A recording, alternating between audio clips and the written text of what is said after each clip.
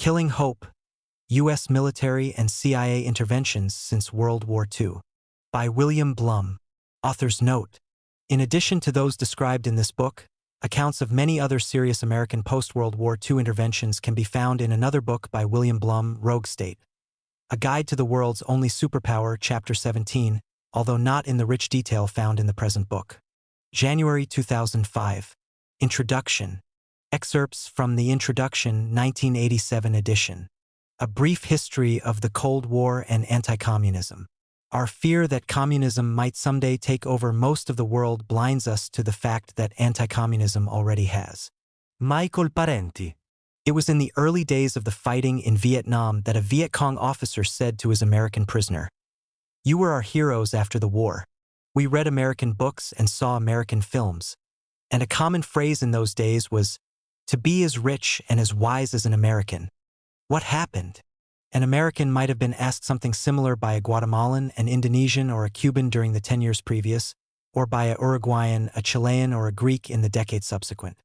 The remarkable international goodwill and credibility enjoyed by the United States at the close of the Second World War was dissipated country by country, intervention by intervention. The opportunity to build the war-ravaged world anew, to lay the foundations for peace, prosperity, and justice, collapsed under the awful weight of anti-communism. The weight had been accumulating for some time, indeed since day one of the Russian Revolution. By the summer of 1918, some 13,000 American troops could be found in the newly born state, the future Union of Soviet Socialist Republics. 2 years and thousands of casualties later, the American troops left, having failed in their mission to strangle at its birth the Bolshevik state, as Winston Churchill put it. The young Churchill was Great Britain's Minister for War and Air during this period. Increasingly, it was he who directed the invasion of the Soviet Union by the Allies, Great Britain, the US, France, Japan, and several other nations, on the side of the counter-revolutionary White Army. Years later, Churchill the historian was to record his views of this singular affair for posterity. Were they, the Allies, at war with Soviet Russia? Certainly not. But they shot Soviet Russians at sight. They stood as invaders on Russian soil. They armed the enemies of the Soviet government. They blockaded its ports and sunk its battleships. They earnestly desired and schemed its downfall. But war, shocking, interference, shame, it was, they repeated, a matter of indifference to them how Russians settled their own internal affairs. They were impartial. Bang. What was there about this Bolshevik revolution that so alarmed the most powerful nations in the world? What drove them to invade a land whose soldiers had recently fought alongside them for over 3 years and suffered more casualties than any other country on either side of the World War? The Bolsheviks had had the audacity to make a separate peace with Germany in order to take leave of a war they regarded as imperialist and not in any way their war, and to try and rebuild a terribly weary and devastated Russia.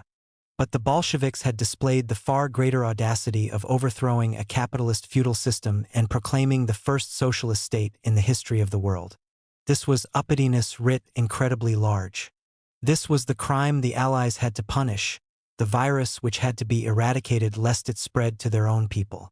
The invasion did not achieve its immediate purpose, but its consequences were nonetheless profound and persist to the present day. Professor D.F. Fleming, the Vanderbilt University historian of the Cold War, has noted, "For the American people, the cosmic tragedy of the interventions in Russia does not exist, or it was an unimportant incident long forgotten. But for the Soviet peoples and their leaders, the period was a time of endless killing, of looting and rapine, of plague and famine, of measureless suffering for scores of millions. An experience burned into the very soul of a nation, not to be forgotten for many generations, if ever. Also, for many years, the harsh Soviet regimentations could all be justified by fear that the capitalist powers would be back to finish the job." It is not strange that in his address in New York, September 17, 1959, Premier Khrushchev should remind us of the interventions, the time you sent your troops to quell the revolution, as he put it. In what could be taken as a portent of superpower insensitivity, a 1920 Pentagon report on the intervention reads, "This expedition affords one of the finest examples in history of honorable, unselfish dealings, under very difficult circumstances to be helpful to a people struggling to achieve a new liberty." History does not tell us what a Soviet Union, allowed to develop in a normal way of its own choosing, would look like today. We do know, however, the nature of a Soviet Union attacked in its cradle, raised alone in an extremely hostile world, and, when it managed to survive to adulthood, overrun by the Nazi war machine with the blessings of the Western powers. The resulting insecurities and fears have inevitably led to deformities of character not unlike that found in an individual raised in a similar life-threatening manner. We in the West are never allowed to forget the political shortcomings, real and bogus, of the Soviet Union. At the same time, we are never reminded of the history which lies behind it. The anti-communist propaganda campaign began even earlier than the military intervention. Before the year 1918 was over, expressions in the vein of Red Peril, the Bolshevik assault on civilization, and menace to world by Reds is seen, had become commonplace in the pages of the New York Times. During February and March 1919, a U.S. Senate Judiciary Subcommittee held hearings before which many Bolshevik horror stories were presented. The character of some of the testimony can be gauged by the headline in the usually sedate Times of February 12, 1919, "Describe Horrors Under Red Rule." Simons and W.W. Welsh tell senators of brutalities of Bolsheviki, strip women in streets, people of every class except the scum subjected to violence by mobs. Historian Frederick Lewis Schumann has written, "The net result of these hearings was to picture Soviet Russia as a kind of bedlam inhabited by abject slaves completely at the mercy of an organization of homicidal maniacs, whose purpose was to destroy all traces of civilization and carry the nation back to barbarism." Literally no story about the Bolsheviks was too contrived, too bizarre, too grotesque, or too perverted to be printed and widely believed, from women being nationalized to babies being eaten, as the early pagans believed the Christians guilty of devouring their children. The same was believed of the Jews in the Middle Ages. The story about women with all the lurid connotations of state property, compulsory marriage, free love, etc., was broadcasted over the country through 1,000 channels, wrote Schumann, and perhaps did more than anything else to stamp the Russian communists in the minds of most American citizens as criminal perverts. This tale continued to receive great currency even after the State Department was obliged to announce that it was a fraud. That the Soviets eat their babies was still being taught by the John Birch Society to its large audience at least as late as 1978. By the end of 1919, when the defeat of the Allies and the White Army appeared likely, the New York Times treated its readers to headlines and stories such as the following. December 30, 1919. Reds seek war with America. January 9, 1920. Official quarters describe the Bolshevist menace in the Middle East as ominous. January 11, 1920. Allied officials and diplomats envisage a possible invasion of Europe. January 13, 1920. Allied diplomatic circles fear an invasion of Persia. January 16, 1920. A page 1 headline, 8 columns wide. Britain facing war with Reds, calls council in Paris. Well-informed diplomats expect both a military invasion of Europe and a Soviet advance into Eastern and Southern Asia. The following morning, however, we could read, "No war with Russia, allies to trade with her." February 7, 1920. Reds raising army to attack India. February 11, 1920. Fear that Bolsheviki will now invade Japanese territory. Readers of the New York Times were asked to believe that all these invasions were to come from a nation that was shattered as few nations in history have been. A nation still recovering from a horrendous world war, in extreme chaos from a fundamental social revolution that was barely off the ground, engaged in a brutal civil war against forces backed by the major powers of the world. Its industries never advanced to begin with, in a shambles, and the country in the throes of a famine that was to leave many millions dead before it subsided. In 1920, the New Republic magazine presented a lengthy analysis of the news coverage by the New York Times of the Russian Revolution and the intervention. Amongst much else, it observed that in the 2 years following the November 1917 revolution, the Times had stated no less than 91 times that the Soviets were nearing their rope's end or actually had reached it. If this was reality as presented by the United States newspaper of record, one can imagine only with dismay the witches brew the rest of the nation's newspapers were feeding to their readers. This, then, was the American people's first experience of a new social phenomenon that had come upon the world, their introductory education about the Soviet Union and this thing called communism. The students have never recovered from the lesson. Neither has the Soviet Union. The military intervention came to an end, but, with the sole and partial exception of the Second World War period, the propaganda offensive has never let up.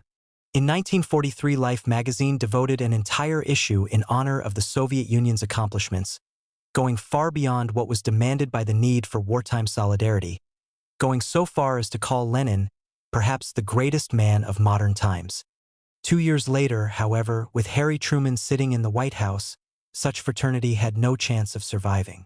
Truman, after all, was the man who, the day after the Nazis invaded the Soviet Union, said, "If we see that Germany is winning, we ought to help Russia, and if Russia is winning, we ought to help Germany, and that way let them kill as many as possible, although I don't want to see Hitler victorious in any circumstances." Much propaganda mileage has been squeezed out of the Soviet-German Treaty of 1939, made possible only by entirely ignoring the fact that the Russians were forced into the pact by the repeated refusal of the Western powers, particularly the United States and Great Britain, to unite with Moscow in a stand against Hitler, as they likewise refused to come to the aid of the socialist-oriented Spanish government under siege by the German, Italian, and Spanish fascists beginning in 1936. Stalin realized that if the West wouldn't save Spain, they certainly wouldn't save the Soviet Union. From the Red Scare of the 1920s to the McCarthyism of the 1950s to the Reagan crusade against the evil empire of the 1980s, the American people have been subjected to a relentless anti-communist indoctrination. It is imbibed with their mother's milk, pictured in their comic books, spelled out in their school books. Their daily paper offers them headlines that tell them all they need to know. Ministers find sermons in it, politicians are elected with it, and Reader's Digest becomes rich on it. The fiercely held conviction inevitably produced by this insidious assault upon the intellect is that a great damnation has been unleashed upon the world, possibly by the devil himself, but in the form of people. People not motivated by the same needs, fears, emotions, and personal morality that govern others of the species, but people engaged in an extremely clever, monolithic, international conspiracy dedicated to taking over the world and enslaving it. For reasons not always clear perhaps, but evil needs no motivation save evil itself. Moreover, any appearance or claim by these people to be rational human beings seeking a better kind of world or society is a sham, a cover-up, to delude others, and proof only of their cleverness. The repression and cruelties which have taken place in the Soviet Union are forever proof of the bankruptcy of virtue and the evil intentions of these people in whichever country they may be found, under whatever name they may call themselves. And, most important of all, the only choice open to anyone in the United States is between the American way of life and the Soviet way of life, that nothing lies between or beyond these two ways of making the world. This is how it looks to the simple folk of America. One finds that the sophisticated, when probed slightly beneath the surface of their academic language, see it exactly the same way. To the mind carefully brought to adulthood in the United States, the truths of anti-communism are self-evident as the flatness of the world once was to an earlier mind, as the Russian people believed that the victims of Stalin's purges were truly guilty of treason. The foregoing slice of American history must be taken into account if one is to make sense of the vagaries of American foreign policy since the end of World War II, specifically the record, as presented in this book, of what the U.S. military and the CIA and other branches of the U.S. government have done to the peoples of the world. In 1918, the barons of American capital needed no reason for their war against communism other than the threat to their wealth and privilege, although their opposition was expressed in terms of moral indignation. During the period between the two world wars, U.S. gunboat diplomacy operated in the Caribbean to make the American lake safe for the fortunes of United Fruit and W.R. Grace and Company, at the same time taking care to warn of the Bolshevik threat to all that is decent from the likes of Nicaraguan rebel Augusto Sandino. By the end of the Second World War, every American past the age of 40 had been subjected to some 25 years of anti-communist radiation, the average incubation period needed to produce a malignancy. Anti-communism had developed a life of its own, independent of its capitalist father. Increasingly, in the post-war period, middle-aged Washington policymakers and diplomats saw the world out there as one composed of communists and anti-communists, whether of nations, movements, or individuals. This comic strip vision of the world, with righteous American supermen fighting communist evil everywhere, had graduated from a cynical propaganda exercise to a moral imperative of U.S. foreign policy. Even the concept of non-communist, implying some measure of neutrality, has generally been accorded scant legitimacy in this paradigm. John Foster Dulles, one of the major architects of post-war U.S. foreign policy, expressed this succinctly in his typically simple, moralistic way. For us, there are two sorts of people in the world. There are those who are Christians and support free enterprise, and there are the others. As several of the case studies in the present book confirm, Dulles put that creed into rigid practice. The word communist, as well as Marxist, has been so overused and so abused by American leaders and the media as to render it virtually meaningless. The left has done the same to the word fascist, but merely having a name for something, witches or flying saucers, attaches a certain credence to it. At the same time, the American public, as we have seen, has been soundly conditioned to react Pavlovianly to the term. It means, still, the worst excesses of Stalin, from wholesale purges to Siberian slave labor camps. It means, as Michael Parenti has observed, that classic Marxist-Leninist predictions concerning world revolution are treated as statements of intent directing all present-day communist actions. It means us against them, and them can mean a peasant in the Philippines, a mural painter in Nicaragua, a legally elected prime minister in British Guyana, or a European intellectual, a Cambodian neutralist, an African nationalist, all somehow part of the same monolithic conspiracy. Each, in some way, a threat to the American way of life. No land too small, too poor, or too far away to pose such a threat, the communist threat. The cases presented in this book illustrate that it has been largely irrelevant whether the particular targets of intervention, be they individuals, political parties, movements, or governments, called themselves communist or not. It has mattered little whether they were scholars of dialectical materialism or had never heard of Karl Marx, whether they were atheists or priests, whether a strong and influential communist party was in the picture or not, whether the government had come into being through violent revolution or peaceful elections. All have been targets, all communists. It has mattered still less that the Soviet KGB was in the picture. The assertion has been frequently voiced that the CIA carries out its dirty tricks largely in reaction to operations of the KGB, which have been even dirtier. This is a lie made out of whole cloth. There may be an isolated incident of such in the course of the CIA's life, but it has kept itself well hidden. The relationship between the two sinister agencies is marked by fraternization and respect for fellow professionals more than by hand-to-hand combat. Former CIA officer John Stockwell has written, actually, at least in more routine operations, case officers most fear the U.S. ambassador and his staff, then restrictive headquarters cables, then curious, gossipy neighbors in the local community, as potential threats to operations. Next would come the local police, then the press. Last of all is the KGB. In my 12 years of case officering, I never saw or heard of a situation in which the KGB attacked or obstructed a CIA operation. Stockwell adds that the various intelligence services do not want their world to be complicated by murdering each other. It isn't done. If a CIA case officer has a flat tire in the dark of night on a lonely road, he will not hesitate to accept a ride from a KGB officer. Likely the two would detour to some bar for a drink together. In fact, CIA and KGB officers entertain each other frequently in their homes. The CIA's files are full of mention of such relationships in almost every African station. Proponents of fighting fire with fire come perilously close at times to arguing that if the KGB, for example, had a hand in the overthrow of the Czechoslovak government in 1968, it is okay for the CIA to have a hand in the overthrow of the Chilean government in 1973. It's as if the destruction of democracy by the KGB deposits funds in a bank account from which the CIA is then justified in making withdrawals. What then has been the thread common to the diverse targets of American intervention which has brought down upon them the wrath, and often the firepower, of the world's most powerful nation? In virtually every case involving the Third World described in this book, it has been, in one form or another, a policy of self-determination, the desire, born of perceived need and principle, to pursue a path of development independent of U.S. foreign policy objectives. Most commonly, this has been manifested in a. The ambition to free themselves from economic and political subservience to the United States. B. The refusal to minimize relations with the socialist bloc or suppress the left at home, or welcome an American military installation on their soil. In short, a refusal to be a pawn in the Cold War, or c. the attempt to alter or replace a government which held to neither of these aspirations, i.e., a government supported by the United States.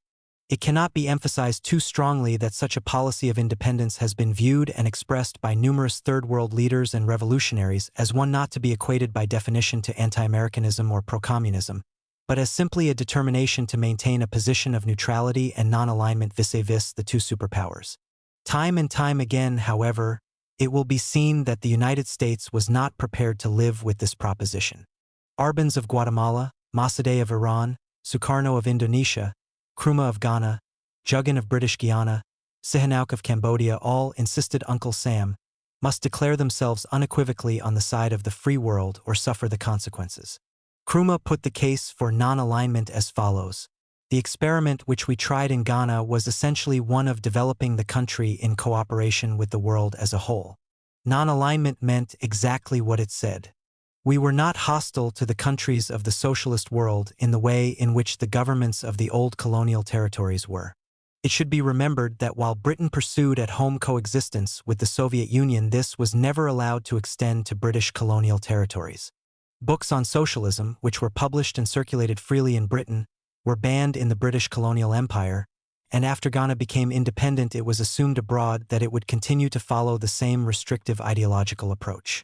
When we behaved as did the British in their relations with the socialist countries, we were accused of being pro-Russian and introducing the most dangerous ideas into Africa. It is reminiscent of the 19th century American South, where many Southerners were deeply offended that so many of their black slaves had deserted to the northern side in the Civil War. They had genuinely thought that the blacks should have been grateful for all their white masters had done for them, and that they were happy and content with their lot. The noted Louisiana surgeon and psychologist Dr. Samuel A. Cartwright argued that many of the slaves suffered from a form of mental illness, which he called drapetomania, diagnosed as the uncontrollable urge to escape from slavery. In the second half of the 20th century, this illness in the Third World has usually been called communism.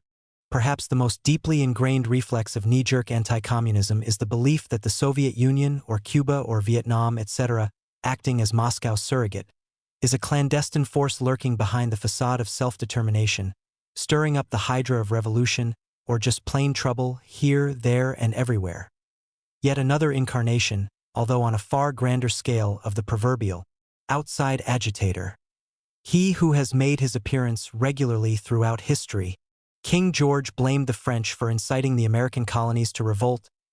Disillusioned American farmers and veterans protesting their onerous economic circumstances after the Revolution, Shays' Rebellion, were branded as British agents out to wreck the new Republic. Labor strikes in late 19th century America were blamed on anarchists and foreigners, during the First World War on German agents, after the war on Bolsheviks, and in the 1960s, said the National Commission on the Causes and Prevention of Violence. J. Edgar Hoover helped spread the view among the police ranks that any kind of mass protest is due to a conspiracy promulgated by agitators, often communists, who misdirect otherwise contented people.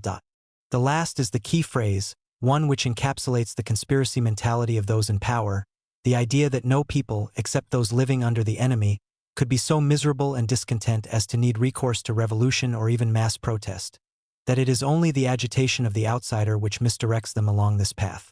Accordingly, if Ronald Reagan were to concede that the masses of El Salvador have every good reason to rise up against their god-awful existence, it would bring into question his accusation and the rationale for U.S. intervention that it is principally only the Soviet Union and its Cuban and Nicaraguan allies who instigate the Salvadorians, that seemingly magical power of communists everywhere who, with a twist of their red wrist, can transform peaceful, happy people into furious guerrillas.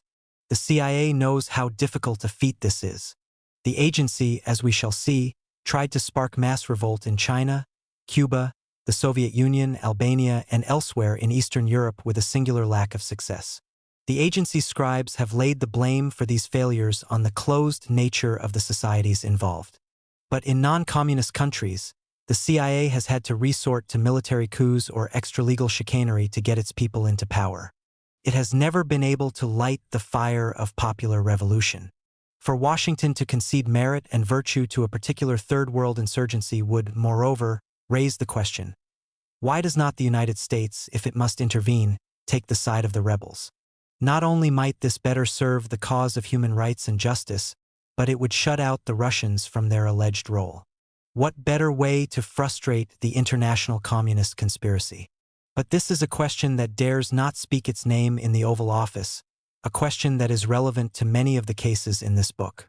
Instead, the United States remains committed to its all-too-familiar policy of establishing and/or supporting the most vile tyrannies in the world, whose outrages against their own people confront us daily in the pages of our newspapers. Brutal massacres, systematic, sophisticated torture, public whippings, soldiers and police firing into crowds, government-supported death squads, tens of thousands of disappeared persons, extreme economic deprivation, a way of life that is virtually a monopoly held by America's allies from Guatemala, Chile, and El Salvador to Turkey, Pakistan, and Indonesia, all members in good standing of the Holy War against communism, all members of the free world, that region of which we hear so much and see so little. The restrictions on civil liberties found in the communist bloc, as severe as they are, pale by comparison to the cottage industry Auschwitzes of the free world, and, except in that curious mental landscape inhabited by the complete anti-communist, can have little or nothing to do with the sundry American interventions supposedly in the cause of a higher good.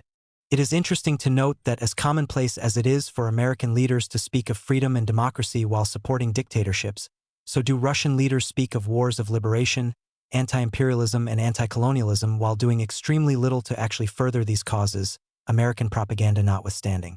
The Soviets like to be thought of as champions of the Third World, but they have stood by doing little more than going tisk-tisk as progressive movements and governments, even communist parties in Greece, Guatemala, British Guyana, Chile, Indonesia, the Philippines, and elsewhere have gone to the wall with American complicity.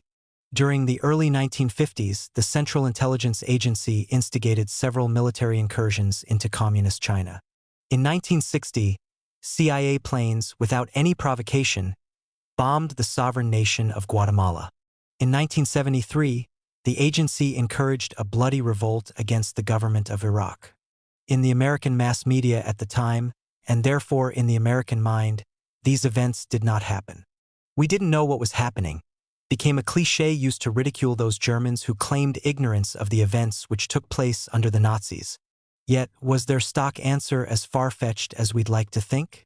It is sobering to reflect that in our era of instant worldwide communications, the United States has, on many occasions, been able to mount a large or small-scale military operation or undertake another, equally blatant, form of intervention without the American public being aware of it until years later, if ever. Often the only report of the event or of U.S. involvement was a passing reference to the fact that a communist government had made certain charges. Just the kind of news the American public has been well conditioned to dismiss out of hand, and the press not to follow up, as the German people were taught that reports from abroad of Nazi wrongdoings were no more than communist propaganda. With few exceptions, the interventions never made the headlines or the evening TV news. With some, bits and pieces of the stories have popped up here and there, but rarely brought together to form a cohesive and enlightening whole.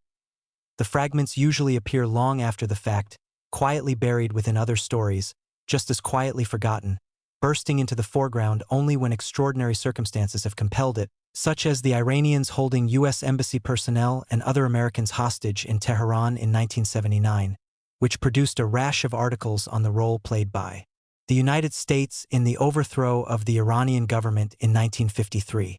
It was as if editors had been spurred into thinking, "Hey, just what did we do in Iran to make all those people hate us so?"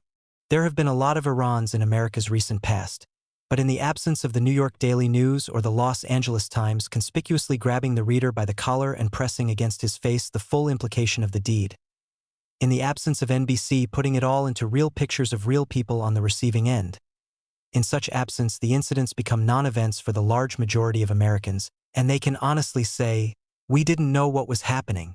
Former Chinese Premier Zhou Enlai once observed, "One of the delightful things about Americans is that they have absolutely no historical memory. It's probably even worse than he realized." During the 3 Mile Island nuclear power plant accident in Pennsylvania in 1979, a Japanese journalist, Atsuo Kaneko of the Japanese Kyoto News Service, spent several hours interviewing people temporarily housed at a hockey rink, mostly children, pregnant women, and young mothers. He discovered that none of them had heard of Hiroshima. Mention of the name drew a blank.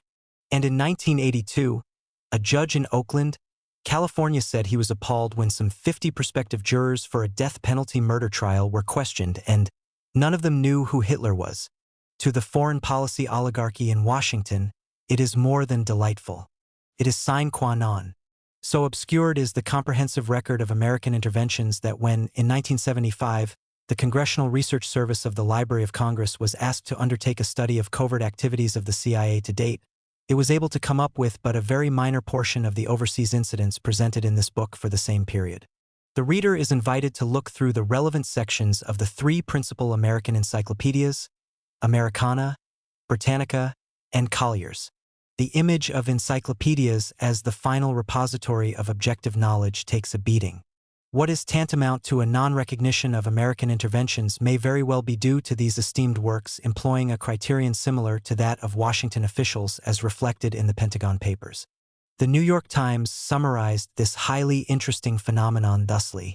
Clandestine warfare against North Vietnam, for example, is not seen as violating the Geneva Accords of 1954, which ended the French Indochina War, or as conflicting with the public policy pronouncements of the various administrations. Clandestine warfare, because it is covert, does not exist as far as treaties and public posture are concerned. Further, secret commitments to other nations are not sensed as infringing on the treaty-making powers of the Senate, because they are not publicly acknowledged. The de facto censorship which leaves so many Americans functionally illiterate about the history of U.S. foreign affairs may be all the more effective because it is not so much official, heavy-handed, or conspiratorial, as it is woven artlessly into the fabric of education and media. No conspiracy is needed. The editors of Reader's Digest and U.S. News and World Report do not need to meet covertly with the representative from NBC in an FBI safehouse to plan next month's stories and programs. For the simple truth is that these individuals would not have reached the positions they occupy if they themselves had not all been guided through the same tunnel of camouflaged history and emerged with the same selective memory and conventional wisdom. The upheaval in China is a revolution which, if we analyze it, we will see is prompted by the same things that prompted the British, French, and American revolutions. A cosmopolitan and generous sentiment of Dean Rusk, then Assistant Secretary for Far Eastern Affairs, later Secretary of State. At precisely the same time as Mr. Rusk's talk in 1950, others in his government were actively plotting the downfall of the Chinese revolutionary government. This has been a common phenomenon. For many of the cases described in the following pages, one can find statements of high or middle-level Washington officials which put into question the policy of intervention, which expressed misgivings based either on principle, sometimes the better side of American liberalism, or concern that the intervention would not serve any worthwhile end, might even result in disaster. I have attached little weight to such dissenting statements as, indeed, in the final analysis, did Washington decision-makers who, in controversial world situations, could be relied upon to play the anti-communist card. In presenting the interventions in this manner, I am declaring that American foreign policy is what American foreign policy does. Excerpts from the Introduction 1995 edition. In 1993, I came across a review of a book about people who deny that the Nazi Holocaust actually occurred. I wrote to the author, a university professor, telling her that her book made me wonder whether she knew that an American Holocaust had taken place, and that the denial of it put the denial of the Nazi one to shame. So broad and deep is the denial of the American Holocaust, I said, that the deniers are not even aware that the claimers or their claim exist. Yet, a few million people have died in the American Holocaust and many more millions have been condemned to lives of misery and torture as a result of U.S. interventions extending from China and Greece in the 1940s to Afghanistan and Iraq in the 1990s. I enclosed a listing of these interventions, which is of course the subject of the present book. In my letter, I also offered to exchange a copy of the earlier edition of my book for a copy of hers, but she wrote back informing me that she was not in a position to do so, and that was all she said. She made no comment whatsoever about the remainder of my letter, the part dealing with denying the American Holocaust, not even to acknowledge that I had raised the matter. The irony of a scholar on the subject of denying the Nazi Holocaust engaging in such denial about the American Holocaust was classic indeed. I was puzzled why the good professor had bothered to respond at all. Clearly, if my thesis could receive such a non-response from such a person, I and my thesis faced an extremely steep uphill struggle. In the 1930s, and again after the war in the 1940s and 50s, anti-communists of various stripes in the United States tried their best to expose the crimes of the Soviet Union, such as the purge trials and the mass murders. But a strange thing happened. The truth did not seem to matter. American communists and fellow travelers continued to support the Kremlin, even allowing for the exaggeration and disinformation regularly dispersed by the anti-communists which damaged their credibility.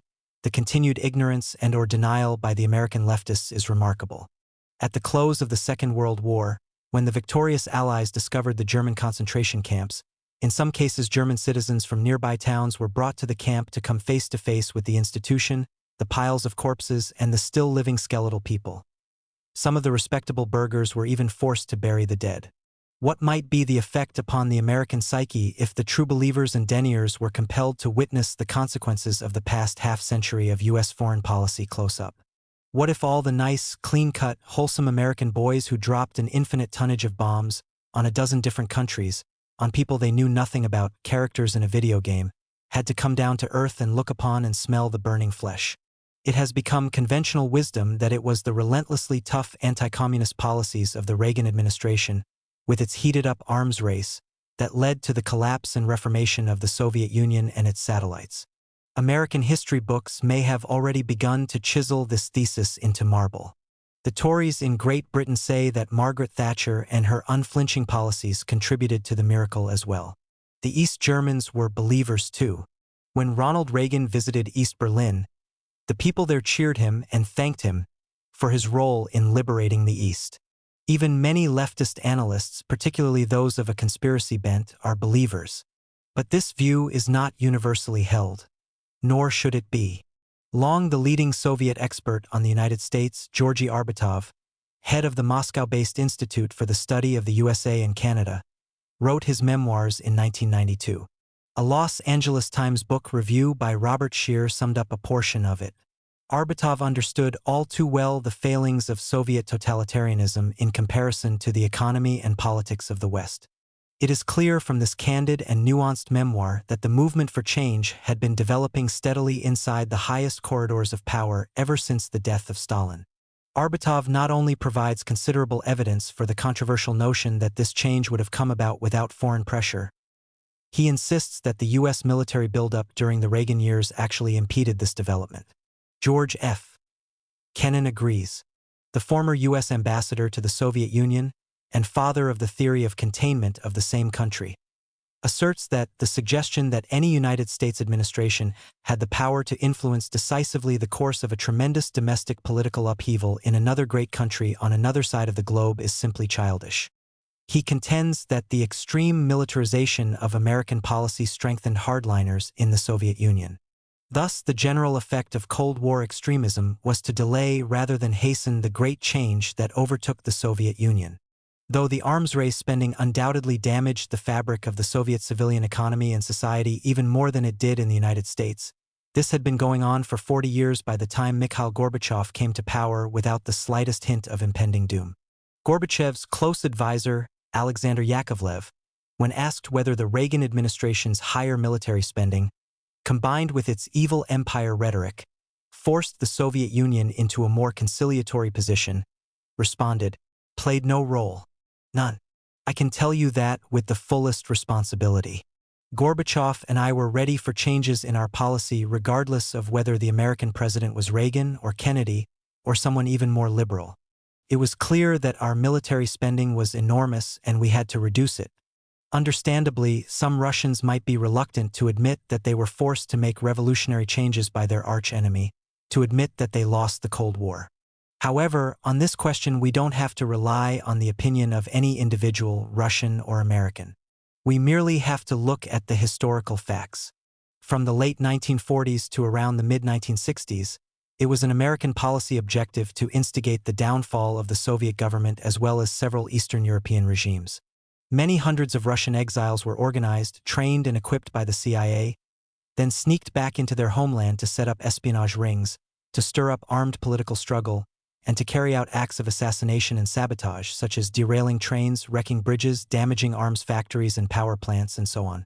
The Soviet government, which captured many of these men, was of course fully aware of who was behind all this.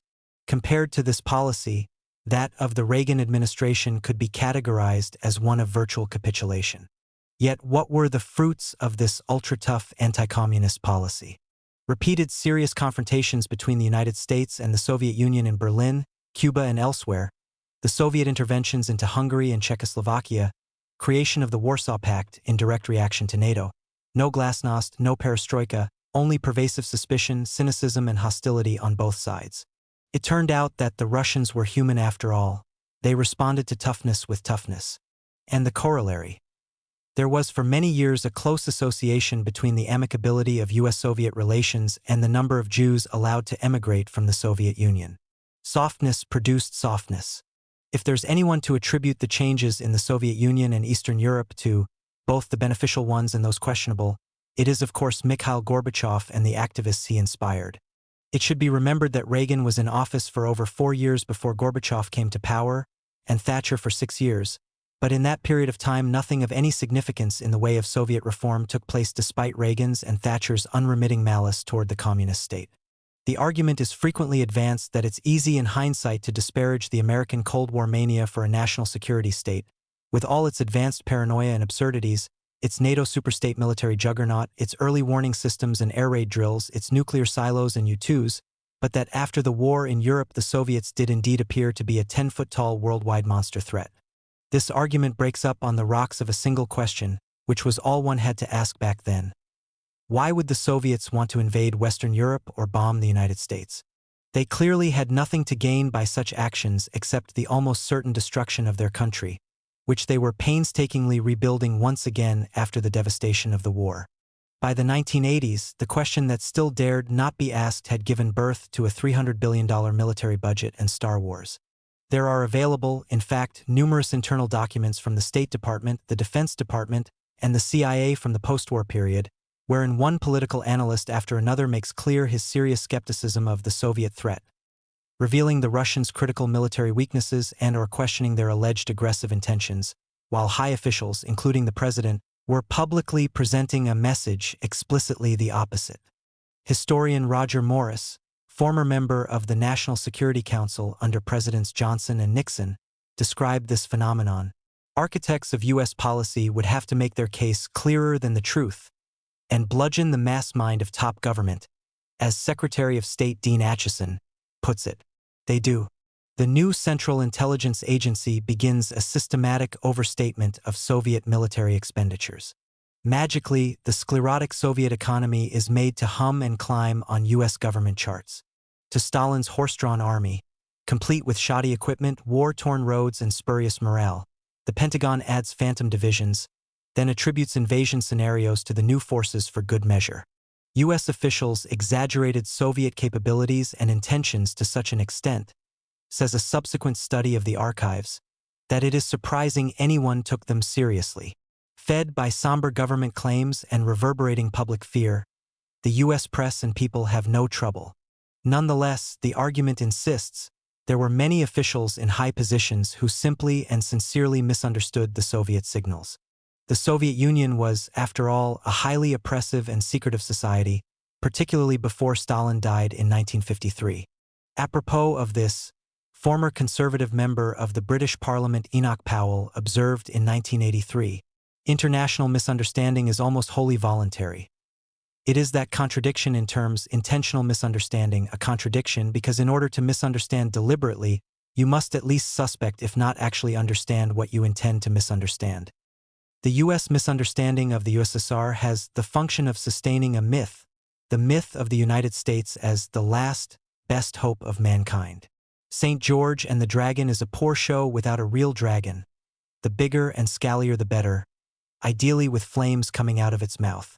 The misunderstanding of Soviet Russia has become indispensable to the self-esteem of the American nation. He will not be regarded with benevolence who seeks, however ineffectually, to deprive them of it. It can be argued as well that the belief of the Nazis in the great danger posed by the international Jewish conspiracy must be considered before condemning the perpetrators of the Holocaust. Both the Americans and the Germans believed their own propaganda or pretended to, In reading Mein Kampf, one is struck by the fact that a significant part of what Hitler wrote about Jews reads very much like an American anti-communist writing about communists. He starts with the premise that the Jews, communists, are evil and want to dominate the world. Then, any behavior which appears to contradict this is regarded as simply a ploy to fool people and further their evil ends. This behavior is always part of a conspiracy and many people are taken in. He ascribes to the Jews great, almost mystical power to manipulate societies and economies. He blames Jews for the ills arising from the Industrial Revolution, e.g. class divisions and hatred. He decries the Jews' internationalism and lack of national patriotism.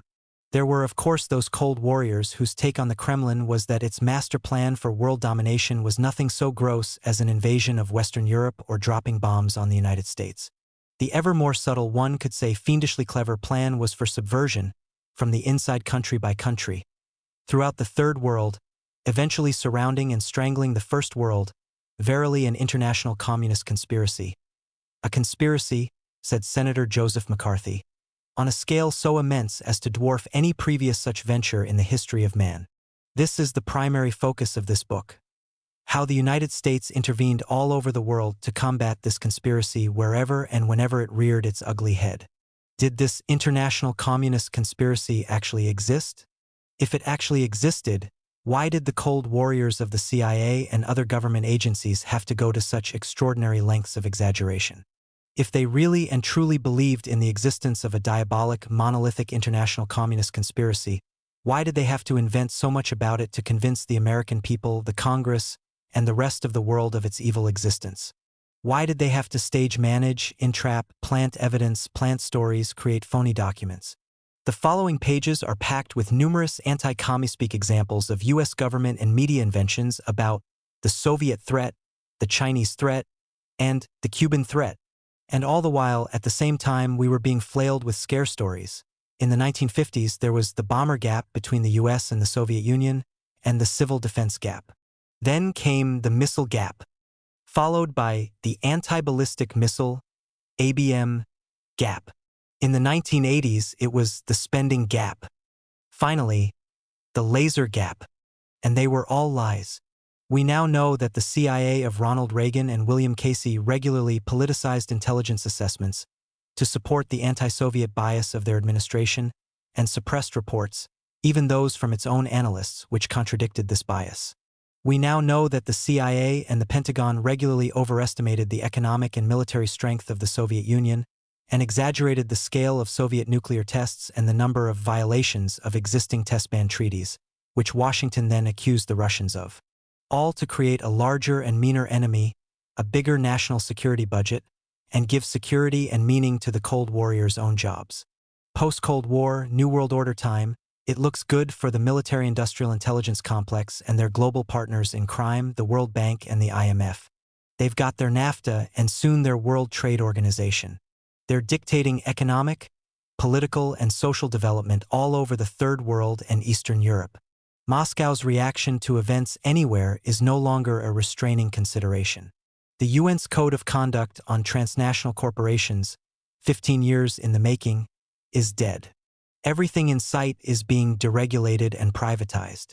Capital prowls the globe with a ravenous freedom it hasn't enjoyed since before World War I, operating free of friction, free of gravity. The world has been made safe for the transnational corporation. Will this mean any better life for the multitudes than the Cold War brought? Any more regard for the common folk than there's been since they fell off the cosmic agenda centuries ago? By all means, says Capital, offering another warmed-up version of the trickle-down theory, the principle that the poor, who must subsist on table scraps dropped by the rich, can best be served by giving the rich bigger meals. The boys of Capital, they also chortle in their martinis about the death of socialism. The word has been banned from polite conversation, and they hope that no one will notice that every socialist experiment of any significance in the 20th century, without exception, has either been crushed, overthrown, or invaded, or corrupted, perverted, subverted, or destabilized, or otherwise had life made impossible for it by the United States. Not one socialist government or movement, from the Russian Revolution to the Sandinistas in Nicaragua, from Communist China to the FMLN in Salvador, not one was permitted to rise or fall solely on its own merits. Not one was left secure enough to drop its guard against the all-powerful enemy abroad and freely and fully relax control at home. It's as if the Wright brothers' first experiments with flying machines all failed because the automobile interests sabotaged each test flight. And then the good and God-fearing folk of the world looked upon this, took notice of the consequences, nodded their collective heads wisely, and intoned solemnly, "Man shall never fly." 1. China 1945 to 1960s. Was Mao Zedong just paranoid? For 4 years, numerous Americans, in high positions and obscure, sullenly harbored the conviction that World War II was the wrong war against the wrong enemies. Communism, they knew, was the only genuine adversary on America's historical agenda. Was that not why Hitler had been ignored/tolerated/appeased/aided? So that the Nazi war machine would turn east and wipe Bolshevism off the face of the earth once and for all? It was just unfortunate that Adolf turned out to be such a megalomaniac and turned west as well.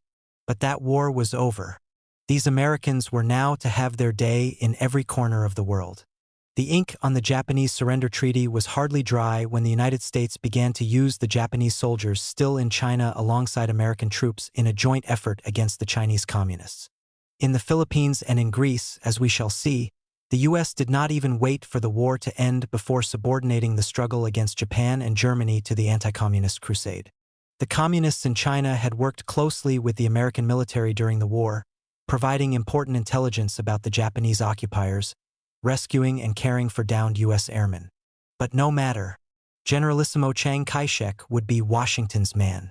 He headed what passed for a central government in China.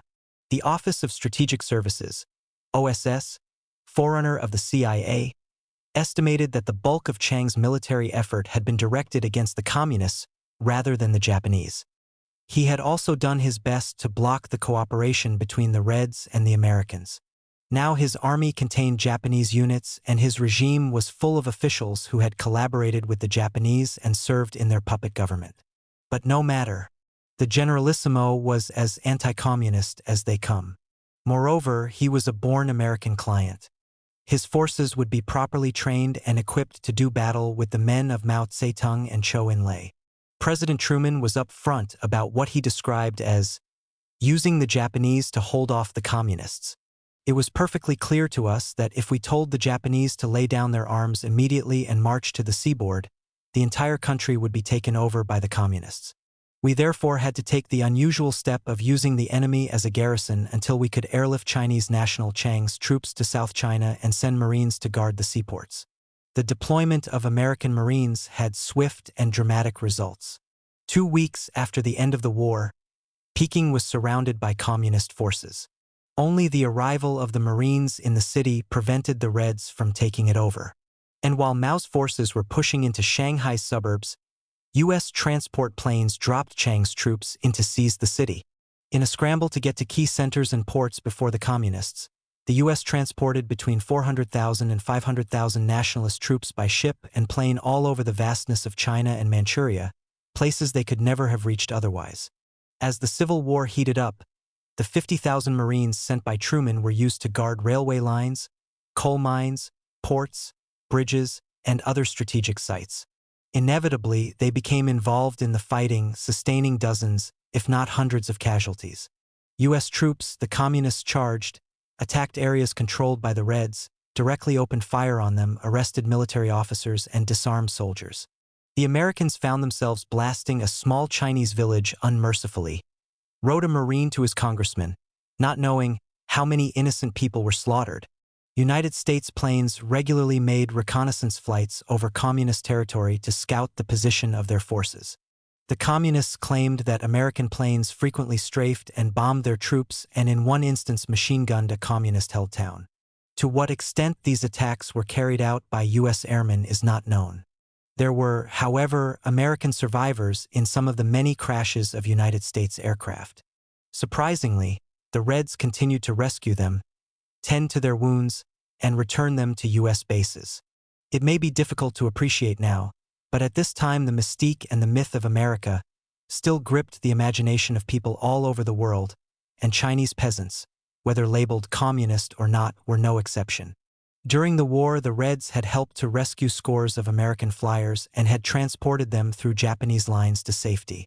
The Communists, wrote the New York Times, did not lose one airman taken under their protection. They made a point of never accepting rewards for saving American airmen. When 1946 arrived, about 100,000 American military personnel were still in China, still supporting Chiang. The official United States explanation for the presence of its military was that they were there to disarm and repatriate the Japanese. Though this task was indeed carried out eventually, it was secondary to the military's political function, as Truman's statement cited above makes abundantly clear.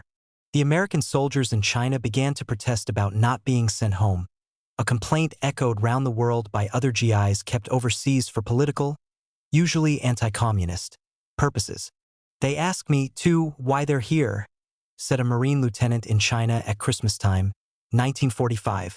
"As an officer I am supposed to tell them, but you can't tell a man that he's here to disarm Japanese when he's guarding the same railway with armed Japanese." Strangely enough, the United States attempted to mediate in the Civil War. This while being an active, powerful participant on one side. In January 1946, President Truman, apparently recognizing that it was either compromise with the Communists or see all of China fall under their sway, sent General George Marshall to try and arrange a ceasefire and some kind of unspecified coalition government. While some temporary success was achieved in an on-and-off truce, the idea of a coalition government was doomed to failure, as unlikely as a marriage between the Tsar and the Bolsheviks. As the historian D.F. Fleming has pointed out, one cannot unite a dying oligarchy with a rising revolution. Not until early 1947 did the United States begin to withdraw some of its military forces, although aid and support to the Chiang government continued in one form or another long afterward. At about this same time, the Flying Tigers began to operate. The legendary American Air Squadron under the leadership of General Claire Chennault had fought for the Chinese against the Japanese before and during the World War. Now Chennault, Chiang's former Air Force advisor, had reactivated the squadron under the name CAT, and its pilots of fortune soon found themselves in the thick of the fray, flying endless supply missions to nationalist cities under siege, dodging communist shell bursts to airlift food, ammunition, and supplies of all kinds, or to rescue the wounded. Technically, CAT was a private airline hired by the Chiang government, but before the Civil War came to an end, the airline had formally interlocked with the CIA to become the first unit in the agency's sprawling air empire to be, best known for the Air America line. By 1949, United States aid to the nationalists since the war amounted to almost $2 billion in cash and $1 billion worth of military hardware. 39 nationalist army divisions had been trained and equipped, yet the Chiang dynasty was collapsing all around in bits and pieces. It had not been only the onslaught of Chiang's communist foes, but the hostility of the Chinese people at large to his tyranny, his wanton cruelty, and the extraordinary corruption and decadence of his entire bureaucratic and social system. By contrast, the large areas under communist administration were models of honesty, progress, and fairness. Entire divisions of the Generalissimo's forces defected to the communists.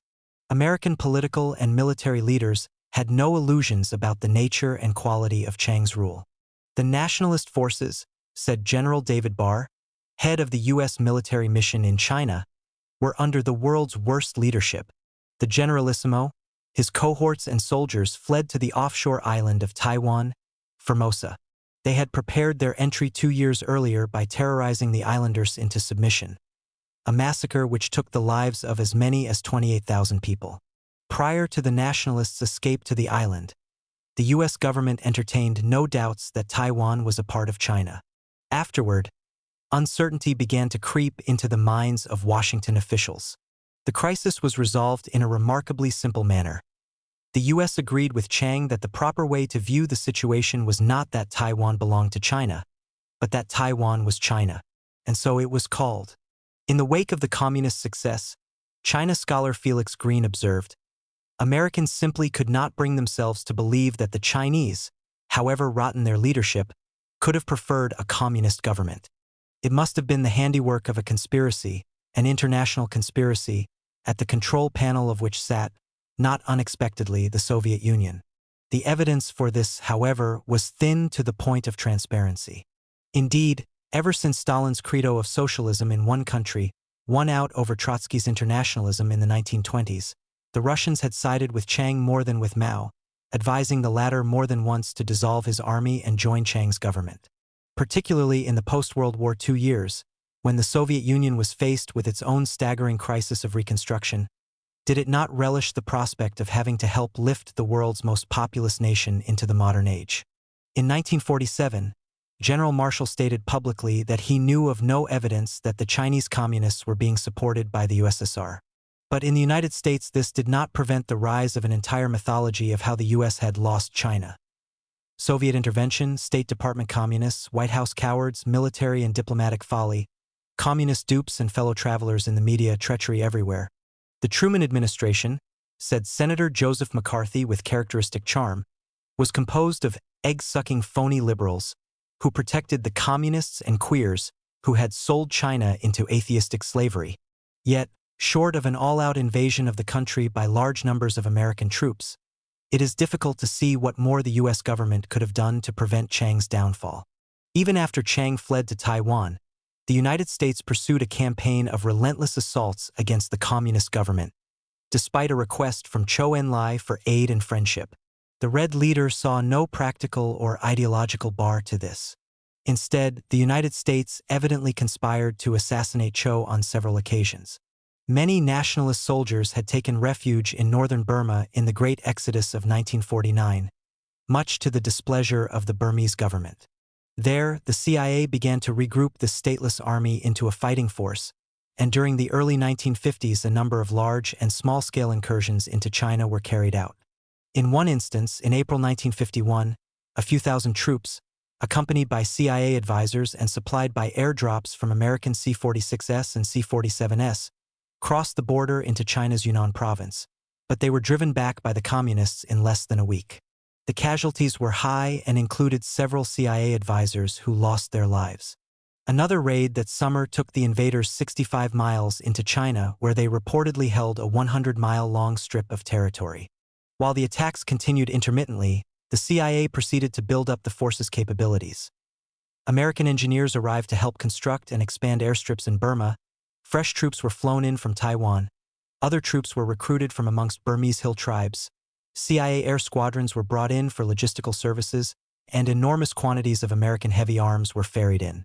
Much of the supply of men and equipment came in via nearby Thailand.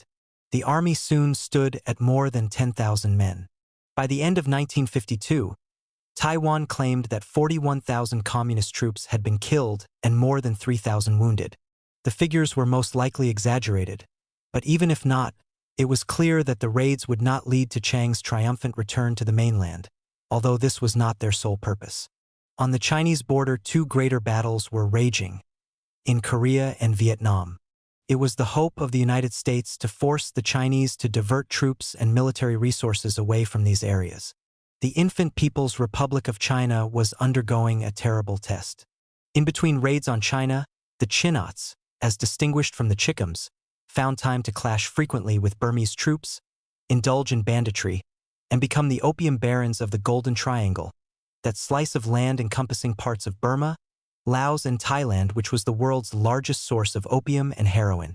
CIA pilots flew the stuff all over to secure the cooperation of those in Thailand who were important to the military operation, as a favor to their nationalist clients, perhaps even for the money, and, ironically, to serve as cover for their more illicit activities.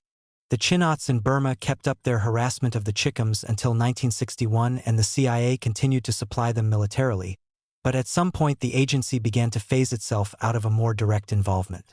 When the CIA, in response to repeated protests by the Burmese government to the United States and the United Nations, put pressure on the Chinots to leave Burma, Chiang responded by threatening to expose the agency's covert support of his troops there. At an earlier stage, the CIA had entertained the hope that the Chinese would be provoked into attacking Burma, thereby forcing the strictly neutral Burmese to seek salvation in the Western camp. In January 1961, the Chinese did just that, but as part of a combined force with the Burmese to overwhelm the nationalists' main base and mark finest to their Burmese adventure. Burma subsequently renounced American aid and moved closer to Peking. For many of the Chinots, unemployment was short-lived. They soon signed up with the CIA again, this time to fight with the agency's Grand Army in Laos. Burma was not the only jumping-off site for CIA-organized raids into China. Several islands within about 5 miles of the Chinese coast, particularly Quemoy and Matsu, were used as bases for hit-and-run attacks, often in battalion strength, for occasional bombing forays, and to blockade mainland ports. Chiang was brutally pressured by the U.S. to build up his troops on the islands beginning around 1953 as a demonstration of Washington's new policy of unleashing him. The Chinese retaliated several times with heavy artillery attacks on Quemoy, on one occasion killing 2 American military officers. The prospect of an escalated war led the U.S. later to have second thoughts and to ask Chiang to abandon the islands, but he then refused. The suggestion has often been put forward that Chiang's design was to embroil the United States in just such a war as his one means of returning to the mainland. Many incursions into China were made by smaller, commando-type teams airdropped in for intelligence and sabotage purposes. In November 1952, 2 CIA officers, John Downey and Richard Fecteau, who had been engaged in flying these teams in and dropping supplies to them, were shot down and captured by the Communists. 2 years passed before Peking announced the capture and sentencing of the 2 men. The State Department broke its own 2-year silence with indignation, claiming that the 2 men had been civilian employees of the U.S. Department of the Army in Japan who were presumed lost on a flight from Korea to Japan. How they came into the hands of the Chinese Communists is unknown to the United States. The continued wrongful detention of these American citizens furnishes further proof of the Chinese Communist regime's disregard for accepted practices of international conduct. Fecteau was released in December 1971, shortly before President Nixon's trip to China. Downey was not freed until March 1973, soon after Nixon publicly acknowledged him to be a CIA officer. The Peking announcement in 1954 also revealed that 11 American airmen had been shot down over China in January 1953 while on a mission which had as its purpose the airdrop of special agents into China and the Soviet Union. These men were luckier, being freed after only 2.5 years. All told, said the Chinese, they had killed 106 American and Taiwanese agents who had parachuted into China between 1951 and 1954, and had captured 124 others. Although the CIA had little, if anything, to show for its commando actions, it reportedly maintained the program until at least 1960. There were many other CIA flights over China for purely espionage purposes, carried out by high-altitude U-2 planes, pilotless drones, and other aircraft. These overflights began around the late 1950s and were not discontinued until 1971. To coincide with Henry Kissinger's first visit to Peking. The operation was not without incident. Several U-2 planes were shot down and even more of the drones, 19 of the latter by Chinese count between 1964 and 1969. China registered hundreds of serious warnings about violations of its airspace, and on at least one occasion American aircraft crossed the Chinese border and shot down a MiG-17. It would seem that no degree of failure or paucity of result was enough to deter the CIA from seeking new ways to torment the Chinese in the decade following their revolution. Tibet was another case in point.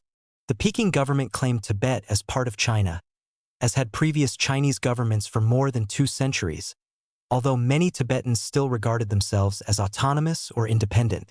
The United States made its position clear during the war. The government of the United States has borne in mind the fact that the Chinese government has long claimed suzerainty over Tibet, and that the Chinese constitution lists Tibet among areas constituting the territory of the Republic of China. This government has at no time raised a question regarding either of these claims. After the Communist Revolution, Washington officials tended to be more equivocal about the matter. But U.S. actions against Tibet had nothing to do with the niceties of international law. In the mid-1950s, the CIA began to recruit Tibetan refugees and exiles in neighboring countries such as India and Nepal. Amongst their number were members of the Dalai Lama's Guard, often referred to picturesquely as the fearsome Khamba horsemen, and others who had already engaged in some guerrilla activity against Peking rule and/or the profound social changes being instituted by the revolution. Serfdom and slavery were, literally, still prevalent in Tibet. Those selected were flown to the United States, to an unused military base high in the Colorado Mountains, an altitude approximating that of their mountainous homeland. There, hidden away as much as possible from the locals, They were trained in the fine points of paramilitary warfare. After completing training, each group of Tibetans was flown to Taiwan or another friendly Asian country, thence to be infiltrated back into Tibet or elsewhere in China, where they occupied themselves in activities such as sabotage, mining roads, cutting communication lines, and ambushing small communist forces. Their actions were supported by CIA aircraft and on occasion led by agency contract mercenaries. Extensive support facilities were constructed in northeast India. The operation in Colorado was maintained until sometime in the 1960s. How many hundreds of Tibetans passed through the course of instruction will probably never be known. Even after the formal training program came to an end, the CIA continued to finance and supply their exotic clients and nurture their hopeless dream of reconquering their homeland. In 1961, when the New York Times got wind of the Colorado operation, it acceded to a Pentagon request to probe no further. The matter was particularly sensitive because the CIA's 1947 charter and Congress's interpretation of it had traditionally limited the agency's domestic operations to information collection. Above and beyond the bedevilment of China on its own merits, there was the spillover from the Korean War into Chinese territory, numerous bombings and strafings by American planes which, the Chinese frequently reported, took civilian lives and destroyed homes. And there was the matter of germ warfare. The Chinese devoted a great deal of effort to publicizing their claim that the United States, particularly during January to March 1952, had dropped quantities of bacteria and bacteria-laden insects over Korea and northeast China. It presented testimony of about 38 captured American airmen who had purportedly flown the planes with the deadly cargo. Many of the men went into voluminous detail about the entire operation. The kinds of bombs and other containers dropped, the types of insects, the diseases they carried, etc.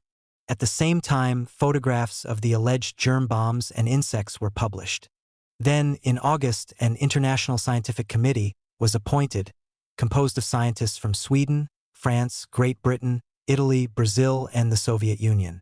After an investigation in China of more than 2 months, the committee produced a report of some 600 pages, many photos, and the conclusion that the peoples of Korea and China have indeed been the objectives of bacteriological weapons.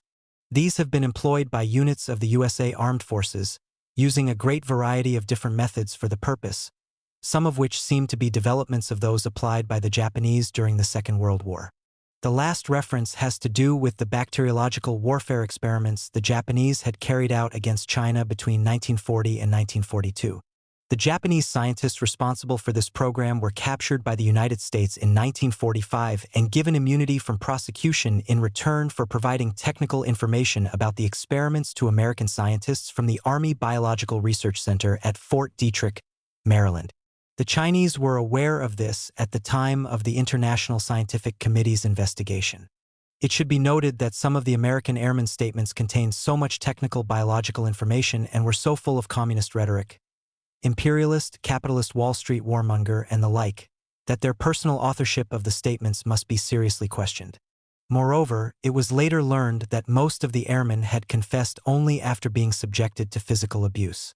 But in view of what we have since learned about American involvement with chemical and biological weapons, the Chinese claims cannot be dismissed out of hand. In 1970, for example, the New York Times reported that during the Korean War, when U.S. forces were overwhelmed by human waves of Chinese, the Army dug into captured Nazi chemical warfare documents describing sarin, a nerve gas so lethal that a few pounds could kill thousands of people in minutes. By the mid-1950s, the Army was manufacturing thousands of gallons of sarin. And during the 1950s and 1960s, the Army and the CIA conducted numerous experiments with biological agents within the United States. To cite just 2 examples. In 1955, there is compelling evidence that the CIA released whooping cough bacteria into the open air in Florida, followed by an extremely sharp increase in the incidence of the disease in the state that year. The following year, another toxic substance was disseminated in the streets and tunnels of New York City. We will also see in the chapter on Cuba how the CIA conducted chemical and biological warfare against Fidel Castro's rule. In March 1966, Secretary of State Dean Rusk spoke before a congressional committee about American policy toward China. Mr. Rusk, it seems, was perplexed that, At times, the communist Chinese leaders seem to be obsessed with the notion that they are being threatened and encircled. He spoke of China's imaginary, almost pathological, notion that the United States and other countries around its borders are seeking an opportunity to invade mainland China and destroy the Peking regime. The secretary then added, "How much Peking's fear of the United States is genuine, and how much it is artificially induced for domestic political purposes, only the Chinese communist leaders themselves know. I am convinced, however, that their desire to expel our influence and activity from the Western Pacific and Southeast Asia is not motivated by fears that we are threatening them." 2. Italy 1947 to 1948. Free elections, Hollywood style. Those who do not believe in the ideology of the United States shall not be allowed to stay in the United States, declared the American Attorney General, Tom Clark, in January 1948.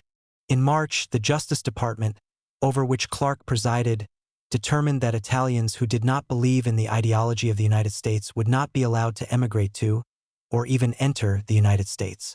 This was but one tactic in a remarkable American campaign to ensure that Italians who did not believe in the ideology of the United States would not be allowed to form a government of a differing ideology in Italy in their election of 1948. 2 years earlier, the Italian Communist Party, PCI, one of the largest in the world, and the Socialist Party, PSI, had together garnered more votes and more seats in the Constituent Assembly election than the Christian Democrats. But the two parties of the left had run separate candidates and thus had to be content with some ministerial posts in a coalition cabinet under a Christian Democrat premier.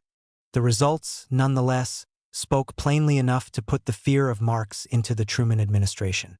For the 1948 election, scheduled for April 18th, the PCI and PSI united to form the Popular Democratic Front, FDP, and in February won municipal elections in Pescara with a 10% increase in their vote over 1946. The Christian Democrats ran a poor second. The prospect of the left winning control of the Italian government loomed larger than ever before. It was at this point that the U.S. began to train its big economic and political guns upon the Italian people. All the good old Yankee know-how, all the Madison Avenue savvy in the art of swaying public opinion, all the Hollywood razzmatazz would be brought to bear on the target market. Pressing domestic needs in Italy, such as agricultural and economic reform, the absence of which produced abysmal extremes of wealth and poverty, were not to be the issues of the day. The lines of battle would be drawn around the question of democracy versus communism, the idea of capitalism remaining discreetly to one side. The fact that the communists had been the single most active anti-fascist group in Italy during the war, undergoing ruthless persecution, while the Christian Democrat government of 1948 and other electoral opponents on the right were riddled through with collaborators, monarchists, and plain unreconstructed fascists. This too would be ignored, indeed turned around. It was now a matter of communist dictatorship versus their adversaries' love of freedom. This was presumed a priori. As one example, a group of American congressmen visited Italy in summer 1947 and casually and arbitrarily concluded that the country is under great pressure from within and without to veer to the left and adopt a totalitarian collective national organization. To make any of this at all credible, the whole picture had to be pushed and squeezed into the frame of the American way of life versus the Soviet way of life, a specious proposition which must have come as somewhat of a shock to leftists who regarded themselves as Italian and neither Russian nor American. In February 1948, after non-communist ministers in Czechoslovakia had boycotted cabinet meetings over a dispute concerning police hiring practices, the communist government dissolved the coalition cabinet and took sole power. The Voice of America pointed to this event repeatedly, as a warning to the Italian people of the fate awaiting them if Italy went communist, and used as well by anti-communists for decades afterward as a prime example of communist duplicity. Yet, by all appearances, the Italian Christian Democrat government and the American government had conspired the previous year in an even more blatant usurpation of power. In January 1947, when Italian Premier Alcide de Gasperi visited Washington at the United States invitation, his overriding concern was to plead for crucial financial assistance for his war-torn, impoverished country. American officials may have had a different priority. 3 days after returning to Italy, de Gasperi unexpectedly dissolved his cabinet, which included several communists and socialists. The press reported that many people in Italy believed that de Gasperi's action was related to his visit to the United States and was aimed at decreasing leftist, principally communist, influence in the government. After 2 weeks of tortuous delay, the formation of a center or center-right government sought by de Gasperi proved infeasible. The new cabinet still included communists and socialists, although the left had lost key positions, notably the ministries of Foreign Affairs and Finance. From this point until May, when de Gasperi's deputy, Ivan Lombardo, led a mission to Washington to renew the request for aid, promised loans were frozen by the United States for reasons not very clear. On several occasions during this period, the Italian left asserted their belief that the aid was being held up pending the ouster of leftists from the cabinet. The New York Times was moved to note that some observers here feel that a further leftward swing in Italy would retard aid. As matters turned out, the day Lombardo arrived in Washington, de Gasperi again dissolved his entire cabinet and suggested that the new cabinet would manage without the benefit of leftist members. This was indeed what occurred, and over the ensuing few months, exceedingly generous American financial aid flowed into Italy, in addition to the cancellation of the nation's $1 billion debt to the United States.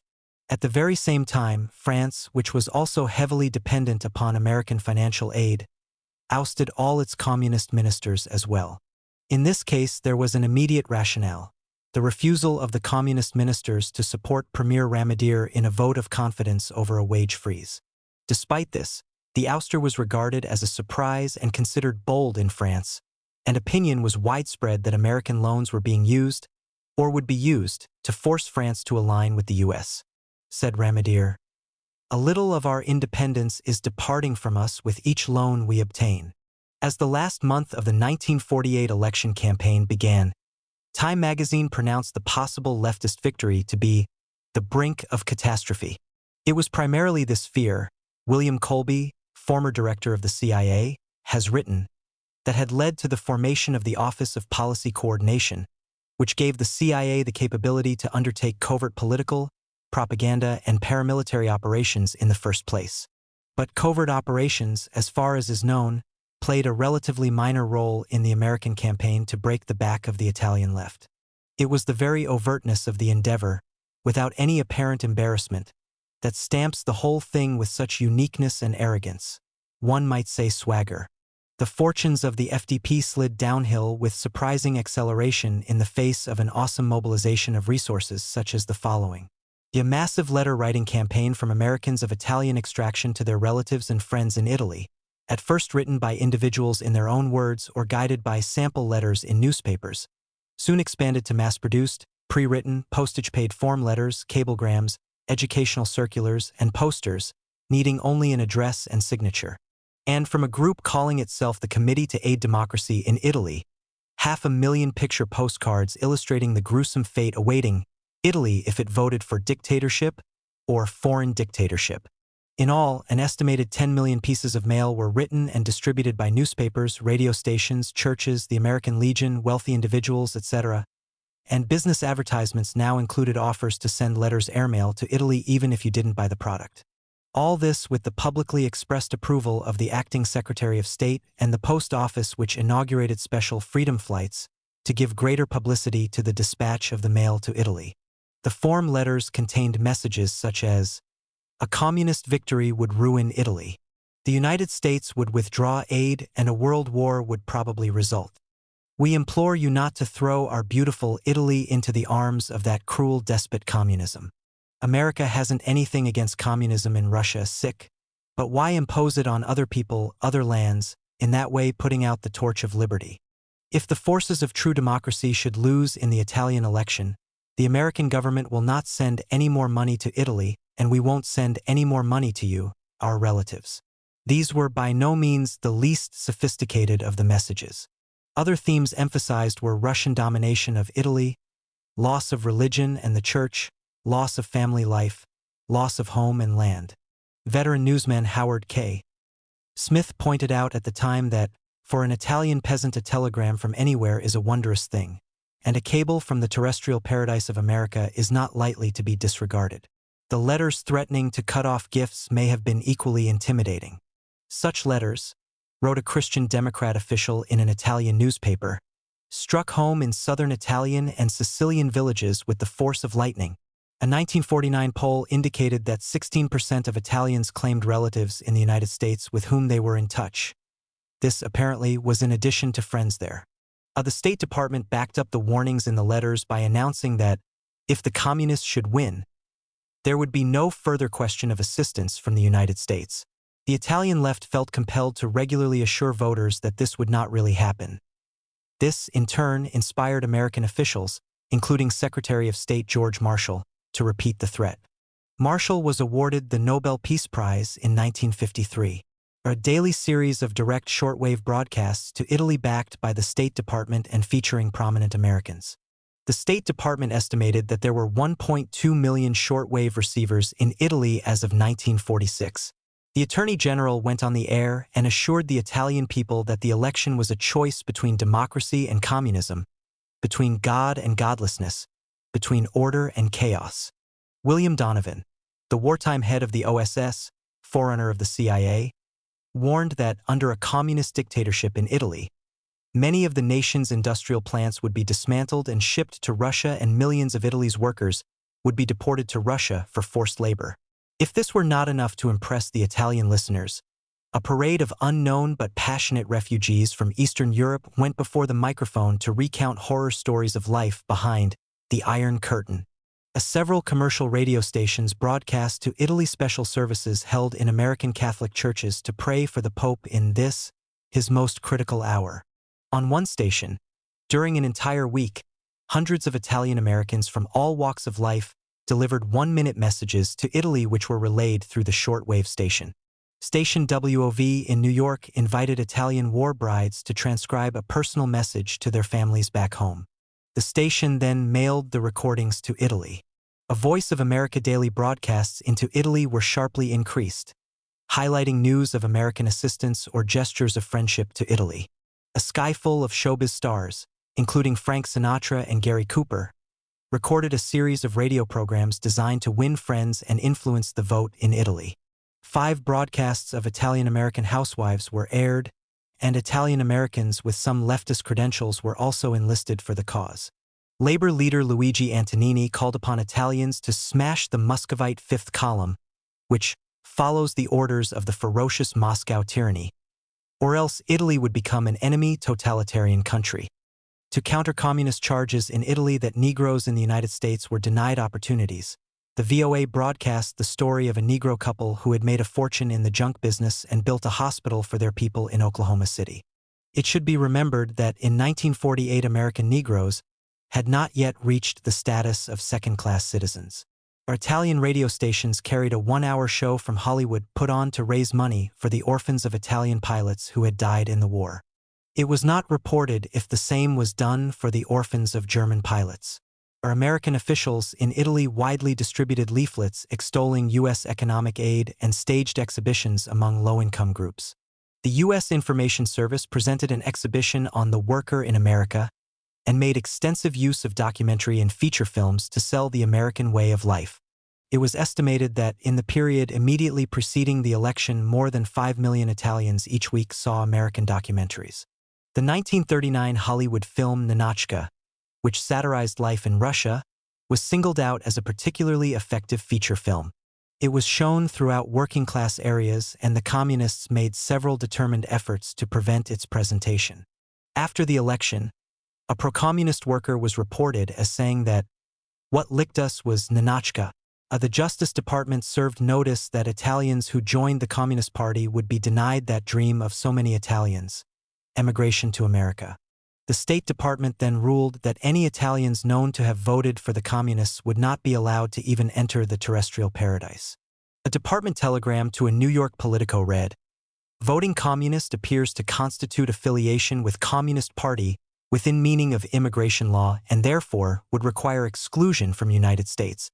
It was urged that this information be emphasized in letters to Italy. President Truman accused the Soviet Union of plotting the subjugation of Western Europe and called for universal military training in the United States and a resumption of military conscription to forestall threatened communist control and police state rule. During the campaign, American and British warships were frequently found anchored off Italian ports. Time, in an edition widely displayed and commented upon in Italy shortly before the election, gave its approval to the sentiment that the U.S. should make it clear that it will use force, if necessary, to prevent Italy from going communist. The United States and Italy signed a 10-year treaty of friendship, commerce, and navigation. This was the first treaty of its kind entered into by the U.S. since the war, a point emphasized for Italian consumption. A friendship train toured the United States gathering gifts and then traveled round Italy distributing them. The train was painted red, white, and blue, and bore large signs expressing the friendship of American citizens toward the people of Italy. The United States government stated that it favored Italian trusteeship over some of its former African colonies, such as Ethiopia and Libya, a wholly unrealistic proposal that could never come to pass in the post-war world. The Soviet Union made a similar proposal. The US, Great Britain, and France maneuvered the Soviet Union into vetoing, for the third time, a motion that Italy be admitted to the United Nations. The first time, the Russians had expressed their opposition on the grounds that a peace treaty with Italy had not been signed. After the signing in 1947, they said they would accept the proposal if other World War II enemies, such as Bulgaria, Hungary, and Romania, were also made members. The same three Allied nations proposed to the Soviet Union that negotiations take place with a view to returning Trieste to Italy. Formerly the principal Italian port on the Adriatic coast, bordering Yugoslavia, Trieste had been made a free city under the terms of the peace treaty. The approval of the Soviet Union was necessary to alter the treaty, and the Western proposal was designed to put the Russians on the spot. The Italian people had an intense sentimental attachment to Trieste, and if the Russians rejected the proposal, it could seriously embarrass the Italian communists. A Soviet acceptance, however, would antagonize their Yugoslav allies. The U.S. prodded the Russians for a response, but none was forthcoming. From the Soviet point of view, the most obvious and safest path to follow would have been to delay their answer until after the election. Yet they chose to announce their rejection of the proposal only 5 days before the vote, thus hammering another nail into the FDP coffin. The Manifesto of Peace to Freedom-Loving Italians, calling upon them to reject communism, was sent to Premier de Gasperi. Its signatories included 2 former U.S. Secretaries of State, a former Assistant Secretary of State, a former Attorney General, a former Supreme Court Justice, a former Governor of New York, the former First Lady Eleanor Roosevelt, and many other prominent personages. This message was, presumably, suitably publicized throughout Italy, a task easy in the extreme inasmuch as an estimated 82% of Italian newspapers were in the hands of those unsympathetic to the leftist bloc. More than 200 American labor leaders of Italian origin held a conference, out of which came a cable sent to 23 daily newspapers throughout Italy similarly urging thumbs down on the Reds. At the same time, the Italian-American Labor Council contributed $50,000 to anti-communist labor organizations in Italy. The CIA was already secretly subsidizing such trade unions to counteract the influence of leftist unions, but this was standard agency practice independent of electoral considerations.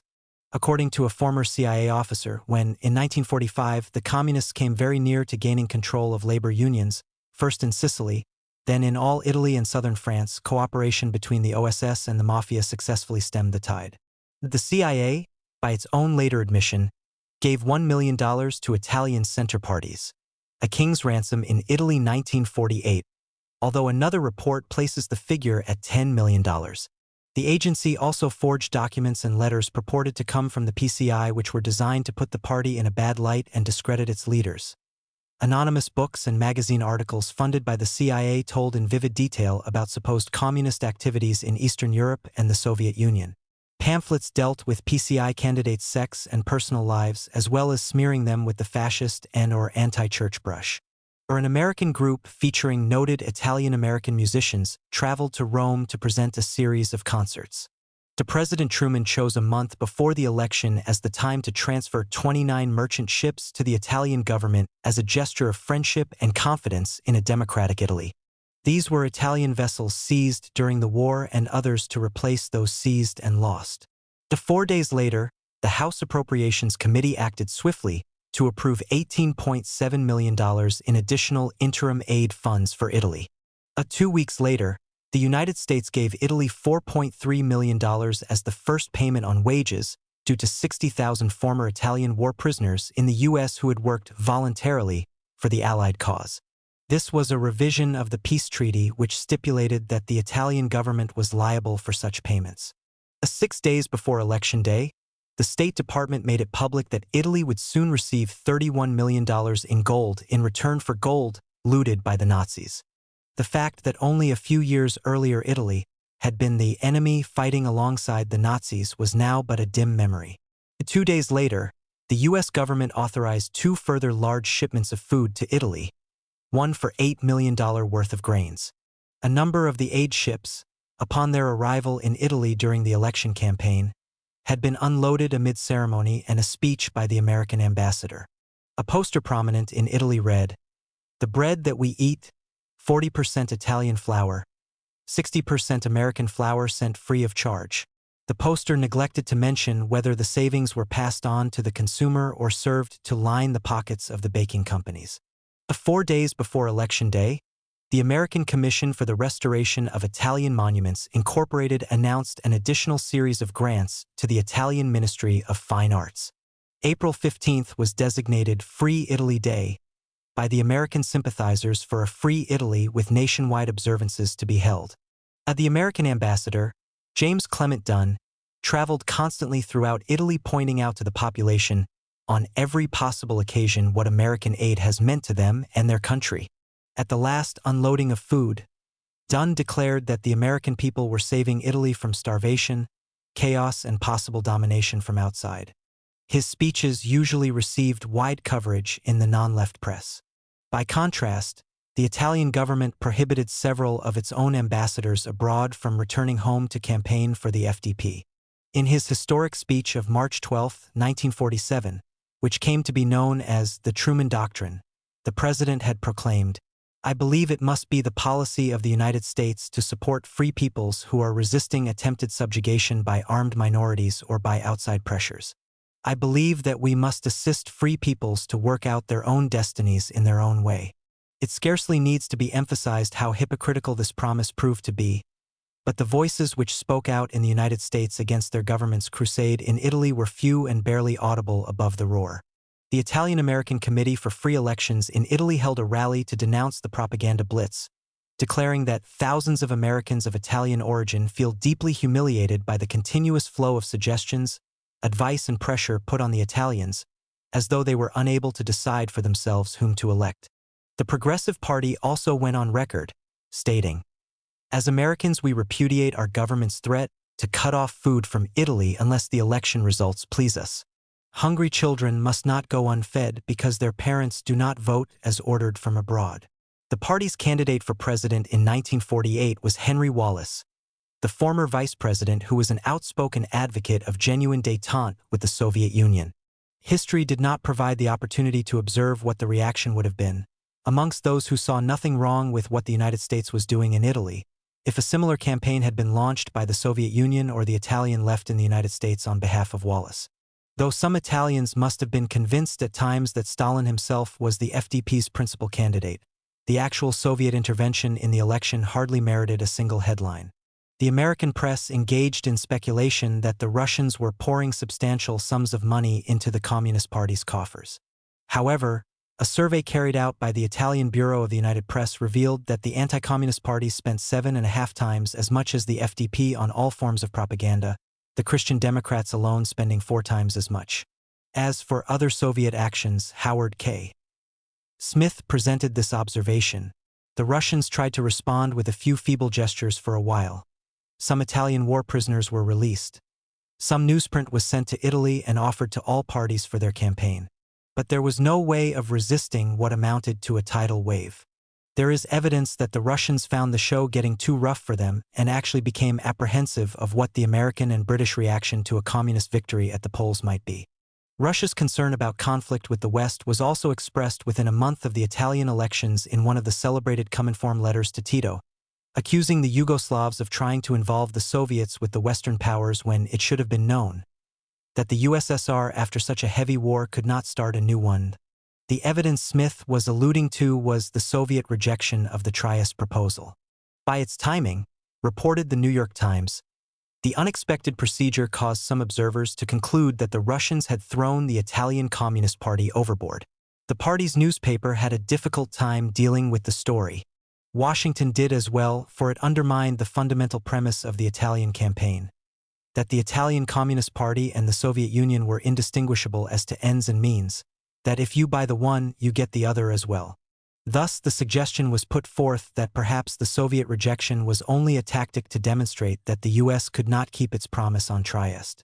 But the Soviet announcement had not been accompanied by any such propaganda message, and it would not explain why the Russians had waited several weeks until near the crucial end to deliver its body blow to their Italian comrades. In any event, the United States could only come out smelling a lot sweeter than the Russians. When the Broadway show had ended its engagement in Italy, the Christian Democrats stood as the clear winner with 48% of the vote. The leftist coalition had been humiliated with a totally unexpected polling of but 31%. It had been a crusade of the kind which Aneurin Bevan had ascribed to the Tories. The whole art of conservative politics in the 20th century, the British Labour leader wrote, is being deployed to enable wealth to persuade poverty to use its political freedom to keep wealth in power. 3. Greece 1947 to early 1950s. From cradle of democracy to client state. Jorge Semprin is a Spaniard, a Frenchman, a novelist and film writer, former communist, former inmate of Buchenwald. He was at the infamous Nazi concentration camp in 1944 with other party members when they heard the news. For some days now we had talked of nothing else. At first some of us had thought it was a lie. It had to be an invention of Nazi propaganda to raise the morale of the people. We listened to the news bulletins on the German radio, broadcast by all the loudspeakers, and we shook our heads. A trick to raise the morale of the German people it had to be. But we soon had to face up to the evidence. Some of us listened in secret to the Allied broadcasts which confirmed the news. There was no doubt about it. British troops really were crushing the Greek resistance. In Athens, battle was raging. British troops were retaking the city from the ELAS forces, district by district. It was an unequal fight. Elis had neither tanks nor planes. But Radio Moscow had said nothing, and this silence was variously interpreted. The British Army had arrived in Greece during October and November 1944, shortly after the bulk of the Germans had fled, an evacuation due in no small part to ELAS, the People's Liberation Army. Founded during the course of 1941 to 42 on the initiative of the Greek Communist Party, ELAS and its political wing EAM cut across the entire left side of the political spectrum, numbering many priests and even a few bishops amongst its followers. The guerrillas had wrested large areas of the country from the Nazi invaders who had routed the British in 1941. ELAS/EAM partisans could be ruthless and coercive toward those Greeks who did not cooperate with them or who were suspected of collaboration with the Germans. But they also provided another dramatic example of the liberating effects of a world war. The encrusted ways of the Greek Old Guard were cast aside. In their place arose communities which had at least the semblance of being run by the local residents, inchoate institutions and mechanisms which might have been the precursor of a regenerated Greek society after the war. Education, perhaps geared toward propaganda, but for the illiterate education nonetheless. Fighting battalions of women, housewives called upon for the first time to act independently of their husband's control, a phenomenon which spread irrepressibly until EAM came to number someone to 2 million Greeks out of a population of 7 million. This was hardly the kind of social order designed to calm the ulcers of the British Old Guard, Winston Churchill for one, who had long regarded Greece as their private manor. The great man was determined that the Greek king should be restored to his rightful place, with all that implied, and the British military in Greece lost no time in installing a government dedicated to that end. Monarchists, quislings, and conservatives of all stripes found themselves in positions of political power, predominant in the new Greek army and police. Members of EAM/ELAS found themselves dead or in prison. In the early days of the World War, when defeating the Nazis was the Allies' overwhelming purpose, Churchill had referred to ELAS as those gallant guerrillas, and ELAS's supporters had welcomed the British in early November 1944 with a sign reading, "We greet the brave English army." But the following month, fighting broke out between ELAS and the British forces and their Greek comrades in arms, many of whom had fought against ELAS during the war and, in the process, collaborated with the Germans. Others had simply served with the Germans. The British Foreign Secretary Ernest Bevin acknowledged in August 1946 that there were 228 ex-members of the Nazi security battalions, whose main task had been to track down Greek resistance fighters and Jews on active service in the new Greek army. Further support for the campaign against ELAS came from the U.S. Air Force and Navy, which transported more than 2 British divisions into Greece. All this while the war against Germany still raged in Europe. In mid-January 1945, ELAS agreed to an armistice, one that had much of the appearance and the effect of a surrender. There is disagreement amongst historians as to whether ELAS had been militarily defeated or whether the communists in the ELAS and EM hierarchy had received the word from Stalin to lay down the gun. If the latter were the case, it would have been consistent with the noted agreement between Stalin and Churchill in October 1944, whereby spheres of influence in Eastern Europe were allocated between the two powers. In this cynical, as Churchill acknowledged, monopoly game, Britain had landed on Greece. Churchill later wrote that Stalin had adhered strictly and faithfully to our agreement of October, and during all the long weeks of fighting the communists in the streets of Athens, not one word of reproach came from Pravda or Izvestia, nor, as Jorge Semper noted, from Radio Moscow. It is essential to remember, Professor D.F.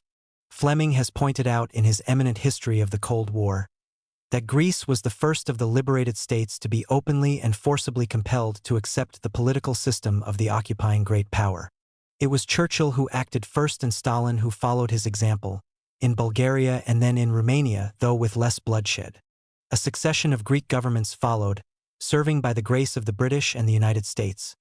Thoroughly corrupt governments in the modern Greek tradition, which continued to terrorize the left, tortured them in notorious island prison camps, and did next to nothing to relieve the daily misery of the war-torn Greek people. There are few modern parallels for government as bad as this, CBS's chief European correspondent Howard K. Smith observed at the time. In the fall of 1946, the inevitable occurred. Leftists took to the hills to launch Phase 2 of the Civil War. The communists had wrenched Stalin's strangulating hand from their throats, for their very survival was at stake and everything that they believed in. The British were weighed down by their own post-war reconstruction needs, and in February 1947 they informed the United States that they could no longer shoulder the burden of maintaining a large armed force in Greece nor provide sizable military and economic aid to the country. Thus it was that the historic task of preserving all that is decent and good in Western civilization passed into the hands of the United States. Several days later, the State Department summoned the Greek charge d'affaires in Washington and informed him that his government was to ask the U.S. for aid. This was to be effected by means of a formal letter of request. A document, it turned out, to be written essentially by the State Department. The text of the letter, the charge d'affaires later reported, had been drafted with a view to the mentality of Congress. It would also serve to protect the U.S. government against internal and external charges that it was taking the initiative of intervening in a foreign state or that it had been persuaded by the British to take over a bad legacy from them.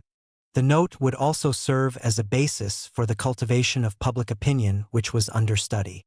In July, in a letter to Dwight Griswold, the head of the American Mission to Aid Greece, AMAG, Secretary of State George Marshall said, "It is possible that during your stay in Greece you and the ambassador will come to the conclusion that the effectiveness of your mission would be enhanced if a reorganization of the Greek government could be effected. If such a conclusion is reached, it is hoped that you and the ambassador will be able to bring about such a reorganization indirectly through discreet suggestion and otherwise in such a manner that even the Greek political leaders will have a feeling that the reorganization has been effected largely by themselves and not by pressure from without." The secretary spelled out a further guideline for Griswold, a man the New York Times shortly afterwards called the most powerful man in Greece.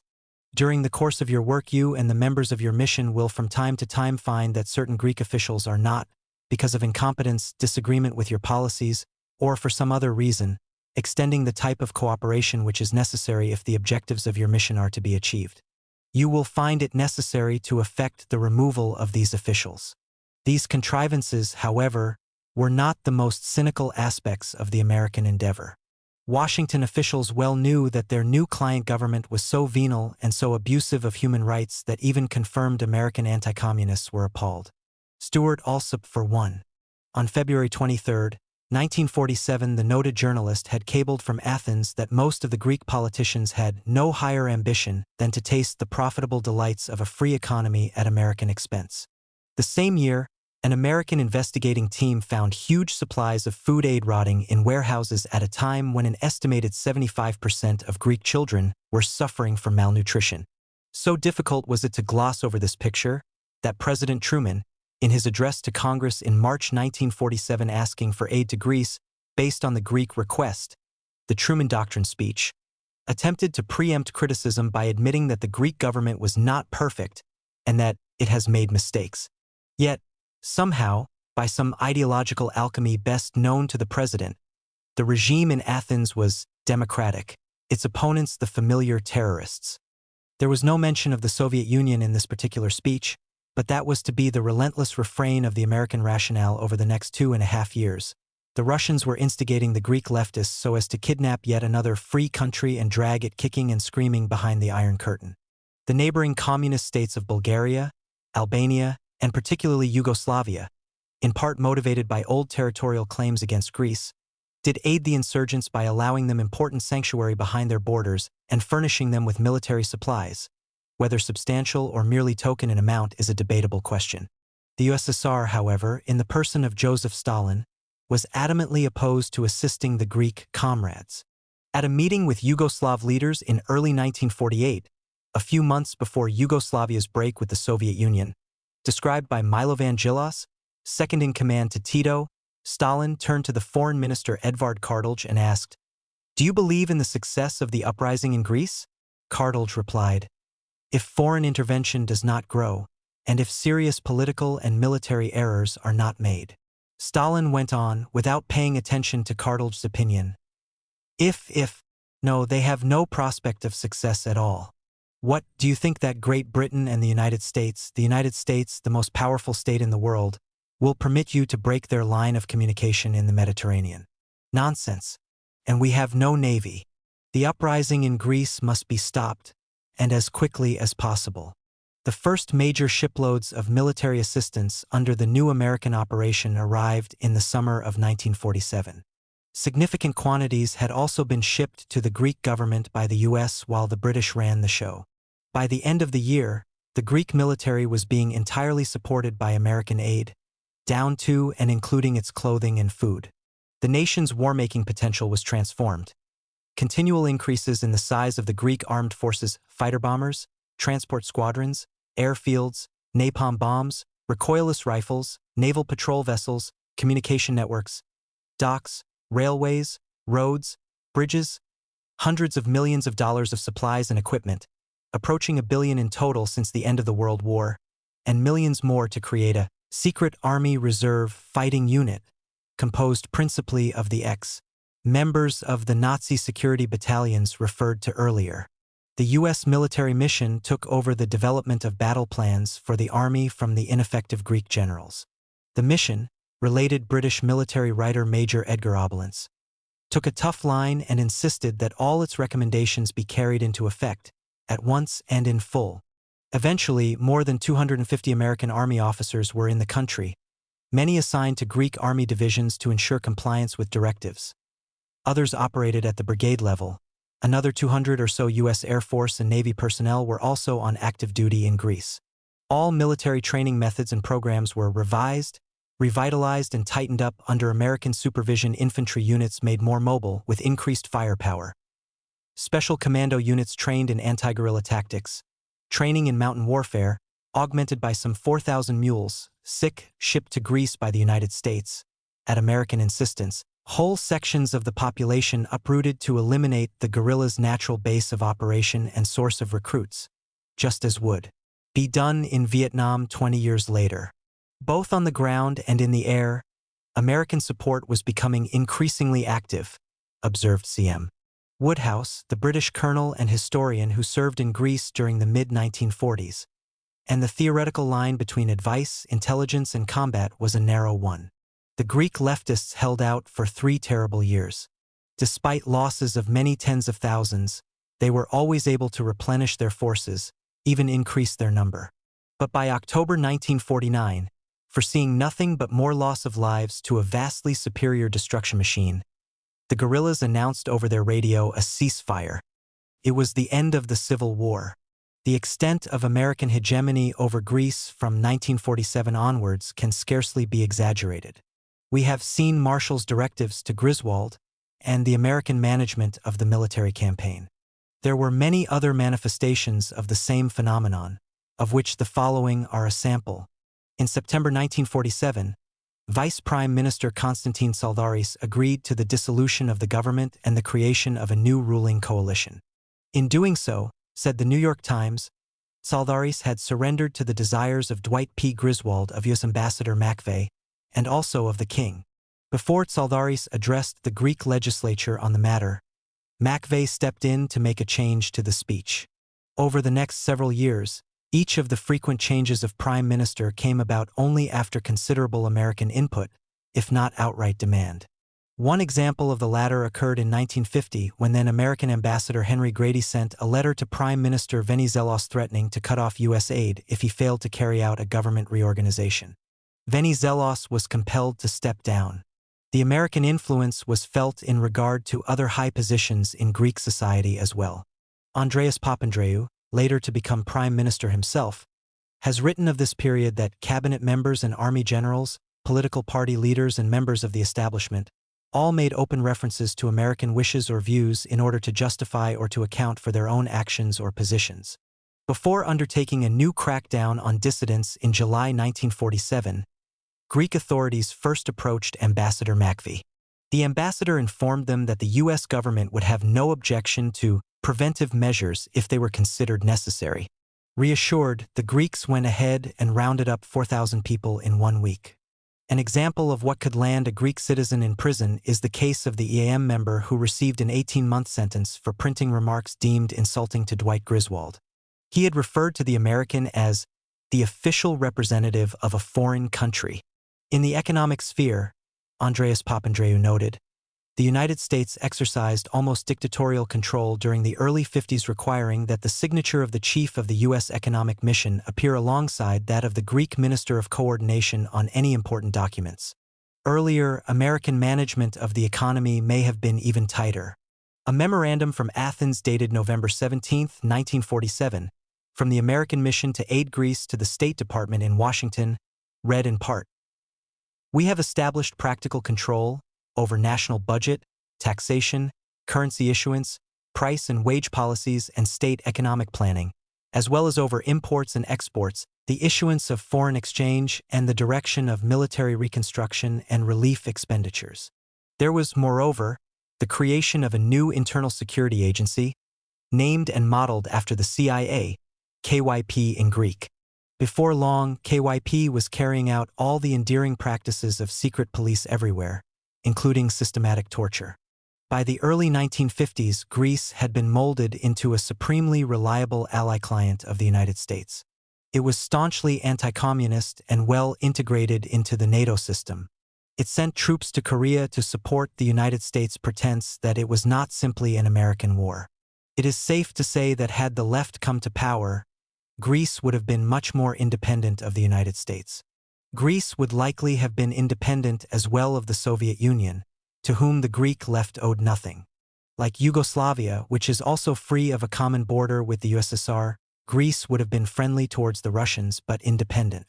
When, in 1964, there came to power in Greece a government which entertained the novel idea that Greece was a sovereign nation, the United States and its Greek cohorts, as we shall see, quickly and effectively stamped out the heresy. 4. The Philippines, 1940s and 1950s. America's oldest colony. I walked the floor of the White House night after night until midnight, and I am not ashamed to tell you, gentlemen, that I went down on my knees and prayed to Almighty God for light and guidance more than one night. And one night late it came to me this way, I don't know how it was, but it came, 1, that we could not give them, the Philippine Islands, back to Spain, that would be cowardly and dishonorable.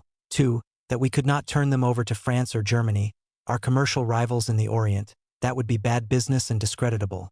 3, that we could not leave them to themselves, they were unfit for self-government, and they would soon have anarchy and misrule over their worse than Spain's was. And 4, that there was nothing left for us to do but to take them all, and to educate the Filipinos and uplift and civilize and Christianize them, and by God's grace do the very best we could by them, as our fellow men for whom Christ also died. William McKinley, President of the United States, 1899. William McKinley's idea of doing the very best by the Filipinos was to employ the United States Army to kill them in the tens of thousands, burn down their villages, subject them to torture, and lay the foundation for an economic exploitation which was proudly referred to at the time as imperialism by leading American statesmen and newspapers. After the Spanish had been driven out of the Philippines in 1898 by a combined action of the United States and the Filipinos, Spain agreed to cede, that is, sell, the islands to the United States for $20 million. But the Filipinos, who had already proclaimed their own independent republic, did not take kindly to being treated like a plot of uninhabited real estate.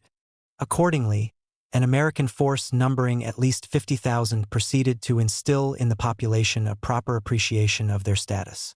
Thus did America's longest-lasting and most conspicuous colony ever come into being. Nearly half a century later, the U.S. Army again landed in the Philippines to find a nationalist movement fighting against a common enemy, this time the Japanese. While combating the Japanese during 1945, the American military took many measures aimed at quashing this resistance army. The Hooks, a shortening of Hukbalahap, People's Army against Japan in Tagalog. American forces disarmed many Hook units, removed the local governments which the Hooks had established, and arrested and imprisoned many of their high-ranking members as well as leaders of the Philippine Communist Party. Guerrilla forces, primarily organized and led by American officers and composed of U.S. and Filipino soldiers of the so-called U.S. Army forces in the Far East, undertook police-type actions which resulted in a virtual reign of terror against the Hooks and suspected sympathizers. Disparaging rumors were spread about the Hooks to erode their support amongst the peasants, and the Japanese were allowed to assault Hook forces unmolested. This, while the Hooks were engaged in a major effort against the Japanese invaders and Filipino collaborators and frequently came to the aid of American soldiers. In much of this anti-Hook campaign, the United States made use of Filipinos who were collaborating with the Japanese, such as landlords, large estate owners, many police constables, and other officials. In the post-war period, the U.S. restored to power and position many of those tainted with collaboration, much to the distaste of other Filipinos. The Hook guerrilla forces had been organized in 1942, largely at the initiative of the Communist Party, in response to the Japanese occupation of the islands. Amongst American policymakers, there were those who came to the routine conclusion that the Hooks were thus no more than a tool of the international communist conspiracy, to be opposed as all such groups were to be opposed. Others in Washington and Manila, whose reflexes were less knee-jerk, but more cynical, recognized that the Hook movement, if its growing influence was not checked, would lead to sweeping reforms of Philippine society. The centerpiece of the Hook political program was land reform, a crying need in this largely agricultural society. On occasion, U.S. officials would pay lip service to the concept, but during 50 years of American occupation, nothing of the sort had been carried out. The other side of the Hook coin was industrialization, which the United States had long thwarted in order to provide American industries with a veritable playground in the Philippines. From the Hook's point of view, such changes were but prologue to raising the islanders from their state of backwardness, from illiteracy, grinding poverty, and the diseases of poverty like tuberculosis and beriberi. The Communist Hukbalahap Rebellion, reported the New York Times, is generally regarded as an outgrowth of the misery and discontent among the peasants of central Luzon, the main island. A study prepared years later for the U.S. Army echoed this sentiment, stating that the Hook's main impetus was peasant grievances, not Leninist designs. Nevertheless, the Hook movement was unmistakably a threat to the neocolonial condition of the Philippines, the American sphere of influence, and those Philippine interests which benefited from the status quo. By the end of 1945, for months after the close of World War II, the United States was training and equipping a force of 50,000 Filipino soldiers for the Cold War. In testimony before a congressional committee, Major General William Arnold of the U.S. Army candidly stated that this program was essential for the maintenance of internal order, not for external difficulties at all. None of the congressmen present publicly expressed any reservation about the international propriety of such a foreign policy. At the same time, American soldiers were kept on in the Philippines, and in at least one infantry division combat training was reestablished. This led to vociferous protests and demonstrations by the GIs who wanted only to go home. The inauguration of combat training, the New York Times disclosed, was interpreted by soldiers and certain Filipino newspapers as the preparation for the repression of possible uprisings in the Philippines by disgruntled farm tenant groups. The story added that the soldiers had a lot to say on the subject of American armed intervention in China and the Netherlands Indies Indonesia, which was occurring at the same time. To what extent American military personnel participated directly in the suppression of dissident groups in the Philippines after the war is not known.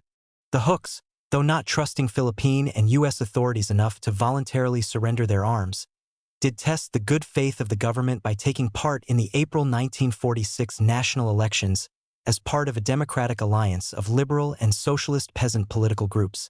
Philippine independence was scheduled for 3 months later, the 4th of July to be exact. As matters turned out, the commander-in-chief of the Hooks, Luis Turok, and several other alliance members and reform-minded candidates who won election to Congress, 3 to the Senate and 7 to the House, were not allowed to take their seats under the transparent fiction that coercion had been used to influence voters. No investigation or review of the cases had even been carried out by the appropriate body, the Electoral Tribunal. 2 years later, Turok was temporarily allowed to take his seat when he came to Manila to discuss a ceasefire with the government. The purpose of denying these candidates their seats was equally transparent. The government was thus able to push through Congress the controversial Philippine-U.S. Trade Act, passed by 2 votes more than required in the House, and by nothing to spare in the Senate, which yielded to the United States bountiful privileges and concessions in the Philippine economy, including equal rights in the development of the nation's natural resources and the operation of its public utilities. This parity provision was eventually extended to every sector of the Philippine economy. The debasement of the electoral process was followed by a wave of heavy brutality against the peasants carried out by the military, the police, and landlord goon squads. According to Luis Turok, in the months following the election, peasant villages were destroyed, more than 500 peasants and their leaders killed, and about 3 times that number jailed, tortured, maimed, or missing. The Hooks and others felt they had little alternative but to take up arms once again. Independence was not likely to change much of significance. American historian George E. Taylor, of impeccable establishment credentials, in a book which bears the indication of CIA sponsorship, was yet moved to state that independence was marked by lavish expressions of mutual goodwill, by partly fulfilled promises, and by a restoration of the old relationship in almost everything except in name. Many demands were made of the Filipinos for the commercial advantage of the United States, but none for the social and political advantage of the Philippines. The American military was meanwhile assuring a home for itself in the Philippines. A 1947 agreement provided sites for 23 U.S. military bases in the country. The agreement was to last for 99 years. It stipulated that American servicemen who committed crimes outside the bases while on duty could be tried only by American military tribunals inside the bases. By the terms of a companion military assistance pact, the Philippine government was prohibited from purchasing so much as a bullet from any arms source other than the U.S., except with American approval. Such a state of affairs, necessarily involving training, maintenance, and spare parts, made the Philippine military extremely dependent upon their American counterparts.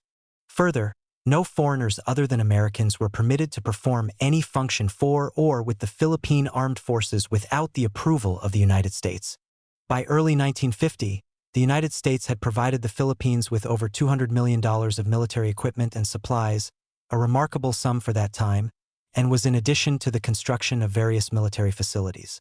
The Joint U.S. Military Advisory Group, JUSMAG, reorganized the Philippine Intelligence Capability and Defense Department, put its chosen man, Ramon Magsaysay, at its head, and formed the Philippine Army into battalion combat teams trained for counterinsurgency warfare. The Philippines was to be a laboratory experiment for this unconventional type of combat. The methods and the terminology, such as search and destroy and pacification, were later to become infamous in Vietnam. By September, when Lt. Culaxio. Edward G. Lansdale arrived in the Philippines, the Civil War had all the markings of a long, drawn-out affair, with victory not in sight for either side. Ostensibly, Lansdale was just another American military advisor attached to JUSMAG, but in actuality he was the head of CIA clandestine and paramilitary operations in the country. His apparent success in the Philippines was to make him a recognized authority in counterinsurgency. In his later reminiscences about this period in his life, Lansdale relates his surprise at hearing from informed Filipino civilian friends about how repressive the Quirino government was, that its atrocities matched those of, or attributed to, the Hooks, that the government was rotten with corruption, down to the policeman in the street. Lansdale observed on his own that Quirino himself had been elected the previous year through extensive fraud, and that the Hooks were right, they were the wave of the future, and violence was the only way for the people to get a government of their own. The police, wrote a correspondent for the Saturday Evening Post, were bands of uniformed thieves and rapists, more feared than bandits. The army was little better. Lansdale was undeterred. He had come to do a job. Accordingly, he told himself that if the Hooks took over there would only be another form of injustice by another privileged few, backed by even crueler force. By the next chapter, he had convinced himself that he was working on the side of those committed to defend human liberty in the Philippines. As a former advertising man, Lansdale was no stranger to the use of market research, motivation techniques, media, and deception.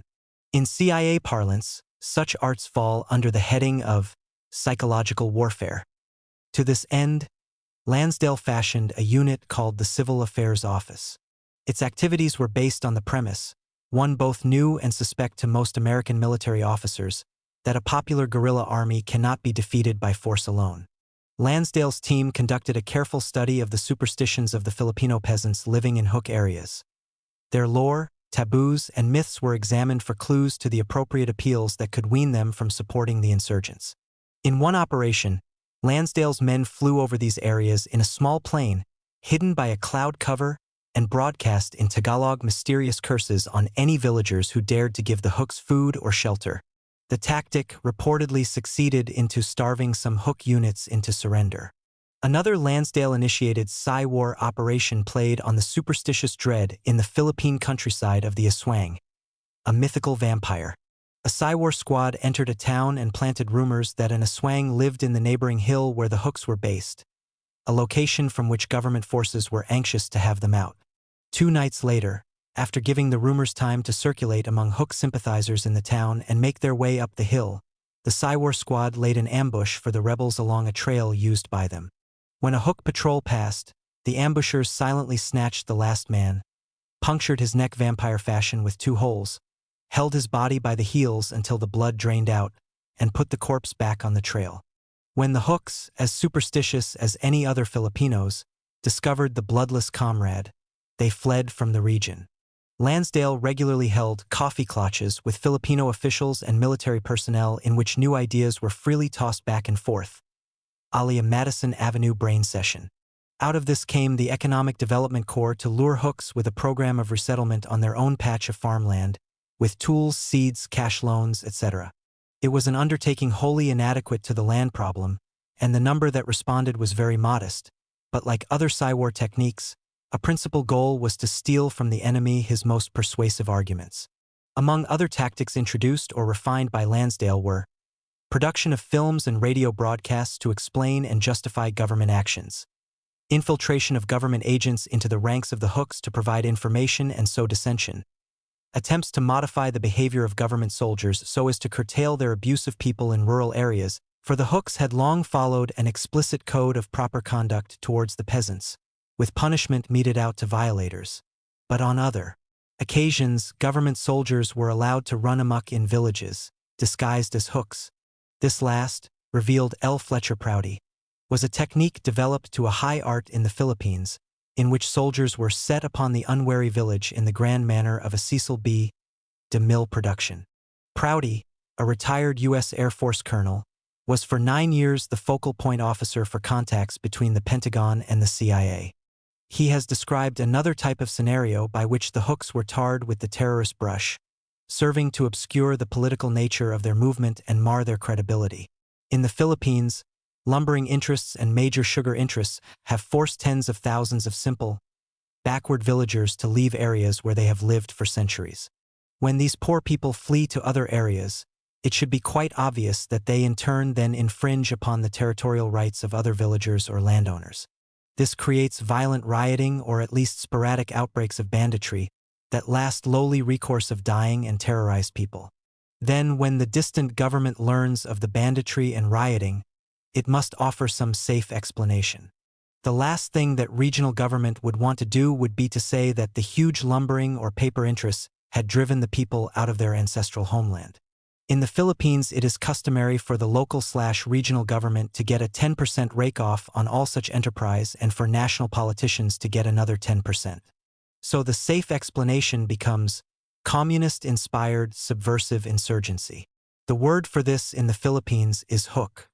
The most insidious part of the CIA operation in the Philippines was the fundamental manipulation of the nation's political life, featuring stage-managed elections and disinformation campaigns. The high point of this effort was the election to the presidency, in 1953, of Ramon Magsaysay, the cooperative former Defense Department head. Lansdale, it was said, invented Magsaysay. His CIA front organizations, such as the National Movement for Free Elections, ran the Filipinos campaign with all the license, impunity, and money that one would expect from the Democratic or Republican national committees operating in the U.S., or perhaps more to the point, Mayor Daley operating in Chicago. Yet the New York Times, in an editorial, was moved to refer to the Philippines as democracy's showcase in Asia. The CIA, on one occasion, drugged the drinks of Magsaysay's opponent, incumbent President Elpidio Quirino, before he gave a speech so that he would appear incoherent.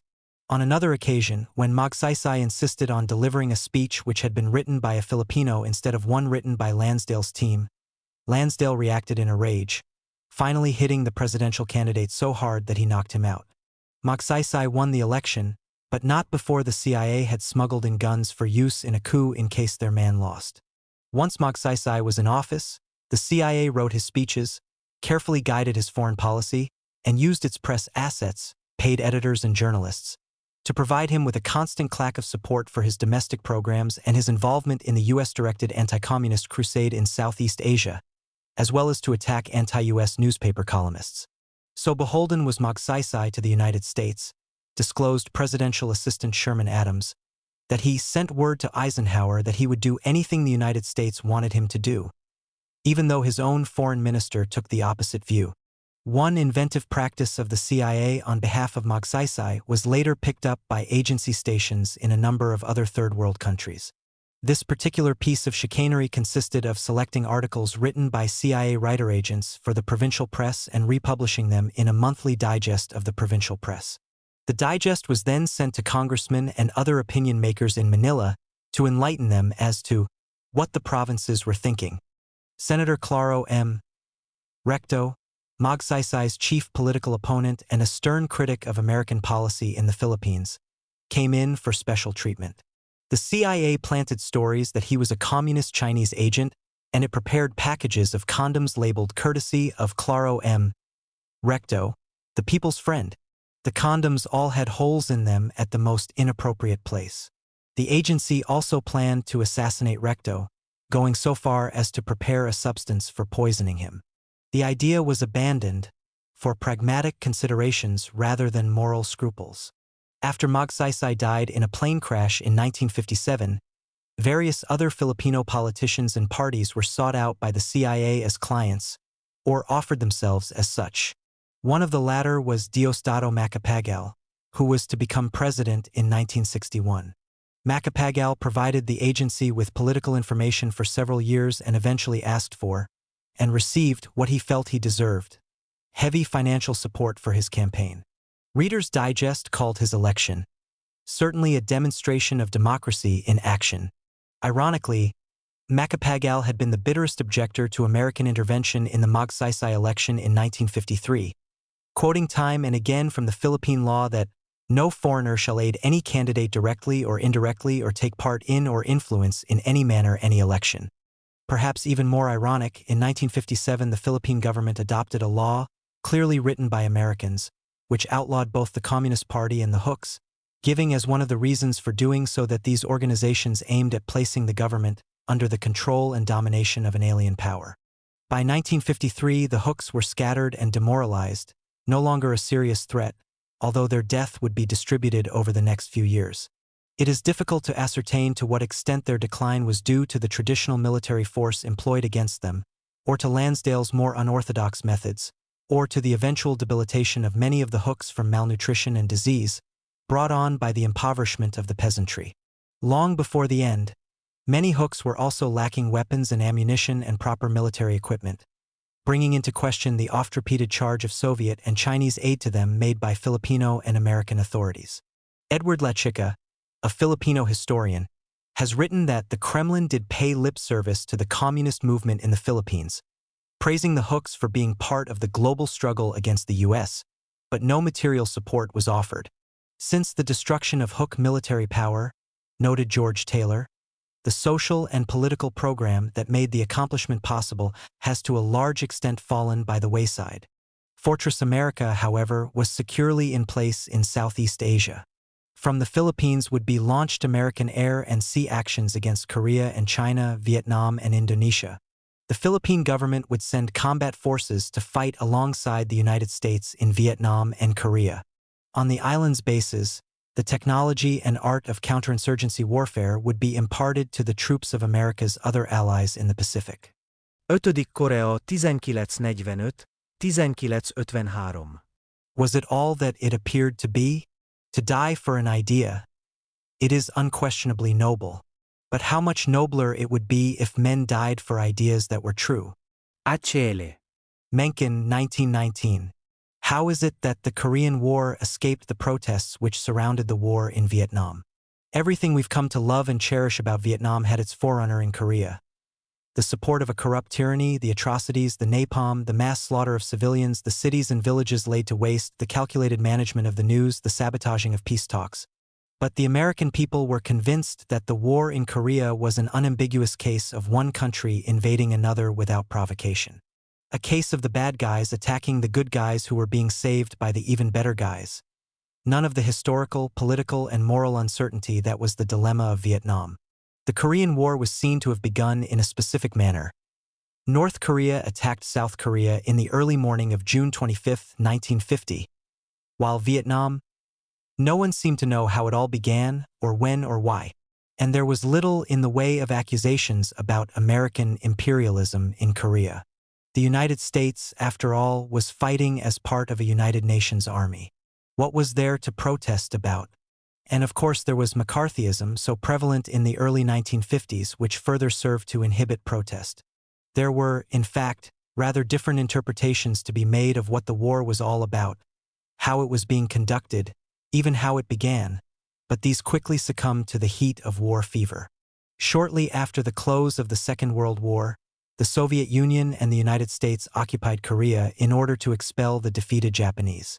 A demarcation line between the Russian and American forces was set up along the 38th parallel. The creation of this line in no way had the explicit or implicit intention of establishing two separate countries, but the Cold War was soon to intrude. Both powers insisted that unification of North and South was the principal and desired goal. However, they also desired to see this carried out in their own ideological image, and settled thereby into a routine of proposal and counterproposal, accusation and counteraccusation, generously intermixed with deviousness, and produced nothing in the way of an agreement during the ensuing years. Although both Moscow and Washington and their hand-picked Korean leaders were not always displeased about the division of the country, on the grounds that half a country was better than none, officials and citizens of both sides continued to genuinely call for unification on a regular basis. That Korea was still one country, with unification still the goal at the time the war began, was underscored by the chief U.S. delegate to the UN, Warren Austin, in a statement he made shortly afterwards. The artificial barrier which has divided North and South Korea has no basis for existence either in law or in reason. Neither the United Nations, its Commission on Korea, nor the Republic of Korea, South Korea, recognize such a line. Now the North Koreans, by armed attack upon the Republic of Korea, have denied the reality of any such line. The two sides had been clashing across the parallel for several years. What happened on that fateful day in June could thus be regarded as no more than the escalation of an ongoing civil war. The North Korean government has claimed that in 1949 alone, the South Korean army or police perpetrated 2,617 armed incursions into the north to carry out murder, kidnapping, pillage, and arson for the purpose of causing social disorder and unrest, as well as to increase the combat capabilities of the invaders. At times, stated the Pyongyang government, thousands of soldiers were involved in a single battle with many casualties resulting. A State Department official, Ambassador-at-Large Philip C. Jessup, speaking in April 1950, put it this way: "There is constant fighting between the South Korean army and bands that infiltrate the country from the north. There are very real battles involving perhaps 1,000 or 2,000 men. When you go to this boundary, as I did, you see troop movements, fortifications, and prisoners of war." Seen in this context, the question of who fired the first shot on June 25, 1950 takes on a much reduced air of significance. As it is, the North Korean version of events is that their invasion was provoked by 2 days of bombardment by the South Koreans, on the 23rd and 24th, followed by a surprise South Korean attack across the border on the 25th against the western town of Haeju and other places. Announcement of the southern attack was broadcast over the North's radio later in the morning of the 25th. Contrary to general belief at the time, no United Nations group, neither the UN Military Observer Group in the field nor the UN Commission on Korea in Seoul witnessed or claimed to have witnessed the outbreak of hostilities. The observer group's field trip along the parallel ended on June 23. Its statements about what took place afterward are either speculation or based on information received from the South Korean government or the U.S. military. Moreover, early in the morning of the 26th, the South Korean Office of Public Information announced that Southern forces had indeed captured the North Korean town of Haeju. The announcement stated that the attack had occurred that same morning, but an American military status report as of nightfall on the 25th notes that all southern territory west of the Imjin River had been lost to a depth of at least 3 miles inside the border except in the area of the Haeju counterattack. In either case, such a military victory on the part of the Southern forces is extremely difficult to reconcile with the official Western account, maintained to this day, that has the North Korean army sweeping south in a devastating surprise attack, taking control of everything that lay before it, and forcing South Korean troops to evacuate further south. Subsequently, the South Korean government denied that its capture of Haeju had actually taken place, blaming the original announcement, apparently, on an exaggerating military officer.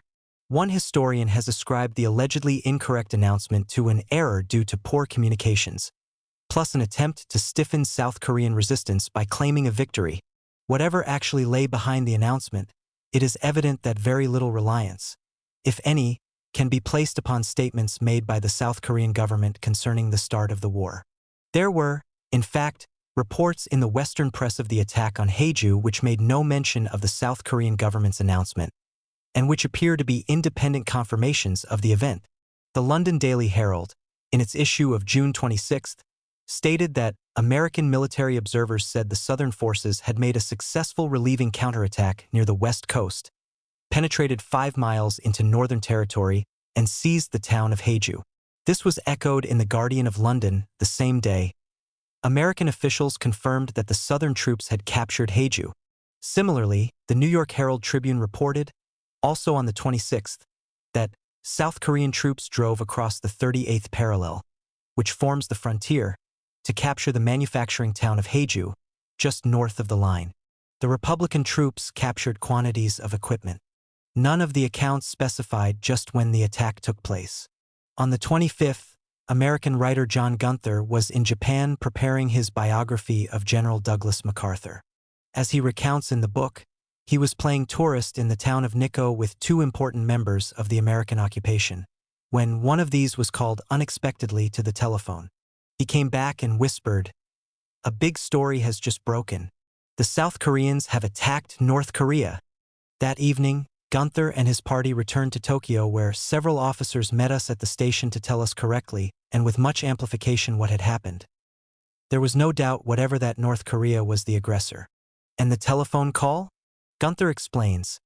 The message may have been garbled in transmission. Nobody knew anything much at headquarters the first few hours, and probably people were taken in by the blatant, corrosive lies of the North Korean radio. There is something a little incongruous about the picture of American military and diplomatic personnel, practicing anti-communists each one, being taken in on so important a matter by communist lies, blatant ones no less.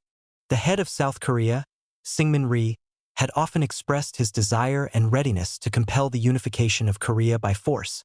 On June 26, the New York Times reminded its readers that, on a number of occasions, Dr. Rhee has indicated that his army would have taken the offensive if Washington had given the consent. The newspaper noted also that before the war began, the warlike talk strangely had almost all come from South Korean leaders. Rhee may have had good reason for provoking a full-scale war apart from the issue of unification. On May 30th, elections for the National Assembly were held in the South, in which Rhee's party suffered a heavy setback and lost control of the Assembly. Like countless statesmen before and after him, Rhee may have decided to play the war card to rally support for his shaky rule.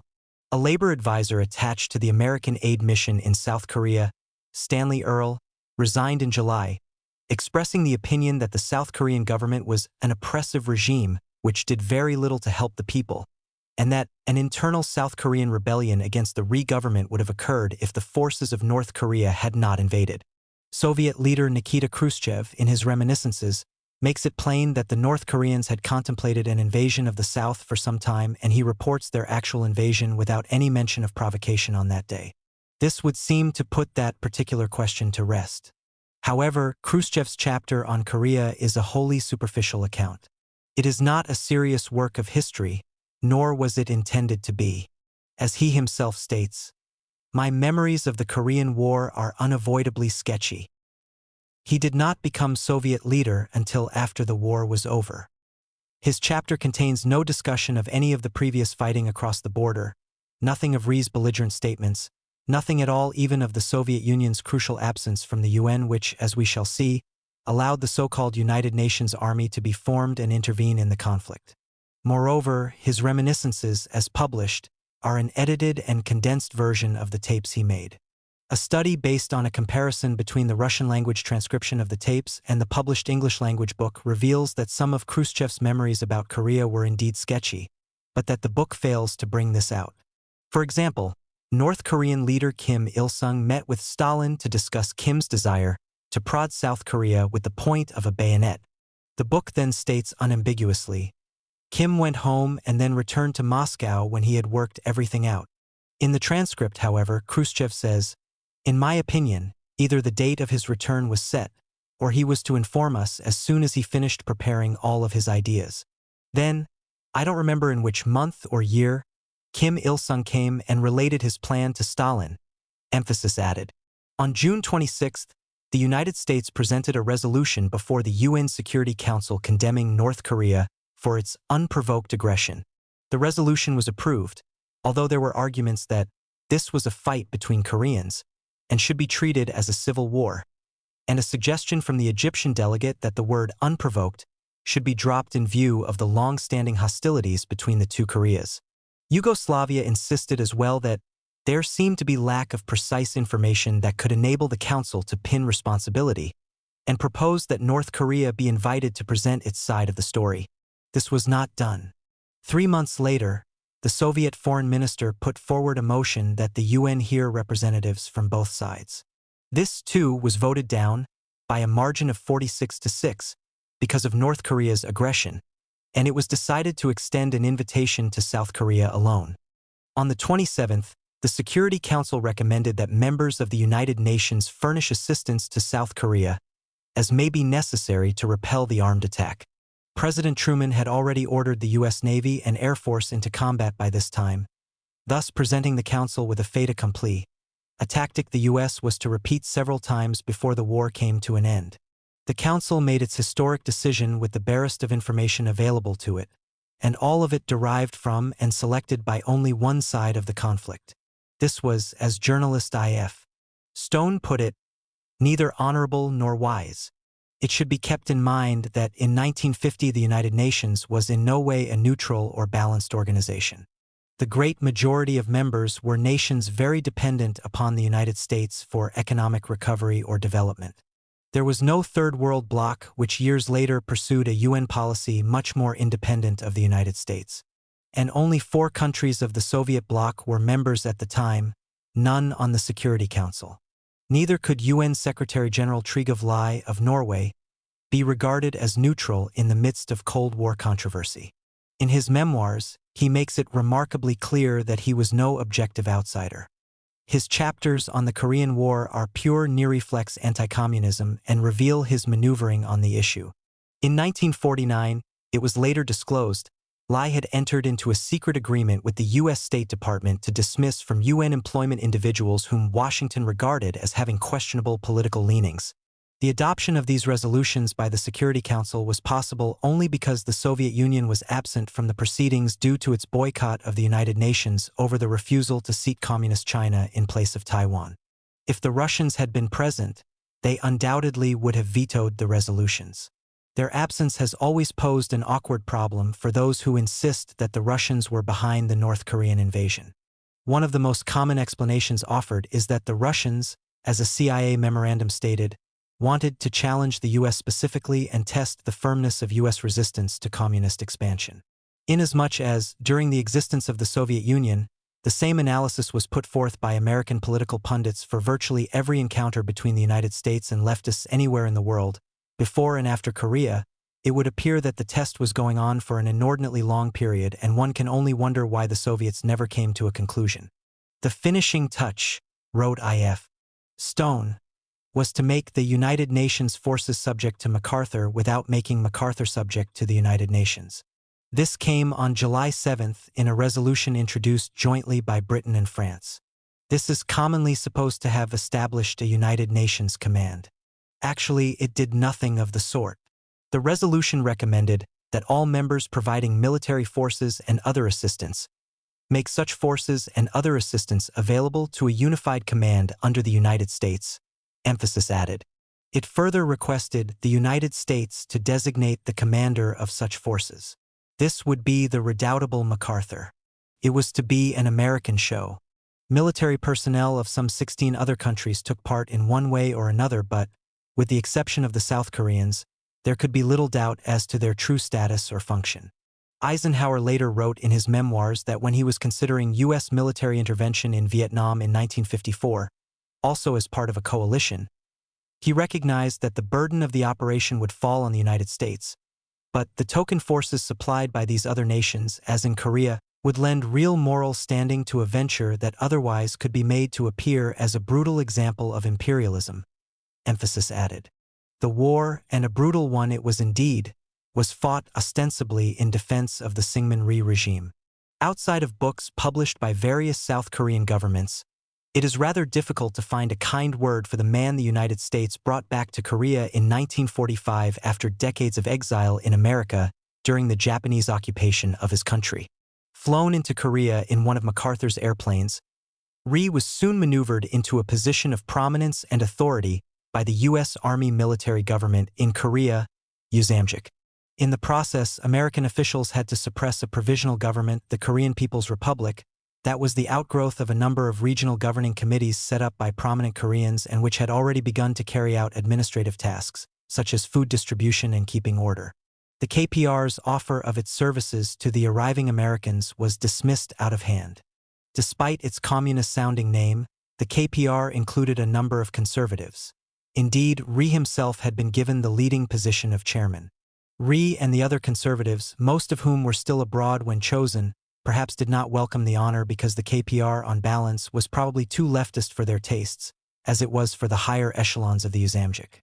But after 35 years under the Japanese, any group or government set up to undo the effects of colonialism had to have a revolutionary tinge to it. It was the conservatives in Korea who had collaborated with the Japanese, leftists and other nationalists who had struggled against them. The makeup of the KPR necessarily reflected this, and it was reportedly more popular than any other political grouping. Whatever the political leanings or intentions of the KPR, by denying it any authority, status, or form, the USAMJIC was regulating Korean political life as if the country were a defeated enemy and not a friendly state liberated from a common foe and with a right to independence and self-determination. The significance of shunting aside the KPR went beyond this. John Gunther, hardly a radical, summed up the situation this way: "So the first and best chance for building a united Korea was tossed away." And Alfred Crofts, a member of the American military government at the time, has written that a potential unifying agency became thus one of the 54 splinter groups in South Korean political life. Syngman Rhee would be Washington's man. Eminently pro-American, strongly anti-communist, sufficiently controllable. His regime was one in which landlords, collaborators, the wealthy, and other conservative elements readily found a home. Crofts has pointed out that before the American landings, a political right, associated in popular thought with colonial rule, could not exist, but shortly afterward we were to foster at least 3 conservative factions. Committed to establishing free enterprise, the Uzamjuk sold off vast amounts of confiscated Japanese property, homes, businesses, industrial raw materials, and other valuables. Those who could most afford to purchase these assets were collaborators who had grown rich under the Japanese and other profiteers. With half the wealth of the nation up for grabs, demoralization was rapid. While the Russians did a thorough house cleaning of Koreans in the north who had collaborated with the Japanese, the American military government in the south allowed many collaborators, and at first even the Japanese themselves, to retain positions of administration and authority, much to the consternation of those Koreans who had fought against the Japanese occupation of their country. To some extent, these people may have been retained in office because they were the most experienced at keeping the country running.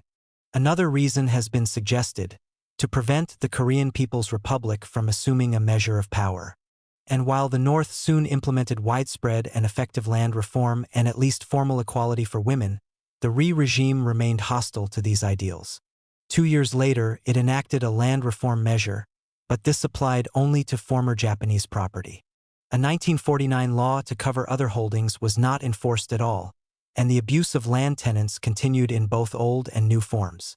Public resentment against the U.S./Rhee administration was aroused because of these policies as well as because of the suppression of the KPR and some very questionable elections. So reluctant was Rhee to allow an honest election, that by early 1950 he had become enough of an embarrassment to the United States for Washington officials to threaten to cut off aid if he failed to do so and also improve the state of civil liberties. Apparently because of this pressure, the elections held on May 30th were fair enough to allow moderate elements to participate, and, as mentioned earlier, the Rhee government was decisively repudiated. The resentment was manifested in the form of frequent rebellions, including some guerrilla warfare in the hills, from 1946 to the beginning of the war, and even during the war. The rebellions were dismissed by the government as communist-inspired and repressed accordingly, but, as John Gunther observed, it can be safely said that in the eyes of Hodge, the commander of U.S. forces in Korea, and Rhee, particularly at the beginning, almost any Korean not an extreme rightist was a communist and potential traitor. General Hodge evidently permitted U.S. troops to take part in the repression. Mark Gain, a correspondent in Korea for the Chicago Sun, wrote that American soldiers fired on crowds, conducted mass arrests, combed the hills for suspects, and organized posses of Korean rightists, constabulary and police for mass raids. Gain related that one of Hodge's political advisors assured him, Gain, that Rhee was not a fascist. He is 2 centuries before fascism, a pure bourbon. Describing the government's anti-guerrilla campaign in 1948, pro-Western political scientist John Ki-Chang-Oh of Marquette University has written, "In these campaigns, the civil liberties of countless persons were often ignored. Frequently, hapless villagers, suspected of aiding the guerrillas, were summarily executed." A year later, when a committee of the National Assembly launched an investigation of collaborators, Rhee had his police raid the assembly. 22 people were arrested, of whom 16 were later found to have suffered either broken ribs, skull injuries, or broken eardrums. At the time of the outbreak of war in June 1950, there were an estimated 14,000 political prisoners in South Korean jails. Even during the height of the war in February 1951, reported Professor Oh, there was the Kokong incident, again involving suspicion of aiding guerrillas, in which about 600 men and women, young and old, were herded into a narrow valley and mowed down with machine guns by a South Korean army unit. Throughout the war, a continuous barrage of accusations was leveled by each side at the other, charging the enemy with engaging in all manner of barbarity and atrocity, against troops, prisoners of war, and civilians alike, in every part of the country, Each side occupied the other's territory at times, trying to outdo each other in a verbal war of superlatives almost as heated as the combat. In the United States, this produced a body of popular myths, not unlike those emerging from other wars which are widely supported at home. By contrast, during the Vietnam War, the inclination of myths to flourish was regularly countered by numerous educated protesters who carefully researched the origins of the war, monitored its conduct, and publicized studies sharply at variance with the official versions, eventually influencing the mass media to do the same. There was, for example, the consensus that the brutality of the war in Korea must be laid overwhelmingly on the doorstep of the North Koreans. The Kokong incident mentioned above may be relevant to providing some counterbalance to this belief. Referring to the incident, the British Korea scholar John Halliday observed, "This account not only serves to indicate the level of political violence employed by the UN side, but also confers inherent plausibility on DPRK North Korea and Southern opposition accusations of atrocities and mass executions by the UN forces and RE officials during the occupation of the DPRK in late 1950. After all, if civilians could be mowed down in the South on suspicion of aiding, not even being guerrillas, what about the North, where millions could reasonably be assumed to be communists or political militants?" Emphasis in original. O's account is but one of a number of reports of slaughter carried out by the South Koreans against their own people during the war. The New York Times reported a wave of South Korean government executions in Seoul in December 1950. Renee Cutforth, a correspondent for the BBC in Korea, later wrote of the shooting without trial of civilians, designated by the police as communist. These executions were done, usually at dawn, on any patch of waste ground where you could dig a trench and line up a row of prisoners in front of it. And Gregory Henderson, a U.S. diplomat who served 7 years in Korea in the 1940s and 50s, has stated that probably over 100,000 were killed without any trial whatsoever by RE's forces in the South during the war. Following some of the massacres of civilians in the South, the RE government turned around and attributed them to Northern troops. One way in which the United States contributed directly to the war's brutality was by introducing a weapon which, although used in the last stage of World War II, and in Greece, was new to almost all observers and participants in Korea. It was called napalm. Here is one description of its effect from the New York Times. "A napalm raid hit the village 3 or 4 days ago when the Chinese were holding up the advance, and nowhere in the village have they buried the dead because there is nobody left to do so. The inhabitants throughout the village and in the fields were caught and killed and kept the exact postures they had held when the napalm struck. A man about to get on his bicycle, 50 boys and girls playing in an orphanage, a housewife strangely unmarked, holding in her hand a page torn from a Sears Roebuck catalog crayon at mail order number 3,811,294 for a $2.98 bewitching bed jacket coral. There must be almost 200 dead in the tiny hamlet. The United States may also have waged germ warfare against North Korea and China, as was discussed earlier in the chapter on China. At the same time, the CIA reportedly was targeting a single individual for termination, North Korean leader Kim Il-sung. Washington sent a Cherokee Indian, codenamed Buffalo, to Hans V. Toft, a CIA officer stationed in Japan, after Buffalo had agreed to serve as Kim Il-sung's assassin. Buffalo was to receive a considerable amount of money if his mission succeeded. It obviously did not, and nothing further has been revealed about the incident. Another widely held belief in the United States during the war was that American prisoners in North Korean camps were dying off like flies because of communist neglect and cruelty. The flames of this very emotional issue were fanned by the tendency of U.S. officials to exaggerate the numbers involved. During November 1951, for example, long before the end of the war, American military announcements put the count of POW deaths at between 5,000 and 8,000. However, an extensive study completed by the U.S. Army 2 years after the war revealed that the POW death toll for the entire war was 2,730, out of 7,190 held in camps.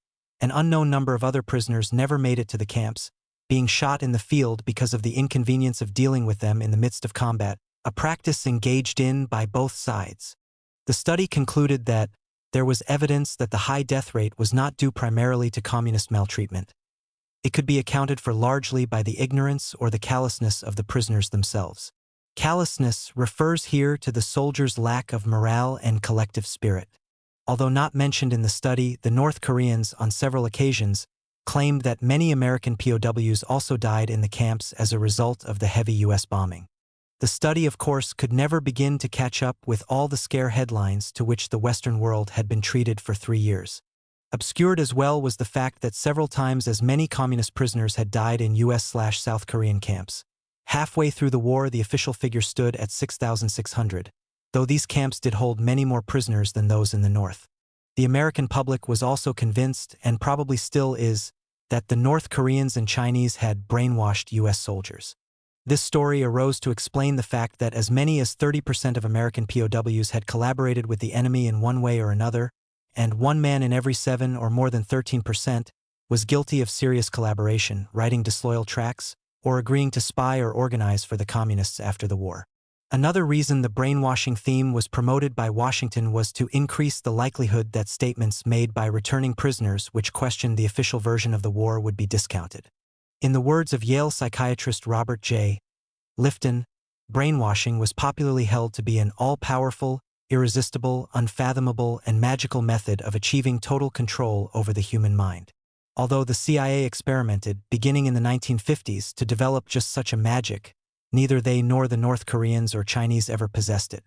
The agency began its behavior control or mind control experiments on human subjects, probably suspected double agents, using drugs and hypnosis, in Japan in July 1950, shortly after the beginning of the Korean War. In 1975, a U.S. Navy psychologist, Lt. Col. Thomas Narrett, revealed that his naval work included establishing how to induce servicemen who may not be naturally inclined to kill, to do so under certain conditions. He referred to these men using the words hitmen and assassin. Narrett added that convicted murderers as well had been released from military prisons to become assassins. Brainwashing, said the Army study, has become a catchphrase, used for so many things that it no longer has any precise meaning, and a precise meaning is necessary in this case. The prisoners, as far as Army psychiatrists have been able to discover, were not subjected to anything that could properly be called brainwashing. Indeed, the communist treatment of prisoners, while it came nowhere near fulfilling the requirements of the Geneva Convention, rarely involved outright cruelty, being instead a highly novel blend of leniency and pressure. The communists rarely used physical torture, and the Army has not found a single verifiable case in which they used it for the specific purpose of forcing a man to collaborate or to accept their convictions. According to the study, however, some American airmen of the 90 or so who were captured were subjected to physical abuse in an attempt to extract confessions about germ warfare. This could reflect either a greater communist resentment about the use of such a weapon or a need to produce some kind of corroboration of a false or questionable claim.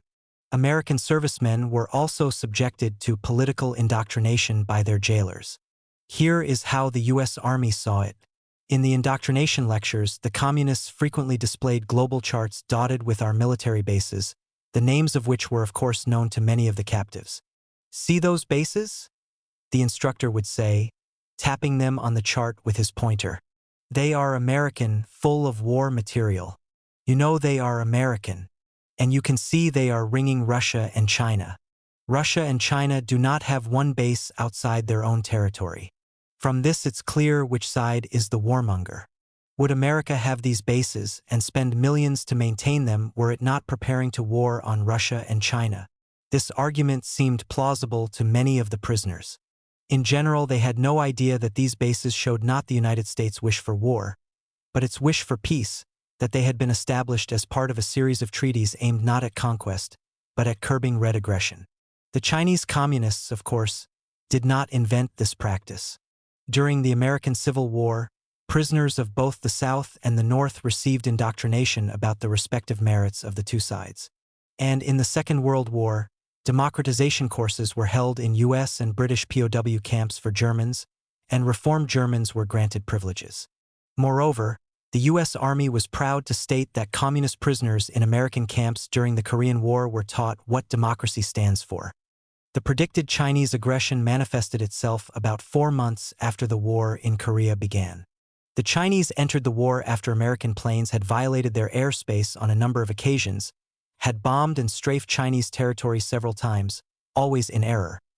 when hydroelectric plants on the Korean side of the border, vital to Chinese industry, stood in great danger and U.S. or South Korean forces had reached the Chinese border, the Yalu River, or come within a few miles of it in several places. The question must be asked: how long would the United States refrain from entering a war being waged in Mexico by a communist power from across the sea, which strafed and bombed Texas border towns, was mobilized along the Rio Grande, and was led by a general who threatened war against the United States itself? American air power in Korea was fearsome to behold.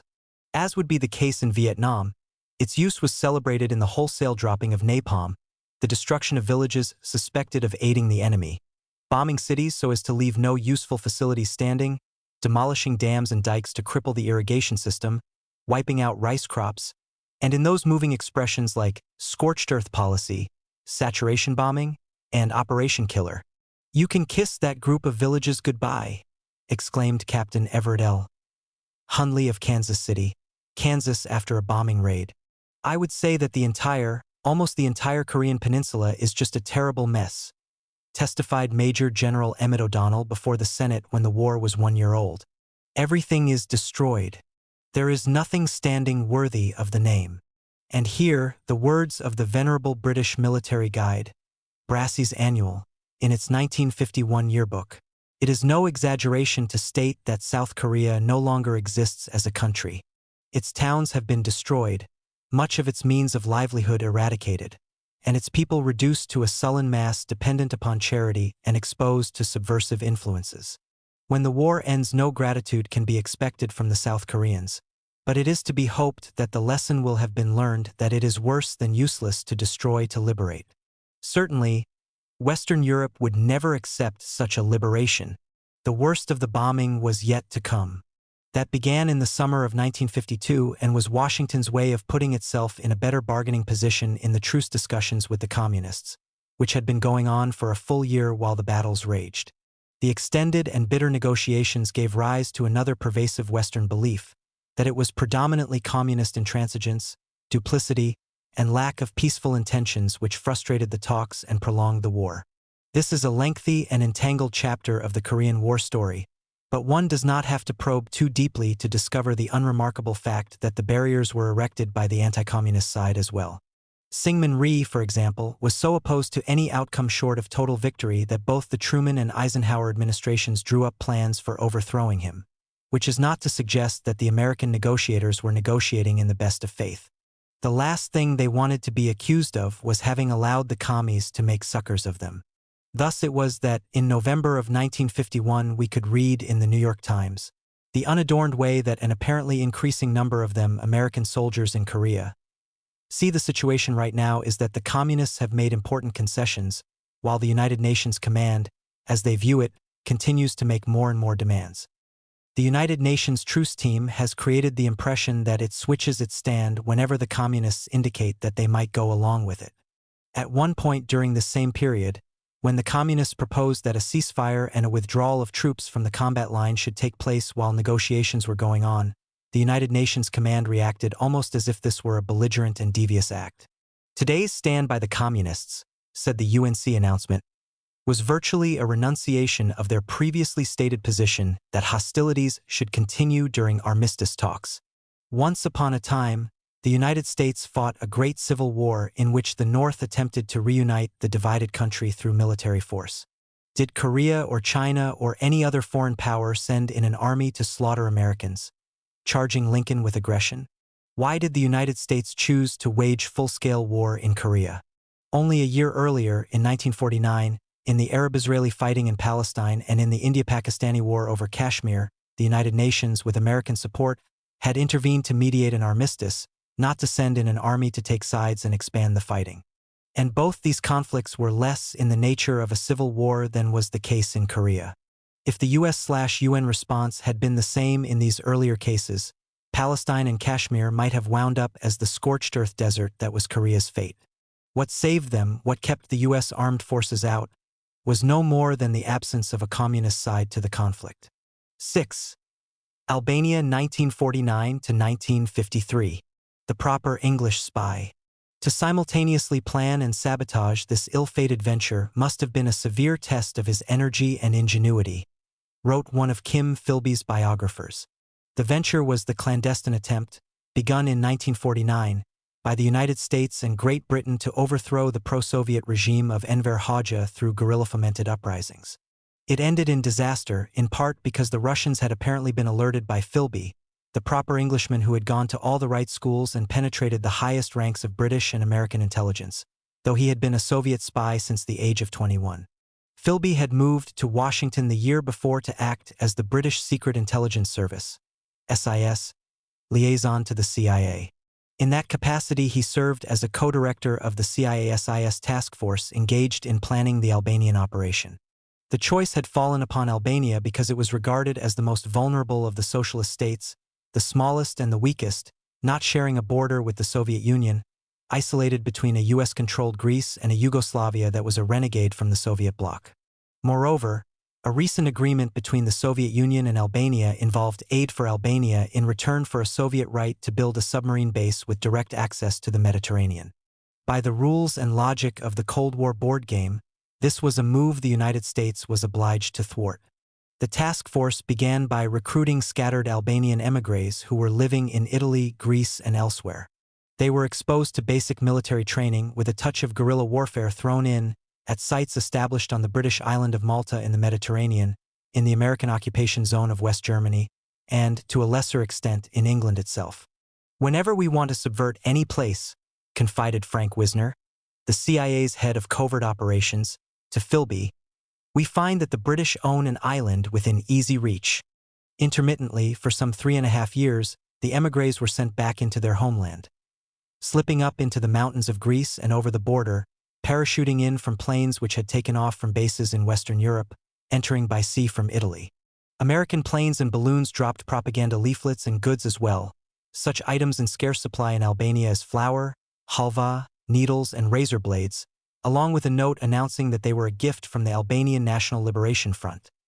Another instance of the subtle marketing touch that the CIA, born and raised in America, was to bring to so many of its operations.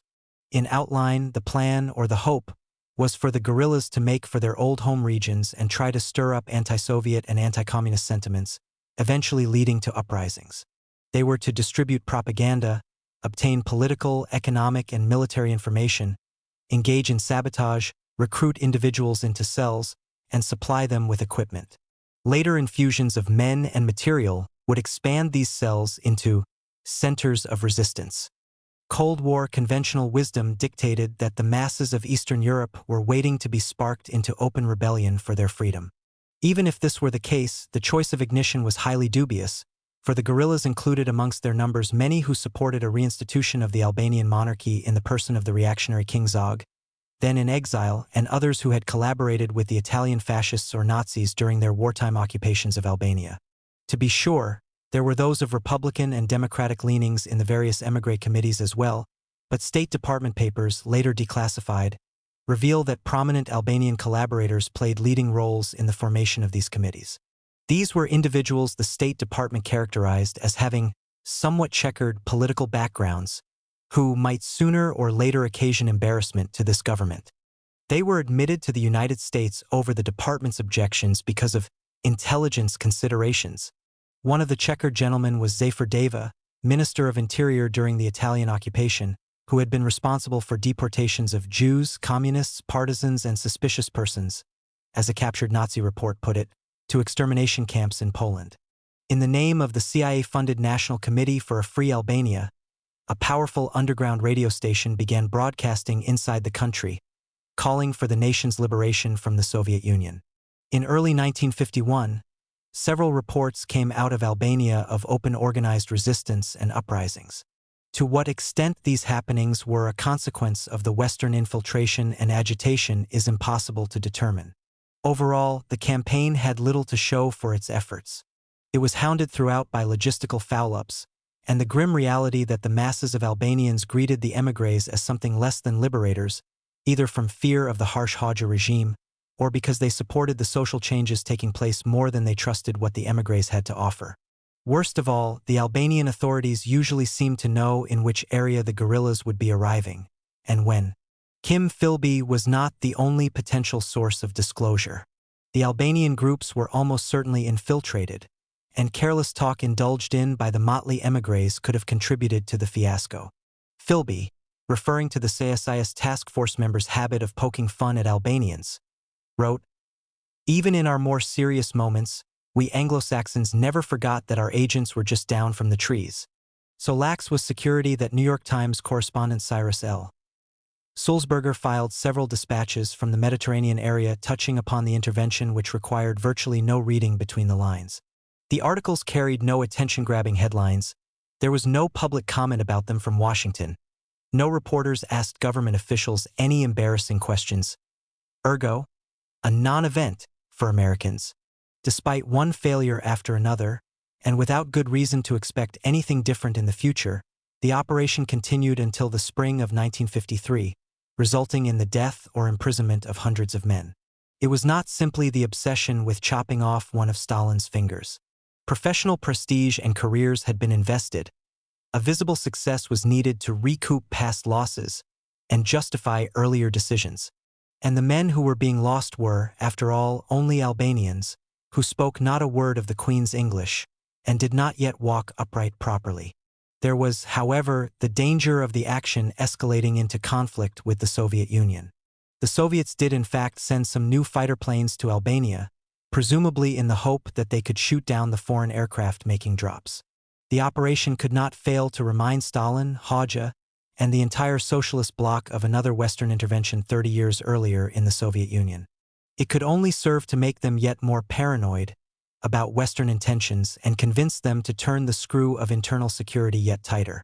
Indeed, every now and again over the ensuing years, Hoxha mentioned the American and British invasion and used it to justify his policy of isolation.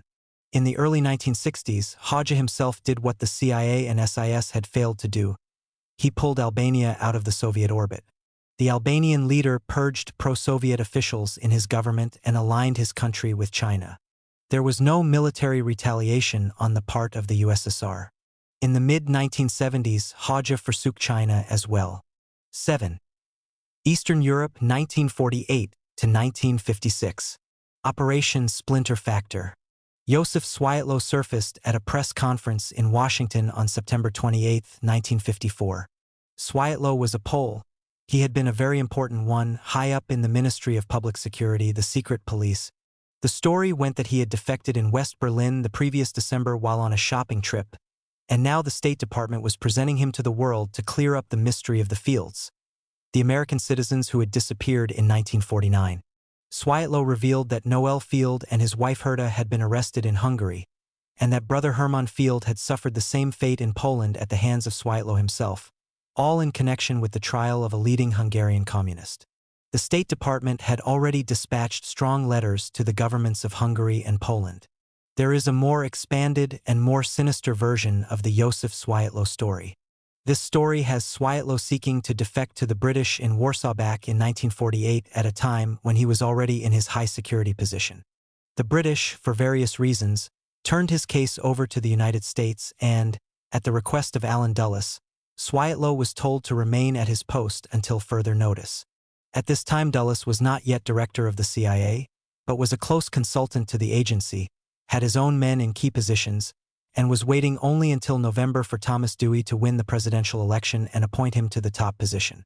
Harry Truman's surprising re-election postponed this for 4 years, but Dulles did become deputy director in 1951. Noel Field, formerly a State Department Foreign Service officer, was a longtime communist fellow traveler, if not a party member in the United States or Europe. During the Second World War, his path converged with Dulles's in intrigue-filled Switzerland. Dulles was an OSS man, Field the representative of the Unitarian Church in Boston helping refugees from Nazi occupation. Field made it a point particularly to help communist refugees, of which there were many inasmuch as communists were second only to Jews on the German persecution list. The OSS aided the operation financially. The communists in turn were an excellent source of information about happenings in Europe of interest to Washington and its allies. Toward the end of the war, Field induced Dulles to provide American support for a project which placed agents in various European countries to prepare the way for the advancing Allied troops. The men chosen by Field, unsurprisingly, were all communists, and their placement in certain Eastern European countries helped them to get their hands on the reins of power long before non-communist forces were able to regroup and organize themselves. It could be concluded from this that Allen Dulles had been duped. Moreover, the OSS, under Dulles's direction and again with Field involved, had financed the publication of a clandestine newspaper inside Germany. Anti-fascist and left-wing, the paper was called Neues Deutschland, and immediately upon liberation became the official newspaper of the East German Communist Party. After the war, these incidents served as jokes which intelligence services of both East and West could and did appreciate. Before long, the joke fell heavily upon Noel Field. In 1949, when Field visited Poland, he was regarded with grave suspicion by Polish authorities. He was seen to have worked during the war in a position which could easily have been a front for Western espionage, a position which brought him into regular contact with senior Communist Party members.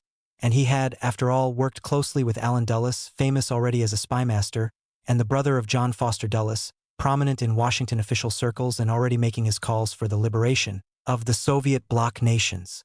At the time of Field's arrival in Poland, Josef Swiatlow was looking to implicate Jakob Berman, a high party and state official whom Swiatlow was suspicious of and detested. It was his failure to convince the Polish president to act against Berman that reportedly drove Swiatlow to try to defect the year before. When Noel Field wrote to Berman asking his help in obtaining a job in Eastern Europe, Swiatlow learned of the letter and saw his chance to nail Berman.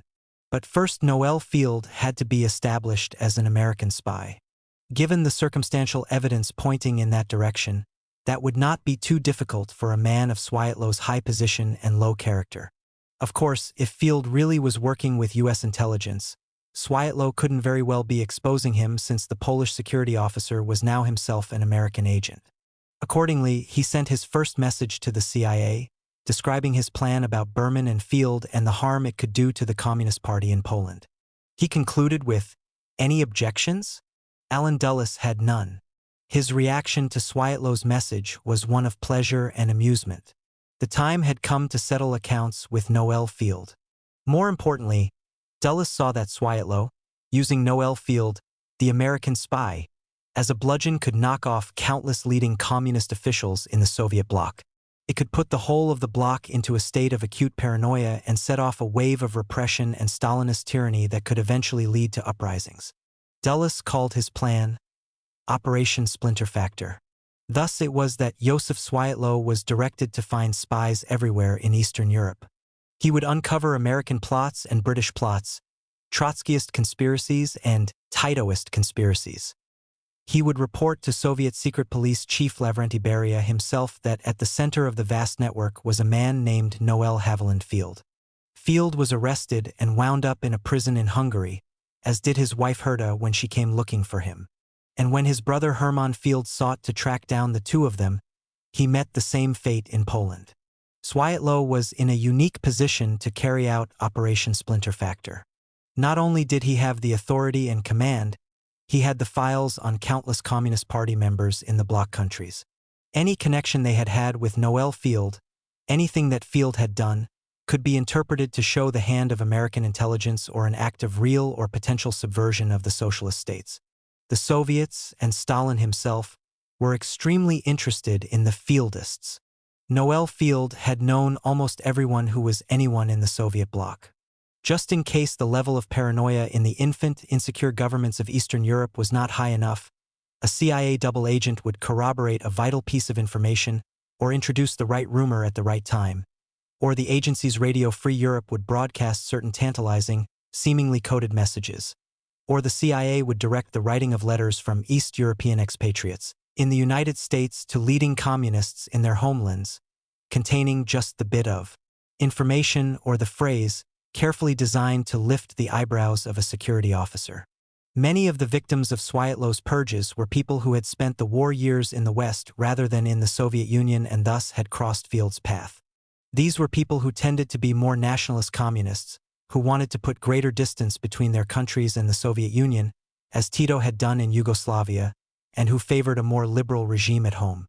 Dulles brushed aside the argument that these were people to be supported, not eliminated. He felt that they were potentially the more dangerous to the West because if their form of communism were allowed to gain a foothold in Eastern Europe, then communism might become respectable and accepted. Particularly with Italy and France threatening to vote communists into power, communism had to be shown at its worst. There were hundreds of trials all over Eastern Europe, show trials and lesser spectacles, in which the name of Noel Field played an important part.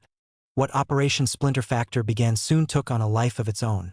Following the arrest of a highly placed person, others fell under suspicion because they knew him or had been appointed by him, or any other connection to an arrested person might serve to implicate some unlucky soul.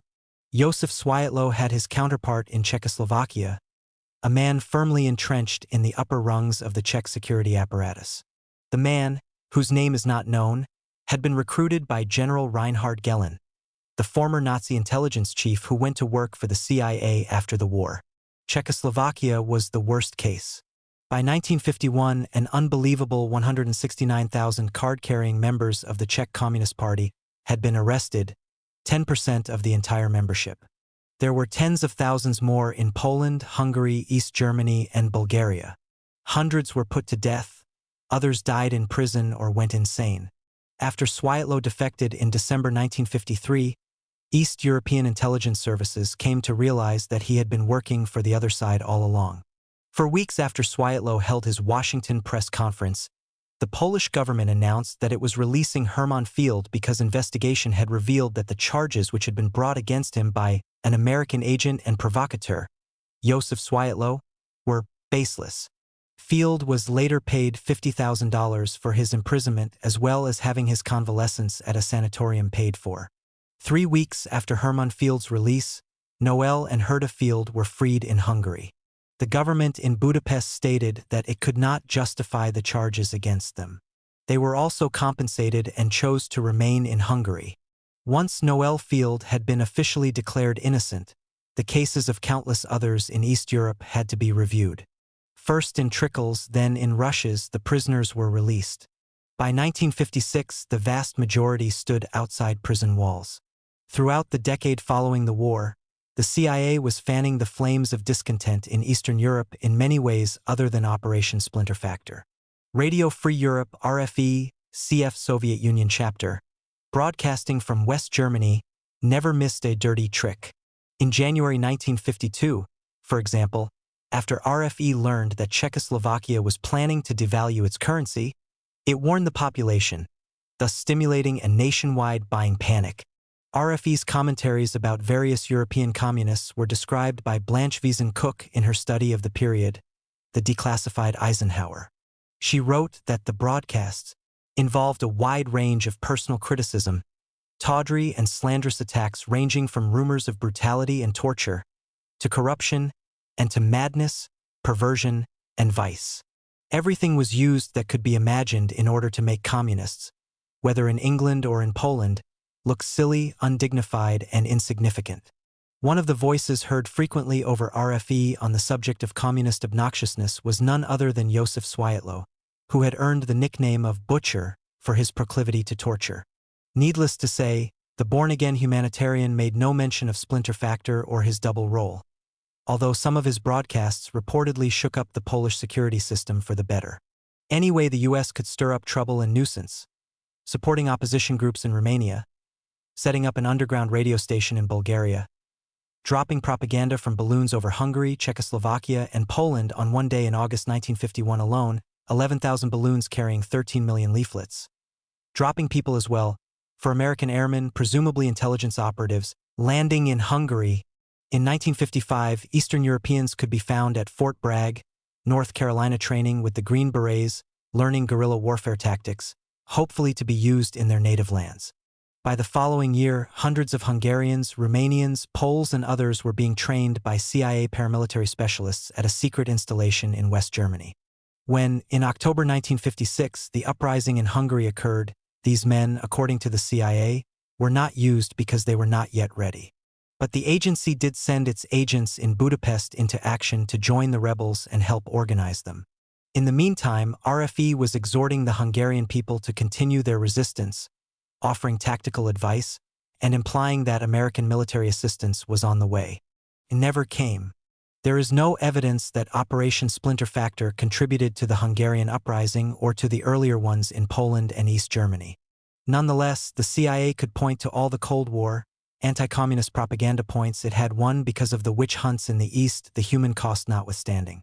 Continued on page 471. 8. Germany 1950s. Everything from juvenile delinquency to terrorism. Within a period of 30 years and 2 world wars with Germany, the Soviet Union suffered more than 40 million dead and wounded, enormous devastation to its land, and its cities razed to the ground. At the close of the Second World War, the Russians were not kindly disposed toward the German people. With their own country to rebuild, they placed the reconstruction of Germany far down on their list of priorities. The United States emerged from the war with relatively minor casualties and its territory completely unscathed. It was ready, willing, and able to devote itself to its main priority in Europe, the building of an anti-communist bulwark in the West, particularly in the strategic location of Germany. In 1945, former Secretary of State Dean Acheson has written, official American policy was explicitly to bring home to the Germans that they could not escape the suffering they had brought upon themselves, and to control the German economy to prevent any higher standard of living than in neighboring nations. From the outset, Acheson added, U.S. officials in Germany believed this plan to be unworkable. Acheson did not explain what lay behind this prognosis, but its correctness soon became apparent for 3 distinct reasons. 1. Influential American business and financial leaders, some of them occupying important government positions, had too great a stake in a highly industrialized Germany, usually dating back to before the war, to allow the country to sink to the depths that some American policymakers advocated as punishment. 2. A revitalized West Germany was seen as an indispensable means of combating Soviet influence in the eastern sector of the country, if not in all of Eastern Europe. West Germany was to become the showcase of Western democracy, dramatic, living proof of the superiority of capitalism over socialism. 3. In American conservative circles, and some liberal ones as well, wherein a Soviet invasion of Western Europe remained perpetually imminent, the idea of tying West Germany's industrial hands was one which came perilously close to being soft on communism, if not worse. Dwight Eisenhower echoed this last sentiment when he later wrote, had certain officials in the Roosevelt administration had their way, Germany would have been far worse off, for there were those who advocated the flooding of the Ruhr mines, the wrecking of German factories, and the reducing of Germany from an industrial to an agricultural nation. Among others, Harry Dexter White, later named by Attorney General Brownell as one who had been heavily involved in a Soviet espionage ring operating within our government, proposed exactly that. Thus it was that the deindustrialization of West Germany met the same fate as the demilitarization of the country would in the coming years, as the United States poured in massive economic assistance. For $1 billion of Marshall Plan aid and an army of industrial and technical experts. At the same time, the Soviet Union was pouring massive economic assistance out of East Germany. The Soviets dismantled and moved back home entire factories with large amounts of equipment and machinery, and thousands of miles of railroad track. When added to war reparations, the toll reached into the billions of dollars. By the early 1950s, though social services, employment, and cultural life in East Germany were on a par or superior to that in West Germany, the Western sector had the edge in those areas of prosperity with the most sex appeal. Salaries were higher, the eating was better, consumer goods more available, and the neon lights emblazoned the nights along the Kurfürstentum. American Cold Warriors, however, as if discontent with the game score or with leaving so much to chance, instituted a crude campaign of sabotage and subversion against East Germany designed to throw the economic and administrative machinery out of gear. The CIA and other U.S. intelligence and military services in West Germany, with occasional help from the likes of British intelligence and the West German police, recruited, equipped, trained, and financed German activist groups and individuals of West and East. Finding recruits for such a crusade was not difficult, for in post-war Germany, anti-communism lived on as the only respectable vestige of Nazism. The most active of these groups, which went by the name of Fighting Group Against Inhumanity, admitted that it had received financial support from the Ford Foundation and the West Berlin government. Subsequently, an East Berlin news magazine published a copy of a letter from the Ford Foundation confirming a grant of $150,000 to the National Committee for a Free Europe, so that it, in turn, could support the humanitarian activities of the fighting group against inhumanity. The National Committee for a Free Europe, in turn, was a CIA front organization which also ran Radio Free Europe. The Association of Political Refugees from the East and the Investigating Committee of Freedom-Minded Jurists of the Soviet Zone were two of the other groups involved in the campaign against East Germany. The actions carried out by these operatives ran the spectrum from juvenile delinquency to terrorism. Anything to make the commies look bad. It added up to the following remarkable record. Through explosives, arson, short-circuiting, and other methods they damaged power stations, shipyards, a dam, canals, docks, public buildings, gas stations, shops, a radio station, outdoor stands, public transportation, derailed freight trains, seriously injuring workers, burned 12 cars of a freight train and destroyed air pressure hoses of others, blew up road and railway bridges, placed explosives on a railway bridge of the Berlin-Moscow line, but these were discovered in time. Hundreds would have been killed. Used special acids to damage vital factory machinery. Put sand in the turbine of a factory, bringing it to a standstill. Set fire to a tile-producing factory. Promoted work slowdowns in factories. Stole blueprints and samples of new technical developments. Killed 7,000 cows of a cooperative dairy by poisoning the wax coating of the wire used to bale the cows' corn fodder. Added soap to powdered milk destined for East German schools. Raided and wrecked left-wing offices in East and West Berlin. Stole membership lists. Assaulted and kidnapped leftists and, on occasion, murdered them. Set off stink bombs to disrupt political meetings. Floated balloons which burst in the air, scattering thousands of propaganda pamphlets down upon East Germans. Were in possession, when arrested, of a large quantity of the poison cantharidin, with which it was planned to produce poison cigarettes to kill leading East Germans. Attempted to disrupt the World Youth Festival in East Berlin by sending out forged invitations, false promises of free bed and board, false notices of cancellations. Carried out attacks on participants with explosives, firebombs, and tire-puncturing equipment. Set fire to a wooden bridge on a main motorway leading to the festival. Forged and distributed large quantities of food ration cards, for example, for 60,000 pounds of meat, to cause confusion, shortages, and resentment. Sent out forged tax notices and other government directives and documents to foster disorganization and inefficiency within industry and unions. Gave considerable aid and comfort to East Germans who staged an uprising on June 17, 1953. During and after the uprising, the U.S. radio station in West Berlin, RIAS, radio in the American sector, issued inflammatory broadcasts into East Germany appealing to the populace to resist the government. RIAS also broadcast warnings to witnesses in at least one East German criminal case being monitored by the Investigating Committee of Freedom-Minded Jurists of the Soviet Zone that they would be added to the committee's files of accused persons if they lied. Throughout the 1950s, the East Germans and the Soviet Union repeatedly lodged complaints with the Soviets' erstwhile allies in the West and with the United Nations about specific sabotage and espionage activities and called for the closure of the offices in West Germany they claimed were responsible, and for which they provided names and addresses.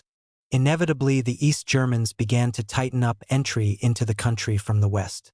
The West also bedeviled the East with a vigorous campaign of recruiting East German professionals and skilled workers. Eventually, this led to a severe labor and production crisis in the East, and in August 1961 to the building of the infamous Berlin Wall. While staging their commando attacks upon East Germany, American authorities and their German agents were apparently convinced that the Soviet Union had belligerent designs upon West Germany. Perhaps a textbook case of projection. On October 8, 1952, the Minister-President of the West German state of Hesse, George August Zinn, disclosed that the United States had created a secret civilian army in his state for the purpose of resisting a Russian invasion. This force of between 1,000 and 2,000 men belonged to the so-called Technical Service of the German Youth Federation. The latter characterized by the New York Times as a right-wing youth group frequently charged with extremist activities, a reference to the terrorist tactics described above. The stalwarts of the Technical Service were hardly youths, however, for almost all appeared to be between 35 and 50 and most, said Zinn, were former officers of the Luftwaffe, the Wehrmacht, and the SS. Hitler's black shirts. For more than a year they had received American training in infantry weapons and explosives and political instruction, in small groups at a secluded site in the countryside and at a U.S. military installation. The intelligence wing of the technical service, the state president revealed, had drawn up lists and card indexes of persons who were to be put out of the way when the Soviet tanks began to roll. These records, which contained detailed descriptions and intimate biographical information, were of some 200 leading social democrats, including Zinn himself, 15 communists, and various others, all of whom were deemed politically untrustworthy and opponents of West German militarization. Apparently, support for peaceful coexistence and détente with the Soviet bloc was sufficient to qualify one for inclusion on the hit list, for one man was killed at the training site, charged with being an east-west bridge builder. It was this murder that led to the exposure of the entire operation. The United States admitted its role in the creation and training of the guerrilla army, but denied any involvement in the legal, internal, and political activities of the organization. But Zinn reported that the Americans had learned of the plotting in May and had not actually dissolved the group until September, the same month that German authorities arrested a number of the group's leaders. At some point, the American who directed the training courses, Sterling Garwood, had been supplied with carbon copies of the card index entries.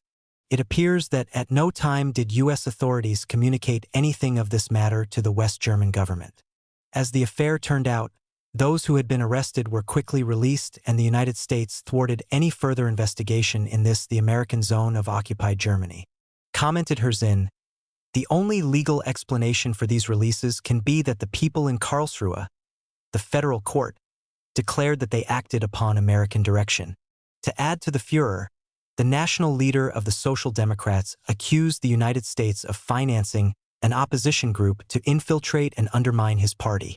Erich Ollenhauer, whose name had also appeared on the technical services list, implied that American clandestine agencies were behind the plot despite the disapproval of high-ranking U.S. officials. The revelations about the secret army and its hit list resulted in a storm of ridicule and denunciation falling upon the United States from many quarters in West Germany. In particular, the delicious irony of the Americans working hand-in-glove with ex-Nazis did not escape the much-castigated German people. This operation in Germany, it was revealed many years later, was part of a much wider network called Operation Gladio, created by the CIA and several European intelligence services, with similar secret armies all over Western Europe. See Western Europe chapter 9 Iran 1953. Making it safe for the King of Kings. So this is how we get rid of that madman Mossadegh, announced John Foster Dulles to a group of top Washington policymakers one day in June 1953. The Secretary of State held in his hand a plan of operation to overthrow the Prime Minister of Iran prepared by Kermit Kim Roosevelt of the CIA. There was scarcely any discussion amongst the high-powered men in the room. No probing questions, no legal or ethical issues raised. This was a grave decision to have made, Roosevelt later wrote. It involved tremendous risk. Surely it deserved thorough examination, the closest consideration, somewhere at the very highest level. It had not received such thought at this meeting. In fact, I was morally certain that almost half of those present, if they had felt free or had the courage to speak, would have opposed the undertaking. Roosevelt, the grandson of Theodore and distant cousin of Franklin, was expressing surprise more than disappointment at glimpsing American foreign policymaking undressed. The original initiative to oust Mossadegh had come from the British, for the elderly Iranian leader had spearheaded the parliamentary movement to nationalize the British-owned Anglo-Iranian Oil Company, AIOC, the sole oil company operating in Iran. In March 1951, the bill for nationalization was passed, and at the end of April Mossadegh was elected prime minister by a large majority of parliament. On May 1st, nationalization went into effect. The Iranian people, Mossadegh declared, were opening a hidden treasure upon which lies a dragon. As the prime minister had anticipated, the British did not take the nationalization gracefully, though it was supported unanimously by the Iranian parliament and by the overwhelming majority of the Iranian people for reasons of both economic justice and national pride.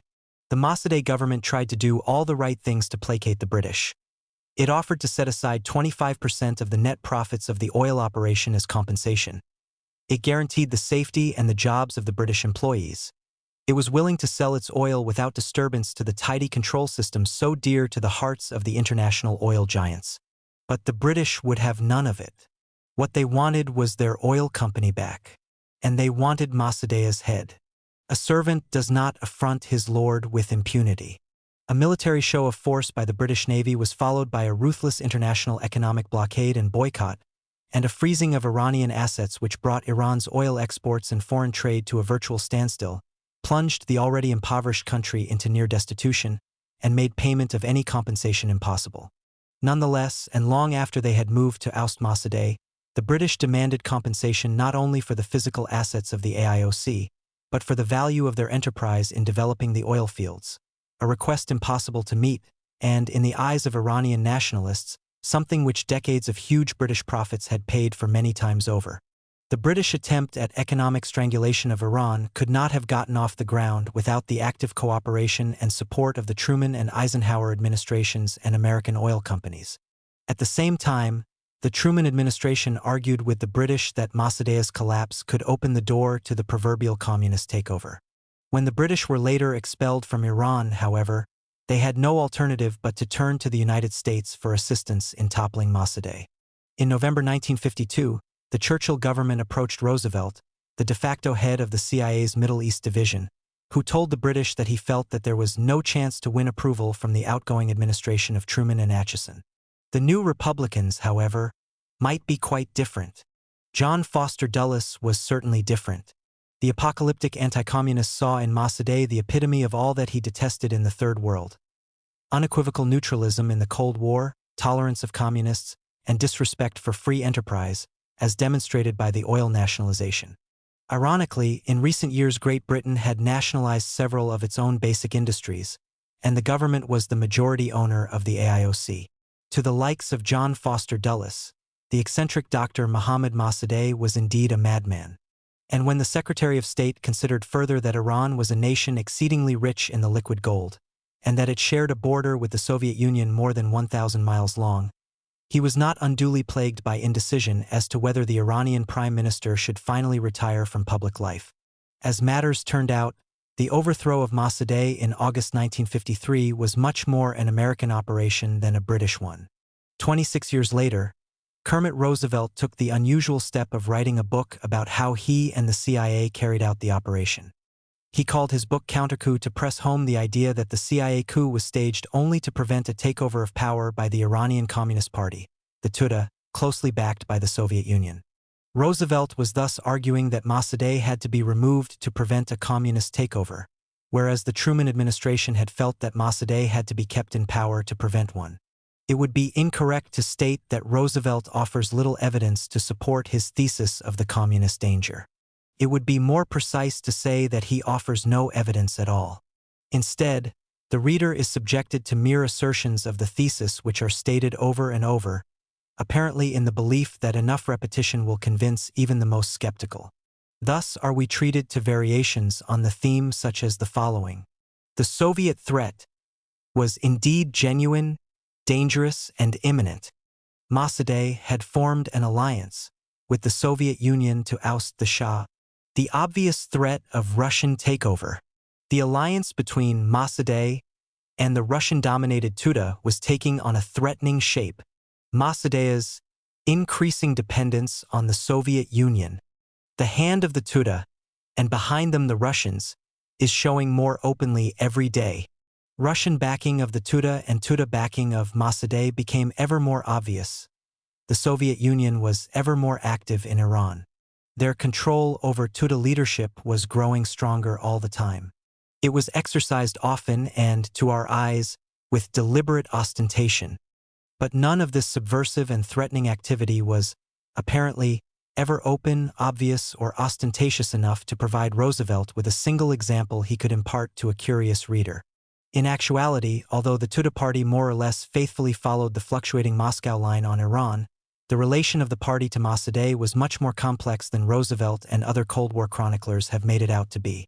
The Tudeh felt very ambiguous about the wealthy, eccentric, land-owning prime minister who, nonetheless, was standing up to imperialism. Dean Acheson, Truman's Secretary of State, described Mossadegh as essentially a rich, reactionary, feudal-minded Persian, hardly your typical Communist Party fellow traveler. On occasion, the Tudeh had supported Mossadegh's policies. More often it had attacked them bitterly, and in one instance, on July 15, 1951, a Tuta-sponsored demonstration was brutally suppressed by Mossadegh, resulting in some 100 deaths and 500 injured. The Iranian leader, moreover, had campaigned successfully against lingering Soviet occupation of northern Iran after World War II, and in October 1947 had led parliament in its rejection of a government proposal that a joint Irano-Soviet oil company be set up to exploit the oil of northern Iran. What, indeed, did Mossadegh have to gain by relinquishing any of his power to the Tuta and/or the Soviet Union? The idea that the Russians even desired the Tuta to take power is no more than speculation. There was just as much evidence, or as little, to conclude that the Russians, once again, were more concerned about their relationship with Western governments than with the fate of a local communist party in a country outside the socialist bloc of Eastern Europe. A secret State Department intelligence report, dated January 9, 1953, in the closing days of the Truman administration, stated that Mossadegh had not sought any alliance with the Tuta, and that the major opposition to the National Front Mossadegh's governing coalition arises from the vested interests, on the one hand, and the Tuta party on the other. The Tuta party had been declared illegal in 1949 and Mossadegh had not lifted that ban, although he allowed the party to operate openly, at least to some extent because of his democratic convictions, and had appointed some Tuta sympathizers to government posts. Many of the Tuta's objectives paralleled those espoused by the National Front, the State Department report observed, but an open Tuta move for power would probably unite independents and non-communists of all political leanings and would result in energetic efforts to destroy Tuta by force. The National Front itself was a coalition of highly diverse political and religious elements, including right-wing anti-communists, held together by respect for Mossadegh's personal character and honesty, and by nationalistic sentiments, particularly in regard to the nationalization of oil. In 1979, when he was asked about this State Department report, Kermit Roosevelt replied, "I don't know what to make of that." Loy Henderson, U.S. ambassador to Iran in 1953, thought that there was a serious danger that Mossadegh was going to, in effect, place Iran under Soviet domination. Though he was the principal moving force behind the coup, Roosevelt was now passing the buck, and to a man who, as we shall see in the Middle East chapter, was given to alarmist statements about communist takeovers. One can but wonder what Roosevelt or anyone else made of a statement by John Foster Dulles before a Senate committee in July 1953, when the operation to oust Mossadegh was already in process. The Secretary of State, the press reported, testified that there was no substantial evidence to indicate that Iran was cooperating with Russia. On the whole, he added, Muslim opposition to communism is predominant, although at times the Iranian government appears to rely for support on the Tuta party, which is communistic. The young Shah of Iran had been relegated to little more than a passive role by Mossadegh and the Iranian political process. His power had been whittled away to the point where he was incapable of independent action, noted the State Department intelligence report. Mossadegh was pressing for control of the armed forces and more say over expenditures of the royal court, and the inexperienced and indecisive Shah, the King of Kings, was reluctant to openly oppose the prime minister because of the latter's popularity. The actual sequence of events instigated by Roosevelt, which culminated in the Shah's ascendancy, appears rather simple in hindsight, even naive, and owed not a little to luck. The first step was to reassure the Shah that Eisenhower and Churchill were behind him in his struggle for power with Mossadegh and were willing to provide whatever military and political support he needed. Roosevelt did not actually know what Eisenhower felt or even knew about the operation and went so far as to fabricate a message from the president to the Shah expressing his encouragement. At the same time, the Shah was persuaded to issue royal decrees dismissing Mossadegh as prime minister and replacing him with one Fazlollah Zahedi, a general who had been imprisoned during the war by the British for collaboration with the Nazis. Late in the night of August 14th and 15th UST, the Shah's emissary delivered the royal decree to Mossadegh's home, which was guarded by troops. Not surprisingly, he was received very coolly and did not get in to see the prime minister. Instead, he was obliged to leave the decree with a servant who signed a receipt for the piece of paper dismissing his master from power. Equally unsurprising, Mossadegh did not abdicate. The prime minister, who maintained that only parliament could dismiss him, delivered a radio broadcast the following morning in which he stated that the Shah, encouraged by foreign elements, had attempted a coup d'état. Mossadegh then declared that he was, therefore, compelled to take full power unto himself. He denounced Zahedi as a traitor and sought to have him arrested, but the general had been hidden by Roosevelt's team. The Shah, fearing all was lost, fled with his queen to Rome via Baghdad without so much as packing a suitcase. Undeterred, Roosevelt went ahead and directed the mimeographing of copies of the royal decrees for distribution to the public, and sent 2 of his Iranian agents to important military commanders to seek their support. It appears that this crucial matter was left to the last minute, almost as an afterthought. Indeed, one of the 2 Iranians had been recruited for the cause only the same day, and it was only he who succeeded in winning a commitment of military support from an Iranian colonel who had tanks and armored cars under his command. Beginning on August 16th, a mass demonstration arranged by the National Front, supporting Mossadegh and attacking the Shah and the United States, took place in the capital city, Tehran. Roosevelt characterizes the demonstrators simply as the Tuda with strong Russian encouragement, once again failing to offer any evidence to support his assertion.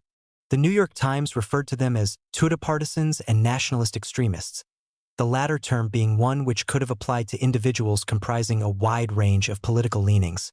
Among the demonstrators there were as well a number of individuals working for the CIA.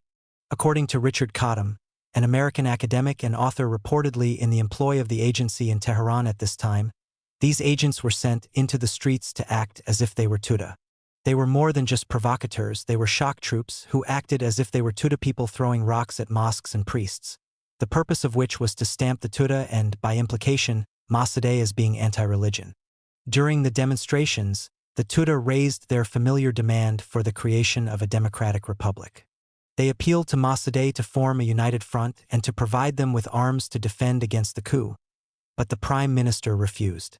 Instead, on August 18th, he ordered the police and army to put an end to the Tuda demonstrations, which they did with considerable force.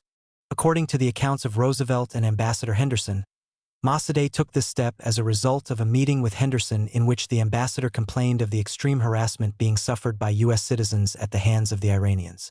It is left unclear by both of the Americans how much of this harassment was real and how much manufactured by them for the occasion. In any event, Henderson told Mossadegh that unless it ceased, he would be obliged to order all Americans to leave Iran at once. Mossadegh, says Henderson, begged him not to do this, for an American evacuation would make it appear that his government was unable to control the country, although at the same time the Prime Minister was accusing the CIA of being behind the issuance of the royal decrees.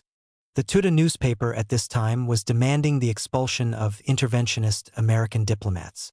Whatever Mossadegh's motivation, his action was again in sharp contradiction to the idea that he was in alliance with the Tuda or that the party was in a position to grab the reins of power. Indeed, the Tuda did not take to the streets again. The following day, August 19th, Roosevelt's Iranian agents staged a parade through Tehran. With a fund of some $1 million having been established in a safe in the American embassy, the extremely competent professional organizers, as Roosevelt called them, had no difficulty in buying themselves a mob, probably using but a small fraction of the fund. The various accounts of the CIA role in Iran have the agency spending from $10,000 to $19 million to overthrow Mossadegh. The larger amounts are based on reports that the CIA engaged in heavy bribery of members of parliament and other influential Iranians to enlist their support against the Prime Minister. Soon a line of people could be seen coming out of the ancient bazaar, led by circus and athletic performers to attract the public. The marchers were waving banners, shouting, "Long live the Shah!" Along the edges of the procession, men were passing out Iranian currency adorned with a portrait of the Shah. The demonstrators gathered followers as they went, people joining and picking up the chants, undoubtedly for a myriad of political and personal reasons. The balance of psychology had swung against Mossadegh. Along the way, some marchers broke ranks to attack the offices of pro-Mossadegh newspapers and political parties, Tuda and government offices. Presently, a voice broke in over the radio in Tehran announcing that the Shah's instruction that Mossadegh be dismissed has been carried out. The new Prime Minister, Fazlollah Zahedi, is now in office, and His Imperial Majesty is on his way home. This was a lie or a pre-truth, as Roosevelt suggested. Only then did he go to fetch Zahedi from his hiding place. On the way, he happened to run into the commander of the Air Force who was among the marching throng. Roosevelt told the officer to get hold of a tank in which to carry Zahedi to Mossadegh's house in proper fashion. Kermit Roosevelt would have the reader believe that at this point it was all over but the shouting and the champagne he was soon to uncork. Mossadegh had fled, Zahedi had assumed power, the Shah had been notified to return. A dramatic, joyful, and peaceful triumph of popular will. Inexplicably, he neglects to mention at all that in the streets of Tehran and in front of Mossadegh's house that day, a 9-hour battle raged, with soldiers loyal to Mossadegh on one side and those supporting Zahedi and the Shah on the other. Some 300 people were reported killed and hundreds more wounded before Mossadegh's defenders finally succumbed. Roosevelt also fails to mention any contribution of the British to the whole operation, which considerably irritated the men in MI6, the CIA's counterpart, who claimed that they, as well as AIOC staff, local businessmen and other Iranians, had indeed played a role in the events. But they have been tight-lipped about what that role was precisely. The U.S. military mission in Iran also claimed a role in the action, as Major General George C. Stewart later testified before Congress. Now, when this crisis came on and the thing was about to collapse, we violated our normal criteria, and among the other things we did, we provided the Army immediately on an emergency basis blankets, boots, uniforms, electric generators, and medical supplies that permitted and created the atmosphere in which they could support the Shah. The guns that they had in their hands, the trucks that they rode in, the armored cars that they drove through the streets, and the radio communications that permitted their control, were all furnished through the Military Defense Assistance Program. The latter part of the general statement would, presumably, apply to the other side as well. It is conceivable that the Tudeh could have turned the fortunes of the day against the Royalists, wrote Kenneth Love, a New York Times reporter who was in Tehran during the crucial days of August. But for some reason they remained completely aloof from the conflict. My own conjecture is that the Tudeh were restrained by the Soviet embassy because the Kremlin, in the first post-Stalin year, was not willing to take on such consequences as might have resulted from the establishment of a communist-controlled regime in Tehran. Love's views, contained in a paper he wrote in 1960, may well have been inspired by information received from the CIA. By his own admission, he was in close contact with the agency in Tehran and even aided them in their operation. Earlier in the year, the New York Times had noted that prevailing opinion among detached observers in Tehran was that Mossadegh is the most popular politician in the country. During a period of more than 40 years in public life, Mossadegh had acquired a reputation as an honest patriot. In July, the State Department Director of Iranian Affairs had testified that Mossadegh has such tremendous control over the masses of people that it would be very difficult to throw him out. A few days later, at least 100,000 people filled the streets of Tehran to express strong anti-US and anti-Shah sentiments.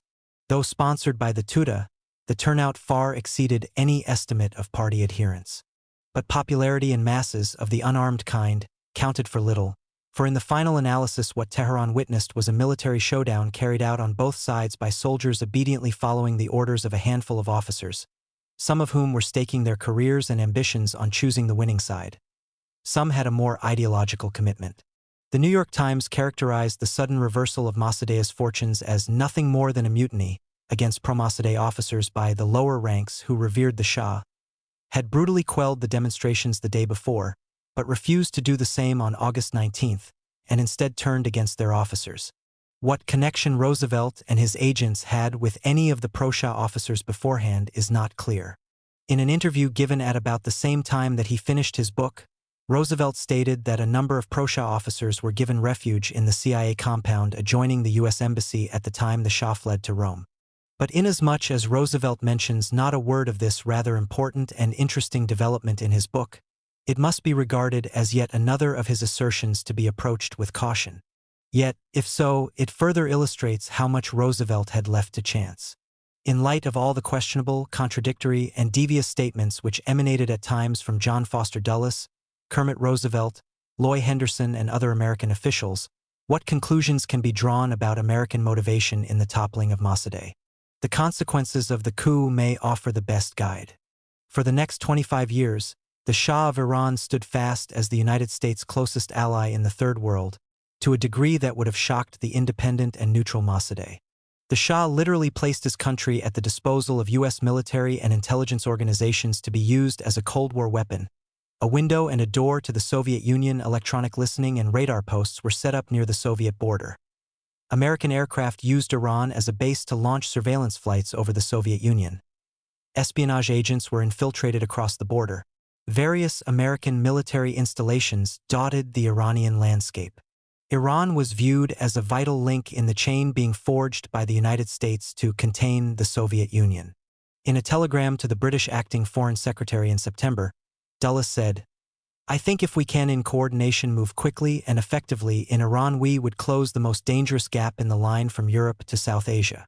In February 1955, Iran became a member of the Baghdad Pact, set up by the United States, in Dulles's words, to create a solid band of resistance against the Soviet Union. 1 year after the coup, the Iranian government completed a contract with an international consortium of oil companies. Amongst Iran's new foreign partners, the British lost the exclusive rights they had enjoyed previously, being reduced now to 40%. Another 40% now went to American oil firms, the remainder to other countries.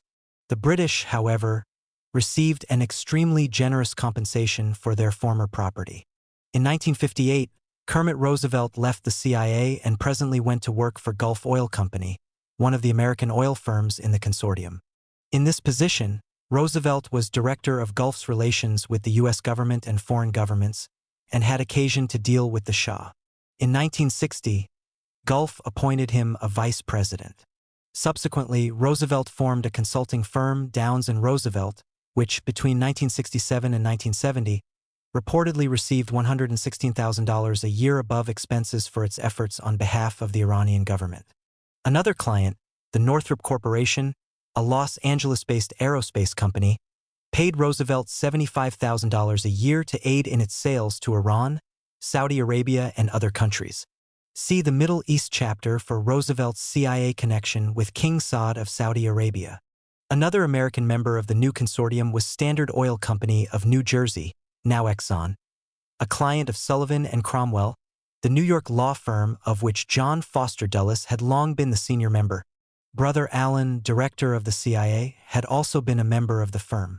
Syndicated columnist Jack Anderson reported some years later that the Rockefeller family, who controlled Standard Oil and Chase Manhattan Bank, had helped arrange the CIA coup that brought down Mossadegh.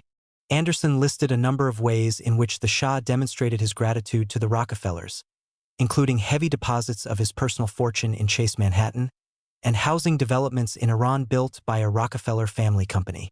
The standard textbook account of what took place in Iran in 1953 is that, whatever else one might say for or against the operation, the United States saved Iran from a Soviet/communist takeover. Yet, during the 2 years of American and British subversion of a bordering country, the Soviet Union did nothing that would support such a premise. When the British Navy staged the largest concentration of its forces since World War II in Iranian waters, the Soviets took no belligerent steps. Nor when Great Britain instituted draconian international sanctions which left Iran in a deep economic crisis and extremely vulnerable, did the oil fields fall hostage to the Bolshevik menace. This despite the whole of the Tudeh party at its disposal. As agents, as Roosevelt put it. Not even in the face of the coup, with its imprint of foreign hands, did Moscow make a threatening move. Neither did Mossadegh at any point ask for Russian help. 1 year later, however, the New York Times could editorialize that Moscow counted its chickens before they were hatched and thought that Iran would be the next people's democracy. At the same time, the newspaper warned, with surprising arrogance, that underdeveloped countries with rich resources now have an object lesson in the heavy cost that must be paid by one of their number which goes berserk with fanatical nationalism. A decade later, Alan Dulles solemnly stated that communism had achieved control of the governmental apparatus in Iran. And a decade after that, Fortune magazine, to cite one of many examples, kept the story alive by writing that Mossadegh plotted with the Communist Party of Iran, the Tudeh, to overthrow Shah Mohammad Reza Pahlavi and hook up with the Soviet Union. And what of the Iranian people? What did being saved from communism do for them? For the preponderance of the population, life under the Shah was a grim tableau of grinding poverty, police terror, and torture. Thousands were executed in the name of fighting communism. Dissent was crushed from the outset of the new regime with American assistance. Kenneth Love wrote that he believed that CIA officer George Carroll, whom he knew personally, worked with General Farhat Dadsetan, the new military governor of Tehran, on preparations for the very efficient smothering of a potentially dangerous dissident movement emanating from the Bazaar area and the Tuda in the first 2 weeks of November 1953. The notorious Iranian secret police, SAVAK, created under the guidance of the CIA and Israel, spread its tentacles all over the world to punish Iranian dissidents. According to a former CIA analyst on Iran, SAVAK was instructed in torture techniques by the agency. Amnesty International summed up the situation in 1976 by noting that Iran had the highest rate of death penalties in the world, no valid system of civilian courts, and a history of torture which is beyond belief. No country in the world has a worse record in human rights than Iran. When to this is added a level of corruption that startled even the most hardened observers of Middle Eastern thievery, it is understandable that the Shah needed his huge military and police force, maintained by unusually large U.S. aid and training programs, to keep the lid down for as long as he did. Said Senator Hubert Humphrey, apparently with some surprise, "Do you know what the head of the Iranian army told one of our people? He said the army was in good shape thanks to U.S. aid. It was now capable of coping with the civilian population. That army isn't going to fight the Russians. It's planning to fight the Iranian people. Where force might fail, the CIA turned to its most trusted weapon, money. To ensure support for the Shah, or at least the absence of dissent, the agency began making payments to Iranian religious leaders, always a capricious bunch. The payments to the Ayatollahs and mullahs began in 1953 and continued regularly until 1977 when President Carter abruptly halted them.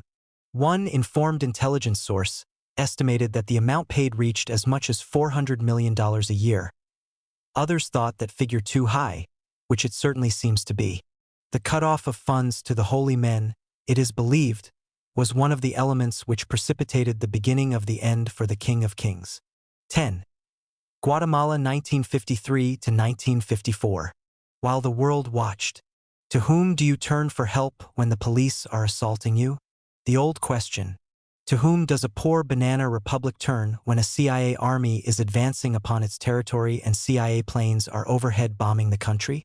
The leaders of Guatemala tried everyone, the United Nations, the Organization of American States, other countries individually, the world press, even the United States itself, in the desperate hope that it was all a big misunderstanding, that in the end, reason would prevail. Nothing helped. Dwight Eisenhower, John Foster Dulles, and Allen Dulles had decided that the legally elected government of Jacobo Arbenz was communist, therefore must go. And go it did in June 1954. In the midst of the American preparation to overthrow the government, the Guatemalan foreign minister, Guillermo Torriello, lamented that the United States was categorizing as communism every manifestation of nationalism or economic independence, any desire for social progress, any intellectual curiosity, and any interest in progressive liberal reforms. Torriello was close to the truth, but Washington officials retained enough contact with reality and world opinion to be aware of the inappropriateness of coming out against nationalism, independence, or reform. Thus, it was that Secretary of State Dulles asserted that Guatemalans were living under a communist type of terrorism.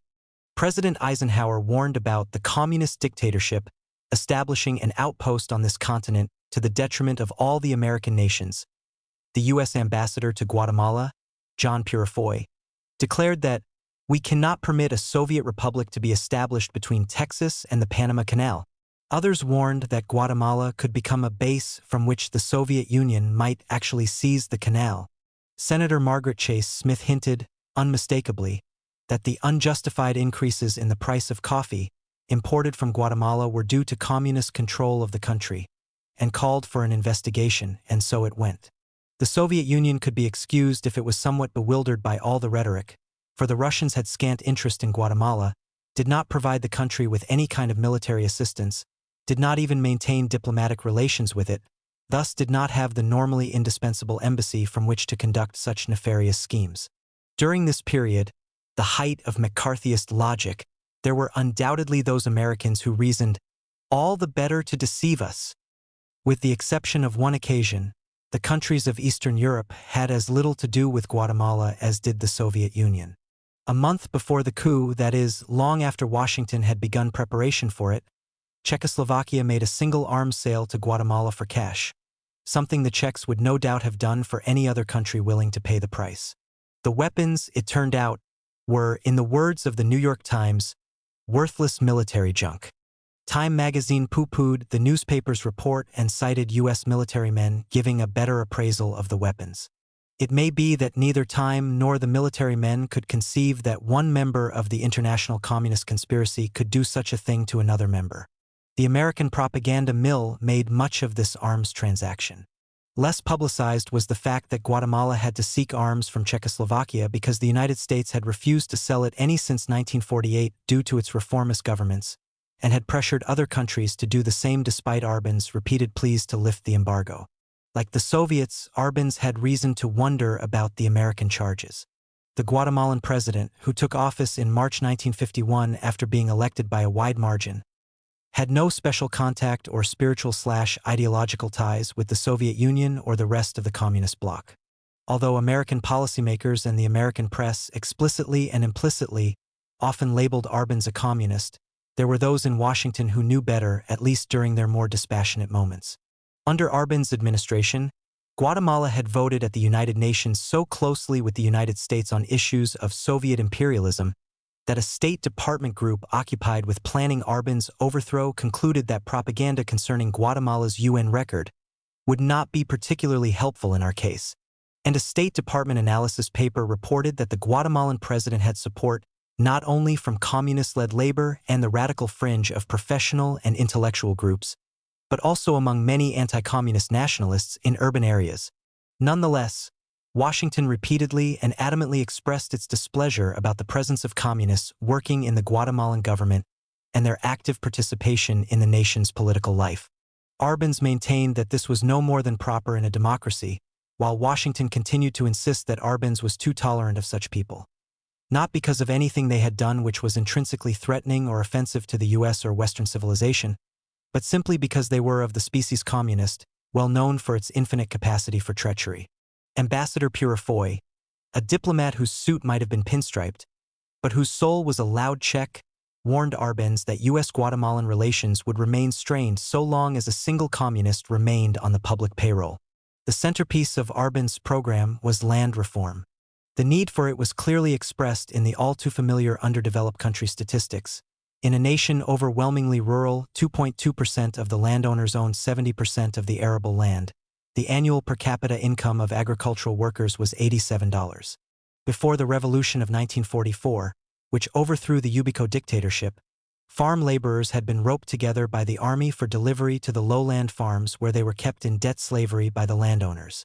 The expropriation of large tracts of uncultivated acreage, which was distributed to approximately 100,000 landless peasants, the improvement in union rights for the workers, and other social reforms, were the reasons Arbenz had won the support of communists and other leftists, which was no more than to be expected. When Arbenz was criticized for accepting communist support, he challenged his critics to prove their good faith by backing his reforms themselves. They failed to do so, thus revealing where the basis of their criticism lay. The party formed by the Communists, the Guatemalan Labor Party, held 4 seats in Congress, the smallest component of Arbenz' ruling coalition, which commanded a total of 51 seats in the 1953-54 legislature. Communists held several important sub-cabinet posts, but none was ever appointed to the cabinet. In addition, there were communists employed in the bureaucracy, particularly in the administration of land reform. Lacking anything of substance they could accuse the Guatemalan left of, Washington officials were reduced to condemnation by semantics. Thus, communists, unlike normal human beings, did not take jobs in the government, they infiltrated the government. Communists did not support a particular program, they exploited it. Communists did not back Arbenz, they used him. Moreover, communists controlled the labor movement and land reform. But what type of person is it who devotes himself in an underdeveloped country to furthering the welfare of workers and peasants? None other than the type that Washington calls communist. The basic idea behind the employment of such language, which was standard Western fare throughout the Cold War, was to deny the idea that communists could be people sincerely concerned about social change. American officials denied it to each other as well as to the world. Here, for example, is an excerpt from a CIA report about Guatemala, prepared in 1952 for the edification of the White House and the intelligence community.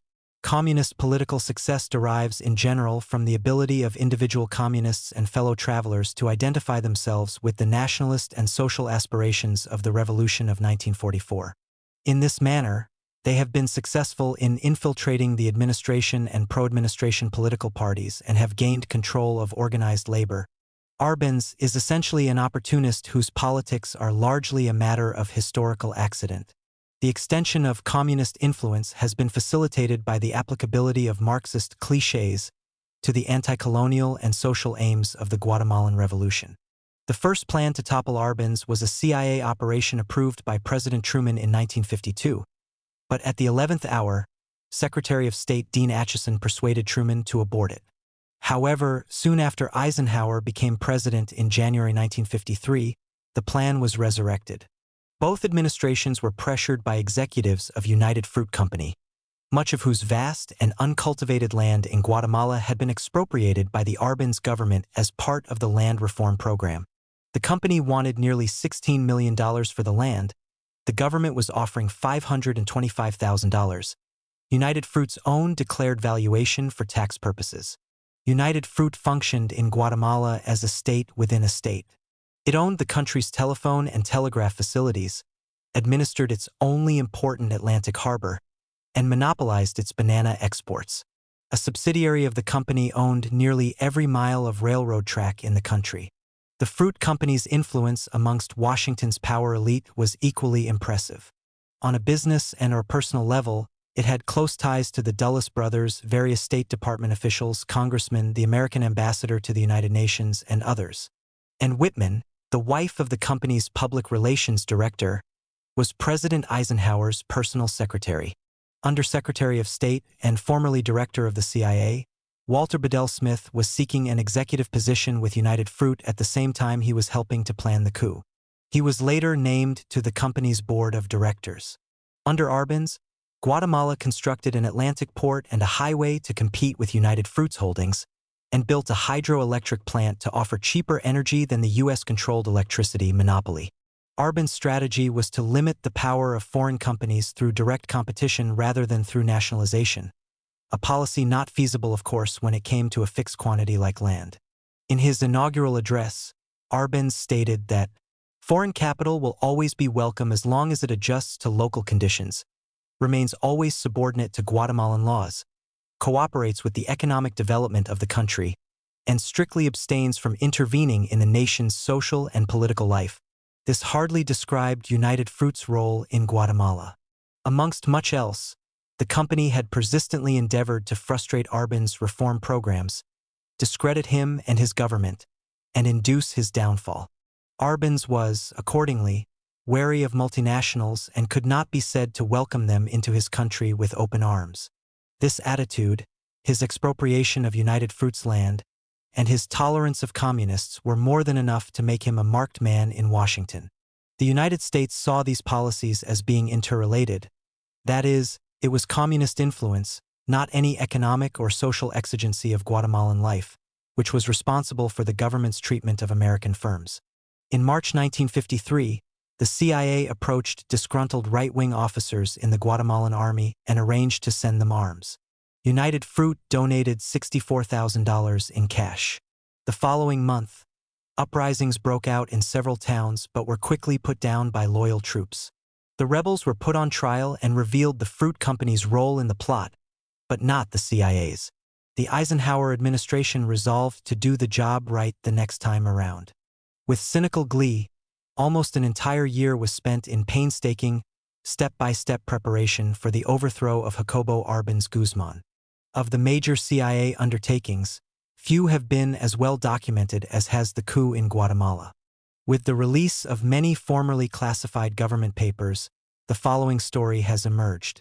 Headquarters for the operation were established in Opalaca, Florida, on the outskirts of Miami.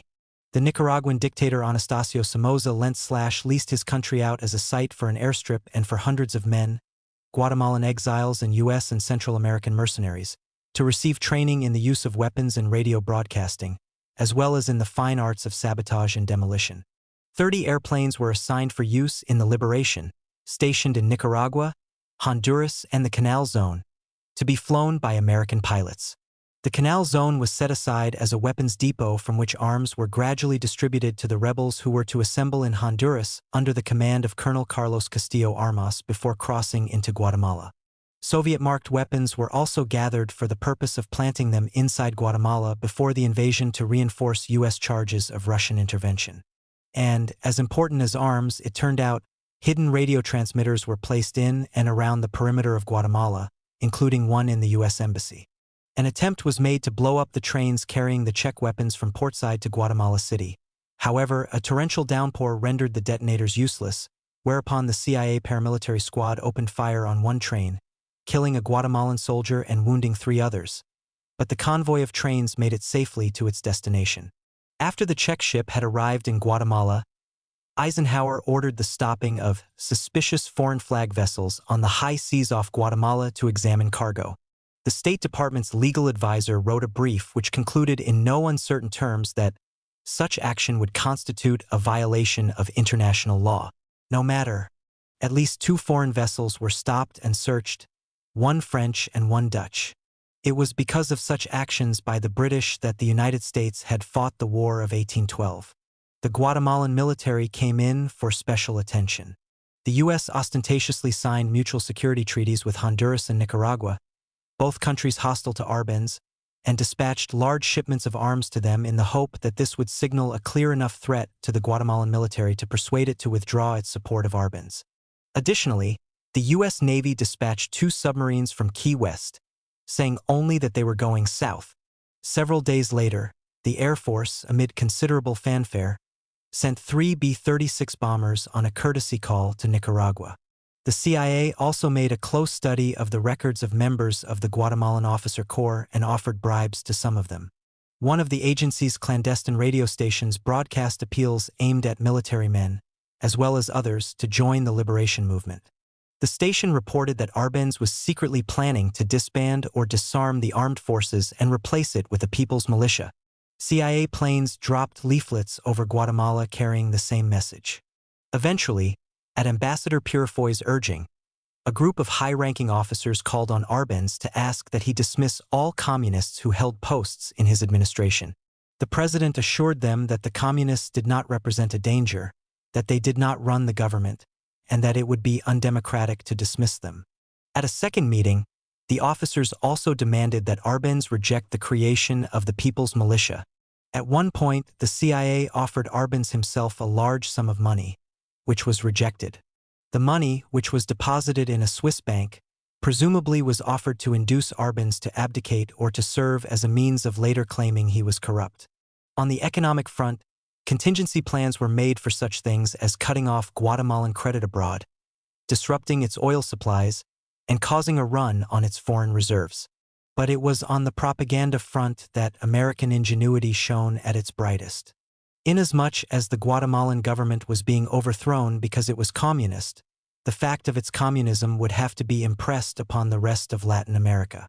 Accordingly, the U.S. Information Agency, USIA, began to place unattributed articles in foreign newspapers labeling particular Guatemalan officials as communist and referring to various actions by the Guatemalan government as communist-inspired. In the few weeks prior to Arbenz's fall alone, more than 200 articles about Guatemala were written and placed in scores of Latin American newspapers. Employing a method which was to become a standard CIA/USIA feature all over Latin America and elsewhere, as we shall see, articles placed in one country were picked up by newspapers in other countries, either as a result of CIA payment or unwittingly because the story was of interest. Besides the obvious advantage of multiplying the potential audience, the tactic gave the appearance that independent world opinion was taking a certain stand and further obscured the American connection.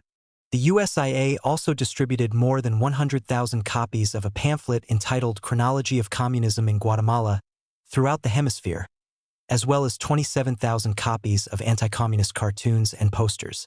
The American propaganda agency, moreover, produced 3 films on Guatemala with predictable content and newsreels favorable to the United States for showing free in cinemas. Francis Cardinal Spellman of New York, a prelate possessed of anti-communism, a man who feared social change more than he feared God, was visited by the CIA. Would His Reverence arrange CIA contact with Archbishop Mariano Rosell Arellano of Guatemala? The cardinal would be delighted. Thus it came to pass that on April 9, 1954, a pastoral letter was read in Guatemalan Catholic churches calling to the attention of the congregations the presence in the country of a devil called communism and demanding that the people rise as a single man against this enemy of God and country, or at least not rally in Arben's defense. To appreciate the value of this, one must remember that Guatemala's peasant class was not only highly religious, but that very few of them were able to read, and so could receive the Lord's word only in this manner. For those who could read, many thousands of pamphlets carrying the Archbishop's message were airdropped around the country. In May, the CIA covertly sponsored a Congress against Soviet intervention in Latin America in Mexico City. The same month, Somoza called in the diplomatic corps in Nicaragua and told them, his voice shaking with anger, that his police had discovered a secret Soviet shipment of arms, which had been planted by the CIA, near the Pacific coast, and suggested that the communists wanted to convert Nicaragua into a new Korean situation. A few weeks later, an unmarked plane parachuted arms with Soviet markings onto Guatemala's coast. On such fare did the people of Latin America dine for decades. By such tactics were they educated about communism. In late January 1954, the operation appeared to have suffered a serious setback when photostat copies of liberation documents found their way into Arben's hands. A few days later, Guatemala's newspapers published copies of correspondence signed by Castillo Armas, Somoza, and others under banner headlines. The documents revealed the existence of some of the staging, training, and invasion plans involving, amongst others, the government of the North. The State Department labeled the accusations of a U.S. role ridiculous and untrue and said it would not comment further because it did not wish to give them a dignity they did not deserve. Said a department spokesperson, "It is the policy of the United States not to interfere in the internal affairs of other nations. This policy has repeatedly been reaffirmed under the present administration." Time magazine gave no credence whatsoever to the possibility of American involvement in such a plot, concluding that the whole exposé had been masterminded in Moscow. The New York Times was not so openly cynical, but its story gave no indication that there might be any truth to the matter. Latin American observers in New York, reported the newspaper, said the plot charges savored of communist influence. This article was followed immediately on the page by one-headed Red Labor Chiefs Meet. Guatemalan Confederation opens its Congress. And the CIA continued with its preparations as if nothing had happened. The offensive began in earnest on June 18th with planes dropping leaflets over Guatemala demanding that Arbenz resign immediately or else various sites would be bombed. CIA radio stations broadcast similar messages. That afternoon, the planes returned to machine gun houses near military barracks, dropped fragmentation bombs, and strafed the National Palace. Over the following week, the air attacks continued daily, strafing or bombing ports, fuel tanks, ammunition dumps, military barracks, the international airport, a school, and several cities. 9 persons, including a 3-year-old girl, were reported wounded. An unknown number of houses were set afire by incendiary explosives. During one nighttime raid, a tape recording of a bomb attack was played over loudspeakers set up on the roof of the U.S. Embassy to heighten the anxiety of the capital's residents. When Arbenz went on the air to try and calm the public's fear, the CIA radio team jammed the broadcast. Meanwhile, the agency's army had crossed into Guatemala from Honduras and captured a few towns. But its progress in the face of resistance by the Guatemalan army was unspectacular. On the broadcasts of the CIA's Voice of Liberation, the picture was different. The rebels were everywhere and advancing. They were of large numbers and picking up volunteers as they marched. War and upheaval in all corners. Fearsome battles and major defeats for the Guatemalan army. Some of these broadcasts were transmitted over regular public and even military channels, serving to convince some of Arben's officers that the reports were genuine. In the same way, the CIA was able to answer real military messages with fake responses. All manner of disinformation was spread and rumors fomented. Dummy parachute drops were made in scattered areas to heighten the belief that a major invasion was taking place. United Fruit Company's publicity office circulated photographs to journalists of mutilated bodies, about to be buried in a mass grave, as an example of the atrocities committed by the Arbenz regime. The photos received extensive coverage. Thomas McCann of the company's publicity office later revealed that he had no idea what the photos represented. They could just as easily have been the victims of either side or of an earthquake. The point is, they were widely accepted for what they were purported to be: victims of communism. In a similar vein, Washington officials reported on political arrests and censorship in Guatemala without reference to the fact that the government was under siege, let alone who was behind the siege, that suspected plotters and saboteurs were the bulk of those being arrested, or that, overall, the Arbenz administration had a fine record on civil liberties. The performance of the American press in this regard was little better. The primary purpose of the bombing and the many forms of disinformation was to make it appear that military defenses were crumbling, that resistance was futile, thus provoking confusion and division in the Guatemalan armed forces and causing some elements to turn against Arbenz. The psychological warfare conducted over the radio was directed by E. Howard Hunt, later of Watergate fame, and David Atlee Phillips, a newcomer to the CIA. When Phillips was first approached about the assignment, he asked his superior, Tracy Barnes, in all innocence, "But Arbenz became president in a free election. What right do we have to help someone topple his government and throw him out of office?" "For a moment," wrote Phillips later, "I detected in his face a flicker of concern, a doubt, the reactions of a sensitive man." But Barnes quickly recovered and repeated the party line about the Soviets establishing an easily expandable beachhead in Central America. Phillips never looked back. When he retired from the CIA in the mid-1970s, he founded the Association of Retired Intelligence Officers, an organization formed to counteract the flood of unfavorable publicity sweeping over the agency at the time. American journalists reporting on the events in Guatemala continued to exhibit neither an investigative inclination nor a healthy conspiracy mentality. But what was obscure to the U.S. press was patently obvious to large numbers of Latin Americans. Heated protests against the United States broke out during this week in June in at least 11 countries, and was echoed by the governments of Ecuador, Argentina, Uruguay, and Chile, which condemned American intervention and aggression. Life magazine noted these protests by observing that world communism was efficiently using the Guatemalan show to strike a blow at the U.S. It scoffed at the idea that Washington was behind the revolt. Newsweek reported that Washington officials interpreted the outcry as an indication of the depth of red penetration into the Americas.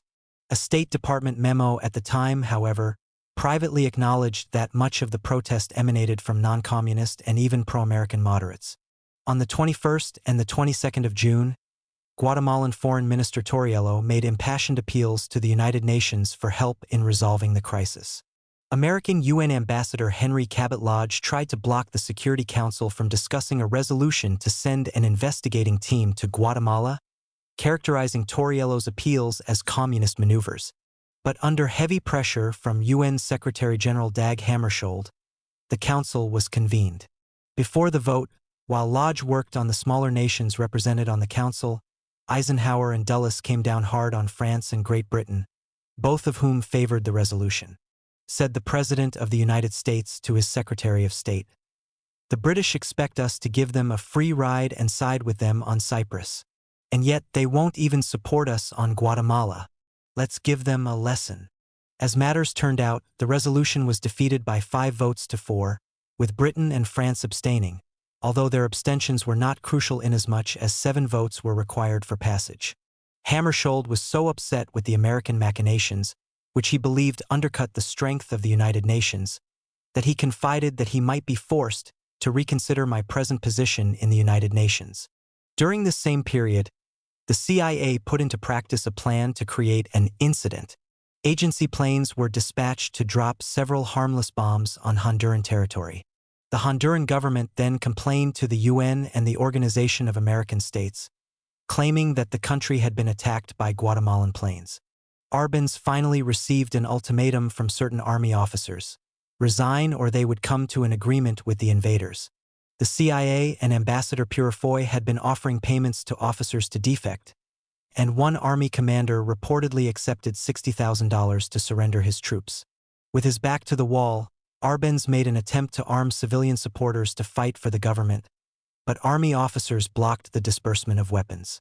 The Guatemalan president knew that the end was near. The voice of liberation, meanwhile, was proclaiming that two large and heavily armed columns of invaders were moving towards Guatemala City. As the hours passed, the further advance of the mythical forces was announced, while Castillo Armas and his small band had actually not progressed very far from the Honduran border. The American disinformation and rumor offensive continued in other ways as well, and Arbenz, with no one he could trust to give him accurate information, could no longer be certain that there wasn't at least some truth to the radio bulletins. Nothing would be allowed to threaten the victory so near at hand. A British freighter docked in Guatemala and suspected of having arrived with fuel for Arbenz's military vehicles was bombed and sunk by a CIA plane after the crew had been warned to flee. It turned out that the ship had come to Guatemala to pick up a cargo of coffee and cotton. A desperate Torriello pleaded repeatedly with Ambassador Purifoy to call off the bombings, offering even to reopen negotiations about United Fruit's compensation. In a long cable to John Foster Dulles, the foreign minister described the aerial attacks on the civilian population, expressed his country's defenselessness against the bombings, and appealed to the United States to use its good offices to put an end to them. In what must have been a deeply humiliating task, Torriello stated all of this without a hint that the United States was, or could be, a party to any of it. The pleas were not simply too late. They had always been too late. The Castillo Armas forces could not have defeated the much larger Guatemalan army, but the air attacks, combined with the belief in the invincibility of the enemy, persuaded Guatemalan military officers to force Arbenz to resign. No communists, domestic or foreign, came to his aid. He asked the head of the officers' Army Chief of Staff Colonel Carlos Diaz only that he give his word not to negotiate with Castillo Armas, and Diaz, who despised the rebel commander as much as Arbenz did, readily agreed. What Diaz did not realize was that the United States would not be satisfied merely to oust Arbenz. Castillo Armas had been groomed as the new head of government, and that was not negotiable. A CIA official, Enno Hobbing, who had just arrived in Guatemala to help draft a new constitution for the incoming regime, told Diaz that he had made a big mistake in taking over the government. "Colonel," said Hobbing, "you're just not convenient for the requirements of American foreign policy." Presently, Purifoy confronted Diaz with the demand that he deal directly with Castillo Armas. At the same time, the ambassador showed the Guatemalan colonel a long list of names of some leaders, requiring that Diaz shoot them all within 24 hours. "But why?" Diaz asked. "Because they're communists," replied Purifoy. Although Diaz was not a communist sympathizer, he refused both requests and indicated that the struggle against the invaders would continue. Purifoy left, livid with anger. He then sent a simple cable to CIA headquarters in Florida. "We have been double-crossed. Bomb!" Within hours, a CIA plane took off from Honduras, bombed a military base, and destroyed the government radio station. Culaxio.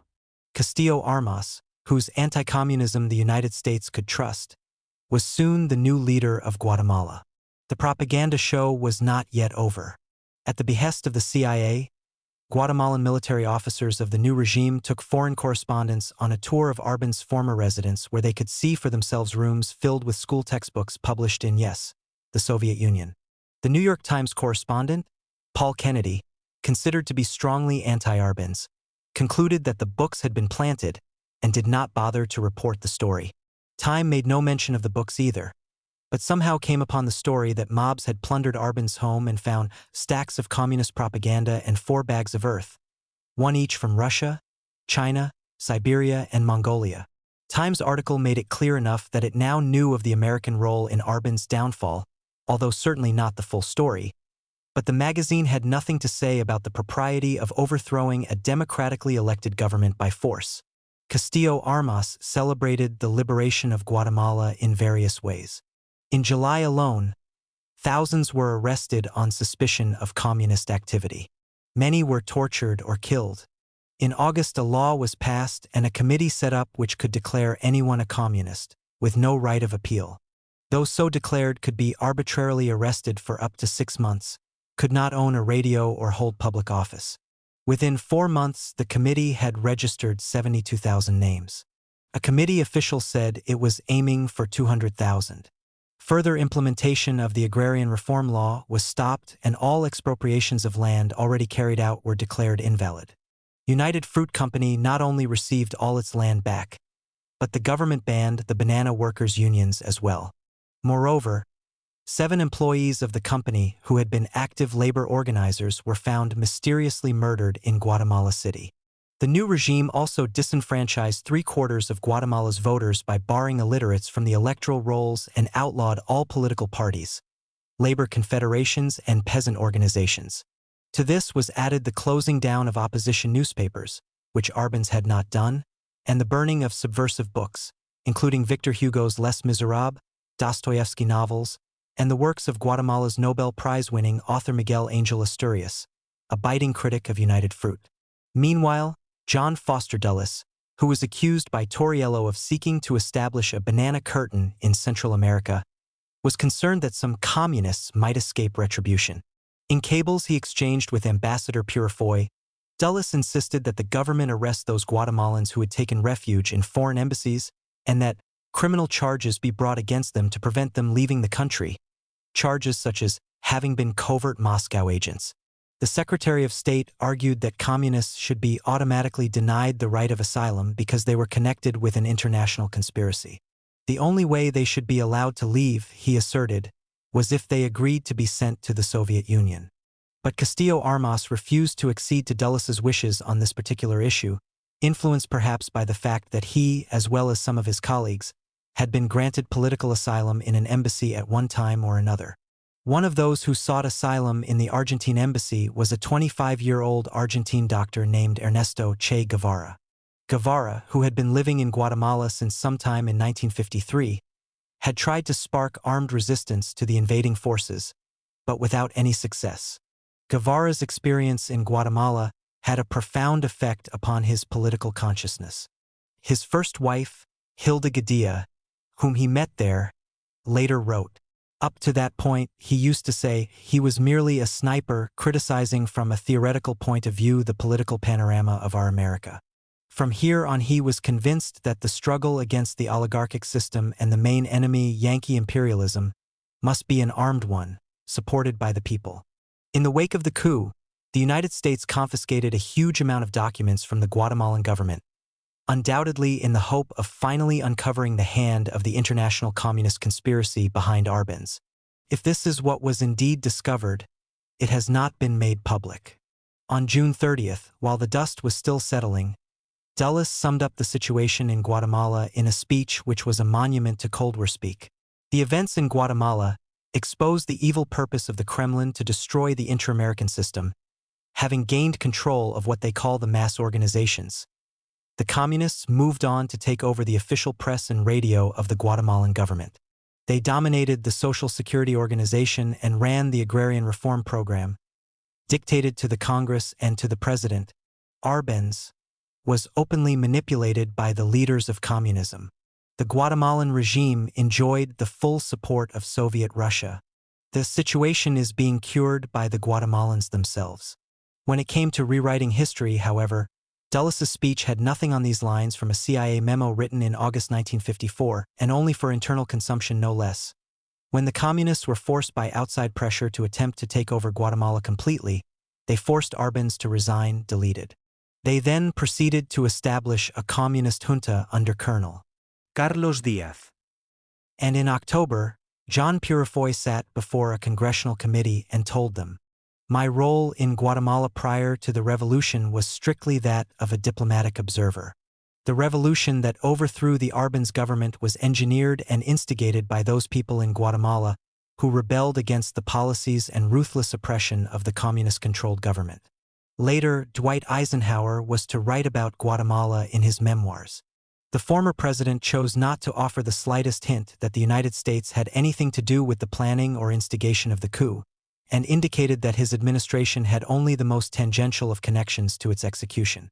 When Soviet leader Nikita Khrushchev's memoirs were published in the West, the publisher saw fit to employ a noted Kremlinologist to annotate the work, pointing out errors of omission and commission.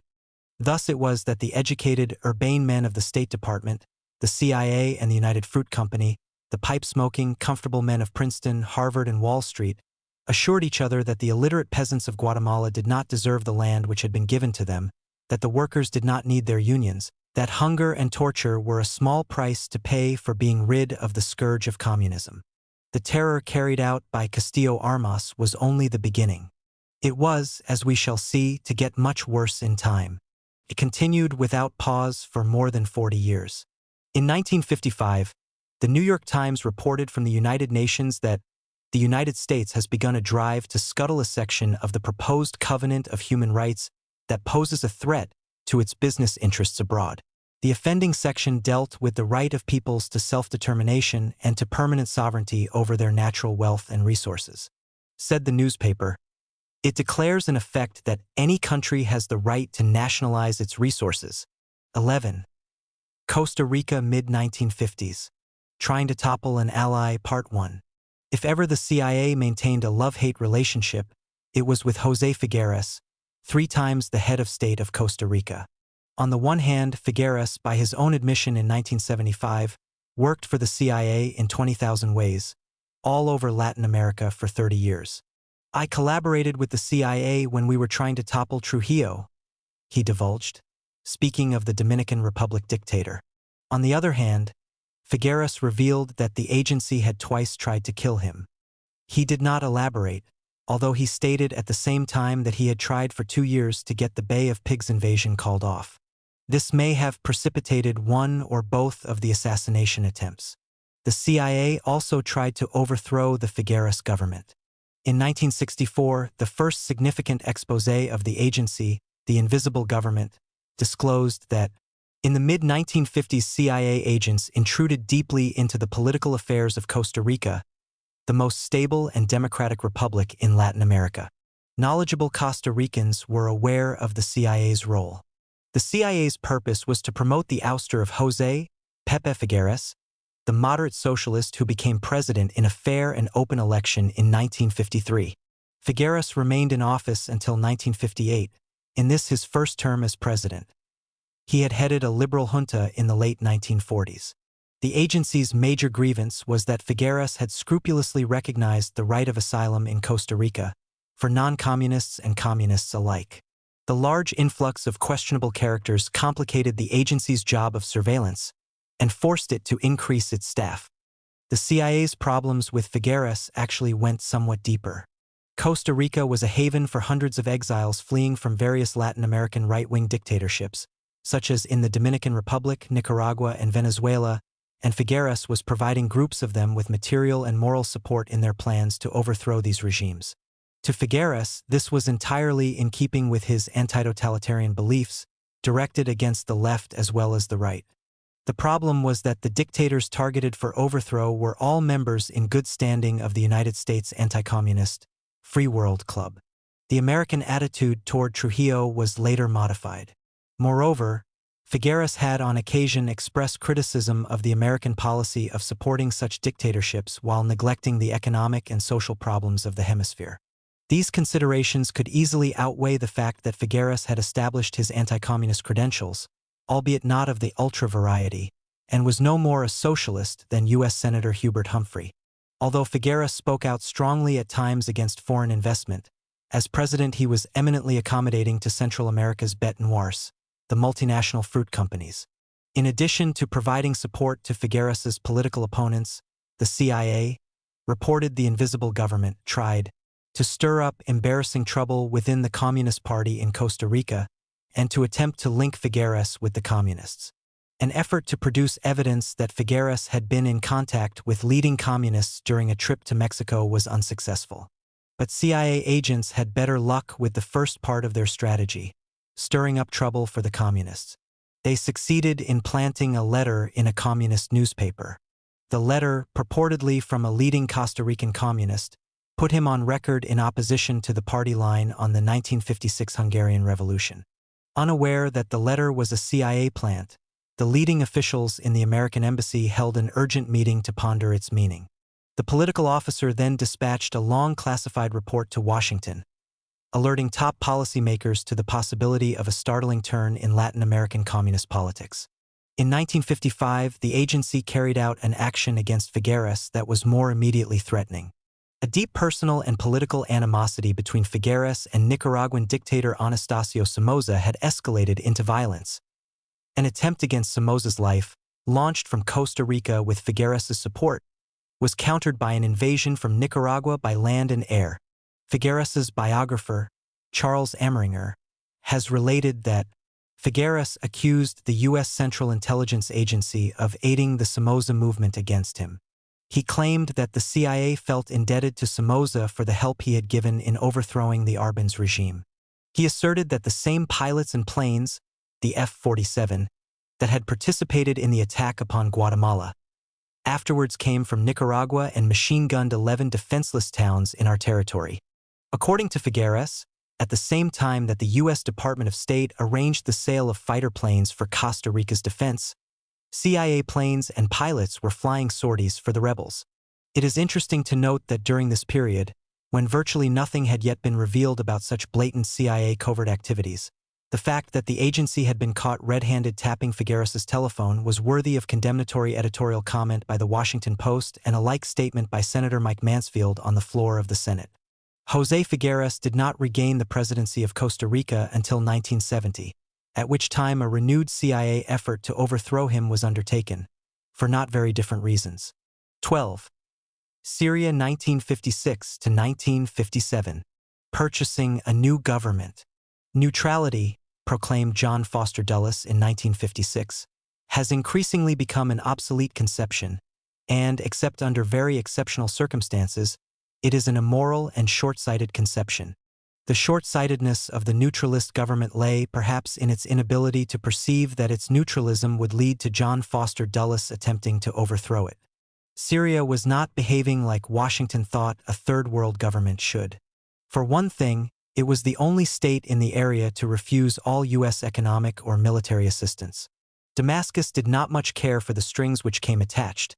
The acceptance of military aid usually meant the presence of American military advisors and technicians. Furthermore, the U.S. Mutual Security Act of 1955 specified that the recipient country agreed to make a contribution to the defensive strength of the free world and declared it U.S. policy to encourage the efforts of other free nations to foster private initiative and competition, i.e., capitalism. Another difficulty posed by Syria was that, although its governments of recent years had been more or less conservative and had refrained from unpleasant leftist habits like nationalizing American-owned companies, U.S. officials, suffering from what might be called anti-communist paranoia or being victims of their own propaganda, consistently saw the most ominous handwritings on the walls. To appreciate this, one has to read some of the formerly secret now declassified documents of the National Security Council, NSC, based in part on reports received from the American Embassy in Damascus during 1955 and 1956. If the popular leftward trend in Syria continues over any considerable period, there is a real danger that Syria will fall completely under left-wing control either by coup or usurpation of authority. The fundamental anti-US and anti-West orientation of the Syrians is stimulated by inevitable political histrionics about the Palestine problem. For successive short-lived governments in Syria have permitted continuous and increasing communist activities. The communists support the leftist cliques in the army. Apathy towards communism on the part of politicians and army officers is a threat to security. The Arab Socialist Resurrectionist Party, ASRP, and the Communist Party of Syria are capable of bringing about further deterioration of Syrian internal security, danger of ASRP coup d'état, and increased communist penetration of government and army. Of all the Arab states, Syria is at the present time the most wholeheartedly devoted to a neutralist policy with strong anti-Western overtones. If the present trend continues, there is a strong possibility that a communist-dominated Syria will result, threatening the peace and stability of the area and endangering the achievement of our objectives in the Near East. We should give priority consideration to developing courses of action in the Near East designed to affect the situation in Syria and to recommending specific steps to combat communist subversion. It would appear that the idea of military men who were leftist and/or apathetic to communists must truly have been an incongruous phenomenon to the American official mind.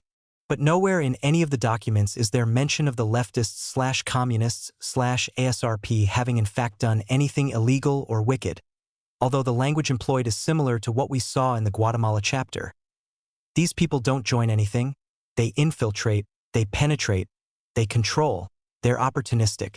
In actuality, the behavior described is like that of other political animals, trying to influence key sectors of the society and win allies. But to the men holding positions of responsibility in the National Security Council and the State Department, the evil intent and danger of such people was so self-evident as not to require articulation.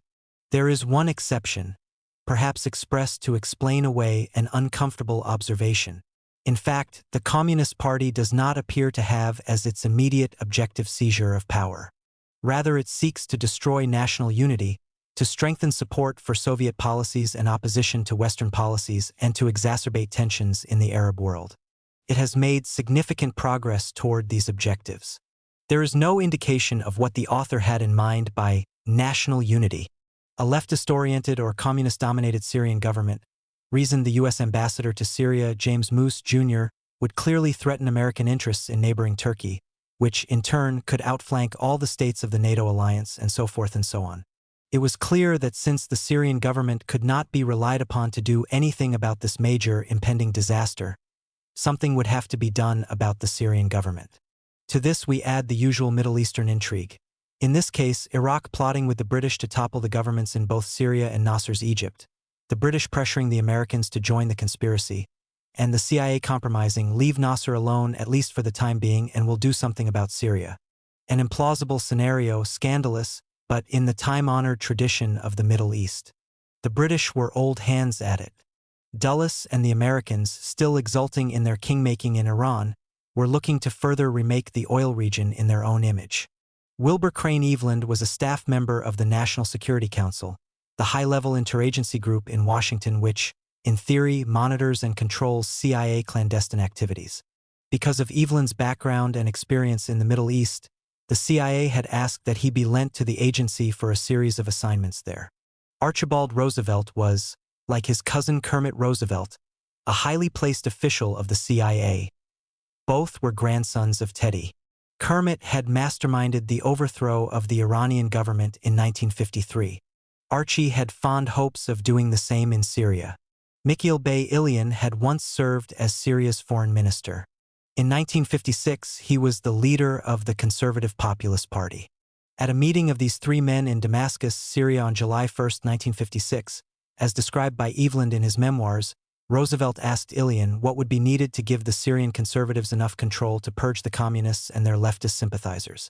Ilian responded by ticking off names and places, the radio stations in Damascus and Aleppo, a few key senior officers, and enough money to buy newspapers now in Egyptian and Saudi hands.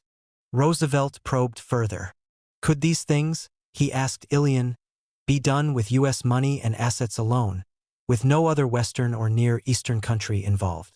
Without question, Ilian replied, nodding gravely. On July 26, Egyptian President Gamal Abdul Nasser announced that his government was taking over the operation of the Suez Canal. The reaction of the British and French was swift and inflamed. The United States was less openly hostile, though it was critical and Egyptian government funds in the U.S. were frozen. This unexpected incident put a crimp in the CIA's plans. For, as Ilian explained to Eveland in despair, Nasser was now the hero of the Arab world, and collaboration with any Western power to overthrow an Arab government was politically indefensible. Eventually, the coup was scheduled for October 25. The logistics, as outlined by Ilian, called for senior colonels in the Syrian army to take control of Damascus, Aleppo, Homs, and Hama.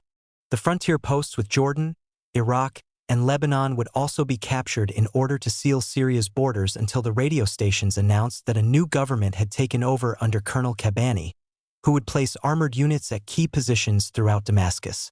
Once control had been established, Ilian would inform the civilians he'd selected that they were to form a new government. But in order to avoid leaks, none of them would be told until just a week before the coup. For this operation, money would have to change hands. Ilian asked for and received £500,000 Syrian pounds, approximately $167,000. The Syrian further stipulated that to guarantee their participation, the Syrian plotters would require assurance from the highest level of the American government that the U.S. would both back the coup and immediately grant recognition to the new government. This, Ilian explained, could be communicated as follows. In April, President Eisenhower had said that the United States would oppose aggression in the Middle East, but not without congressional approval. Could the president repeat this statement in light of the Suez Crisis, he asked, on a specified date when Ilian's colleagues would be told to expect it? Eisenhower's words would provide the guarantees they were seeking. An affirmative reply to Ilian's plan arrived in Damascus from Washington the next day. A proper occasion for the requested statement would have to be found, and Secretary Dulles would be the one to use it. The scheme was for Dulles to make public reference to Eisenhower's statement between the 16th and the 18th of October, thus giving Ilian the week he needed to assemble his civilian team. Before long, John Foster Dulles held a press conference. In light of recent Israeli attacks on Jordan, one of the reporters present asked whether the United States might come to Jordan's aid per our declaration of April 9th. Yes, replied the Secretary of State, repeating the reference to the April statement. The date was October 16th. But following close on the heels of this was a message from Ilian in Damascus to Eveland in Beirut postponing the date of the coup for 5 days to October 30th because Colonel Kabani had told Ilian that his people weren't quite ready. The postponement was crucial. Early in the morning of the 30th, a very distraught Mikhail Ilian appeared at Eveland's door. "Last night," he cried, "the Israelis invaded Egypt and are right now heading for the Suez Canal. How could you have asked us to overthrow our government at the exact moment when Israel started a war with an Arab state?" The leftist trend in Syria bell continued to ring in Washington. In January 1957, wrote President Eisenhower later, CIA Director Allen Dulles submitted reports indicating that the new Syrian cabinet was oriented to the left. 2 months later, Dulles prepared a situation report on Syria, in which he wrote of an increasing trend toward a decidedly leftist, pro-Soviet government. Dulles was concerned with organized leftist officers belonging to the Arab Socialist Resurrection Party. That same month, a State Department internal document stated, "The British are believed to favor active stimulation of a change in the present regime in Syria, in an effort to assure a pro-Western orientation on the part of future Syrian governments."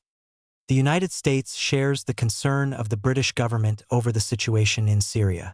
Then, in June, an internal Department of Defense memorandum spoke of a possible leftist coup. This was to be carried out, according to the memo, against the leftist Syrian government. Thus it was that in Beirut and Damascus, CIA officers were trying their hands again at stage managing a Syrian coup. On this occasion, Kermit Roosevelt, rather than cousin Archibald, was pulling the strings. He arranged for one Howard "Rocky" Stone to be transferred to Damascus from the Sudan to be sure that the engineering was done by a pro. Stone was, at 32, already a legend in the CIA's clandestine service, as the man who had helped Kim Roosevelt overthrow the Iranian government 4 years earlier, though what Stone's precise contribution was has remained obscure. The proposed beneficiary of this particular plot was to be Adib Shishakli, former right-wing dictator of Syria, living covertly in Lebanon. Shishakli's former chief of security, Colonel Ibrahim Husseini, now Syrian military attaché in Rome, was secretly slipped into Lebanon under cover of a CIA-fabricated passport. Husseini was then to be smuggled across the Syrian border in the trunk of a U.S. diplomatic car in order to meet with key Syrian CIA agents and provide assurances that Shishakli would come back to rule once Syria's government had been overthrown. But the coup was exposed before it ever got off the ground. Syrian army officers who had been assigned major roles in the operation walked into the office of Syria's head of intelligence, Colonel Sarraj, turned in their bribe money and named the CIA officers who had paid them. Lieutenant Colaxio. Robert Malloy, the American Army attaché, Francis Jetton, a career CIA officer, officially vice consul at the U.S. Embassy, and the legendary Howard Stone, with the title of Second Secretary for Political Affairs, were all declared persona non grata and expelled from the country in August. Colaxio. Malloy was determined to leave Syria in style. As his car approached the Lebanese border, he ran his Syrian motorcycle escort off the road and shouted to the fallen rider that Colonel Sarraj and his commie friends should be told that Malloy would beat the shit out of them with one hand tied behind his back if they ever crossed his path again. The Syrian government announcement which accompanied the expulsion order stated that Stone had first made contact with the outlawed Social Nationalist Party and then with the army officers. When the officers reported the plot, they were told to continue their contacts with the Americans and later met Shishakli and Husseini at the homes of U.S. Embassy staff members. Husseini reportedly told the officers that the United States was prepared to give a new Syrian government between $300 and $400 million in aid if the government would make peace with Israel. An amusing aside to the affair occurred when the Syrian defense minister and the Syrian ambassador to Italy disputed the claim that Husseini had anything to do with the plot. The ambassador pointed out that Husseini had not been in Syria since July 20th, and his passport showed no indication that he had been out of Italy since that time. The State Department categorized the Syrian charge as complete fabrications and retaliated by expelling the Syrian ambassador and a second secretary and recalling the American ambassador from Syria. It marked the first time since 1915 that the United States had expelled a chief of mission of a foreign country. In the wake of the controversy, the New York Times reported that there are numerous theories about why the Syrians struck at the United States. One is that they acted at the instigation of the Soviet Union. Another is that the government manufactured an anti-US spy story to distract public attention from the significance of Syria's negotiations with Moscow. In the same issue, a Times editorial speculated upon other plausible-sounding explanations. Neither in its news report nor in its editorial did the New York Times seem to consider even the possibility that the Syrian accusation might be true. President Eisenhower, recalling the incident in his memoirs, offered no denial to the accusation. His sole comment on the expulsions was, "The entire action was shrouded in mystery, but the suspicion was strong that the communists had taken control of the government. Moreover, we had fresh reports that arms were being sent into Syria from the Soviet bloc." Syria's neutralism/leftism continued to obsess the United States. 5 years later, when John F. Kennedy was in the White House, he met with British Prime Minister Macmillan and the two leaders agreed, according to a CIA report, on penetration and cultivation of disruptive elements in the Syrian armed forces, particularly in the Syrian army, so that Syria can be guided by the West.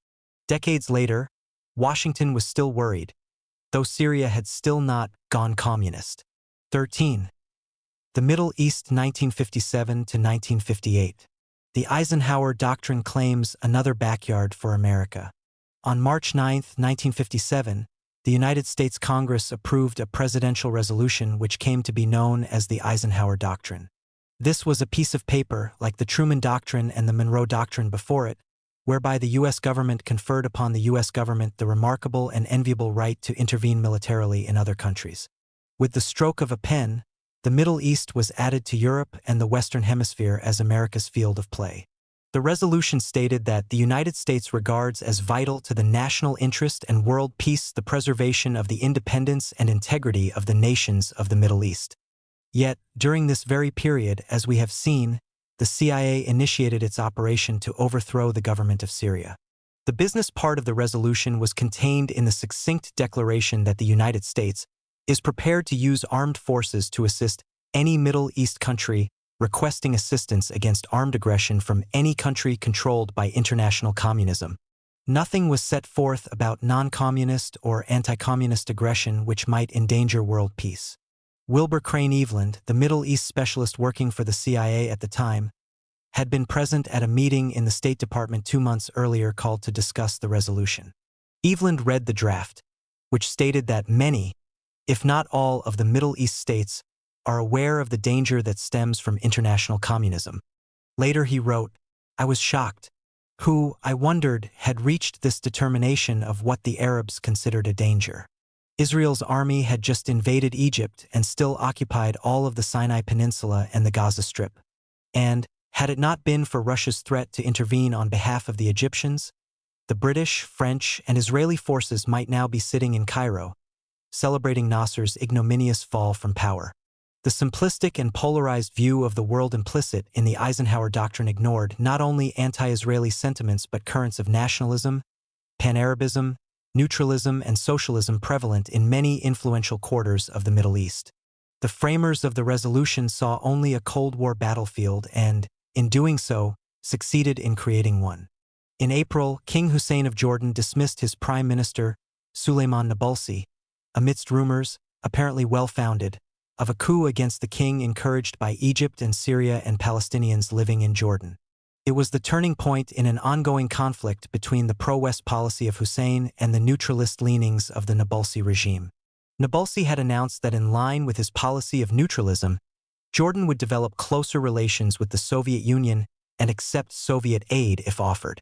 At the same time, he rejected American aid because, he said, the United States had informed him that economic aid would be withheld unless Jordan severs its ties with Egypt and consents to settlement of Palestinian refugees in Jordan, a charge denied by the State Department. Nabulsi added the commentary that communism is not dangerous to the Arabs. Hussein, conversely, accused international communism and its followers of direct responsibility for efforts to destroy my country. When pressed for the specifics of his accusation, he declined to provide any. When rioting broke out in several Jordanian cities, and civil war could not be ruled out, Hussein showed himself equal to the threat to his continued rule. He declared martial law, purged the government and military of pro-Nasser and leftist tendencies, and abolished all political opposition. Jordan soon returned to a state of relative calm. The United States, however, seized upon Hussein's use of the expression international communism to justify rushing units of the Sixth Fleet to the eastern Mediterranean. A super aircraft carrier, 2 cruisers, and 15 destroyers, followed shortly by a variety of other naval vessels and a battalion of Marines which put ashore in Lebanon to prepare for possible future intervention in Jordan. Despite the fact that nothing resembling armed aggression from any country controlled by international communism had taken place, the State Department openly invited the king to invoke the Eisenhower Doctrine. But Hussein, who had not even requested the show of force, refused, knowing that such a move would only add fuel to the fires already raging in Jordanian political life. He survived without it.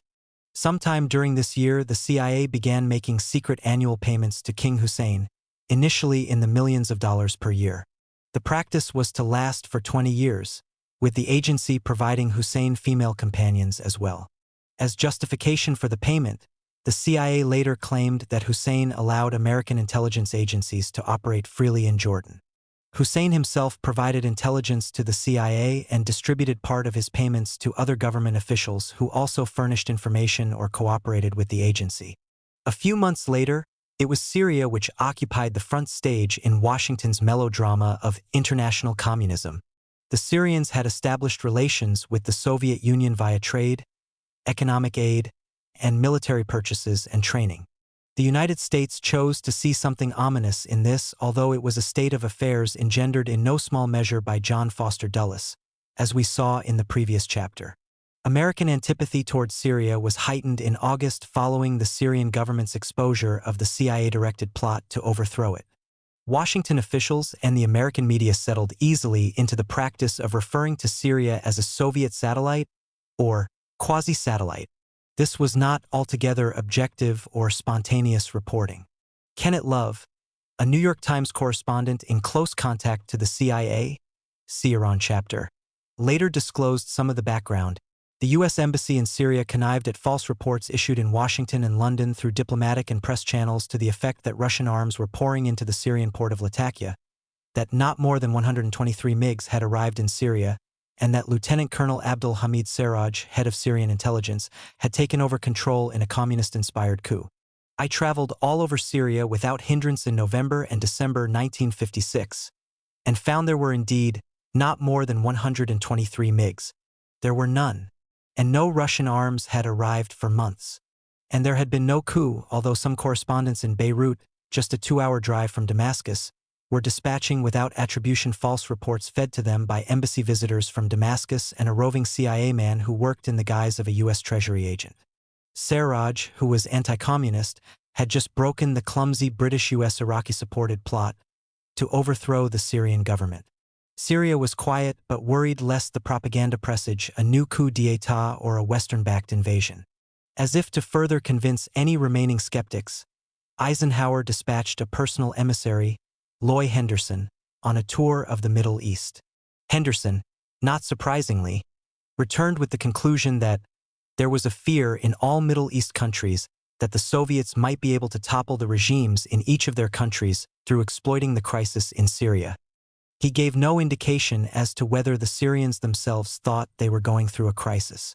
As an indication of how artificial were the crises announced by the White House, how arbitrary were the doomsday pronouncements about the Soviet Union, let us consider the following from a Department of Defense internal memorandum of June 1957, about 2 months before Henderson went to the Middle East.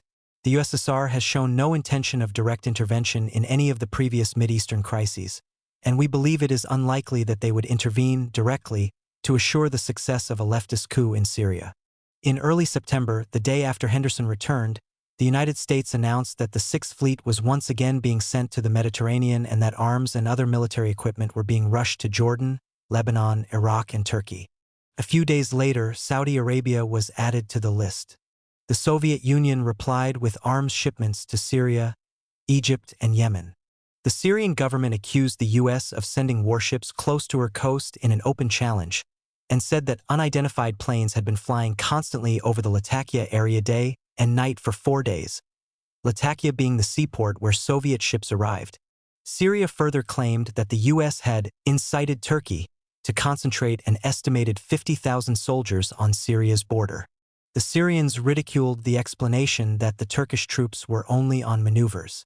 Eisenhower later wrote that the troops were at the border with a readiness to act, and that the United States had already assured the leaders of Turkey, Iraq, and Jordan that if they felt it necessary to take actions against aggression by the Syrian government, the United States would undertake to expedite shipments of arms already committed to the Middle Eastern countries and, further, would replace losses as quickly as possible.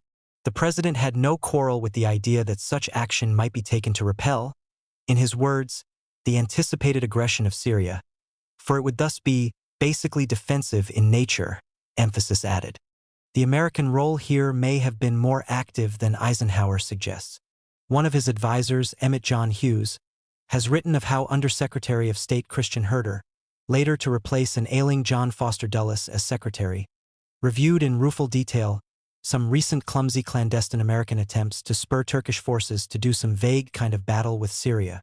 Dulles gave the impression in public remarks that the United States was anxious to somehow invoke the Eisenhower Doctrine, presumably as a justification for taking further action against Syria. But he could not offer any explanation of how this was possible. Certainly Syria was not going to make the necessary request. The only solution lay in Syria attacking another Arab country which would then request American assistance. This appears to be one rationale behind the flurry of military and diplomatic activity directed at Syria by the U.S. A study carried out for the Pentagon some years later concluded that in the 1957 Syrian crisis, Washington seemed to seek the initial use of force by target, emphasis added. Target refers to Syria.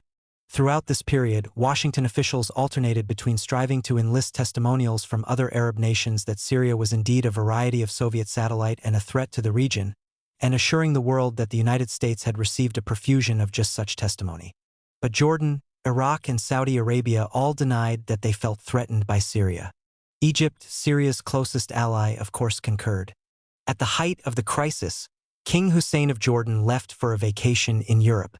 The Iraqi premier declared that his country and Syria had arrived at a complete understanding, and King Saud of Saudi Arabia, in a message to Eisenhower, said that U.S. concern over Syria was exaggerated and asked the president for renewed assurances that the United States would refrain from any interference in the internal affairs of Arab states.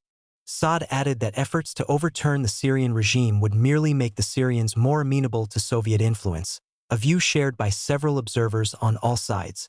At the same time, the New York Times reported, from the beginning of the crisis over Syria's drift to the left, there has been less excitement among her Arab neighbors than in the United States. Foreign diplomats in the area, including many Americans, felt that the stir caused in Washington was out of proportion to the cause. Eventually, Dulles may have been influenced by this lack of support for the American thesis, for when asked specifically to characterize what the relation is between Soviet aims in the area and the part that Syria adds to them, he could only reply that the situation internally in Syria is not entirely clear and fluctuates somewhat. Syria, he implied, was not yet in the grip of international communism. The next day, Syria, which had no desire to isolate itself from the West, similarly moderated its tone by declaring that the American warships had been 15 miles offshore and had continued quietly on their way. It appears that during this same restless year of 1957, the United States was also engaged in a plot to overthrow Nasser and his troublesome nationalism, although the details are rather sketchy. In January, when King Saud and Iraqi Crown Prince Abdul-Illah were in New York at the United Nations, they were approached by CIA Director Allen Dulles and one of his top aides, Kermit Roosevelt, with offers of CIA covert planning and funding to topple the Egyptian leader whose radical rhetoric, inchoate though it was seen by the royal visitors as a threat to the very idea of monarchy. Nasser and other army officers had overthrown King Farouk of Egypt in 1952. Ironically, Kermit Roosevelt and the CIA have traditionally been given credit for somehow engineering this coup. However, it is by no means certain that they actually carried this out. Abdul-Illah, wrote Eveland, insisted on British participation in anything covert, but the Saudis had severed relations with Britain and refused. As a result, the CIA dealt separately with each, agreeing to fund King Saud's part in a new area scheme to oppose Nasser and eliminate his influence in Syria, and to the same objective, coordinating in Beirut a covert working group composed of representatives of the British, Iraqi, Jordanian, and Lebanese intelligence services. The conspiracy is next picked up in mid-spring at the home of Gon Zogby in Beirut. Zogby, of Lebanese ancestry, was the chief of the CIA Beirut station. He and Kermit Roosevelt, who was staying with him, hosted several conferences of the clandestine planners. So obvious, Eveland continued, were there covert gyrations with British, Iraqi, Jordanian, and Lebanese liaison personnel coming and going nightly, that the Egyptian ambassador in Lebanon was reportedly taking bets on when and where the next U.S. coup would take place. At one of these meetings, the man from the British Secret Intelligence Service, SIS, informed the gathering that teams had been fielded to assassinate Nasser. Shortly afterwards, Eveland learned from a CIA official that John Foster Dulles, as well as his brother Alan, had directed Roosevelt to work with the British to bring down Nasser. Roosevelt now spoke in terms of a palace revolution in Egypt.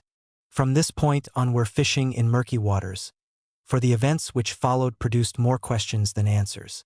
With the 6 countries named above, plus Turkey and Israel apparently getting in on the act, and less than complete trust and love existing amongst the various governments, a host of plots, subplots, and side plots inevitably sprang to life. At times it bordered on low comedy, though some would call it no more than normal Middle East diplomacy. Between July 1957 and October 1958, the Egyptian and Syrian governments and media announced the uncovering of what appeared to be at least 8 separate conspiracies to overthrow one or the other government, to assassinate Nasser, and/or prevent the expected merger of the 2 countries. Saudi Arabia, Iraq, and the United States were most often named as conspirators, but from the entanglement of intrigue which surfaced it is virtually impossible to unravel the particular threads of the U.S. role. Typical of the farcical goings-on, it seems that at least one of the plots to assassinate Nasser arose from the Dulles brothers taking Eisenhower's remark that he hoped the Nasser problem could be eliminated to be in order for assassination, when the president, so the story goes, was merely referring to improved U.S.-Egyptian relations. Upon realizing the error, Secretary Dulles ordered the operation to cease. 3 years later, Allen Dulles was again to misinterpret a remark by Eisenhower as an order to assassinate Patrice Lumumba of the Congo. Official American pronouncements during this entire period would have had the world believe that the Soviet Union was the eminence grise behind the strife in Jordan, the crisis in Syria, and unrest generally in the Middle East, that the Soviet aim was to dominate the area, while the sole purpose of U.S. policy was to repel the Soviet thrust and maintain the independence of the Arab nations. Yet, on 3 separate occasions during 1957, in February, April, and September, the Soviet Union called for a 4-power US, USSR, Great Britain and France declaration renouncing the use of force and interference in the internal affairs of the Middle Eastern countries. The February appeal had additionally called for a 4-power embargo on arms shipments to the region, withdrawal of all foreign troops, liquidation of all foreign bases, and a conference to reach a general Middle East settlement. The Soviet strategy was clearly to neutralize the Middle East, to remove the threat it had long felt from the potentially hostile control of the oil region by traditionally France and Great Britain, and now the United States, which sought to fill the power vacuum left by the decline of the 2 European nations as Middle East powers. History does not relate what a Middle East free from big power manipulation would have been like, for neither France, Great Britain, nor the United States was amenable to even calling the Soviet bluff, if that was what it was. The New York Times summarized the attitude of the three Western nations to the first two overtures as one that deprecated the Soviet proposals as efforts to gain recognition of a Soviet right to a direct voice in the affairs of the Middle East. They have told the Russians to take up their complaints through the United Nations. Following the September proposal, John Foster Dulles, replying to a question at a press conference, said that the United States is skeptical of these arrangements with the Soviet Union for hands-off. What they are apt to mean is our hands off and their hands under the table. This appears to be the only public comment the U.S. government saw fit to make on the matter.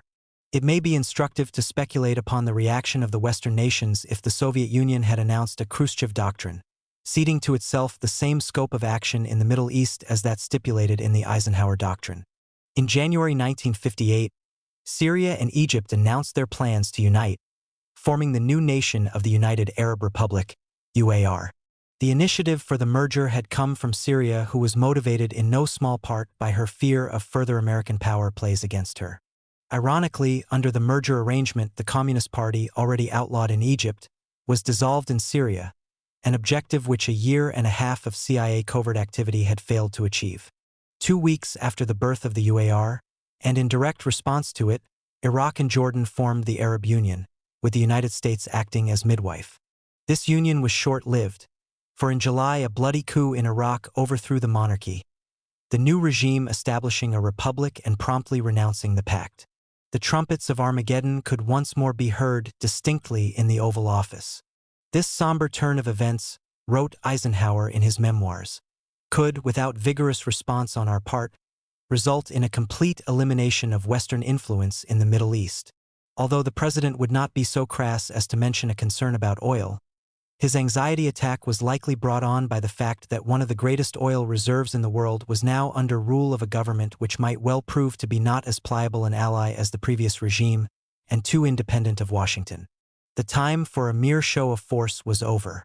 The very next day, U.S. military forces invaded Lebanon lest the popular impulse from Iraq serve to bring down the Lebanese government. Of all the Arab states, Lebanon was easily the United States' closest ally. She alone had supported the Eisenhower Doctrine with any enthusiasm or unequivocally echoed Washington's panic about Syria. To be more precise, it was the president of Lebanon, Camille Chamoun, and the foreign minister, Charles Malik, a Harvard PhD in philosophy, who had put all their Cold War eggs into the American basket. Chamoun had ample reason to be beholden to the United States. Funds were also provided to specifically oppose, as punishment, those candidates who had resigned in protest over Chamoun's adherence to the Eisenhower Doctrine. As is customary in such operations, the CIA sent an election specialist, along with the money to Beirut to assist in the planning. American officials in Washington and Lebanon proceeded on the assumption, they told each other, that Egypt, Syria, and Saudi Arabia would also intervene financially in the elections. The American ambassador to Lebanon, Donald Heath, argued as well, apparently without ironic intention, that, with both the president and the new Chamber of Deputies supporting American principles, we'd also have a demonstration that representative democracy could work in the Middle East. To what extent the American funding helped, or even how the money was spent, is not known, but the result was a landslide for pro-government deputies. So much so, that it caused considerable protest within Lebanon, including the charge that Chamoun had stacked the parliament in order to amend the constitution to permit him to seek an otherwise prohibited second 6-year term of office the following year. By late April 1958, tensions in Lebanon had reached bursting point. The inordinate pro-American orientation of Chamoun's government and his refusal to dispel rumors that he would seek a second term incensed both Lebanese nationalists and advocates of the Arab nationalism which Nasser was promoting throughout the Middle East.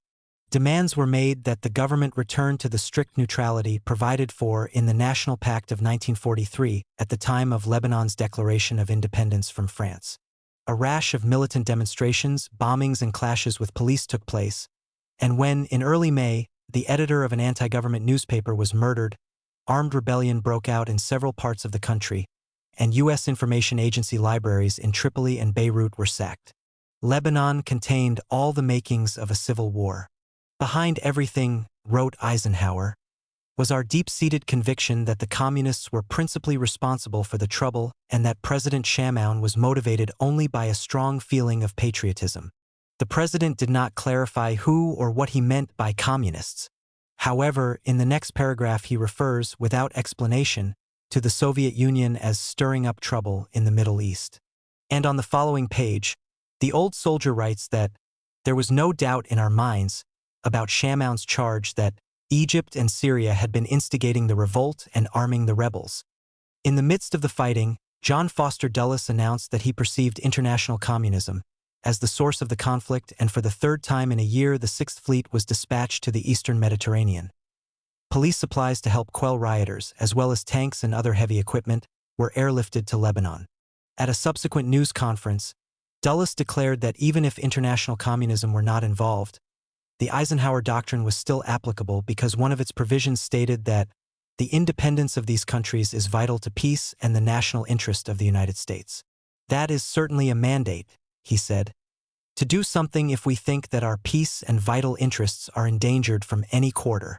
Thus did one of the authors of the doctrine bestow upon himself a mandate. Egypt and Syria, from all accounts, supported the rebels' cause with arms, men, and money, in addition to inflammatory radio broadcasts from Cairo, although the extent of the material support is difficult to establish. A UN observation group went to Lebanon in June at the request of Foreign Minister Malik and reported that they found no evidence of UAR intervention of any significance. A second UN report in July confirmed this finding. It is open to question, however, what degree of reliance can be placed upon these reports, dealing as they do with so thorny an evaluation and issued by a body in the business of promoting compromise.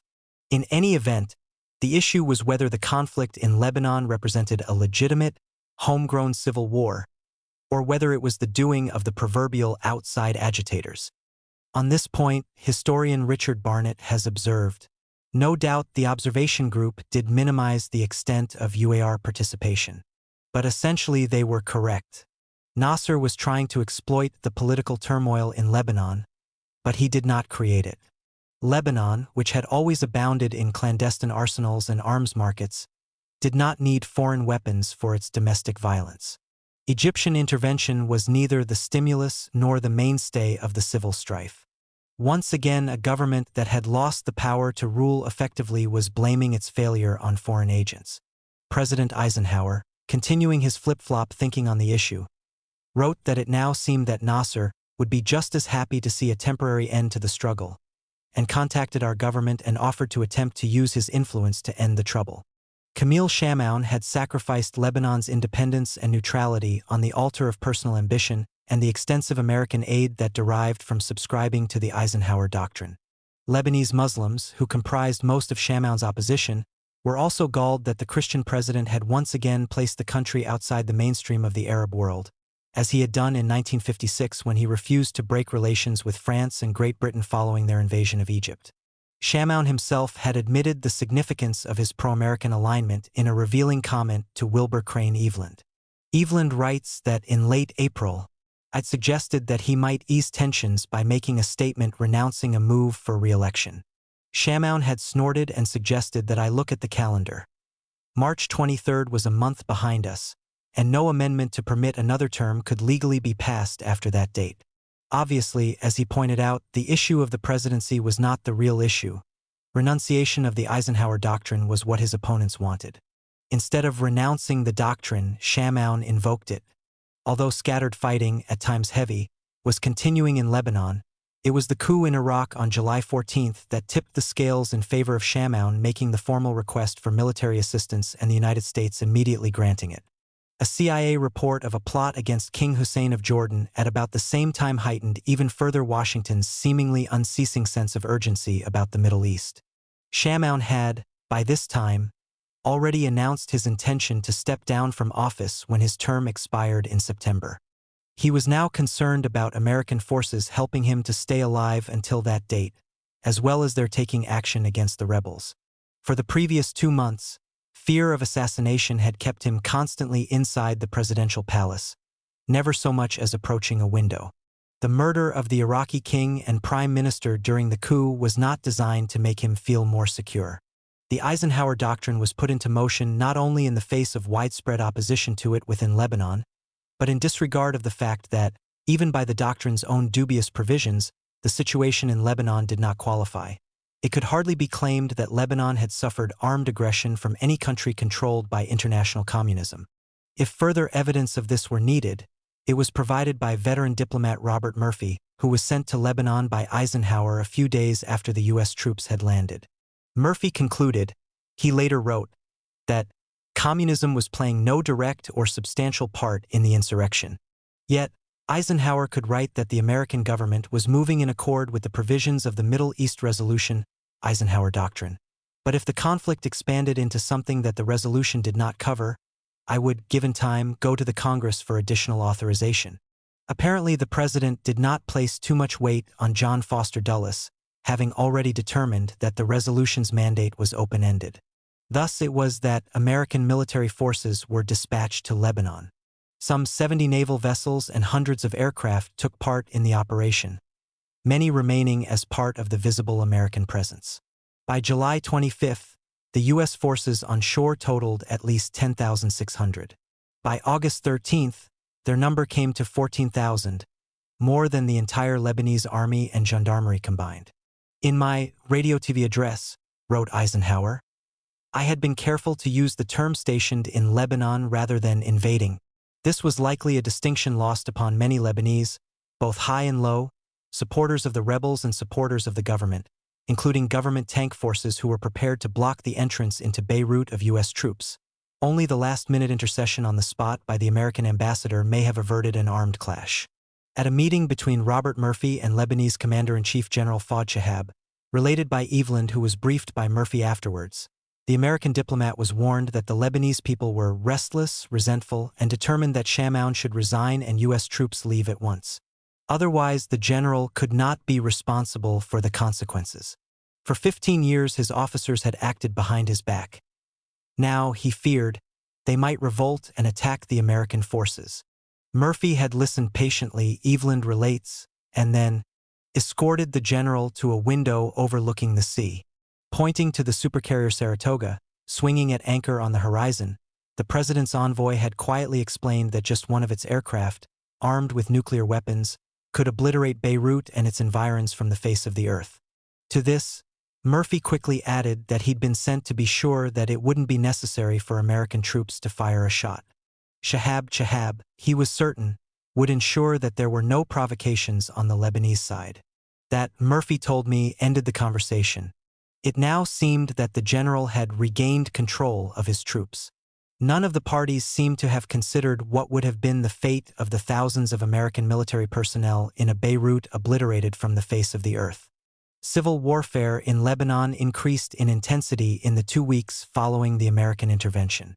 During this period, CIA transmitters in the Middle East were occupied in sending out propaganda broadcasts of disguised origin, a tactic frequently employed by the agency. In the case of one broadcast which has been reported, the apparent aim was to deflect anti-US feelings onto the Soviet Union and other targets. But the residents of the Middle East were not the only ones who may have been taken in by the spurious broadcast, for it was picked up by the American press and passed on to an unwitting American public. The following appeared in U.S. newspapers. Beirut, July 23, UPI. A second mysterious Arab radio station went on the air yesterday calling itself the Voice of Justice and claiming to be broadcasting from Syria. Its program heard here consisted of bitter criticism against Soviet Russia and Soviet Premier Khrushchev. Earlier, the Voice of Iraq went on the air with attacks against the Iraqi revolutionary government. The Voice of Justice called Khrushchev the hangman of Hungary and warned the people of the Middle East they would suffer the same fate as the Hungarians if the Russians got a foothold in the Middle East. On July 31st, the Chamber of Deputies easily chose General Shahab to succeed Chamoun as president in September, an event that soon put a damper on the fighting in Lebanon and marked the beginning of the end of the conflict, which, in the final analysis, appears to have been more a violent protest than a civil war. Tension was further eased by the U.S. announcement shortly afterwards of its intention to withdraw a Marine battalion as a prelude to a general withdrawal. The last American troops left Lebanon in late October without having fired a shot in anger. What had their presence accomplished? The authors of the Pentagon study referred to earlier concluded that a balanced assessment of U.S. behavior in the Lebanon crisis is made difficult by the suspicion that the outcome might have been much the same if the United States had done nothing. Even Eisenhower expressed some doubt on this score. American intervention against the new Iraqi government was more covert. A secret plan for a joint U.S.-Turkish invasion of the country, codenamed Operation Cannonbone, was drafted by the U.S. Joint Chiefs of Staff shortly after the coup in 1958. Reportedly, only Soviet threats to intercede on Iraq's side forced Washington to hold back. But in 1960, the United States began to fund the Kurdish guerrillas in Iraq who were fighting for a measure of autonomy. At the same time, the Iraqis, under Brig. General Abdul Karim Qasim, started to work towards the creation of an international organization to counter the power of the Western oil monopolies. This was to become OPEC, and was not received with joy in certain Western quarters. In February 1960, the Near East Division of the CIA's clandestine services requested that the agency find a way to incapacitate Qasim for promoting Soviet bloc political interests in Iraq. "We do not consciously seek subjects' permanent removal from the scene," said the Near East Division. "We also do not object should this complication develop." As matters turned out, the CIA mailed a monogrammed handkerchief containing an incapacitating agent to Qasim from an Asian country. If the Iraqi leader did in fact receive it, it certainly didn't kill him. That was left to his own countrymen who executed him 3 years later. The significance of the Lebanese intervention, as well as the shows of force employed in regard to Jordan and Syria, extended beyond the immediate outcomes. In the period before and after the intervention, Eisenhower, Dulles, and other Washington officials offered numerous different justifications for the American military action in Lebanon. Protecting American lives, protecting American property, the Eisenhower Doctrine with various interpretations, Lebanese sovereignty, integrity, independence, etc., U.S. national interest, world peace, collective self-defense, justice, international law, law and order, fighting Nasserism, the need to do something. In summing up the affair in his memoirs, President Eisenhower seemed to settle upon one rationale in particular, and this is probably the closest to the truth of the matter. This was to put the world, and specifically the Soviet Union and Nasser, on notice that the United States had virtually unlimited power, that this power could be transported to any corner of the world with great speed, that it could and would be used to deal decisively with any situation with which the United States was dissatisfied, for whatever reason. At the same time, it was a message to the British and the French that there was only one Western superpower in the post-war world, and that their days as great powers in the lands of oil were over. 14 Indonesia 1957 hingga 1958. War and pornography. "I think it's time we held Sukarno's feet to the fire," said Frank Wisner, the CIA's Deputy Director of Plans, Covert Operations. One day in autumn 1956, Wisner was speaking of the man who had led Indonesia since its struggle for independence from the Dutch following the war. A few months earlier, in May, Sukarno had made an impassioned speech before the U.S. Congress asking for more understanding of the problems and needs of developing nations like his own. The ensuing American campaign to unseat the flamboyant leader of the fifth most populous nation in the world was to run the gamut from large-scale military maneuvers to seedy sexual intrigue. The previous year, Sukarno had organized the Bandung Conference as an answer to the Southeast Asia Treaty Organization, SEATO, the U.S.-created political-military alliance of area states to contain communism. In the Indonesian city of Bandung, the doctrine of neutralism had been proclaimed as the faith of the underdeveloped world. To the men of the CIA station in Indonesia, the conference was heresy, so much so that their thoughts turned toward assassination as a means of sabotaging it. In 1975, the Senate committee which was investigating the CIA heard testimony that agency officers stationed in an East Asian country had suggested that an East Asian leader be assassinated to disrupt an impending communist SIC conference in 1955. In all likelihood, the leader referred to was either Sukarno or Zhou Enlai of China. But, said the committee, cooler heads prevailed at CIA headquarters in Washington and the suggestion was firmly rejected. Nevertheless, a plane carrying 8 members of the Chinese delegation, a Vietnamese, and 2 European journalists to the Bandung conference crashed under mysterious circumstances. The Chinese government claimed that it was an act of sabotage carried out by the US and Taiwan, a misfired effort to murder Zhou Enlai. The chartered Air India plane had taken off from Hong Kong on April 11, 1955 and crashed in the South China Sea. Zhou Enlai was scheduled to be on another chartered Air India flight a day or two later. The Chinese government, citing what it said were press reports from the Times of India, stated that the crash was caused by 2 time bombs apparently placed aboard the plane in Hong Kong. A clockwork mechanism was later recovered from the wrecked airliner, and the Hong Kong police called it a case of carefully planned mass murder. Months later, British police in Hong Kong announced that they were seeking a Chinese nationalist for conspiracy to cause the crash, but that he had fled to Taiwan. In 1967, a curious little book appeared in India, entitled I Was a CIA Agent in India, by John Disco Smith, an American. Published by the Communist Party of India, it was based on articles written by Smith for Literaturnia Gazeta in Moscow after he had defected to the Soviet Union around 1960. Smith, born in Quincy, Massachusetts in 1926, wrote that he had been a communications technician and code clerk at the U.S. Embassy in New Delhi in 1955, performing tasks for the CIA as well. One of these tasks was to deliver a package to a Chinese nationalist, which Smith later learned, he claimed, contained the 2 time bombs used to blow up the Air India plane.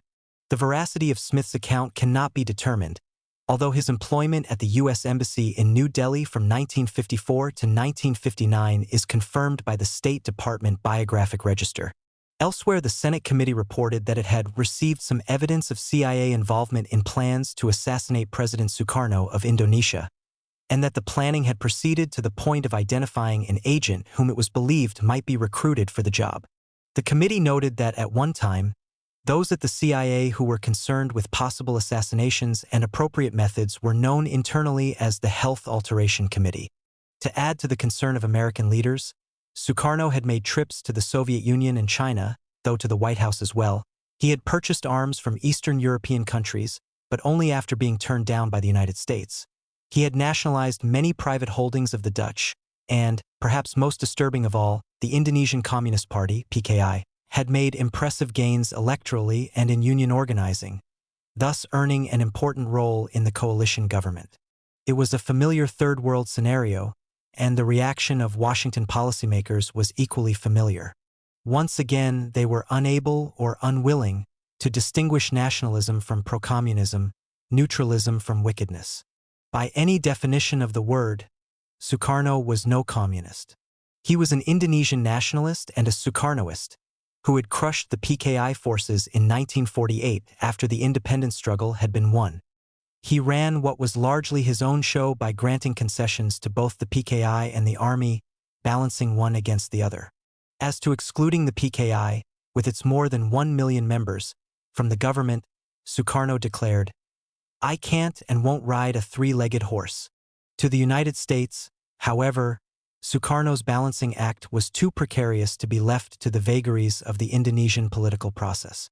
It mattered not to Washington that the Communist Party was walking the legal, peaceful road, or that there was no particular crisis or chaos in Indonesia, so favored as an excuse for intervention.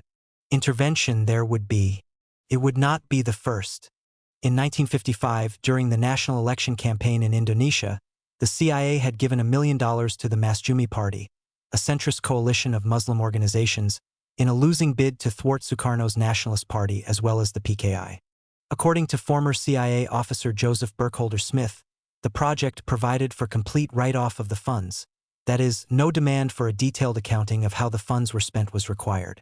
I could find no clue as to what the Masyumi did with the $1 million. In 1957, the CIA decided that the situation called for more direct action.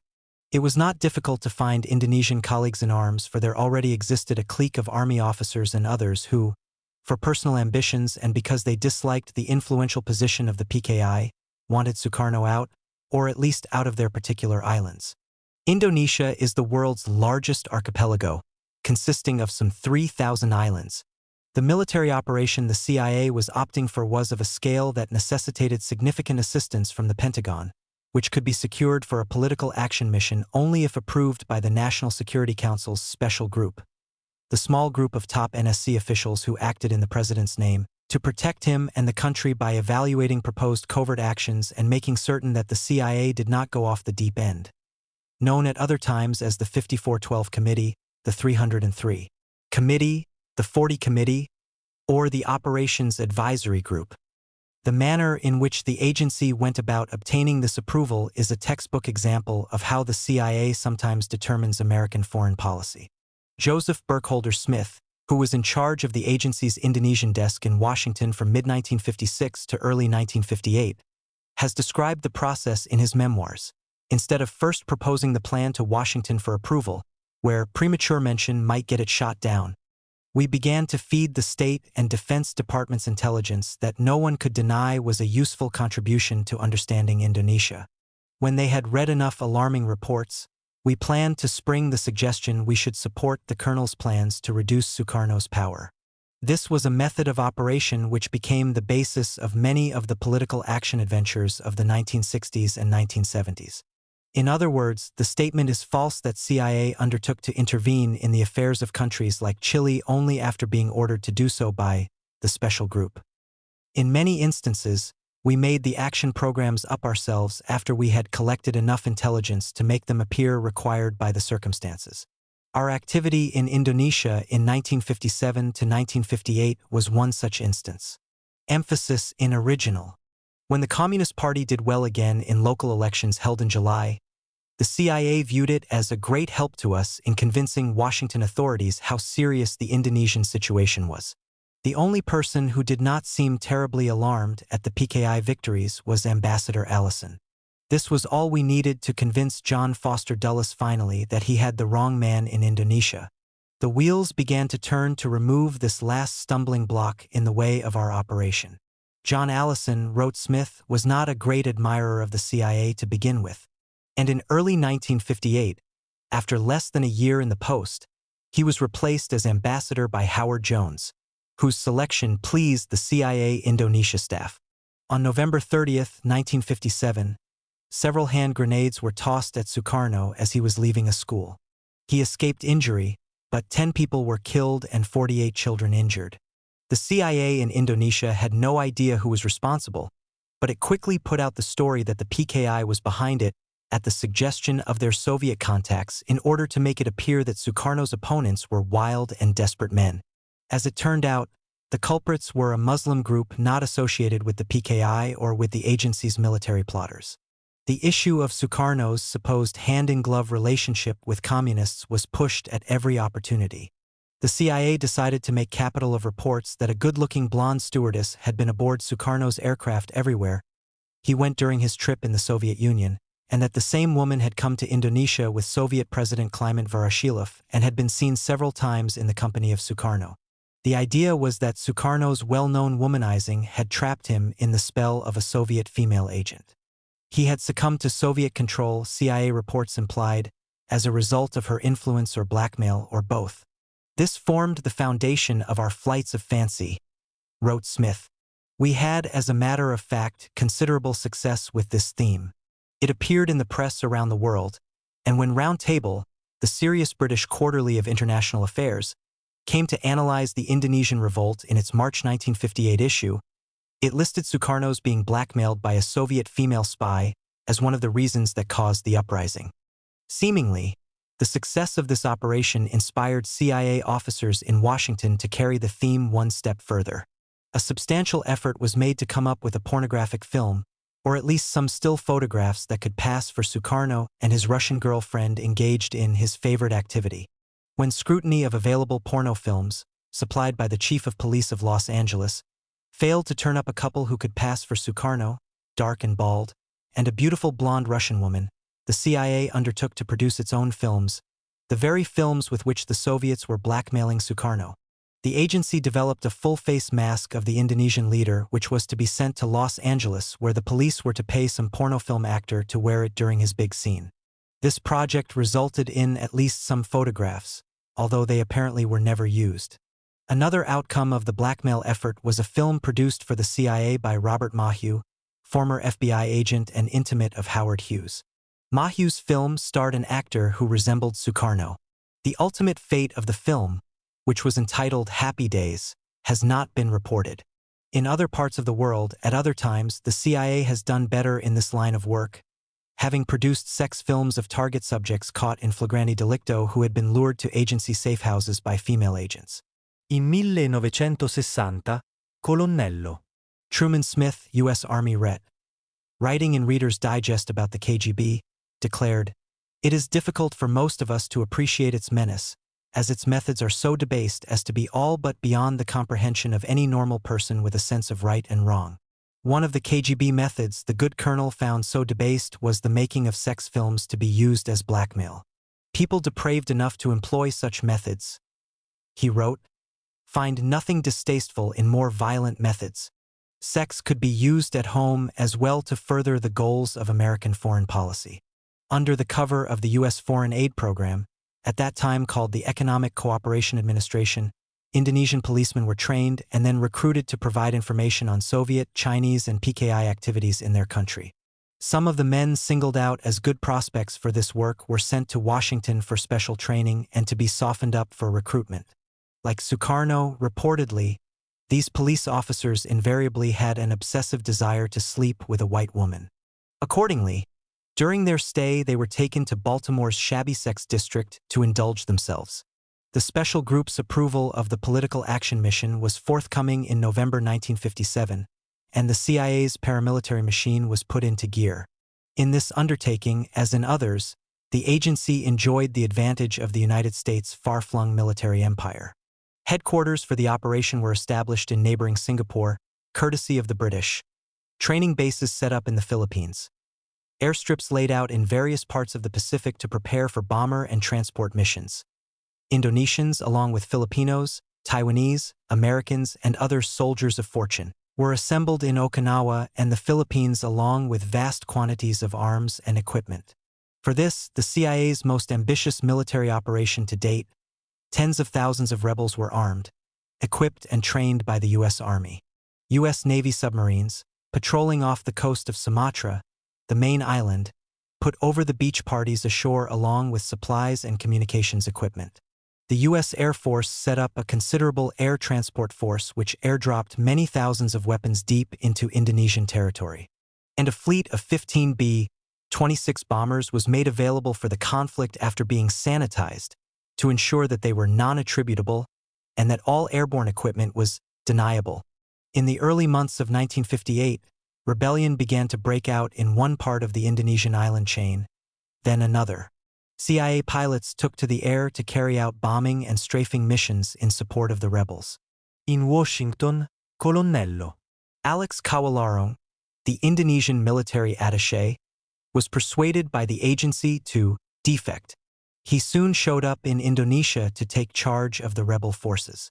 Yet, as the fighting dragged on into spring, the insurgents proved unable to win decisive victories or take the offensive, although the CIA bombing raids were taking their toll.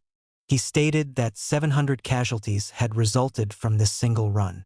On May 15th, a CIA plane bombed the Ambon marketplace, killing a large number of civilians on their way to church on Ascension Thursday. The Indonesian government had to act to suppress public demonstrations.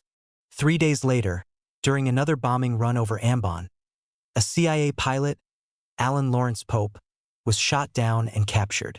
30 years old, from Perrine, Florida, Pope had flown 55 night missions over communist lines in Korea for the Air Force. Later, he spent 2 months flying through communist flak for the CIA to drop supplies to the French at Dien Bien Phu. Now his luck had run out. He was to spend 4 years as a prisoner in Indonesia before Sukarno acceded to a request from Robert Kennedy for his release. Pope was captured carrying a set of incriminating documents, including those which established him as a pilot for the U.S. Air Force and the CIA airline CAT. Like all men flying clandestine missions, Pope had gone through an elaborate procedure before taking off to sanitize him, as well as his aircraft. But he had apparently smuggled the papers aboard the plane, for he knew that to be captured as an anonymous, stateless civilian meant having virtually no legal rights and running the risk of being shot as a spy in accordance with custom. A captured U.S. military man, however, becomes a commodity of value for his captors while he remains alive. The Indonesian government derived immediate material concessions from the United States as a result of the incident. Whether the Indonesians thereby agreed to keep silent about Pope is not known, but on May 27 the pilot and his documents were presented to the world at a news conference, thus contradicting several recent statements by high American officials. Notable amongst these was President Eisenhower's declaration on April 30 concerning Indonesia. Our policy is one of careful neutrality and proper deportment all the way through so as not to be taking sides where it is none of our business.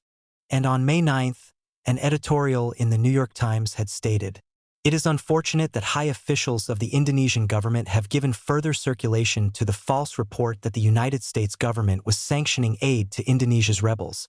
The position of the United States government has been made plain again and again. Our Secretary of State was emphatic in his declaration that this country would not deviate from a correct neutrality.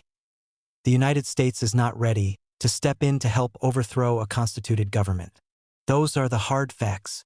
Jakarta does not help its case here by ignoring them." With the exposure of Pope and the lack of rebel success in the field, the CIA decided that the light was no longer worth the candle and began to curtail its support. By the end of June, Indonesian army troops loyal to Sukarno had effectively crushed the dissident military revolt. The Indonesian leader continued his adroit balancing act between the communists and the army until 1965, when the latter, likely with the help of the CIA, finally overthrew his regime. 15. Western Europe 1950s and 1960s. Fronts within fronts within fronts.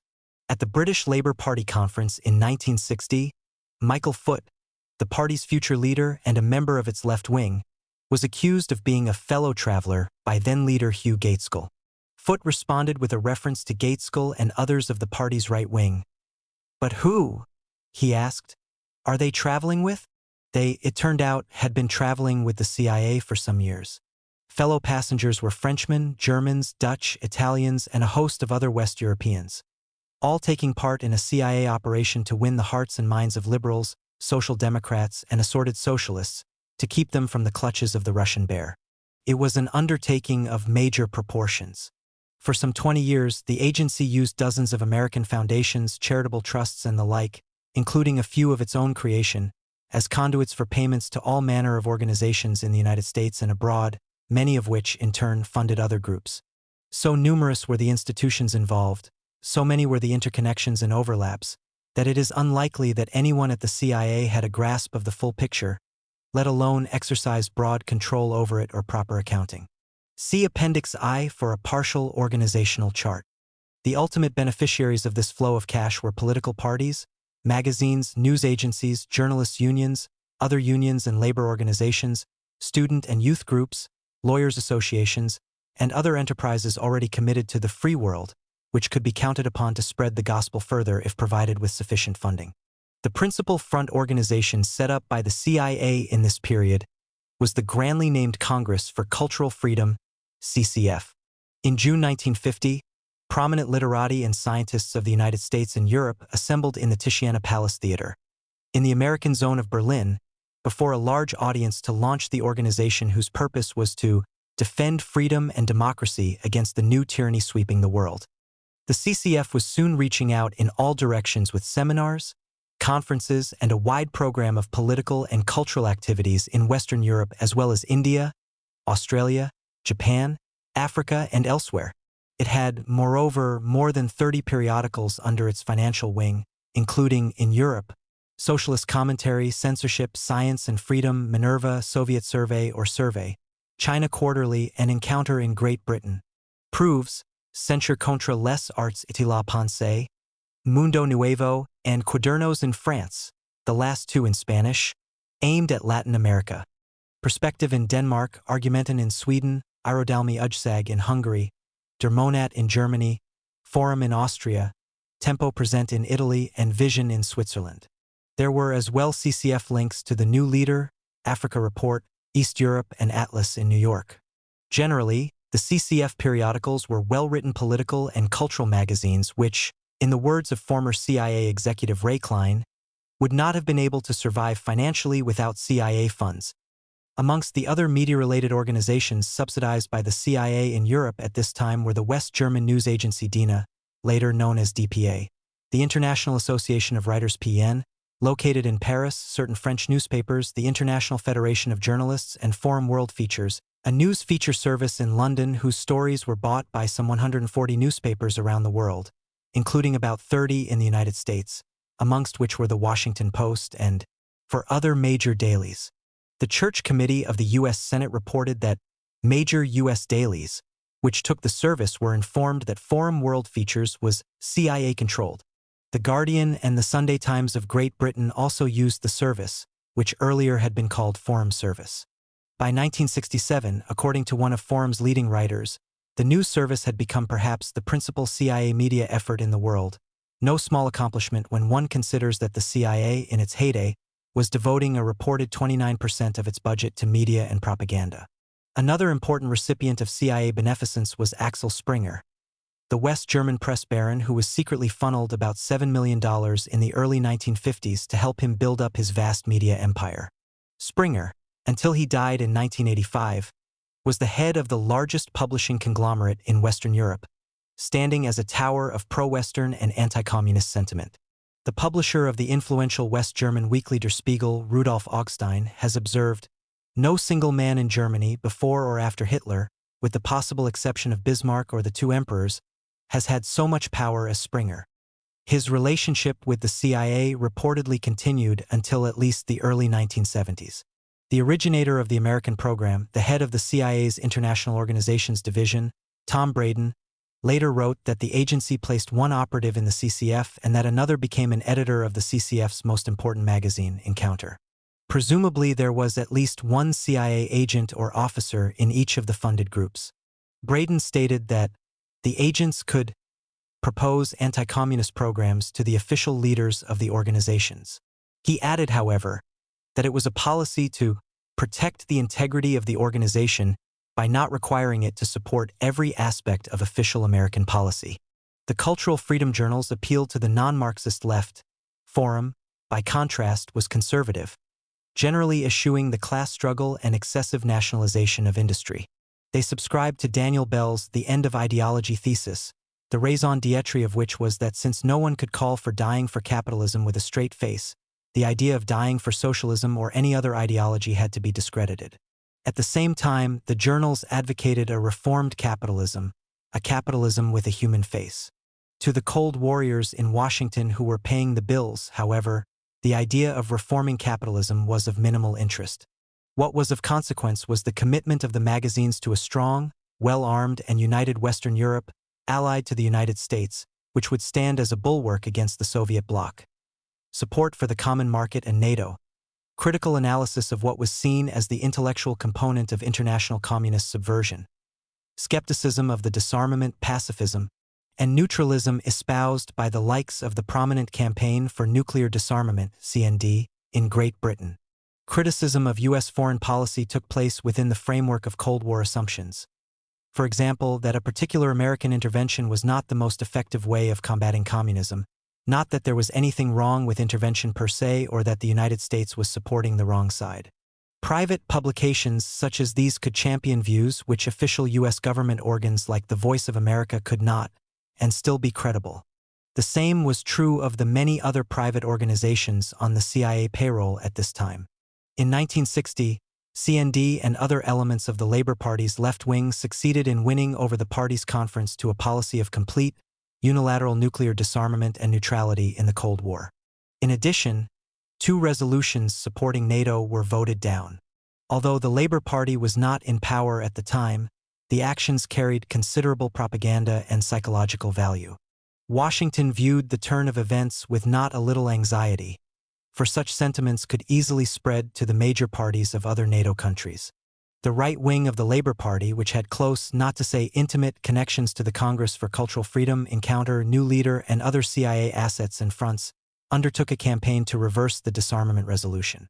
The committee set up for the purpose issued an appeal for funds, and soon could report that many small donations had been received, together with a large sum from a source that wished to remain anonymous. Over the next year, there was sufficient funding for a permanent office, a full-time, paid chairman and paid staff, field workers, traveling expenses, tons of literature sent to a large mailing list within the movement, a regular bulletin sent free, etc. Their opponents could not come close to matching this propaganda blitz. At the 1961 conference, the unilateralist and neutralist decisions were decisively overturned and the Labour Party returned to the NATO fold. Supporters of the CIA have invariably defended the agency's sundry activities in Western Europe on the grounds that the Russians were the first to be so engaged there and had to be countered. Whatever truth there may be in this assertion, the fact remains, as Tom Braden has noted, that the American effort spread to some fields where they, the Russians, had not even begun to operate. Braden doesn't specify which fields, but it seems that political parties was one. The CIA had working/financial relationships with leading members of the West German Social Democratic Party, two parties in Austria, the Christian Democrats of Italy, and the Liberal Party in addition to the Labour Party in Britain, and probably at least one party in every other Western European country, all of which purported to be independent of either superpower, something the various communist parties, whether supported by the Soviet Union or not, could never get away with. The media provides another case in point. Neither Braden nor anyone else apparently has cited examples of publications or news agencies in Western Europe, pro-communist or anti-NATO, etc., which, ostensibly independent in the Cold War, were covertly funded by the Soviet Union. More importantly, it should be borne in mind that all the different types of enterprises and institutions supported by the CIA in Western Europe were supported by the agency all over the Third World for decades on a routine basis without a Russian counterpart in sight. The growing strength of the left in post-war Europe was motivation enough for the CIA to develop its covert programs, and this was a circumstance deriving from World War II and the economic facts of life, not from Soviet propaganda and manipulation.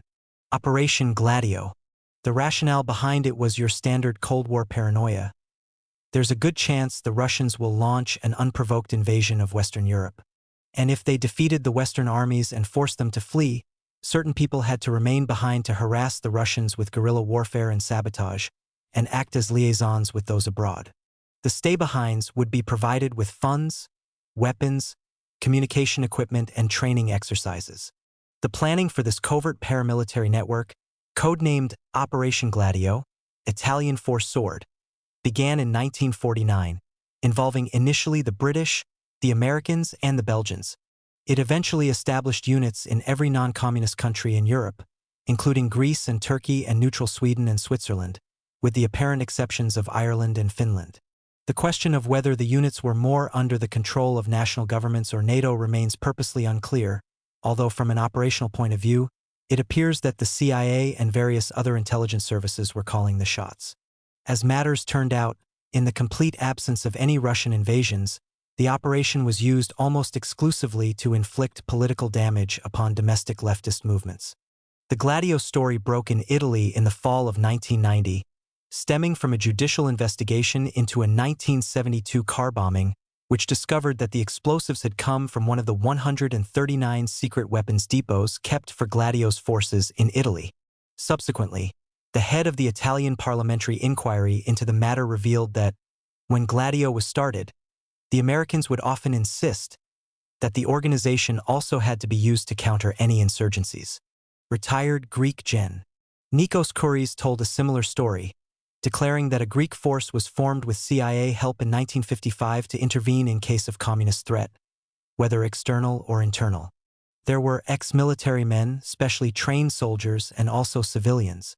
What held them together was one ideological common denominator: extreme rightism. As in Germany, see Germany chapter, the Italian operation was closely tied to terrorists. A former Gladio agent, Roberto Cavallero, went public to charge that there was a direct link between Gladio and Italy's wave of terrorist bombings in the 1970s and early 1980s, which left at least 300 dead.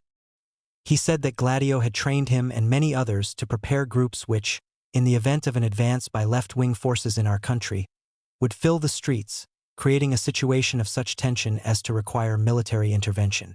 Cavallero was of course referring to electoral advances of the Italian Communist Party, not an invasion by the Soviet Union.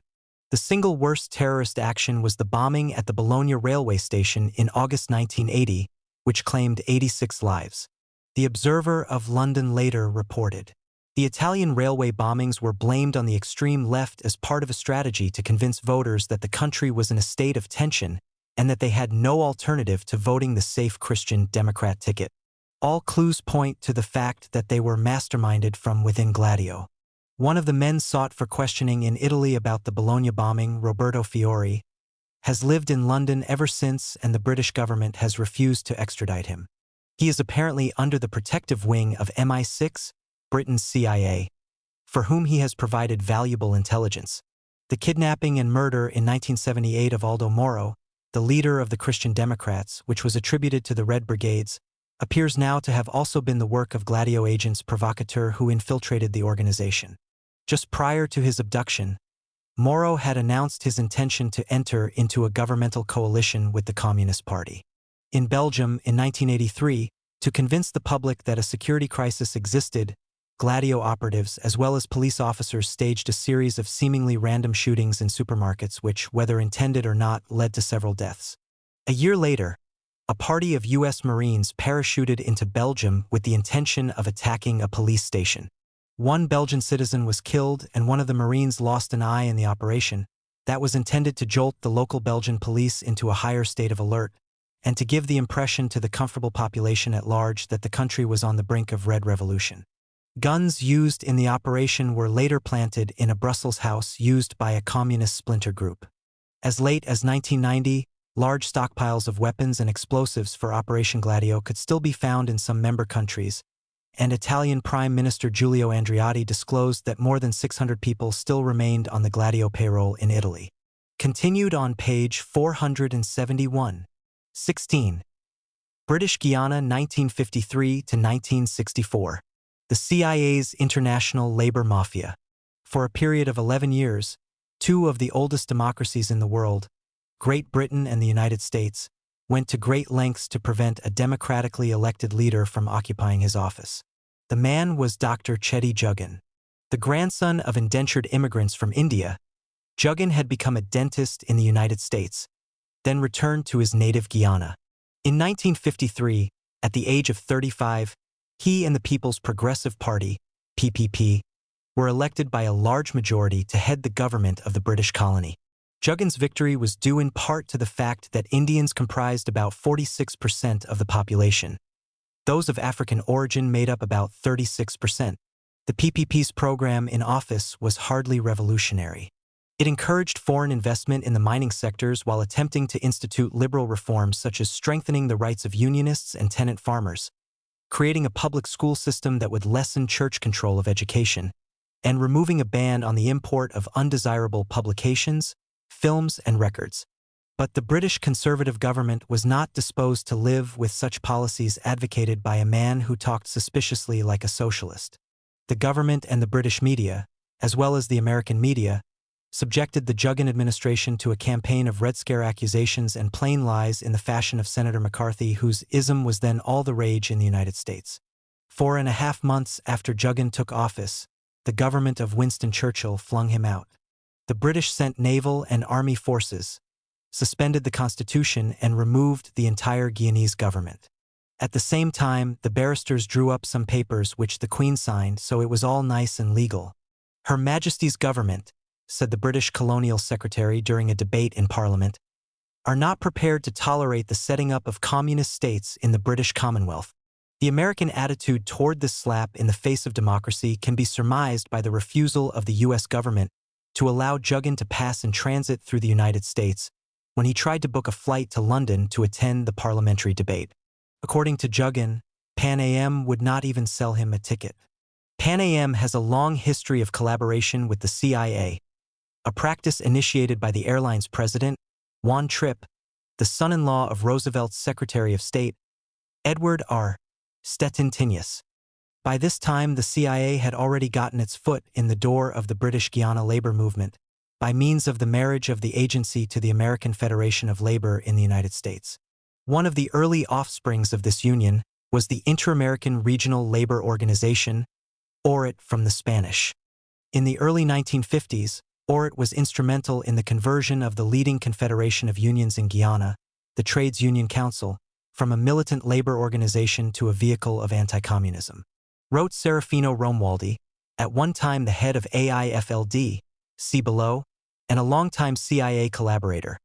Since my first visit to British Guiana in 1951, I did everything in my power to strengthen the democratic, i.e., anti-communist trade union forces opposed to him Jugan.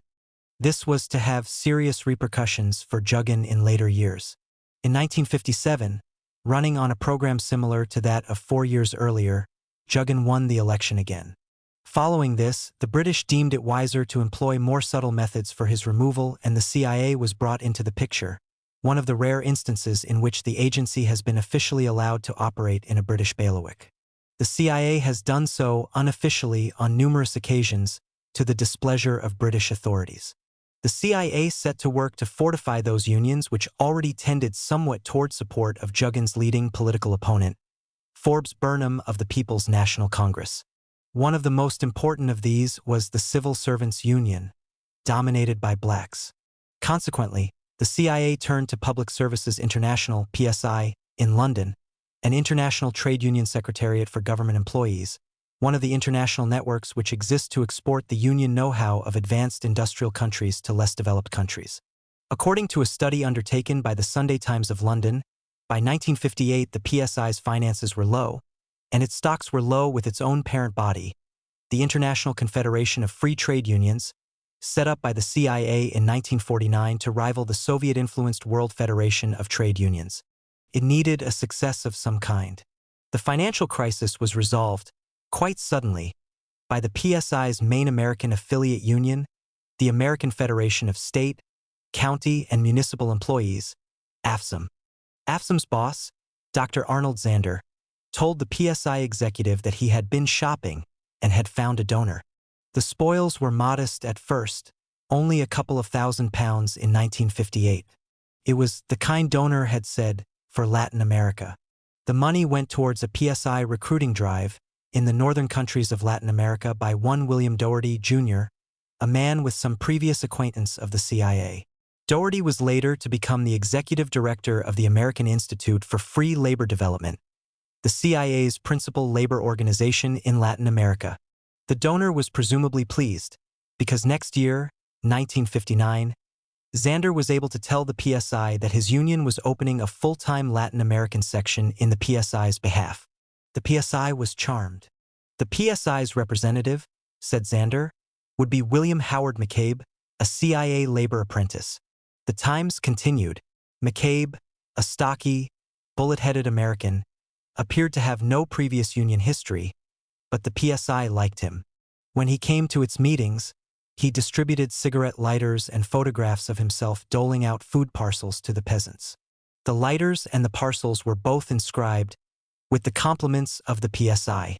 In 1967, in the wake of numerous revelations about CIA covert financing, the new head of AFSM admitted that the union had been heavily funded by the agency until 1964 through a foundation conduit, see Appendix I.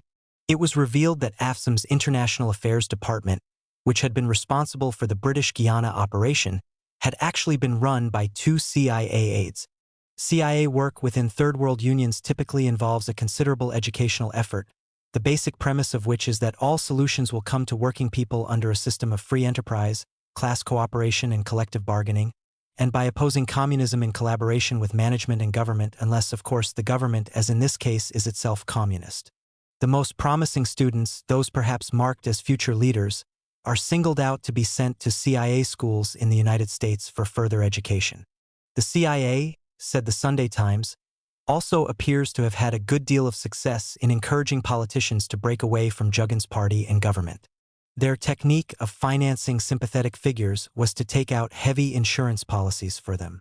During the 1961 election campaign, the CIA's ongoing program was augmented by ad hoc operations from other American quarters. The U.S. Information Service took the most unusual step of showing its films, depicting the evils of Castroism and communism, on street corners of British Guyana. And the Christian anti-communist crusade brought its traveling road showdown and spent a reported $76,000 on electoral propaganda which lived up to the organization's name. One historian has described this as a questionable activity for a private organization, which the State Department did nothing to discourage. On the other hand, the activities of U.S. government agencies in British Guyana were no less questionable. Despite the orchestrated campaign directed against him, Jugan was re-elected by a comfortable majority of legislative seats, though with only a plurality of the popular vote. In October, at his request, Jugan was received at the White House in Washington. He had come to talk about assistance for his development program. President Kennedy and his advisors, however, were interested in determining where Jugan stood on the political spectrum before granting any aid. Oddly, the meeting, as described by Kennedy aide Arthur Schlesinger, Jr., who was present, seemed to be conducted as if the Kennedy men were totally unaware of American destabilization activities in British Guiana. To Jugan's expressed esteem for the politics of British Labour leader Aneurin Bevan, those in the room all responded agreeably. To Jugan's professed socialism, Kennedy asserted that, "We are not engaged in a crusade to force private enterprise on parts of the world where it is not relevant." But when Jugan, perhaps naively, mentioned his admiration for the scholarly, leftist journal Monthly Review, it appears that he crossed an ideological line, which silently and effectively sealed his country's fate.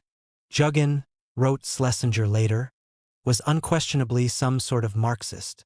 No economic aid was given to British Guiana while Jugan remained in power, and the Kennedy administration pressured the British to delay granting the country its independence, which had been scheduled to occur within the next year or two. Not until 1966, when Jugan no longer held office, did British Guiana become the independent nation of Guyana. In February 1962, the CIA helped to organize and finance anti-Jugan protests which used the newly announced budget as a pretext. The resulting strikes, riots, and arson were wholly out of proportion to the alleged instigation. A Commonwealth Commission of Inquiry later concluded, perhaps to the discomfort of the British Colonial Office which had appointed it, that there is very little doubt that, despite the loud protestations of the trades union leaders to the contrary, political affinities and aspirations played a large part in shaping their policy and formulating their program of offering resistance to the budget and making a determined effort to change the government in office. The CIA arranged, as it has on similar occasions, for North American and Latin American labor organizations, with which it had close ties, to support the strikers with messages of solidarity and food, thus enhancing the appearance of a genuine labor struggle. The agency also contrived for previously unheard-of radio stations to go on the air and for newspapers to print false stories about approaching Cuban warships. The centerpiece of the CIA's program in British Guiana was the General Strike, so-called, although its support was considerably less than total, which began in April 1963. It lasted for 80 days, the longest general strike in history, it is said. This strike, as in 1962, was called by the Trades Union Council (TUC), which, as we have seen, was a member in good standing of the CIA's international labor mafia. The head of the TUC was one Richard Ishmael, who had been trained in the U.S. at the CIA's American Institute for Free Labor Development along with other Guianese labor officials. The strike period was marked by repeated acts of violence and provocation, including attacks on Jugan's wife and some of his ministers. No action was taken against Ishmael and others in this group by British authorities, who missed no opportunity to exacerbate the explosive situation, hoping that it would culminate in Jugan's downfall. Meanwhile, CIA agents were giving advice to local union leaders on how to organize and sustain the strike, the New York Times subsequently reported. They also provided funds and food supplies to keep the strikers going and medical supplies for pro-Burnham workers injured in the turmoil. At one point, one of the agents even served as a member of a bargaining committee from a Guyana Dike Workers Union that was negotiating with Dr. Jugan. This agent was later denounced by Jugan and forbidden to enter the country. This is probably a reference to Gene Meekins, one of the CIA's main labor operatives, who had been serving as public relations advisor and education officer to the TUC. Meekins edited a weekly paper and broadcast a daily radio program by means of which he was able to generate a great deal of anti-Jugan propaganda. The Sunday Times study concluded that Jugan seems to have thought that the unions could hold out a month. But McCabe was providing the bulk of the strike pay, plus money for distress funds, for the strikers' daily 15 minutes on the radio and their propaganda, and considerable traveling expenses. All over the world, it seemed brother unions were clubbing together. The mediator sent from London, Robert Willis, the General Secretary of the London Typographical Society, and a man not noted for his mercy in bargaining with newspaper managements, was shocked. "It was rapidly clear to me that the strike was wholly political," he said. Jugan was giving in to everything the strikers wanted. But as soon as he did, they erected more demands. Financial support for the strike alone, channeled through the PSI and other labor organizations by the CIA, reached the sum of at least $1 million. American oil companies provided a further example of the multitude of resources the U.S. can bring to bear upon a given target. The companies cooperated with the strikers by refusing to provide petroleum, forcing Jugan to appeal to Cuba for oil. During Jugan's remaining year in office, in the face of a general U.S. economic embargo, he turned increasingly to the Soviet bloc. This practice, of course, provided ammunition to those critics of Jugan in British Guiana, the United States and Great Britain, who insisted that he was a communist and thus fraught with all the dangers that communists are fraught with. The strike was maintained primarily by black supporters of Forbes Burnham and by employers who locked out many of Jugan's Indian supporters. This inevitably exacerbated the already existing racial tensions, although the Sunday Times asserted that the racial split was fairly amicable until the 1963 strike divided the country. Eventually, the tension broke out into bloodshed, leaving hundreds dead and wounded, and a legacy of racial bitterness. Jugan was certainly aware, to some extent at least, of what was transpiring around him during the general strike. After it was over, he charged that the United States, in spite of protestations to the contrary by some of its leaders, is not prepared to permit a socialist government or a government committed to drastic and basic reforms to exist in this hemisphere. Even when this government has been freely elected, it is all too clear that the United States will only support a democratic government if it favors a classic private enterprise system. In an attempt to surmount the hurdle of U.S. obsession with the Soviet Union and another Cuba in the Western Hemisphere, Jugan proposed that British Guiana be neutralized by an agreement between the United States and the Soviet Union, as the two powers had done in the case of Austria. Officials in Washington had no comment on the suggestion. Chetty Jugan's government managed to survive all the provocations and humiliations. With elections on the agenda for 1964, the British and their American cousins turned once again to the gentlemanly way of the pen. The British Colonial Secretary, Duncan Sandys, who had been a leading party to the British CIA agreement concerning Jugan, cited the strike and general unrest as proof that Jugan could not run the country or offer the stability that the British government required for British Guiana to be granted its independence. Sandys was the founder, in 1948, of the European Movement, a CIA-funded Cold War organization. This was, of course, a contrived position.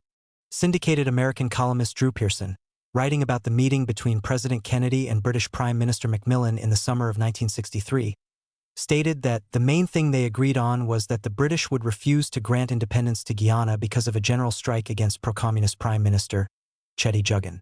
That strike was secretly inspired by a combination of U.S. Central Intelligence money and British intelligence. It gave London the excuse it wanted. The excuse was used further to justify an amendment to the British Guiana Constitution providing for a system of proportional representation in the election, a system that appeared certain to convert Jugan's majority of legislative seats into a plurality. Subsequently, the British-appointed governor of British Guiana announced that he would not be bound to call on the leader of the largest party to form a government if it did not have a majority of seats, a procedure in striking contrast to that followed in Great Britain. When, in October 1964, the Labour Party succeeded the Conservative Party to power in Great Britain, Jugan had hopes that the conspiracy directed against him would be squashed, for several high-ranking Labour leaders had stated publicly, and to Jugan personally, their opposition to the underhanded and anti-democratic policy of their Conservative Party foes. Within days of taking office, however, the Labour Party dashed these hopes. Bowing to United States wishes, the New York Times disclosed, the Labour Party ruled out early independence for British Guiana and was going ahead with the proportional representation elections. Secretary of State Dean Rusk, it was reported, had left the new British Foreign Secretary, Patrick Gordon Walker, in no doubt that the United States would resist a rise of British Guiana as an independent Castro-type state. On a previous occasion, Rusk had urged Gordon Walker's conservative predecessor, Lord Home, to suspend the British Guiana Constitution again and revert to direct colonial government. The intensive American lobbying effort against British Guiana, the actual campaign of subversion aside, led Conservative MP and former Colonial Secretary Ian MacLeod to observe in the House of Commons. There is an irony which we all recognize in the fact of America urging us all over the world towards colonial freedom, except when it approaches her own doorstep. The day before the election of December 7th, a letter appeared in a British Guyana newspaper, a bogus pro-communist letter, a tactic the CIA has used successfully the world over. The letter was purportedly written by Jugan's wife Janet to Communist Party members, in which she stated, "We can take comfort in the thought that the PNC Burnham's party will not be able to stay in power long. Our communist comrades abroad will continue to help us win eventual total victory." Ms. Jugan quickly retorted that she would not be so stupid as to write a letter like that. But, as in all such cases, the disclaimer trailed weakly and too late behind the accusation. As expected, Jugan won only a plurality of the legislative seats, 24 of 53. The governor then called upon Forbes Burnham, who had come in second, to form a new government. Burnham had also been named as a terrorist in the British police report referred to earlier, as had several of his new government ministers. Jugan refused to resign. British Army troops were put on full alert in the capital city of Georgetown. A week later, Her Majesty's government waved its hand over a piece of paper, thereby enacting another amendment to the British Guyana Constitution and closing a loophole which was allowing Jugan to stall for time. He finally surrendered to the inevitable. In 1990, at a conference in New York City, Arthur Schlesinger publicly apologized to Chetty Jugan, who was also present. Schlesinger said that it was his recommendation to the British that led to the proportional representation tactic. "I felt badly about my role 30 years ago," the former Kennedy aide admitted. "I think a great injustice was done to Chetty Jugan." 4 years later, with Jugan again president, having won, in 1992, the country's first free election since he had been ousted, the Clinton administration prepared to nominate a new ambassador to Guyana, William Doherty, Jr. Jugan was flabbergasted and made his feelings known, such that Doherty was dropped from consideration. When it was time, in 1994, for the U.S. government to declassify its British Guyana documents under the 30-year rule, the State Department and CIA refused to do so, reported the New York Times, because it is not worth the embarrassment. The newspaper added, "Still classified documents depict in unusual detail a direct order from the president to unseat Dr. Jugan," say government officials familiar with the secret papers. Though many presidents have ordered the CIA to undermine foreign leaders, they say the Jugan papers are a smoking gun. A clear written record, without veiled words or plausible denials, of a president's command to depose a prime minister. "They made a mistake putting Burnham in," said Janet Jugan, looking back at it all. "The regrettable part is that the country went backwards. And so it had. One of the better-off countries in the region 30 years ago, Guyana in 1994 was among the poorest. This principal export was people."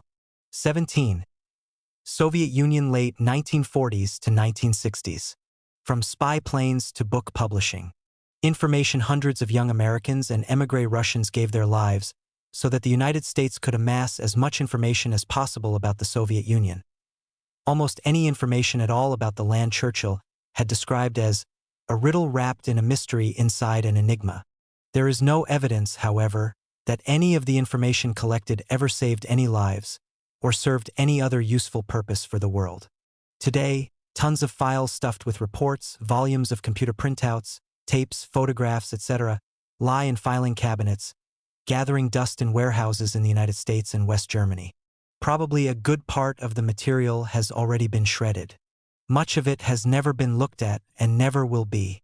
Beginning in the late 1940s, the U.S. military, the CIA, and the National Security Agency regularly sent aircraft along the borders of the Soviet Union to collect visual, photographic, and electronic data of a military or industrial nature, particularly to do with Soviet missile and nuclear capability. The increasingly sophisticated planes and equipment, as well as satellites, submarines, and electronic listening posts in Turkey and Iran, produced vast amounts of computer input. At times, the planes would unintentionally drift over Soviet territory. At other times, they would do so intentionally in order to photograph a particular target, or to activate radar installations so as to capture their signals, or to evaluate the reaction of Soviet ground defenses against an attack. It was a dangerous game of aerial chicken, and on many occasions the planes were met by anti-aircraft fire or Soviet fighter planes. In both 1950 and 1951, an espionage airplane with a crew of 10 was shot down with no survivors. In 1969, a crew of 31 was lost, this time to North Korean fighters over the Sea of Japan. During the intervening years, there were dozens of air incidents involving American aircraft and communist firepower, arising from hundreds, if not thousands, of espionage flights. Some of the spy planes made it safely back to base, which might be Turkey, Iran, Greece, Pakistan, Japan, or Norway, after being attacked and even hit. Others were downed with loss of life or with crew members captured by the Soviets. There has been considerable confusion concerning the number and the fate of U.S. airmen captured by the Soviets after their planes made forced landings or were shot down during the 1950s and 60s. Russian President Boris Yeltsin stated in 1992 that 9 U.S. planes had been shot down in the early 1950s and 12 American survivors had been held prisoner, their ultimate fate not yet discovered. 5 months later, Dmitry Volkogonov, former Soviet general and co-chairman of a Russian-U.S. commission investigating the whole question of missing Americans, told a U.S. Senate committee that 730 airmen had been captured on Cold War spy flights, their fate likewise unclear. The most notable of these incidents was of course the downing of the U-2 piloted by Francis Gary Powers on May 1, 1960. The ultra-high-flying U-2 had been developed because of the vulnerability to being shot down of planes flying at normal altitudes. The disappearance of Powers and his U-2 somewhere in the Soviet Union ensnared the United States government publicly in an entanglement of a false cover story, denials, and amendments to denials. Finally, when the Russians presented Powers and his plane to the world, President Eisenhower had no alternative but to admit the truth. He pointedly added, however, that flights such as the U-2s were distasteful but vital, given the Russian fetish of secrecy and concealment. One of Eisenhower's advisors, Emmett John Hughes, was later to observe that it thus took the administration only 6 days to transform an unthinkable falsehood into a sovereign right. On several occasions, the United States protested to the Soviet Union about Soviet attacks on American planes which were not actually over Soviet territory, but over the Sea of Japan, for example. Though engaged in espionage, such flights, strictly speaking, appear to be acceptable under international law. The most serious repercussion of the whole U-2 affair was that it doomed to failure the Eisenhower-Khrushchev summit meeting which took place 2 weeks later in Paris, and upon which so much hope for peace and détente had been placed by people all over the world. Was the U-2 affair the unfortunate accident of timing that history has made it out to be? Colonel L. Fletcher Prouty, U.S. Air Force, Ret. has suggested otherwise. From 1955 to 1963, Prouty served as the liaison between the CIA and the Pentagon on matters concerning military support of special operations. In his book, The Secret Team, Prouty suggests that the CIA and certain of the agency's colleagues in the Pentagon sabotaged this particular U-2 flight, the last one scheduled before the summit. They did this, presumably, because they did not relish a lessening of Cold War tensions, their raison d'etre. The method employed, Prouty surmises, was remarkably simple. The U-2's engine needed infusions of liquid hydrogen to maintain the plane's incredible altitude, which placed it outside the range of Soviet firepower and interceptor aircraft. If the hydrogen container were only partly filled upon takeoff from Turkey, it would be simply a matter of time, calculable to coincide with the plane being over Soviet territory, before the U-2 was forced to descend to a lower altitude. At this point, whether the plane was shot down or Powers bailed out, allowing it to crash, is not certain. The Soviet Union claimed that it had shot down the U-2 at its normal high altitude with a rocket, but this was probably a falsehood born of 4 years of frustrating failure to shoot a single U-2 from the sky. In any event, the Russians were able to present to the world a partially intact spy plane along with a fully intact spy pilot, complete with all manner of incriminating papers on him, and an unused suicide needle. The presence of identification papers was no oversight, says Prouty.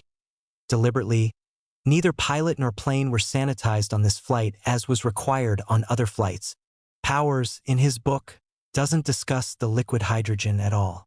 He believed his plane was disabled and forced to descend by the shock waves of a Soviet near-miss. But he recounts technical problems with the plane even before the presumed near-miss. In light of the furor raised by the shooting down of a South Korean commercial airliner by the Soviet Union in 1983, which the Russians claimed was spying, it is interesting to note that Prouty also makes mention of the United States at one time using a seemingly clean national commercial airline of an unspecified foreign country, to do some camera spying or other clandestine project. To the Russians, the spy planes were more than simply a violation of their airspace, and they rejected the notion put forth by the US that the flights were just another form of espionage. Intelligence collection activities are practiced by all countries, said Washington. At the time, there had been no indication of Soviet flights over the United States. The Russians viewed the flights as particularly provocative because airplanes are a means of conducting warfare. They can be considered as the beginning of hostilities, and may even be carrying bombs. The Russians could not forget that the Nazis had preceded their invasion of the Soviet Union with frequent reconnaissance overflights. Neither could they forget that in April 1958, U.S. planes carrying nuclear bombs had flown over the Arctic in the direction of the USSR due to a false warning signal on American radar. The planes were called back when only 2 hours flying time separated them from the Soviet Union. No American plane dropped bombs on the Soviet Union, but many of them dropped men assigned to carry out hostile missions. The men who fell from the sky were Russians who had emigrated to the West, where they were recruited by the CIA and other Western intelligence organizations. The leading émigré organization was known as National Alliance of Russian Solidarists, or the National Union of Labor (NTS). It was composed largely of two distinct groups: the sons of the Russians who had gone to the West following the revolution, and those Russians who, through circumstance or choice, had wound up in Western Europe at the close of the Second World War. Members of both groups had collaborated with the Nazis during the war.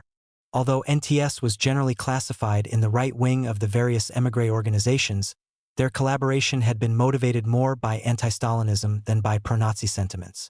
NTS was based primarily in West Germany where, throughout the 1950s, the CIA was the organization's chief benefactor, often its sole support. At a CIA school set up in Germany, under the imposing name of the Institute for the Study of the USSR, as well as at schools in Great Britain and the United States, the agency provided NTS members with extensive training before airdropping them into Soviet territory. The men landed on their native soil elaborately equipped, with everything from weapons to collapsible bicycles, frogman suits, and rubber mats for crossing electrically charged barbed wire fences. The Russians were returned to their homeland for a variety of reasons: to gather intelligence about military and technological installations, commit assassinations, obtain current samples of identification documents, assist Western agents to escape, engage in sabotage, for which they were well trained, methods of derailing trains and wrecking bridges, actions against arms factories and power plants, etc., or instigate armed political struggle against communist rule by linking up with resistance movements, a wholly unrealistic goal given the feeble state of such movements, but one which some NTS fanatics swore by. It will never be known just how many men the CIA infiltrated into the Soviet Union, not only by air but by border crossings and by boat as well. Many hundreds at least. As to their fate, the Soviet Union published a book in 1961 called Caught in the Act = CIA, in which were listed the names and other details of about 24 infiltrators the Russians claimed to have captured, often almost immediately upon arrival. Some were executed, others received prison sentences. One allegedly was an individual who had taken part in a mass execution of Jews in German-occupied Soviet territory. The book asserts that there were many more caught who were not listed. This may have been a self-serving statement, but it was a relatively simple matter for the Russians to infiltrate the émigrés' ranks in Western Europe and learn the entire operation. The CIA, to be sure, was not naive about this practice. The agency went so far as to torture suspected defectors in Munich, using such esoteric methods as applying turpentine to a man's testicles or sealing someone in a room and playing Indonesian music at deafening levels until he cracked. The Russians further claimed that some of those smuggled in were furnished with special radio beacons to guide planes where to land other agents, and which could also be used to direct U.S. bombers in the event of war. Some of the émigrés made it back to Western Europe with their bits and pieces of information, or after attempting to carry out some other assignment. Others, provided with a complete set of necessary documents, were instructed to integrate themselves back into Soviet society and become agents in place. Still others, caught up in the emotions of being home, turned themselves in once again, the human factor, which no amount of training or indoctrination can necessarily circumvent. No American operation against the Soviet Union would be complete without its propaganda side. Bringing the gospel to the heathen, in a myriad of ways that displayed the creativity of the CIA and its team of émigrés. Novel mechanisms were developed to enable airplanes and balloons to drop anti-communist literature over the Soviet Union. When the wind was right, countless leaflets and pamphlets were scattered across the land, or quantities of literature were floated downstream in waterproof packages. Soviet citizens coming to the West were met at every turn by NTS people, handing out their newspapers and magazines in Russian and Ukrainian. To facilitate contact, NTS at times engaged in black market operations and opened small shops which catered to Russians at cheap prices. From North Africa to Scandinavia, the CIA network confronted Soviet seamen, tourists, officials, athletes, even Soviet soldiers in East Germany, to present them with the truth as seen by the free world, as well as to pry information from them, to induce them to defect or to recruit them as spies. Hotel rooms were searched, phones tapped, bribes offered, or blackmail threatened in attempts to reach these ends. Actions were also undertaken to entrap or provoke Soviet diplomatic personnel, so as to cause their expulsion and/or embarrass the Soviet Union. The propaganda offensive led the U.S. government into the book publishing business. Under a variety of arrangements with American and foreign publishers, distributors, literary agents, and authors, the CIA and the United States Information Agency, USIA, produced, subsidized, or sponsored well over 1,000 books by 1967 which were deemed to serve a propaganda need. Many of the books were sold in the United States as well as abroad. None bore any indication of U.S. government involvement. Of some, said the USIA, we control the things from the very idea down to the final edited manuscript. Some books were published and at times written only after the USIA or the CIA agreed to purchase a large number of copies. There is no way of determining what effect this financial incentive had upon a publisher or author concerning a book's tone and direction. In some cases, Washington released classified information to an author to assist him or her in writing the book. In 1967, following revelations about CIA domestic activities, this practice purportedly came to an end in the U.S., although it continued abroad. A Senate committee in 1976 stated that during the preceding few years, the CIA had been connected with the publication of some 250 books, mostly in foreign languages. Some of these were most likely later reprinted in the United States. The actual identity of most of the books, however, is still classified. Among those which have been revealed are The Dynamics of Soviet Society by Walt Rostow, The New Class by Milo Vangelos, Concise History of the Communist Party by Robert A. Burton, The Foreign Aid Programs of the Soviet Bloc in Communist China by Kurt Muller, In Pursuit of World Order by Richard N. Gardner, Peking and People's Wars by Major General Sam Griffith, The Yan'an Way by Eudoxio Ravines, Life and Death in Soviet Russia by Valentin Gonzalez, The Anthill by Suzanne Labin, The Politics of Struggle, The Communist Front and Political Warfare by James D. Atkinson, From Colonialism to Communism by Hong Vinh Chi, Why Vietnam, by Frank Traeger, and Terror in Vietnam by J. Mallon. In addition, the CIA financed and distributed throughout the world the animated cartoon film of George Orwell's Animal Farm. The most pervasive propaganda penetration of the socialist bloc was by means of the airwaves. Numerous transmitters, tremendous wattage, and often round-the-clock programming brought Radio Liberty and Radio Free Russia to the Soviet Union, Radio Free Europe and Radio in the American sector to Eastern Europe, and the Voice of America to all parts of the world. With the exception of the last, the stations were ostensibly private organizations financed by gifts from American corporations, nickel-and-dime donations from the American public, and other private sources. In actuality, the CIA covertly funded almost all of the costs until 1971. Exposure of the agency's role in 1967, although it had been widely assumed long before then, led to Congress eventually instituting open governmental financing of the stations. The stations served the purpose of filling in some of the gaps and correcting the falsehoods of the communist media, but could not escape presenting a picture of the world, both East and West, shot through with their own omissions and distortions. Their mission in life was to emphasize whatever could make the communist regimes look bad. To many in the CIA, wrote Victor Marchetti, former senior official of the agency, the primary value of the radios was to sow discontent in Eastern Europe and, in the process, to weaken the communist governments. Many of the Russians who worked for the various stations, which broadcast at length about freedom, democracy, and other humanitarian concerns, were later identified by the U.S. Justice Department as members of Hitler's notorious Einsatzgruppen, which rounded up and killed numerous Jews in the Soviet Union. One of these worthies was Stanislaw Stankiewicz, under whose command a mass murder of Jews in Belarusia was carried out in which babies were buried alive with the dead, presumably to save ammunition. Stankiewicz wound up working for Radio Liberty. German war criminals as well were employed by the CIA in a variety of anti-Soviet operations. By every account, the sundry programs to collect strategic information about the Soviet Union, particularly via infiltration into the country and encountering Soviet nationals in the West, were a singular flop. The information reported was usually trivial, spotty, garbled, or out of date.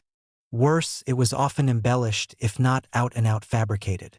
Many post-war émigrés in Western Europe made their living in the information business. It was their most saleable commodity. From a real or fictitious meeting with a Soviet citizen, they would prepare a report which was often just ordinary facts with a bit of political color added on. At times, as many as 4 versions of the report would be produced, differing in style and quantity of facts. Written by 4 different people, the reports would then be sold separately to US, British, French, and West German intelligence agencies. The CIA's version contained everything in the other 3 versions, which were eventually transmitted to the agency by the other countries without their source being revealed. Analysis of all the reports tended to bring the CIA to the conclusion that the NTS was giving them the fullest picture of all, and that the information all tallied. NTS looked good and the files grew thick. The CIA's Russian files in Washington, meanwhile, approached mountainous proportions with the data acquired from opening mail between the Soviet Union and the United States, a practice begun in the early 1950s and continued at least into the 1970s. Said a Post Office Council in 1979, if there was no national security mail cover program, the FBI might be inhibited in finding out if a nation was planning war against us. Former CIA officer Harry Rositsk, who was closely involved with anti-Soviet operations after the war, later wrote that the primary task of the émigrés infiltrated into the Soviet Union during the early years, and the same could probably be said of the spy planes, was to provide early warning of a Soviet military offensive against the West, an invasion which, in the minds of cold warriors in the American government, appeared perpetually imminent. This apprehension was reminiscent of the alarms sounded following the Russian Revolution, see introduction to the original edition, and similarly flourished despite the fact of a Russia recently devastated by a major war and hardly in a position to undertake a military operation of any such magnitude. Nevertheless, wrote Rositsk, it was officially estimated that Soviet forces were capable of reaching the English Channel in a matter of weeks. It was an axiom in Washington that Stalin was plotting war. When would it come? He pointed out, however, that the mere existence of radio-equipped agents on Soviet terrain with no early warnings to report had some cautionary value in tempering the war scare among the military estimators at the height of the Cold War. A secret report of the National Security Resources Board of January 1951 warned, as things are now going, by 1953 if not 1952, the Soviet aggressors will assume complete control of the world situation. Rositsk, although a committed anti-communist, recognized the unreality of such thinking. But, as he explained, his was a minority opinion in official Washington.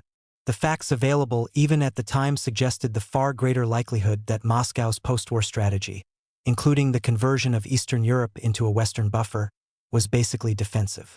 It is nonetheless a simple fact that no scenario was written then, nor has it been written since, to explain why the Russians would want to conquer Western Europe by force or to bomb the United States. Neither action would have contributed in any tangible way to the Soviet national interest and would have hazarded the destruction of the Soviet state. This basic question was never raised, for the Cold War prism created in the minds of the diplomatic and military strategists a clear-cut world of black and white. There were no grays. Several years were to pass, Rositsk pointed out, before it became clear to Washington that there were no warnings, early or otherwise, to report. This, however, had no noticeable effect upon the United States military buildup or Cold War propaganda. 18. Italy 1950s to 1970s. Supporting the Cardinals' orphans and technofascism. After the multifarious extravaganza staged by the United States in 1948 to exorcise the specter of communism that was haunting Italy, the CIA settled in place for the long haul with a less flamboyant but more insidious operation. A White House memorandum, prepared after the 1953 election, reported that neither the Moscow war stick nor the American economic carrot was being visibly brandished over the voters in this election. Covert funding was the name of the game. Victor Marchetti, former executive assistant to the deputy director of the CIA, has revealed that in the 1950s the agency spent some $20 to $30 million a year, or maybe more, to finance its programs in Italy. Expenditures in the 1960s, he added, came to about $10 million annually. The CIA itself has admitted that between 1948 and 1968, it paid a total of $65,150,000 to the Christian Democrats and other parties, to labor groups, and to a wide variety of other organizations in Italy. It also spent an undisclosed amount in support of magazines and book publishers and other means of news and opinion manipulation, such as planting news items in non-American media around the world which cast unfavorable light upon communism, then arranging for these stories to be reprinted in friendly Italian publications. It is not known when, if ever, the CIA ended its practice of funding anti-communist groups in Italy. Internal agency documents of 1,972 reveal contributions of some $10 million to political parties, affiliated organizations, and 21 individual candidates in the parliamentary elections of that year. At least $6 million was passed to political leaders for the June 1976 elections. And in the 1980s, CIA Director William Casey arranged for Saudi Arabia to pay $2 million to prevent the communists from achieving electoral gains in Italy. Moreover, the largest oil company in the United States, Exxon Corporation, admitted that between 1963 and 1972 it had made political contributions to the Christian Democrats and several other Italian political parties totaling $46 million to $49 million. Mobil Oil Corporation also contributed to the Italian electoral process to the tune of an average $500,000 a year from 1970 through 1973. There is no report that these corporate payments derived from persuasion by the CIA or the State Department, but it seems rather unlikely that the firms would engage so extravagantly in this unusual sideline with complete spontaneity. Much of the money given by the CIA to Italian political parties since World War II, said a former high-level U.S. official, ended up in villas, in vacation homes, and in Swiss bank accounts for the politicians themselves. A more direct American intervention into the 1976 elections was in the form of propaganda. Inasmuch as political advertising is not allowed on Italian television, the U.S. ambassador to Switzerland, Nathaniel Davis, arranged for the purchase of large blocks of time on Monte Carlo TV to present a daily news commentary by the editorial staff of the Milan newspaper Il Giornale Nuovo, which was closely associated with the CIA. It was this newspaper that, in May 1981, set in motion that particular piece of international disinformation known as the KGB plot to kill the Pope. Another Italian newspaper, the Daily American of Rome, for decades the country's leading English-language paper, was for a long period in the 1950s to the 70s partly owned and or managed by the CIA. We had at least one newspaper in every foreign capital at any given time, the CIA admitted in 1977, referring to papers owned outright or heavily subsidized, or infiltrated sufficiently to have stories printed which were useful to the agency or suppress those it found detrimental. Ambassador Davis also arranged for news items which had been placed in various newspapers by the agency to be read on Monte Carlo TV and Swiss TV, both of which were received in Italy. The programs were produced in Milan by Franklin J. Tonini of the U.S. Diplomatic Corps, and Michael Ledeen, a reporter with Il Giornale Nuovo. Ledeen, an American, was later a consultant to the Reagan administration and a senior fellow at the conservative think tank of Georgetown University in Washington, the Center for Strategic and International Studies. The relentless fight against the Italian Communist Party took some novel twists. One, in the 1950s, was the brainchild of American Ambassador Claire Booth Luce. The celebrated Ms. Luce, playwright and wife of Time magazine publisher Henry Luce, decided to make it known that no U.S. Department of Defense procurement contracts would be awarded to Italian firms whose employees had voted to be represented by the communist-controlled labor union. In the case of Fiat, this had dramatic results. The communist union's share of the vote promptly fell from 60 to 38%. Then there was the case of Cardinal Giovanni Battista Montini, another beneficiary of CIA largesse. The payments made to him reveal something of the agency's mechanistic thinking about why people become radicals.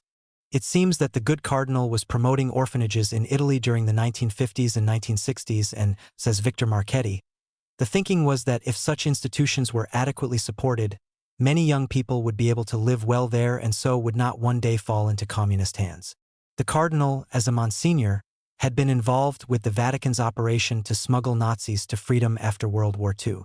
He had a long history of association with Western governments and their intelligence agencies. In 1963, he became Pope Paul VI. In a 1974 interview, Marchetti also spoke of the training provided by the agency to the Italian security services. They are trained, for example, to confront disorders and student demonstrations, to prepare dossiers, to make the best possible use of bank data and tax returns of individual citizens, etc. In other words, to watch over the population of their country with the means offered by technology. This is what I call technofascism. William Colby, later director of the CIA, arrived in Italy in 1953 as station chief and devoted the next 5 years of his life to financing and advising center-right organizations for the express purpose of inducing the Italian people to turn away from the leftist bloc, particularly the Communist Party, and keep it from taking power in the 1958 elections. In his account of that period, he justifies this program on the grounds of supporting democracy or center democracy and preventing Italy from becoming a Soviet satellite. Colby perceived all virtue and truth to be bunched closely around the center of the political spectrum, and the Italian Communist Party to be an extremist organization committed to abolishing democracy and creating a society modeled after the worst excesses of Stalinist Russia. He offers no evidence to support his conclusion about the communists, presumably because he regards it as self-evident, as much to the reader as to himself. Neither, for that matter, does he explain what was this thing called democracy, which he so cherishes and which the communists were so eager to do away with. Colby comes across as a technocrat who carried out the orders of his side and mouthed the party line without serious examination. When Oriana Fallaci, the Italian journalist, interviewed him in 1976, she remarked at the close of a frustrating conversation, "Had you been born on the other side of the barricade, you would have been a perfect Stalinist." To which Colby replied, "I reject that statement. But, well, it might be." No. It might not. American policymakers dealing with Italy in the decades subsequent to Colby's time there did not suffer any less than he from hardening of the categories. Colby, after all, took pains to point out his liberal leanings. These were men unable to view the Italian Communist Party in its indigenous political context, but only as a national security threat to the United States and NATO. Yet, all those years, the party was proceeding along a path revisionist enough to make Lenin turn in his grave if he were in one. The path was marked by billboards proclaiming the democratic advance to socialism and the national road to socialism, the abandonment of the dictatorship of the proletariat, and the denunciation of the Soviet invasion of Czechoslovakia. The party pushed its national role as responsible opposition, participated in the drive for productivity, affirmed its support for a multi-party system and for Italy remaining in the common market and in NATO, and was second to none in its condemnation of any form of terrorism.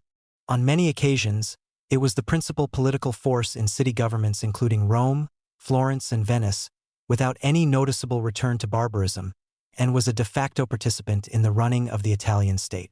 The Socialist Party, a prime target of the United States in the 1948 elections, was a formal member of the government for much of the 1960s to the 1990s. In the files of the State Department and the CIA lie any number of internal reports prepared by anonymous analysts testifying to the reality of the Communist Party's historic compromise and the evolution of its estrangement from the Soviet Union known as Eurocommunism. In the face of this, however, in the face of everything, American policy remained rooted in place, fixed in a time that was no longer and probably never was.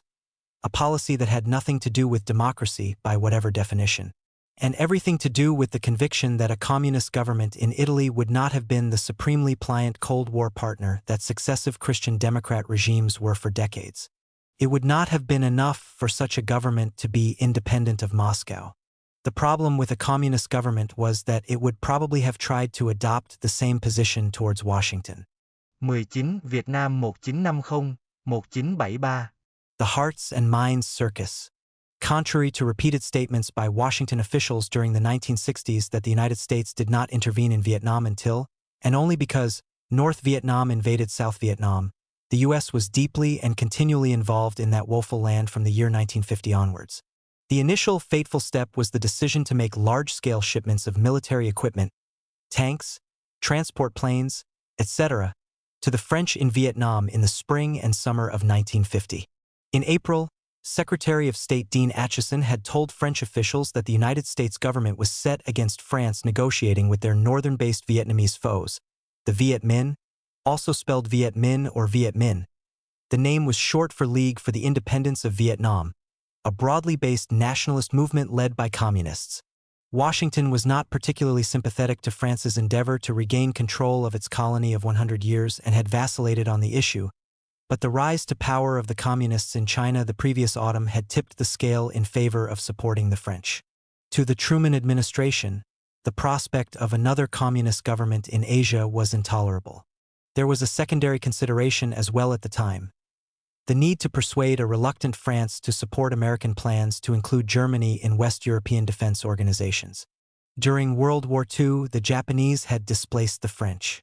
Upon the defeat of Japan, the Viet Minh took power in the north, while the British occupied the south, but soon turned it back to the French. Said French General Jean Leclerc in September 1945, "I didn't come back to Indochina to give Indochina back to the Indo-Chinese." Subsequently, the French emphasized that they were fighting for the free world against communism, a claim made in no small part to persuade the United States to increase its aid to them. American bombers, military advisors, and technicians by the hundreds were to follow the first aid shipments, and over the next few years direct American military aid to the French war effort ran to about $1 billion a year. By 1954, the authorized aid had reached the sum of $1.4 billion and constituted 78% of the French budget for the war. The extensive written history of the American role in Indochina produced by the Defense Department, later to be known as the Pentagon Papers, concluded that the decision to provide aid to France directly involved the United States in Vietnam and set the course for future American policy. There had been another path open.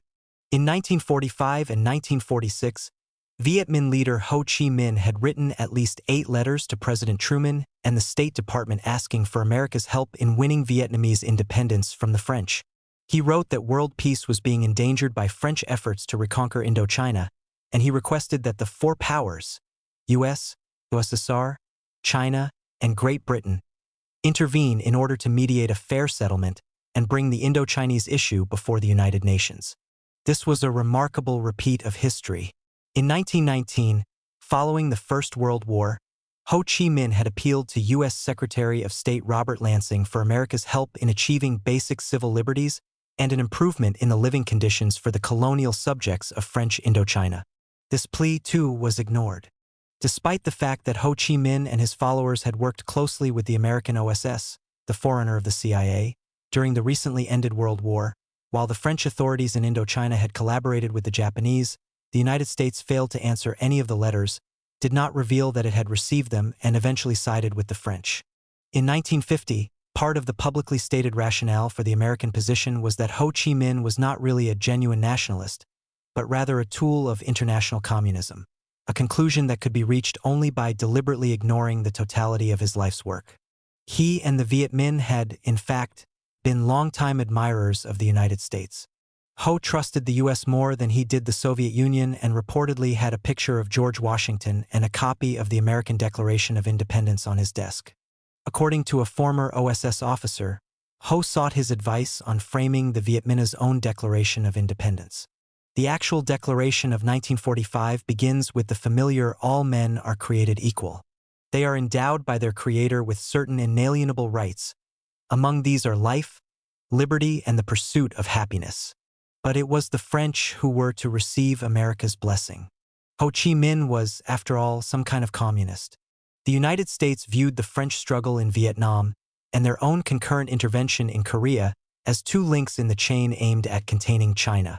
Washington was adamantly opposed to the French negotiating an end to the war which would leave the Viet Minh in power in the northern part of the country, and, at the same time, free the Chinese to concentrate exclusively on their Korean border.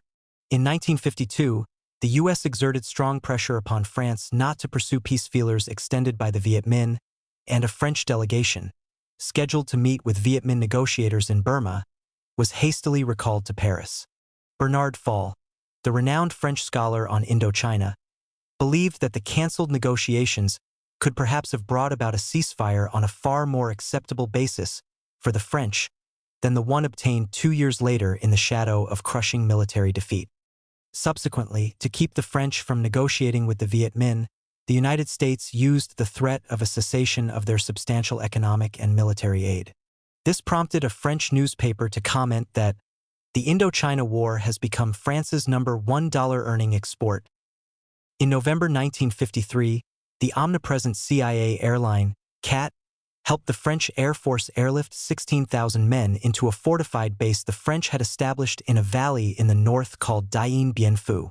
When the garrison was later surrounded and cut off by the Viet Minh CAT pilots, flying U.S. Air Force C-119s, often through anti-aircraft fire, delivered supplies to the beleaguered French forces in this their Waterloo. By 1954, the New York Times could report that the French Air Force is now almost entirely equipped with American planes. The United States had also constructed a number of airfields, ports, and highways in Indochina to facilitate the war effort, some of which American forces were to make use of in their later wars in that area.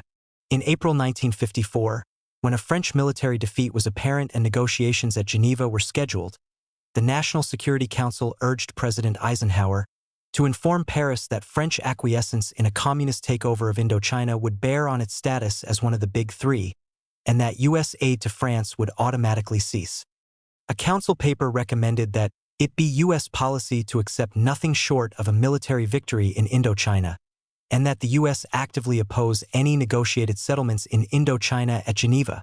The council stated further that, if necessary, the U.S. should consider continuing the war without French participation. The Eisenhower administration had for some time very seriously considered committing American combat troops to Vietnam. Apparently, this move was not made only because of uncertainty about congressional approval and the refusal of other countries to send even a token force, as they had done in Korea, to remove the appearance of a purely American operation. "We are confronted by an unfortunate fact," lamented Secretary of State John Foster Dulles at a 1954 cabinet meeting.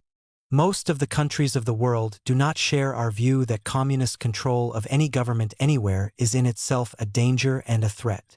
In May, the chairman of the Joint Chiefs of Staff, Admiral Arthur Radford, sent a memorandum to Defense Secretary Charles Wilson on studies with respect to possible U.S. actions regarding Indochina, which stated that the employment of atomic weapons is contemplated in the event that such course appears militarily advantageous.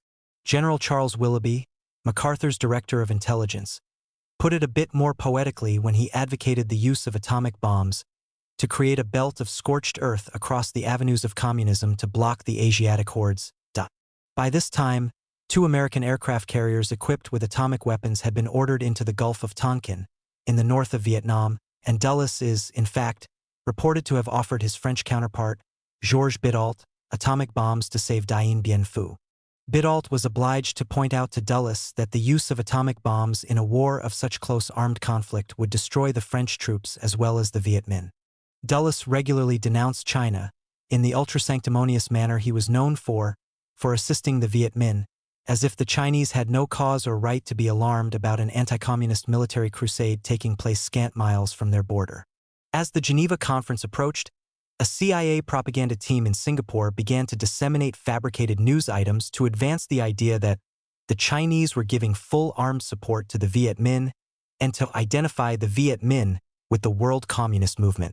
The CIA believed that such stories would strengthen the non-communist side at the Geneva talks.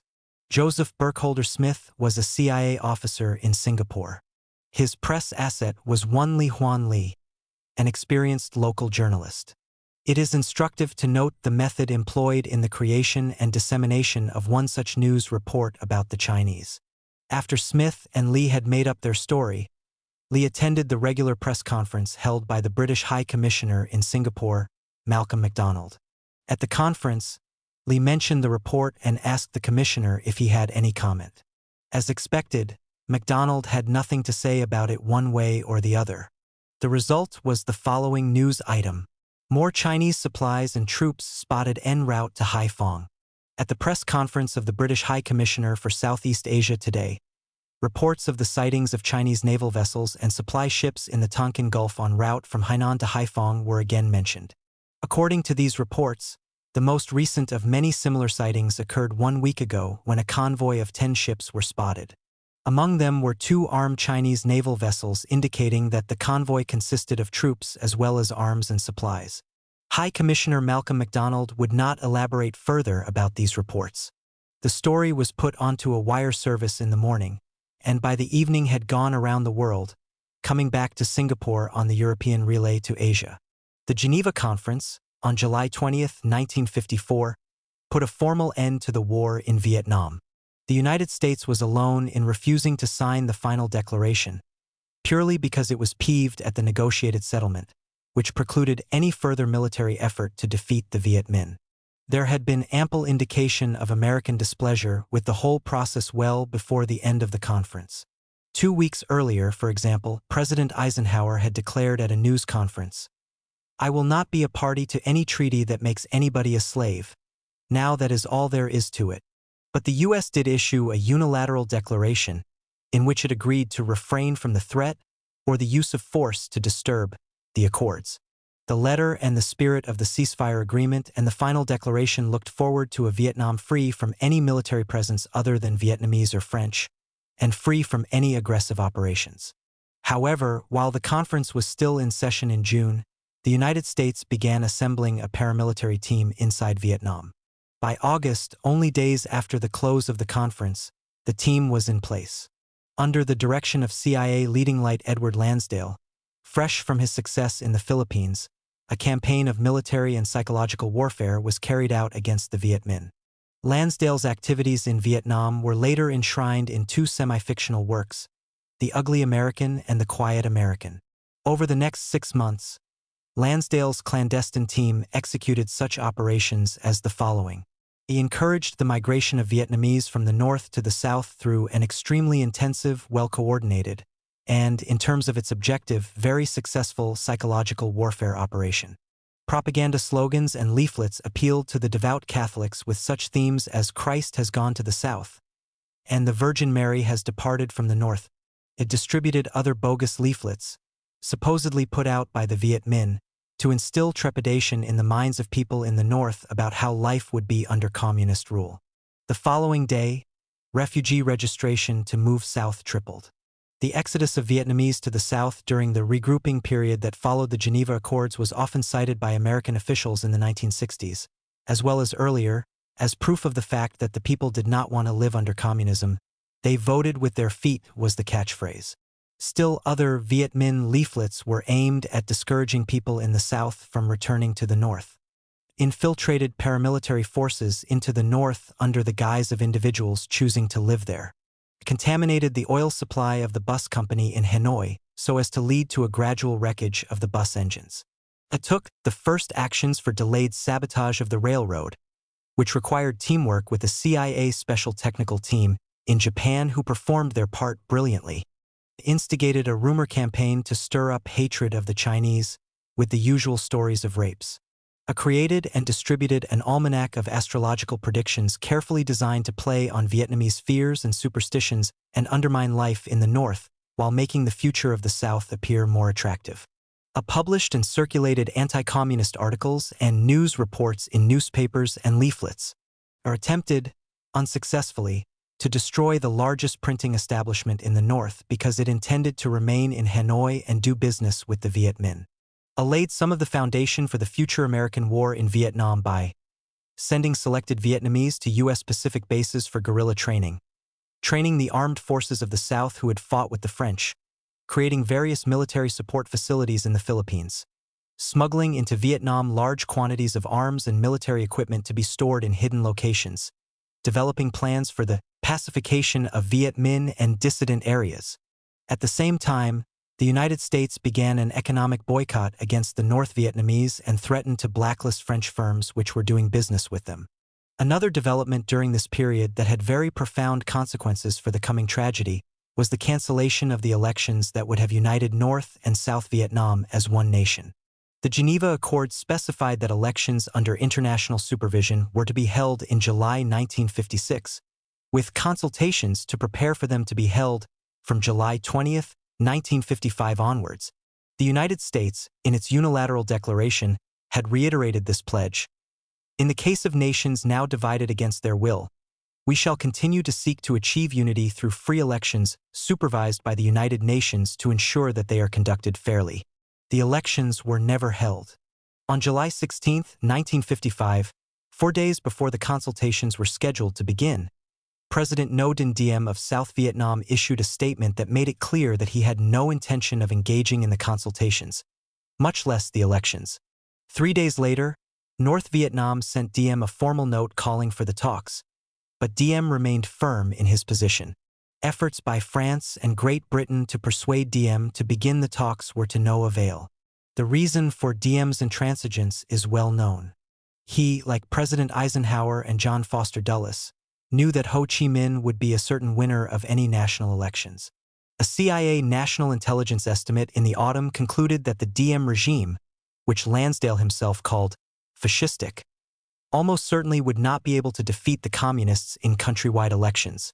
Later, Eisenhower was to write in his memoirs, "I have never talked or corresponded with a person knowledgeable in Indochinese affairs who did not agree that had elections been held as of the time of the fighting, possibly 80% of the population would have voted for the communist Ho Chi Minh as their leader rather than Chief of State Bao Dai." The latter was Diem's predecessor. The study of the Pentagon Papers cited State Department cables and National Security Council memorandums indicating that the Eisenhower administration wished to postpone the elections as long as possible and communicated its feelings to Mr. Diem.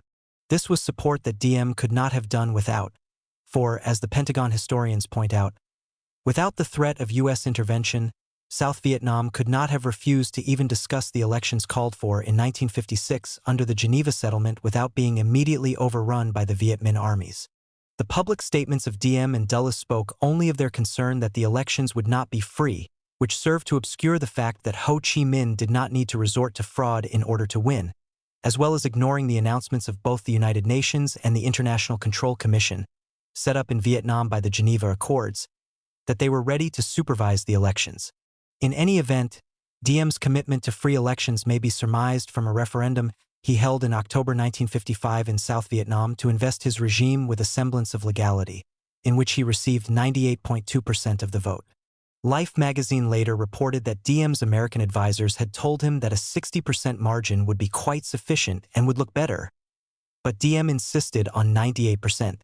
With the elections cancelled, the nation still divided, and Diem with his mandate free to continue his heavy, tyrannical rule, the turn to violence in South Vietnam became inevitable. As if in knowledge of and preparation for this, the United States sent 350 additional military men to Saigon in May 1956, an example of the U.S. ignoring the Geneva Accords, stated the Pentagon study. Shortly afterwards, Dulles confided to a colleague, "We have a clean base there now without a taint of colonialism. Dien Bien Phu was a blessing in disguise." The later phase, "If you grab him by the balls, the hearts and minds will follow. Give us your hearts and minds or we'll burn down your goddamn village." The end result of America's anti-communist policy in Vietnam. Also its beginning and its middle. There was little serious effort to win the hearts and minds of the Vietnamese people, even less chance of success, for the price of success was social change, of the kind that Diem was unwilling to accept in Vietnam, the kind the United States was not willing to accept anywhere in the Third World. If Washington had been willing to accept such change, which they have always routinely and disparagingly dismissed as socialist, there would have been no need to cancel the elections or to support Diem, no need for intervention in the first place. There was, consequently, no way the United States could avoid being seen by the people of Vietnam as other than the newest imperialist occupiers, following in the footsteps of first the Chinese, then the French, then the Japanese, then the French again. To the men who walked the corridors of power in Washington, to the military men in the field, Indochina, nay, Southeast Asia was a single, large battlefield. Troops of South Vietnam were used in Laos and Cambodia. Troops of Thailand were used in Laos, Cambodia, and South Vietnam. Thailand and the Philippines were used as bases from which to bomb the three countries of Indochina. Military officers in South Vietnam, Thailand, and Taiwan were trained at American schools in the Philippines. CIA-supported forces carried out incursions and invasions into China from Laos, Burma, and Taiwan. When there was a much-publicized pause in the bombing of North Vietnam, more American planes were thus available to increase the bombing of Laos. And so it went. From 1955 to 1959, Michigan State University, under a U.S. government contract, conducted a covert police training program for the South Vietnamese. With the full knowledge of certain MSU officials, 5 CIA operatives were concealed in the staff of the program and carried on the university's payroll as its employees. By the terms of a 1957 law, drawn up by the MSU group, every Vietnamese 15 years and older was required to register with the government and carry ID cards. Anyone caught without the proper identification was considered as a National Liberation Front, Viet Cong, suspect and subject to imprisonment or worse. At the time of registration, a full set of fingerprints was obtained and information about the person's political beliefs was recorded. When popular resistance to No Din Diem reached the level where he was more of a liability than an asset, he was sacrificed.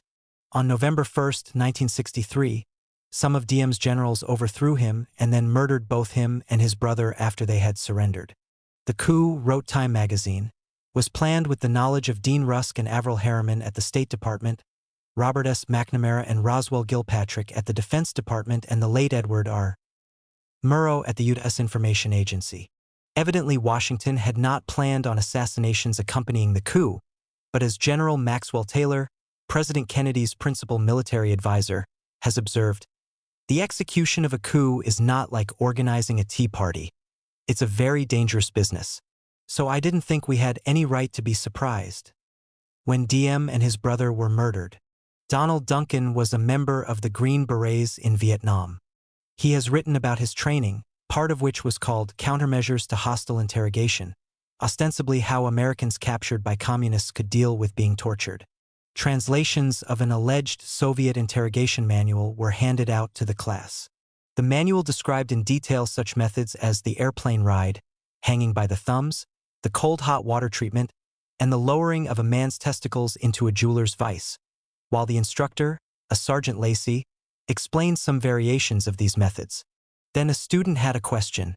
Sergeant Lacey, the name of this class is Countermeasures to Hostile Interrogation, but you have spent most of the period telling us there are no countermeasures. If this is true, then the only reason for teaching them the torture methods, it seems to me, is so that we'll know how to use them. Are you suggesting we use these methods? The class laughs, and Lacey looks down at the floor, creating a dramatic pause.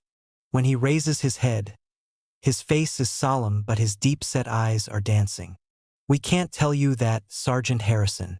The mothers of America wouldn't approve. The class bursts into laughter at the sarcastic cynicism. Furthermore, a conspiratorial wink. We will deny that any such thing is taught or intended. At the U.S. Navy schools in San Diego and Maine during the 1960s and 1970s, the course had a different name.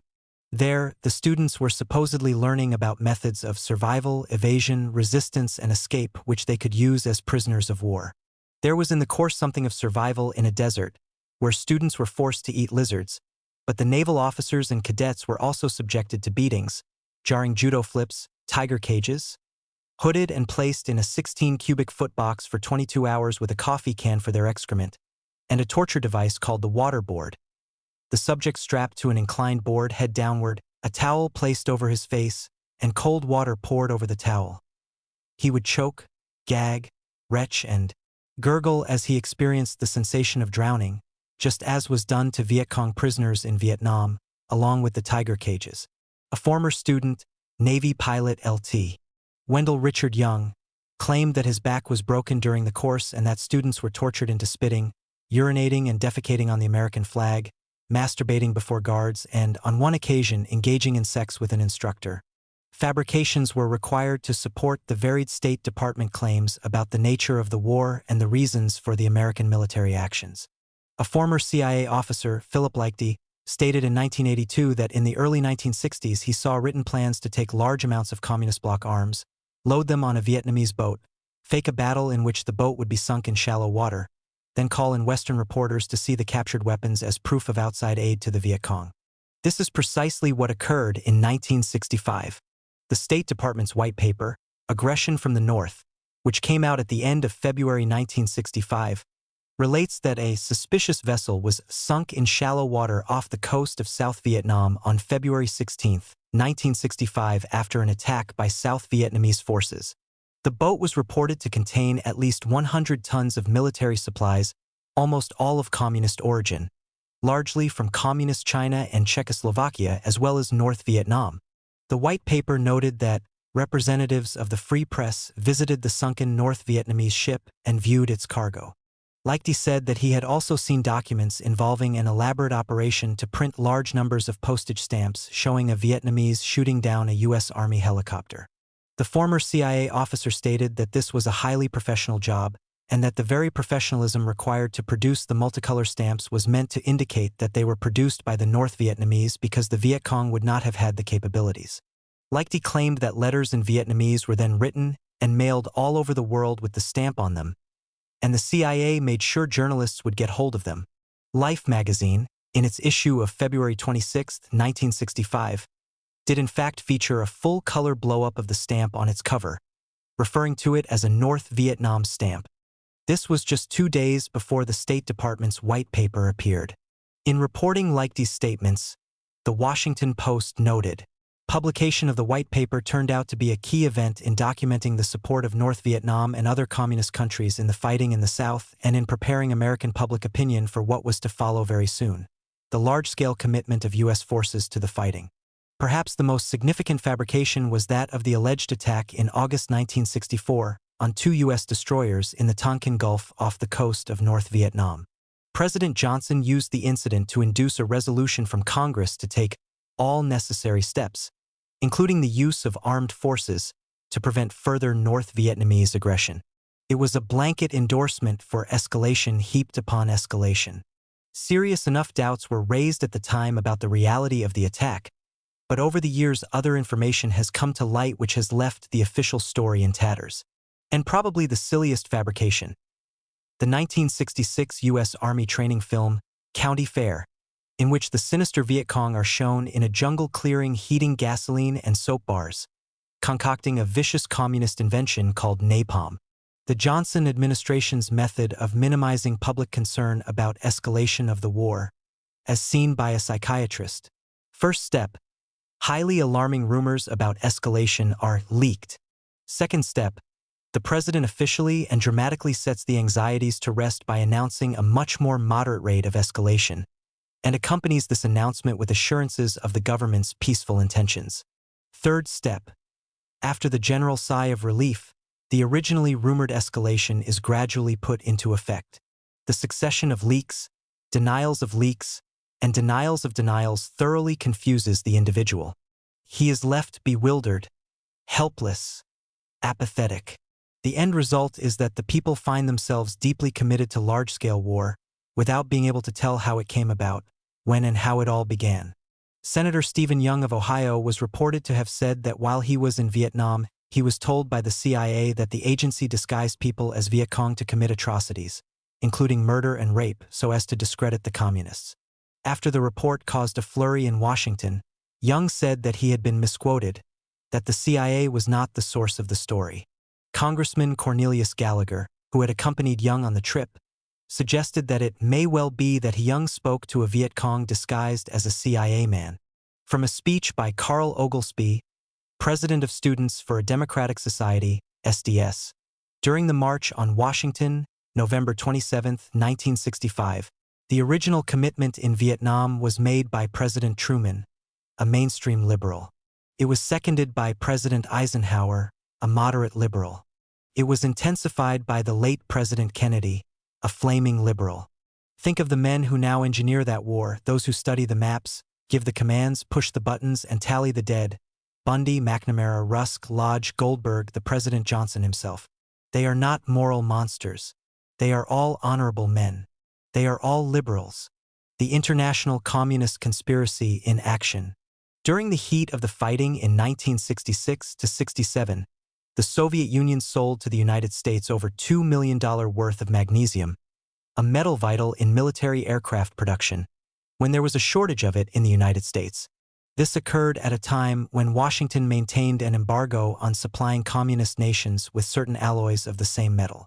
At about the same time, China sold several thousand tons of steel to the United States in South Vietnam for use in the construction of new air and army bases when no one else could meet the American military's urgent need. This, while Washington maintained a boycott on all Chinese products. Even wigs imported into the U.S. from Hong Kong had to be accompanied by a certificate of origin stating that they contained no Chinese hair. The sale of steel may have been only the tip of the iceberg of Chinese sales to the United States during the war. In a visit to China in January 1972, White House envoy Alexander Haig met with Premier Zhou Enlai. Years later, Haig wrote, "Though he never stated the case in so many words, I reported to President Nixon that the import of what Zhou said to me was, 'Don't lose in Vietnam. Don't withdraw from Southeast Asia.'"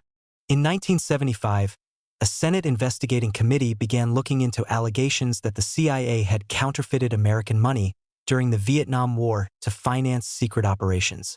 2 Viet Cong prisoners were interrogated on an airplane flying toward Saigon. The first refused to answer questions and was thrown out of the airplane at 3,000 feet. The second immediately answered all the questions. But he too was thrown out. Variations of the water torture were also used to loosen tongues or simply to torment. Other techniques, usually designed to force onlooking prisoners to talk, involve cutting off the fingers, ears, fingernails, or sexual organs of another prisoner. It is not clear whether these particular Vietnamese were actual prisoners of war, i.e., captured in combat, or whether they were amongst the many thousands of civilians arrested as part of the infamous Phoenix program.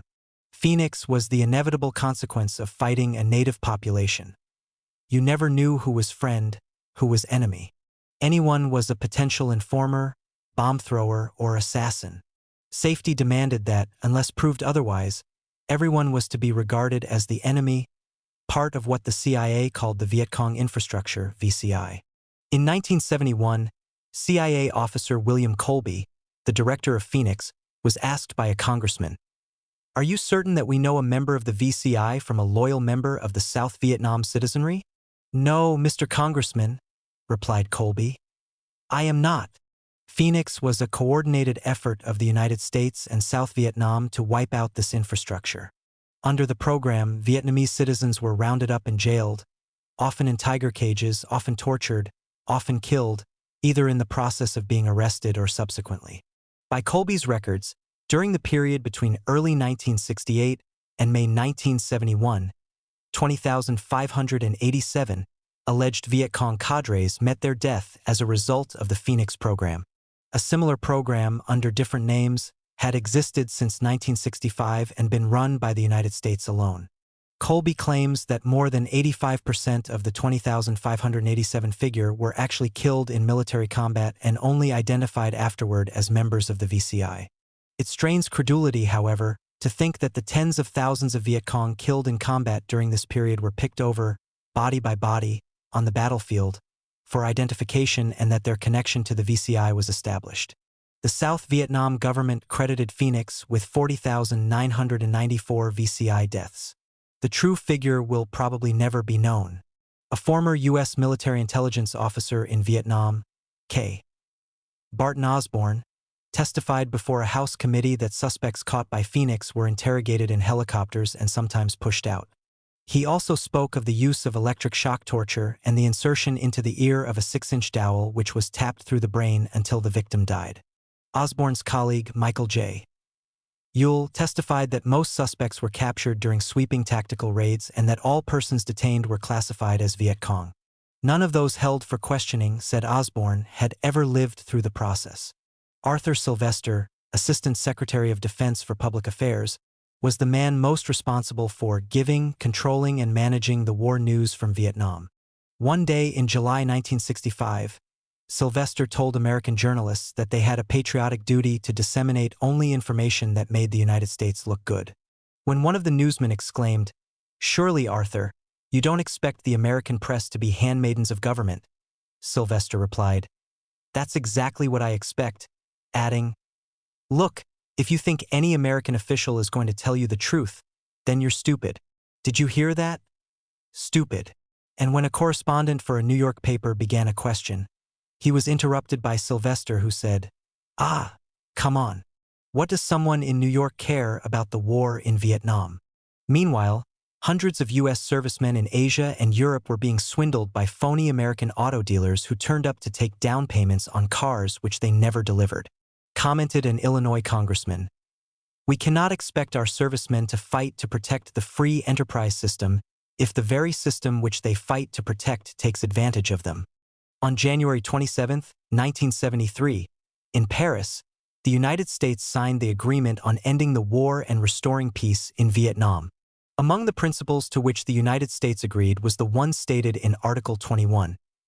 In pursuance of its traditional policy, the United States will contribute to healing the wounds of war and to post-war reconstruction of the Democratic Republic of Vietnam, North Vietnam, and throughout Indochina.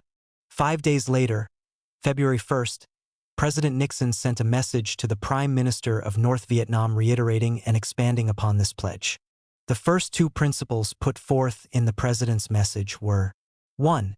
The government of the United States of America will contribute to post-war reconstruction in North Vietnam without any political conditions. 2. Preliminary United States studies indicate that the appropriate programs for the United States contribution to post-war reconstruction will fall in the range of $3.25 billion of grant aid over 5 years. Other forms of aid will be agreed upon between the two parties. This estimate is subject to revision and to detailed discussion between the government of the United States and the government of the Democratic Republic of Vietnam. For the next 2 decades, the only aid given to any Vietnamese people by the United States was to those who left Vietnam and those who were infiltrated back in to stir up trouble. At the same time, the U.S. imposed a complete embargo on trade and assistance to the country, which lasted until 1994. Are the victims of the Vietnam War also to be found in generations yet unborn? Tens of millions of gallons of herbicides were unleashed over the country. Included in this were quantities of dioxin, which has been called the most toxic man-made substance known. 3 ounces of dioxin, it is claimed, in the New York City water supply could wipe out the entire populace.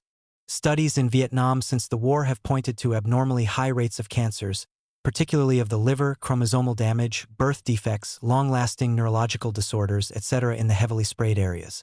Other victims were Americans.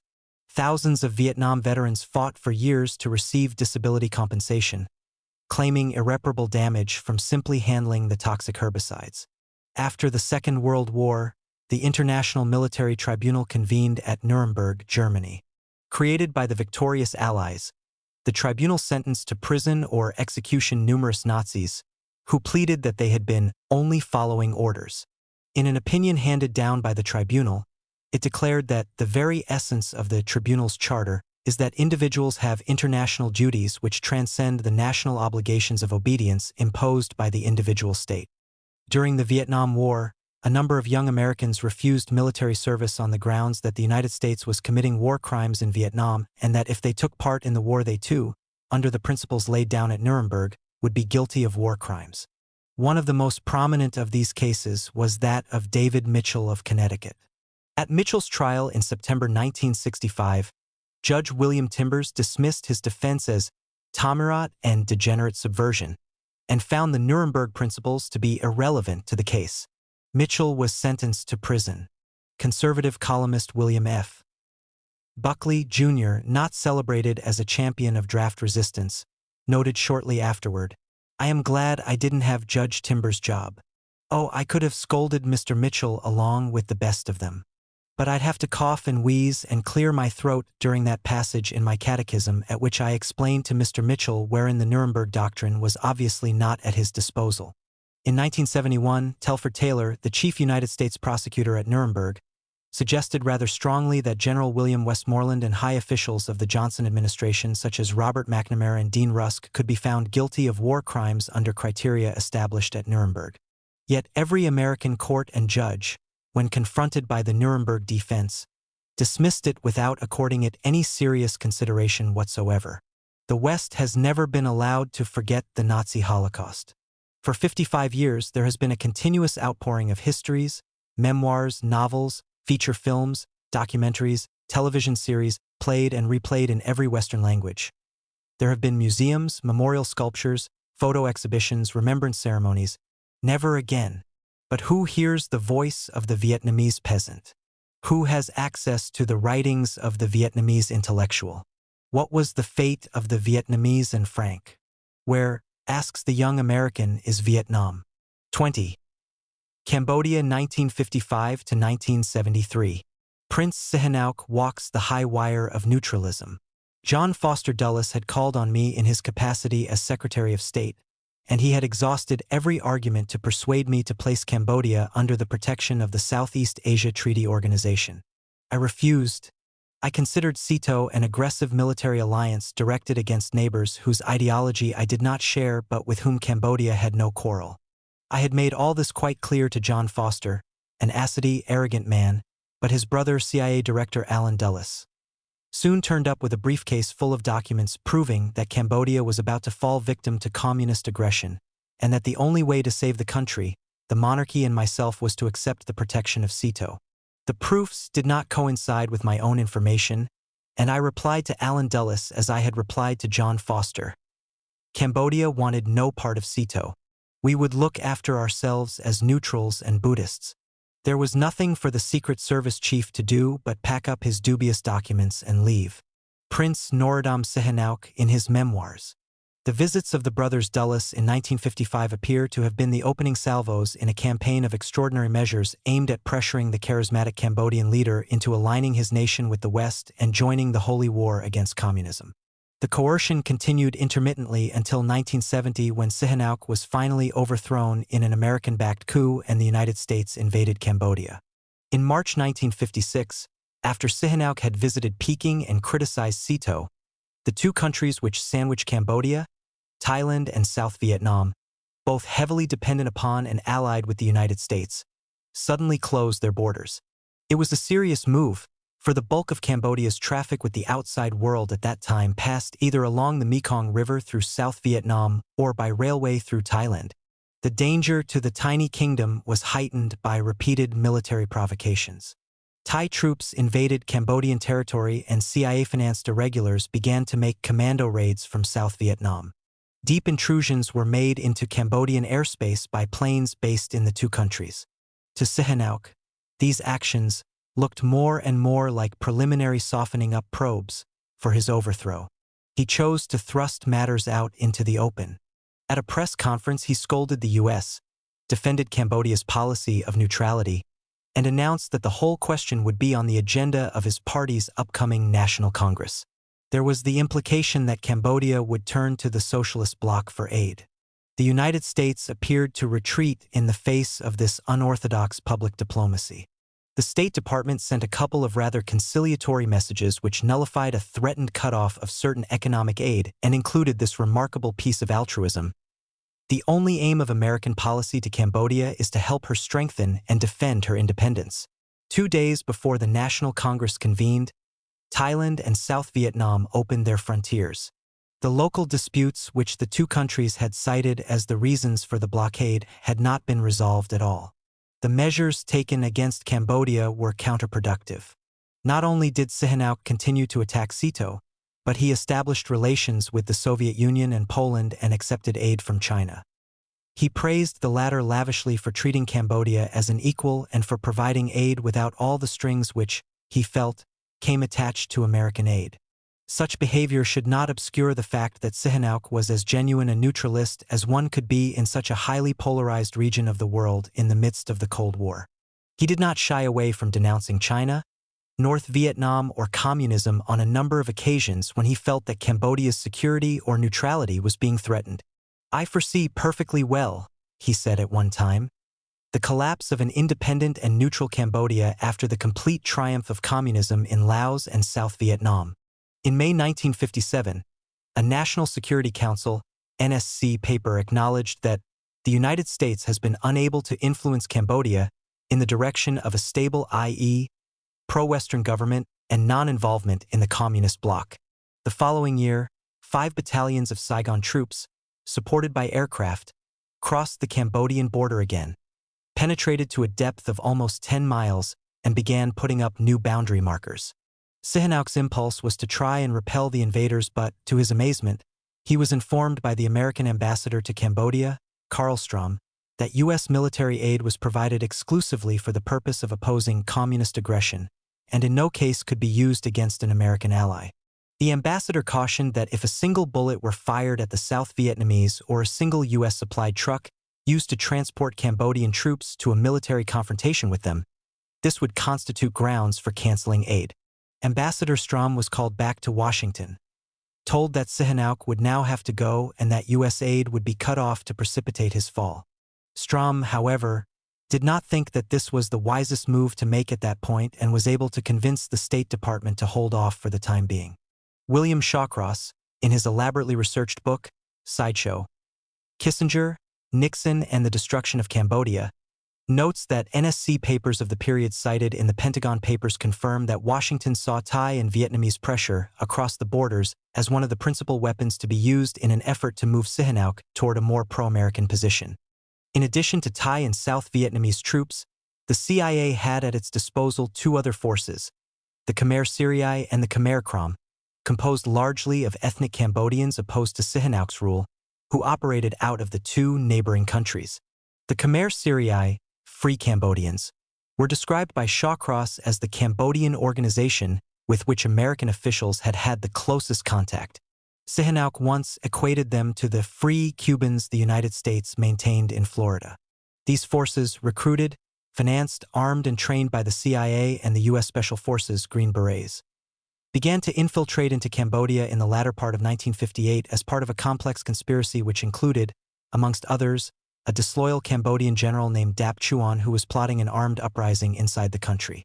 At its most optimistic, the conspiracy aimed at overthrowing Sihanouk. Sihanouk discovered the plan, partly through reports from Chinese and French intelligence. The French were not happy about the American intrusion into what had been their domain for close to a century. By February 1959, the conspirators had been apprehended or had fled, including Victor Masao Matsui, a member of the CIA station in Cambodia's capital city Phnom Penh, who hurriedly left the country after Sihanouk accused him of being a party to the plot. Matsui, an American of Japanese descent, had been operating under State Department cover as an attaché at the embassy. The intrigue, according to Sihanouk, began in September 1958 at a SEATO meeting in Thailand and was carried a step further later that month in New York when he visited the United Nations. While Sihanouk was away in Washington for a few days, a member of his delegation, Slat Piu, held several conferences with Americans in his New York hotel room which he did not mention to any of his fellow delegates. Slat Piu, it happened, was a close friend of Victor Matsui and was the brother of General Dap Chuan. In the aftermath of the aborted conspiracy, Slat Piu was executed for treason. Sihanouk was struck by the bitter irony of the CIA plotting against him in New York while he was in Washington being honored by President Eisenhower with a 21-gun salute. In a similar vein, several years later President Kennedy assured Sihanouk on his honor that the United States had played no role in the affairs of the Khmer Syrii. "I considered President Kennedy to be an honorable man," wrote Sihanouk, "but, in that case, who really represented the American government?" CIA officer, later director, William Colby, stationed in Vietnam at the time of the Dap Chuan plot, has written that the agency was well aware of the plot and had recruited someone on Dap Chuan's staff and furnished him with a radio with which to keep the CIA informed. The agency wanted to be kept informed, Colby asserts, in order to dissuade the Thai and Vietnamese from overthrowing Sihanouk. Colby adds, "Unfortunately, in putting down the coup, Sihanouk had captured our agent and his radio.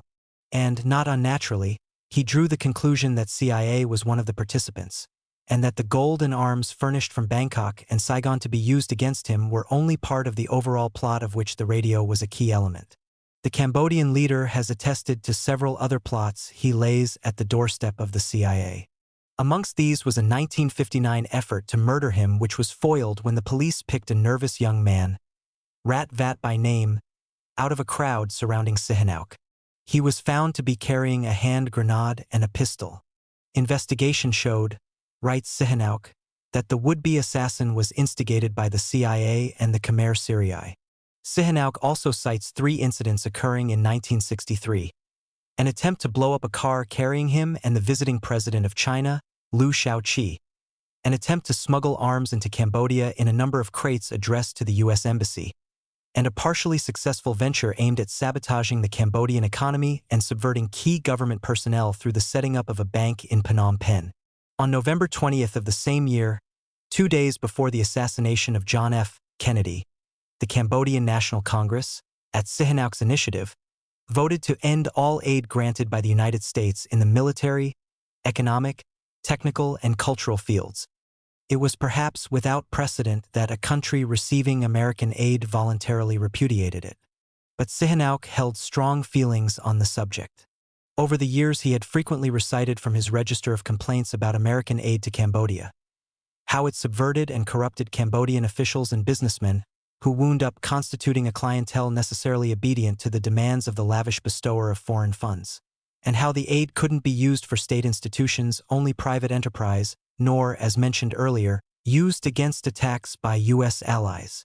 After some American bombings of Cambodian villages near the South Vietnam border in pursuit of North Vietnamese and Viet Cong, the Cambodian government, in October 1964, announced that in case of any new violation of Cambodian territory by U.S. ground, air, or naval forces, Cambodia will immediately sever diplomatic relations with the United States. The government did just that the following May when American planes bombarded several villages, killing or wounding dozens of peasants. The pattern over the next few years, as the war in Indochina intensified, was one of repeated forays into Cambodian territory by American, Saigon and Khmer Syrii forces in search of communist supply lines and sanctuaries along the Ho Chi Minh Trail. Bombing and strafing, napalming and placing landmines, with varying numbers of Cambodian civilian casualties, angry accusations by the Cambodian government, followed on occasion by an American apology, promise of an investigation, and the taking of measures to prevent any recurrence of such incidents. Sihanouk did not at all relish the intrusions into Cambodia by the Vietnamese communists, nor was he wholly or consistently antagonistic to American pursuit of them, particularly when there was no loss of Cambodian lives. On at least one occasion he disclosed the location of communist bases which were promptly bombed by the U.S. However, Sihanouk then went on the radio and proceeded to denounce the bombings. Opportunist that he often revealed himself to be, Sihanouk was nonetheless truly caught between the devil and the deep blue sea, and by the late 1960s his predicament had compelled him to resume American aid and re-establish diplomatic relations with the United States. Despite all the impulsiveness of his personality and policies, Sihanouk's neutralist high-wire balancing act did successfully shield his country from the worst of the devastation that was sweeping through the land and people of Vietnam and Laos. Cambodia had its own communist insurgents, the Khmer Rouge, who surely would have unleashed a full-scale civil war if faced with a Cambodian government nestled comfortably in the American camp. This is precisely what later came to pass following the overthrow of Sihanouk and his replacement by Lon Nol, who was closely tied to the United States. In March 1969, the situation began to change dramatically. Under the new American president, Richard Nixon, and National Security Affairs advisor Henry Kissinger, the isolated and limited attacks across the Cambodian border became sustained, large-scale B-52 bombings, carpet bombings, in the euphemistic language so dear to the hearts of military men. Over the next 14 months, no less than 3,630 B-52 bombing raids were flown over Cambodia. To escape the onslaught, the Vietnamese communists moved their bases further inside the country. The B-52s of course followed, with a concomitant increase in civilian casualties. The Nixon administration artfully played down the nature and extent of these bombings, going so far as to falsify military records, and was largely successful in keeping it all a secret from the American public, the press, and Congress. Not until 1973, in the midst of the Watergate revelations, did a fuller story begin to emerge. It was frequently argued that the United States had every right to attack Cambodia because of its use as a sanctuary by America's foes in Vietnam. Apropos of this claim, William Shawcross has pointed out that, during the Algerian War of Independence, the United States rejected France's claimed right to attack a Tunisian town inhabited by Algerian guerrillas, and in 1964 Adlai Stevenson, at the UN, condemned Britain for assaulting a Yemeni town used as a base by insurgents attacking Aden. Even Israel had frequently been criticized by the United States for attacks on enemy bases outside its territory. On March 18, 1970, Sihanouk, while on a trip abroad, was deposed as head of state by two of his leading ministers, Lon Nol and Sirik Matak. To what extent, if any, the United States played a direct role in the coup has not been established, but there are circumstances and testimony pointing to American complicity, among which are the following. According to Frank Snepp, the CIA's principal political analyst in Vietnam at this time, in early 1970 the agency was cultivating both Lon Nol and Sun Ngoc Ton, leader of the Khmer Syrii, as possible replacements for Sihanouk. The CIA believed, he says, that if Lon Nol came to power, he would welcome the United States with open arms and we would accomplish everything. This, presumably, meant carte blanche to wipe out Vietnamese communist forces and sanctuaries in Cambodia, as opposed to Sihanouk's extremely equivocal position on the matter. Both men, as matters turned out, served as prime minister in the new government, for which diplomatic recognition was immediately forthcoming from Washington. The United States could seemingly also rely on Sirik Matak, a committed anti-communist who had been profiled by the Pentagon's Defense Intelligence Agency as a friend of the West and cooperative with U.S. officials during the 1950s. Investigative journalist Seymour Hersh, in his biographic work on Kissinger, states that Sihanouk's immediate overthrow had been for years a high priority of the Green Berets reconnaissance units operating inside Cambodia since the late 1960s. There is also incontrovertible evidence that Lon Nol was approached by agents of American military intelligence in 1969 and asked to overthrow the Sihanouk government. Sihanouk made similar charges in his 1973 memoir, My War with the CIA, but they were not taken seriously then. An opponent of Sihanouk, Prom Naz, who became a minister in the new government, has said that whether Lon Nol had specific promises of American help before the coup is unimportant. We all just knew that the United States would help us.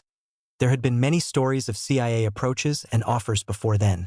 The CIA's intimate links to the conspiratorial circle are exemplified by an agency report prepared 6 days before the coup, entitled Indications of Possible Coup in Phnom Penh. It disclosed that anti-communist demonstrations against the Viet Cong and North Vietnamese embassies in the capital the previous day had been planned by Sirik Matak and Lon Nol as part of a showdown policy against Sihanouk and his followers, and that the two men had put the army on alert to prepare for a coup against Sihanouk if Sihanouk refused to support them. General William Rawson, deputy to General Creighton Abrams, the commander of U.S. forces in Vietnam at the time, has declared that American commanders were informed several days beforehand that a coup was being planned and that United States support was solicited. Roger Morris, who was serving under Henry Kissinger on the National Security Council staff when the coup took place, reported that it was clear in the White House that the CIA station in Phnom Penh knew the plotters well, probably knew their plans, and did nothing to alert Sihanouk. They informed Washington well in advance of the coup. William Shawcross asserts that had Sihanouk returned quickly and calmly to Phnom Penh, following the anti-communist demonstrations, he would most likely have been able to avert disaster. That he did not do so may not have been by chance. Frank Snepp has revealed that the CIA persuaded Sihanouk's mother, the Queen, to send a message to her son abroad reassuring him that the situation was not serious enough to warrant his return. With Sihanouk and his irritating neutralism no longer an obstacle, American military wheels began to spin. Within hours of the coup, U.S. and South Vietnam forces stationed in border districts were directed to establish communication with Cambodian commanders on the other side and take steps toward military cooperation. The next day, the Cambodian army called in an American spotter plane and South Vietnamese artillery during a sweep of a Viet Cong sanctuary by a battalion of Cambodian troops inside Cambodia. The New York Times declared that the battle appeared to be the most determined Cambodian effort yet to drive the Viet Cong out of border areas. The Great Cambodian War had begun. It was to persist for 5 terrible years. The enemy confronting the United States and its Saigon and Phnom Penh allies was now not simply the North Vietnamese and the Viet Cong. The Cambodian communists, the Khmer Rouge, under the leadership of Pol Pot, had entered the conflict, as had sundry Cambodian supporters of Prince Sihanouk. On April 30, 1970, the first full-scale American invasion of the new war was launched. It produced a vast outcry of protest in the United States, rocking university campuses from coast to coast. Perhaps the most extraordinary reaction was the angry resignations of 4 men from Henry Kissinger's National Security Council staff, including Roger Morris. Kissinger labeled the resignations as the cowardice of the Eastern establishment. By the end of May, scores of villages had been reduced to rubble and ashes by U.S. air power. The long train of Cambodian refugees had begun their march. 3 years and more than 100,000 tons of bombs later, January 27, 1973 to be precise, an agreement was signed in Paris putting an end to a decade of American warfare in Vietnam. The bombing of Cambodia, however, continued. Prior to the Paris Agreement, the official position of the Nixon administration, repeatedly asserted, was that the sole purpose of bombing Cambodia was to protect American lives in Vietnam. Yet now, the U.S. not only did not cease the bombing, it increased it, in a last desperate attempt to keep the Khmer Rouge from coming to power. During March, April, and May, the tonnage of bombs unloosed over Cambodia was more than double that of the entire previous year. The society's traditional economy had vanished. The old Cambodia was being destroyed forever. Under increasing pressure from Congress, the Nixon administration finally ended the bombing in August. More than 2 million Cambodians had been made homeless. It does appear rather ludicrous in the light of this application of brute force that the CIA was at the same time carrying out the most subtle of psychological tactics. To spread dissatisfaction about the exiled Sihanouk amongst the Cambodian peasantry who revered him, a CIA sound engineer, using sophisticated electronics, fashioned an excellent counterfeit of the prince's distinctive voice and manner of speaking, breathless, high-pitched, and full of giggles. This voice was beamed from a clandestine radio station in Laos with messages artfully designed to offend any good Cambodian. In one of the broadcasts, Sihanouk exhorted young women to aid the cause by sleeping with the valiant Viet Cong. In a farewell press conference in September 1973, the American ambassador to Cambodia, Emery Swank, called what had taken place there Indochina's most useless war. Later, California Congressman Pete McCloskey, following a visit to Cambodia, had harsher words. He was moved to declare that what the United States had done to the country is greater evil than we have done to any country in the world, and wholly without reason, except for our own benefit to fight against the Vietnamese. On April 17, 1975, the Khmer Rouge entered Phnom Penh in victory. 2 weeks later, Saigon fell to the North Vietnamese and the Viet Cong. Incredibly, the Khmer Rouge were to inflict even greater misery upon this unhappy land. And to add to the irony, or to multiply it, the United States supported the Khmer Rouge after their subsequent defeat by the Vietnamese, both by defending their right to the United Nations Cambodian seat and in their military struggle against the Cambodian government and its Vietnamese allies.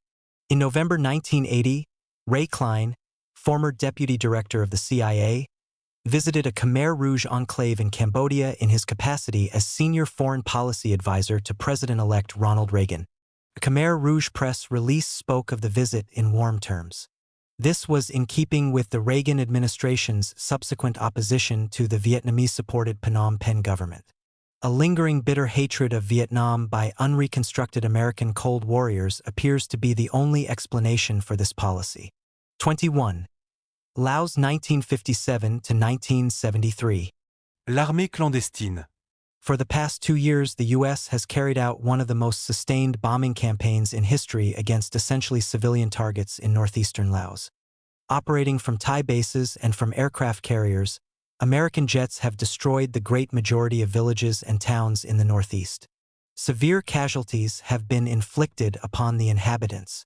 Refugees from the Plain of Jars report they were bombed almost daily by American jets last year. They say they spent most of the past 2 years living in caves or holes. Far Eastern Economic Review, Hong Kong, 1970. The Laos operation is something of which we can be proud as Americans. It has involved virtually no American casualties. What we are getting for our money there is, I think, to use the old phrase, very cost-effective. Ooh. Alexis Johnson, U.S. Under-Secretary of State, 1971. The United States undertook the bombing campaign because its ground war against the Pathet Lao had failed. The ground war had been carried out because the Pathet Lao were led by people whom the State Department categorized as communist. no more, no less. The Pathet Lao turned to warfare because of their experiences in working within the system. In 1957, the Pathet Lao Nation, held 2 ministerial posts in the coalition government of national union. This was during John Foster Dulles' era, and if there was anything the fanatic Secretary of State hated more than neutralism, it was a coalition with communists. This government featured both. There could be little other reason for the development of the major American intervention into this impoverished and primitive land of peasants. The American ambassador to Laos at the time, J. Graham Parsons, was to admit later, "I struggled for 16 months to prevent a coalition." In addition to its demand for inclusion in the coalition government, the Pathet Lao had called for diplomatic relations with the countries of the Soviet bloc and the acceptance of aid from them, as was already the case with Western nations. Agreement to these conditions, said Washington, would have given the communists their most significant gains in Southeast Asia since the partition of Indochina. Others would say that the Pathet Lao's conditions were simply what neutralism is all about. In May 1958, the Pathet Lao and other leftists, running a campaign based on government corruption and indifference, won 13 of 21 contested seats for the National Assembly and wound up controlling more than 1/3 of the new legislature. 2 months later, however, Prime Minister Sovana Foma, a man universally categorized as a neutralist, resigned to form a new government which would exclude the Pathet Lao ministers. He subsequently claimed that he was forced to resign due to continued American opposition to Laotian neutrality. As it happened, one Foy Sinanakone, backed by the U.S., became premier in the reorganized government. Then, in January 1959, the non-left majority in the National Assembly voted, in effect, to dissolve the Assembly in order to counteract communist influence and subversion.